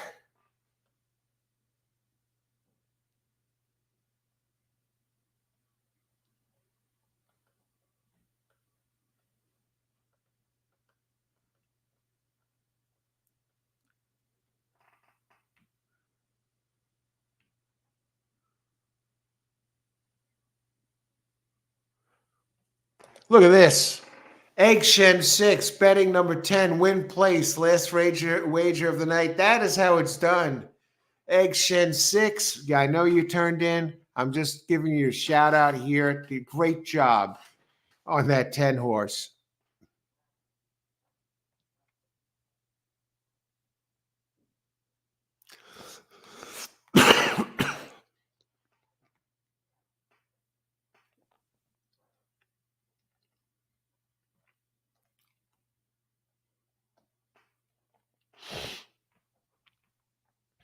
Okay, and those optional claimers, trainers can find out if other trainers want to buy the horse. Politics.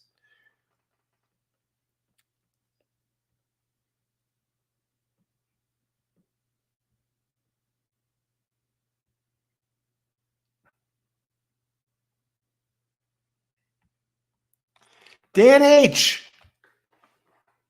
Tremendous. What that pick 3 pay? We're getting some prices here. A lot of here, 50-cent pick 3, 83.12. Dan H brings it home. Great job, Dan H.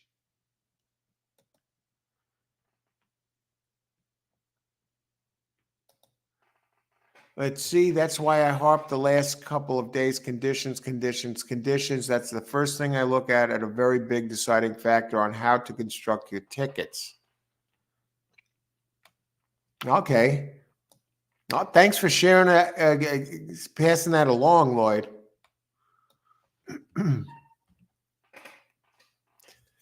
Conditions, allowance, optional claim. You know, I'm actually going to touch base on somebody with this, Lloyd. Conditions, optional claim.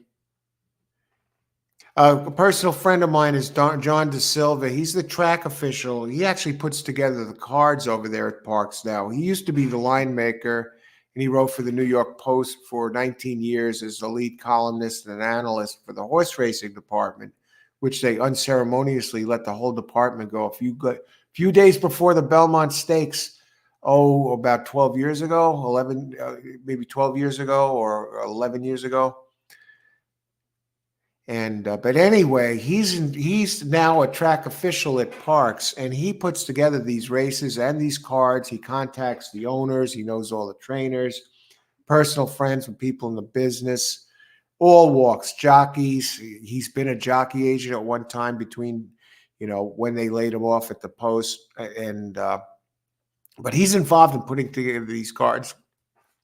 I'm going to ask him what he thinks about the conditions, and I'll mention the conditions and what he thinks about the optional claiming. I've had him on the show a number of times. If you look in the channel library, we had him on. I had him on for the Kentucky Derby. He was a guest it was me, John, and breaking down the horses and Sopranos. If you like the Sopranos, Robert Finero was on. The three of us. He's a good horse player. But I'm going to ask John before the Kentucky Derby, analyzing it. Maybe I can bring it up here just to show you. Hang on a second. YouTube.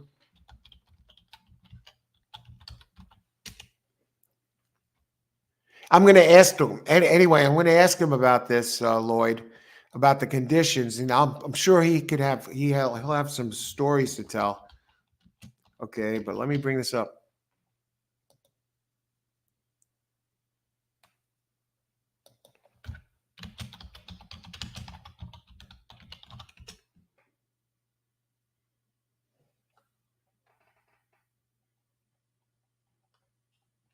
This is from 4 months ago.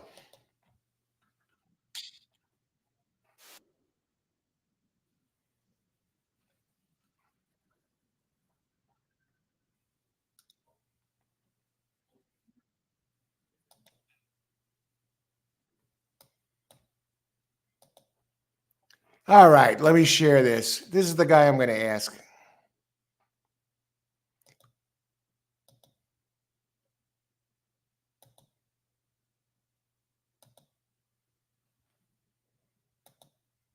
Now, this is from one of my earlier shows. Let me fire it up. He's the racing official at Parks now, and I had the guy from The Sopranos on the show as a guest. And this will only take a second, but I'm going to ask him about these optional claimings.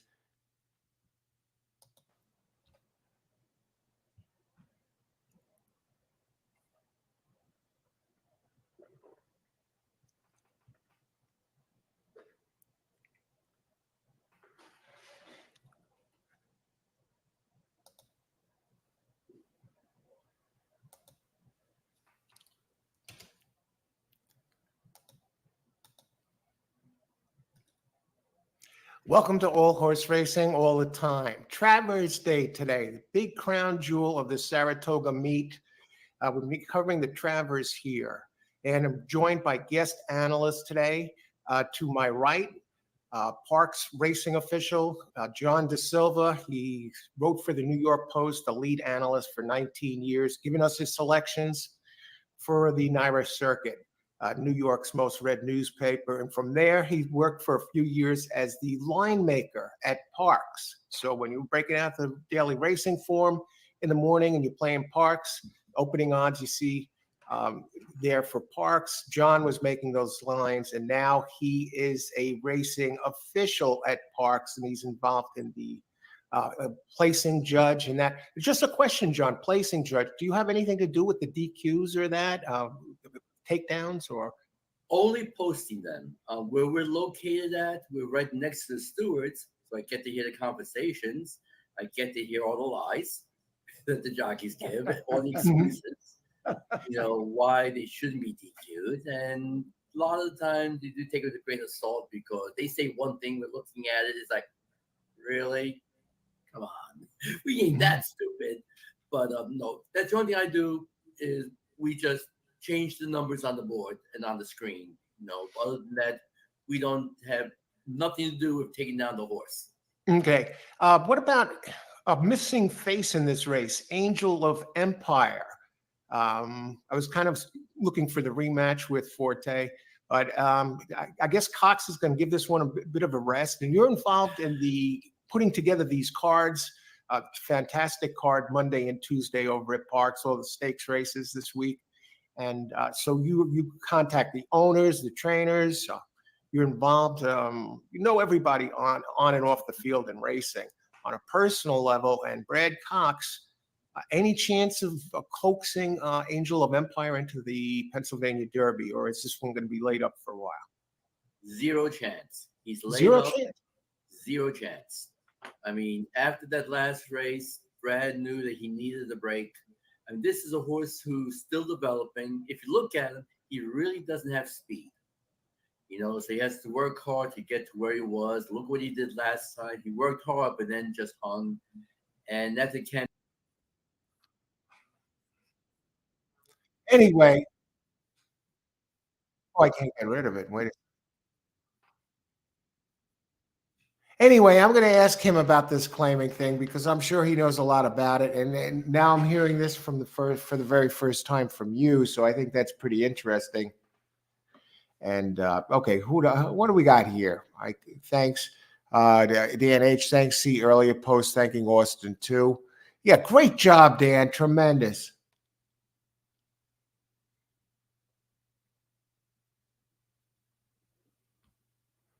Okay, just staying alive. Hey, here he is, the man of the hour. Eggshen 6, tremendous call on the 10. Tremendous call. I'm confident he'll confer. Okay, yeah, this is new to me, but I know the allowance optional. I didn't know. Well, maybe, through rumors they spread between themselves that, somebody's going to get it done or hey, he'd like your horse. Like you said, politics. But I know the allowance optional claim is really like for the most part, it's like a allowance race, but different with the claiming aspect. And I guess a lot goes behind the scenes. And Tony Vessel, how's it going, Tony? Merry Christmas, happy holidays. Good to see you. Got to join you for the last. Tony Vassalino had some of the biggest days I've had on the show during a 2-week stretch. What month was that? You were hitting everything in sight, and not chalk. I mean, bombs. I mean, 50 to 1. And it was, at one point, it was almost every single race. Good to see you, Tony. Got to join you for the last. 12 and 5 12 and 5 equals win. Exacta 5-12 box. Good luck, Tony. Okay, now I got to look at this race here. 11 minutes to post. It's the last race of the night. Let's get it done here. The racing goes, as it says, all it takes is one. I come into the ninth race up $5.22. Do I have a winner here? Can I just hit a nice one and get out of town? We'll look at the pace. It's a maiden claim 15K, 6 furlongs. One has some early speed, Spanish Dublin. And I do want to mention there's no scratches. It's just the AEs. So they're out. We've got a nice full field here.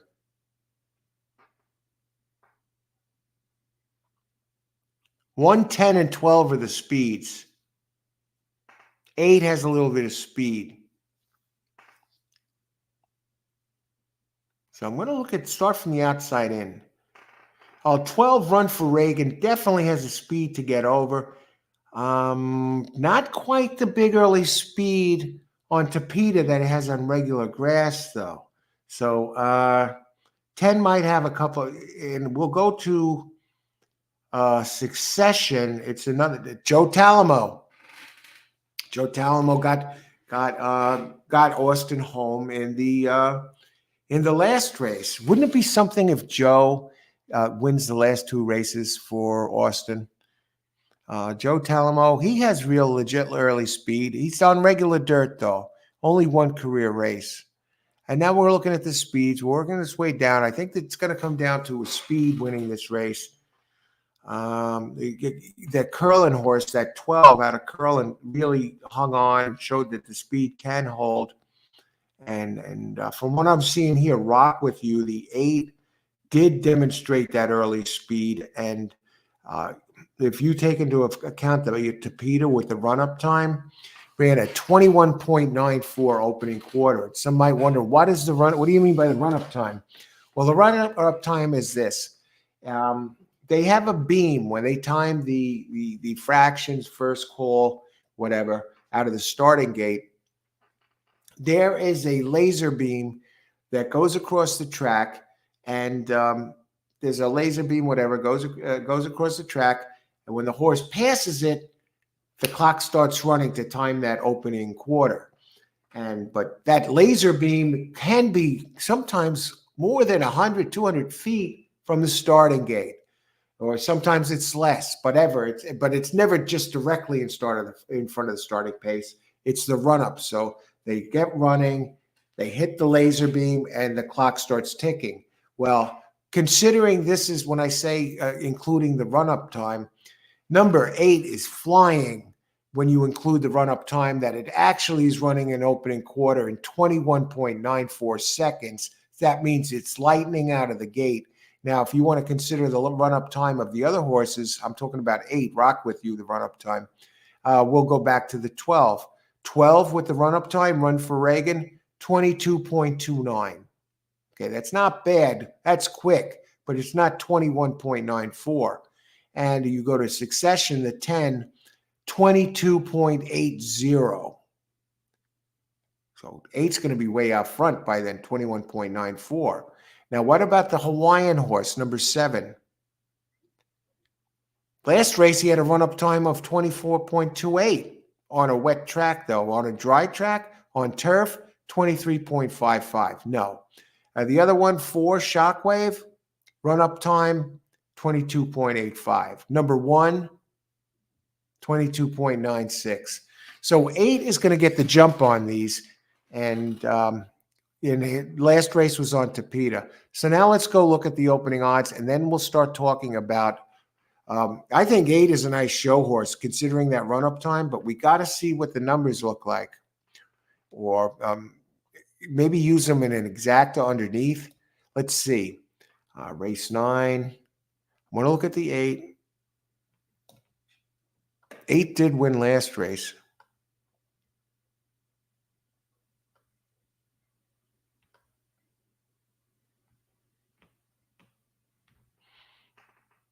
Wow. 8% jock. Coming in a little light, only 117 pounds. 8% jock, 1 for 12. 9% overall out of 70 races. But get this, he hits on bombs. This jockey, Andres Kalija, I don't know. 9% winning percentage out of 70 races, right? But he has a 3.69 ROI despite only winning 9%. So he connects on long ones. And he's starting from post position 12. So far, he's the fastest horse in here on Tapeta. And they're really jumping up in class, jumping up from 5K to 15K. But by the number, this is going to be, it's claim from Larry Ravelli. This one is going to be flying. And I'm going down. I can't see anybody beating the 8. What are the odds on this horse? Hey, maybe I'll do it to place because I just don't see it. Maybe the 12.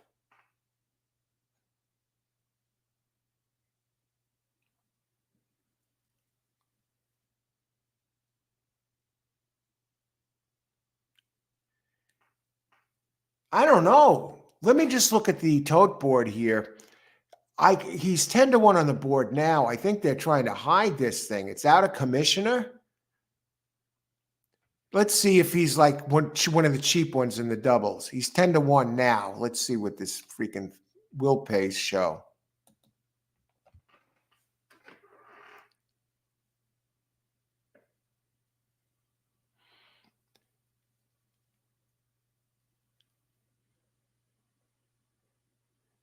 In the doubles, he's 109. The one is the favorite. What if I go?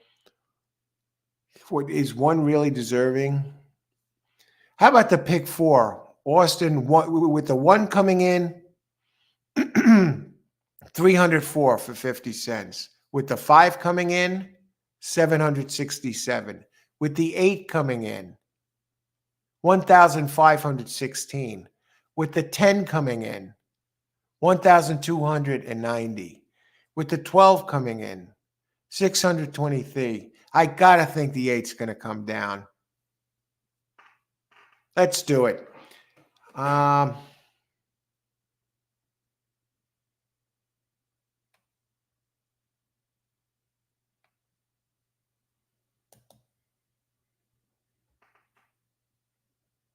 right.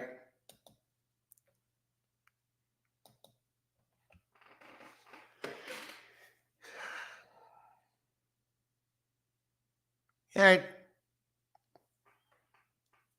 $4 on 8 to win. 8 to win 2 times. Race 9. Number 8 to win 2 times. All right, let's do it. Let's get it done here. I can't think it's going to stay up there that low, that high.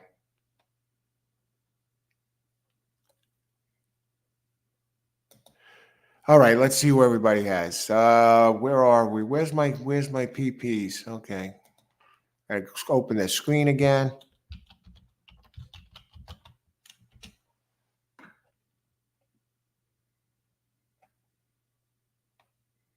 Two minutes to post. And I want to thank everybody again for joining us tonight and those who contributed to the channel today with the super stickers of that. Thank you very much. It's much appreciated. And tomorrow, I may be doing a morning show. The morning show, I did the first 2 for the first 2 episodes. I didn't plan on making a show like that. I figured I'd go live while I was doing some handicapping and decided, hey, let's do it. And what do I name it? I'll name it the morning show. And was well received. I enjoyed doing it. And I did another one, morning show today. So maybe I'll start doing that on occasion. I may do a morning show tomorrow if you want to see. And that's the type of show, at least the beginning of it, before it gets to the handicapping, where I talk about a subject, which I put in the thumbnail. and watch that. If you want to watch the handicapping and some of the other stuff in between, I have chat open. Tony Vasilino, 1 and 12. Okay. Leloy, 258. Lloyd Green, gas about 4 a.m. 158. Exacta, home run.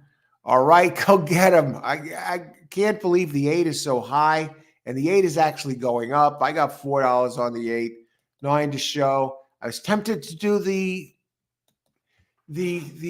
show bet on the 8 or the place bet. And I was like, you know what? It looks so strong. I was talking about how quick it is out of the gate and how good it ran on Tapeta last time. And it's going up 2 classes.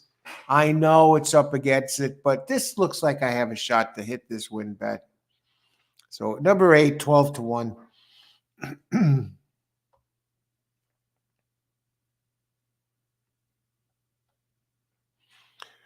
And let's see what happens. Who else? But tomorrow I'm going to be out here for Turfway Park. No afternoon racing show. Not going to be able to do it tomorrow. Okay, gas station shoopy loop, the chat back a little. I had to explain to some and Al about a big difference between allowance and AOC. I'm going to play the chop angle on the 4, number 5. Good luck, Shockwave. Definitely Shockwave is dangerous. Look at the sire, more than ready. Yeah, that's one of the one I was considering. I was doing something like a 1/5/8 or something, but I was like, no, let's go for the 8. We're getting a good price. He went up to 12 to 1 a little while ago. Now he's 11 to 1. I expect he's going to be about 7 to 1 once the gate opens and they start rocking. He's not going to stay up there this high. Good luck, everybody. Enjoy the race. Thanks for being here tonight. We still got one score to settle, and of course, Austin has 1, 5, 8, 10, and 12 in his pick 4. So let's see what happens here. Good luck. 8 now drops to 10 to 1. Let's see what he is in a few seconds. 11 goes in, 12, 5 dangerous, of course, 1 taking a lot of money. Good luck, everybody. Enjoy the race. Ice water in the veins. Let's get it done here. Thursday night, tomorrow's Friday.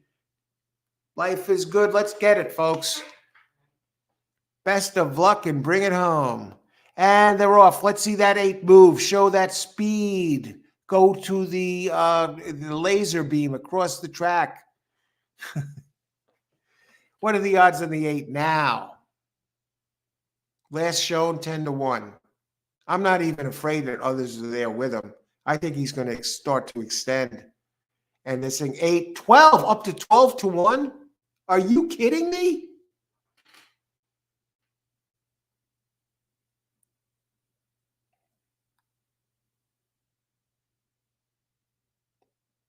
Plenty of horse here, folks. 12 is going to tire. He's not used to the Tapeta. It's an Austin pick 4. His horses are running 1, 2, 3 as they turn for home, and none of them are the favorites. Who's running way in the back, and 8 turns for home with the lead, and he starts to pull away. Oh my God! 8. Why, here comes 1 making a late run, but no way. 8, 12 to 1, rock with you. We're going to have a winning day. 4 times 8, 12, $48. We're going to make it. Yes. Yes. What was it, 8-12 or 8-10? I'm glad I didn't do this freaking show bet or the place bet. There we go. 8. Who was second? 10. 1 closed all the way at even money. All right. We're going to have a winning day. We wipe out the 29 crap 4 times. I'm going to get back like $50 or something and finish that cost. I was at $1.22 plus whatever this pays. If I paid $4, All it takes is one. We had 2 hits here in this freaking entire card, and we wipe out the 2960 deficit. And that's it. That's it from the early session. What do we got here? Let's talk about it. Ryan H. Nice handicapping out. Hey, Ryan. Thanks. Great shot there, trackside. Thank you very much. Donald Daly, way to go out. Thanks, Egg Sheen 6. Great call on the 8, Steve. Traveler, boom. Okay, let's go back and see everybody who has this. The Traveler, Exacta. Great job, Traveler. Gets it done too. The home run. Beautiful. Me, I didn't play any exotics, just 8 times 2 to win times 2. So $4 on the 8. And who else? 1-8, the box, Dan. Dan does it again. Great job, Dan. Just came off a pick 3 hit. Nice. Let's see. Well, Stephen R158, 12 a night, FAP. I'm not sure, but it looks, I think the finishing order, 813. Wow. 3 got third at 42 to 1. But you got the 8-1. Hope you did a box there or something.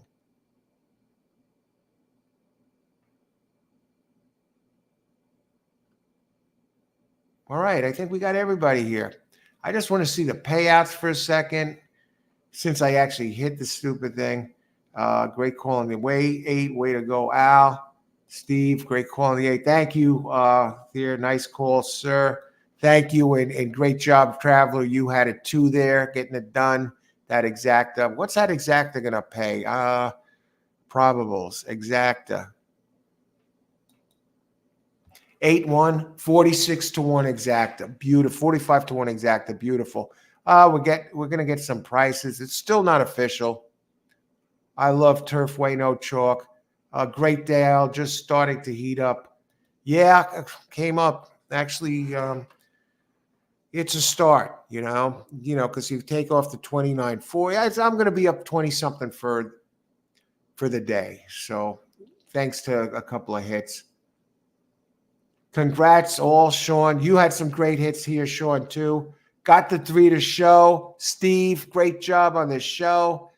Yeah, that's going to have 42 to 1. Gas Station Sushi, beautiful horse. Lloyd Green, big difference between two to mention. I'd love to talk about that tomorrow on Paul's show. All right. Who else? Big difference between the two. Yeah. Okay. Now, let's see. Do we got some prices? We got prices. Rock with you. $26 horse. So I get back $52. And that makes it a winning session of 53-22. Yeah. Finish this session up 53-22. After 5 races with 4 to go, I was down 34. So 2 hits out of the last 4 races, an exacta, and a straight win bet gets it done. All right. And I can close the book on that. Okay. Who else? Got the 3 to show. What did the 3 to show pay? Great handicapping, Dan. Gas Station Sushi, thanks for popping in. Have a good evening. Hope you made some money tonight. Okay, who else? Beauty. Donald Delay, Beauty. Austin, tremendous job on that 8. That's over $1,000. What was that, like 1,500? That was a great pick, great play. I looked at it. When I looked at the PPs, I was like, oh my God, how is this opening 10 to 1? And then when I saw it on the board, I'm like, it's going to come down. Watch when the gates open. But it didn't. It actually went up. It went up to 12 to 1. Great call, Austin, on that pick 4. Great call out. Thanks, Tony. Nice call out. Thank you, Austin. Good job, Austin. Great crowd. Always gracious, whether in victory or in defeat. Congrats, Austin. Good work, guys. Thanks, Floyd. Great job tonight from you too. Glad you could make it. Traveler, nice call. Traveler knocked it a home run. Good night, all. And good night, Coach. Good night, Leloy and Centauro. Okay, have a good night, everybody. I may do a morning show tomorrow. No afternoon show. I'm not going to be able to, but I will be doing Turfway Park tomorrow night. That where that horse Winter is Coming is running, and Dan H will be back. Hit the pick 3, came through in the last race. Increased the bankroll 8 times. That's how it's done. Great job. Time to figure out how to contribute. Great job, Dan. Hey, just by being here, doing a great job, Dan. And congrats on the nice hits. And Christopher, great job tonight. And see you guys Saturday. Okay, Egg Shen, great job on your hits. Not Loy, nothing but fun. Have a good night every day, everybody. Maybe a morning show tomorrow morning and taking an early look at Turfway Park and discuss a subject if I have one. And then Turfway Park tomorrow night. Have a great night, everybody. Thanks for being here. Talk with you soon.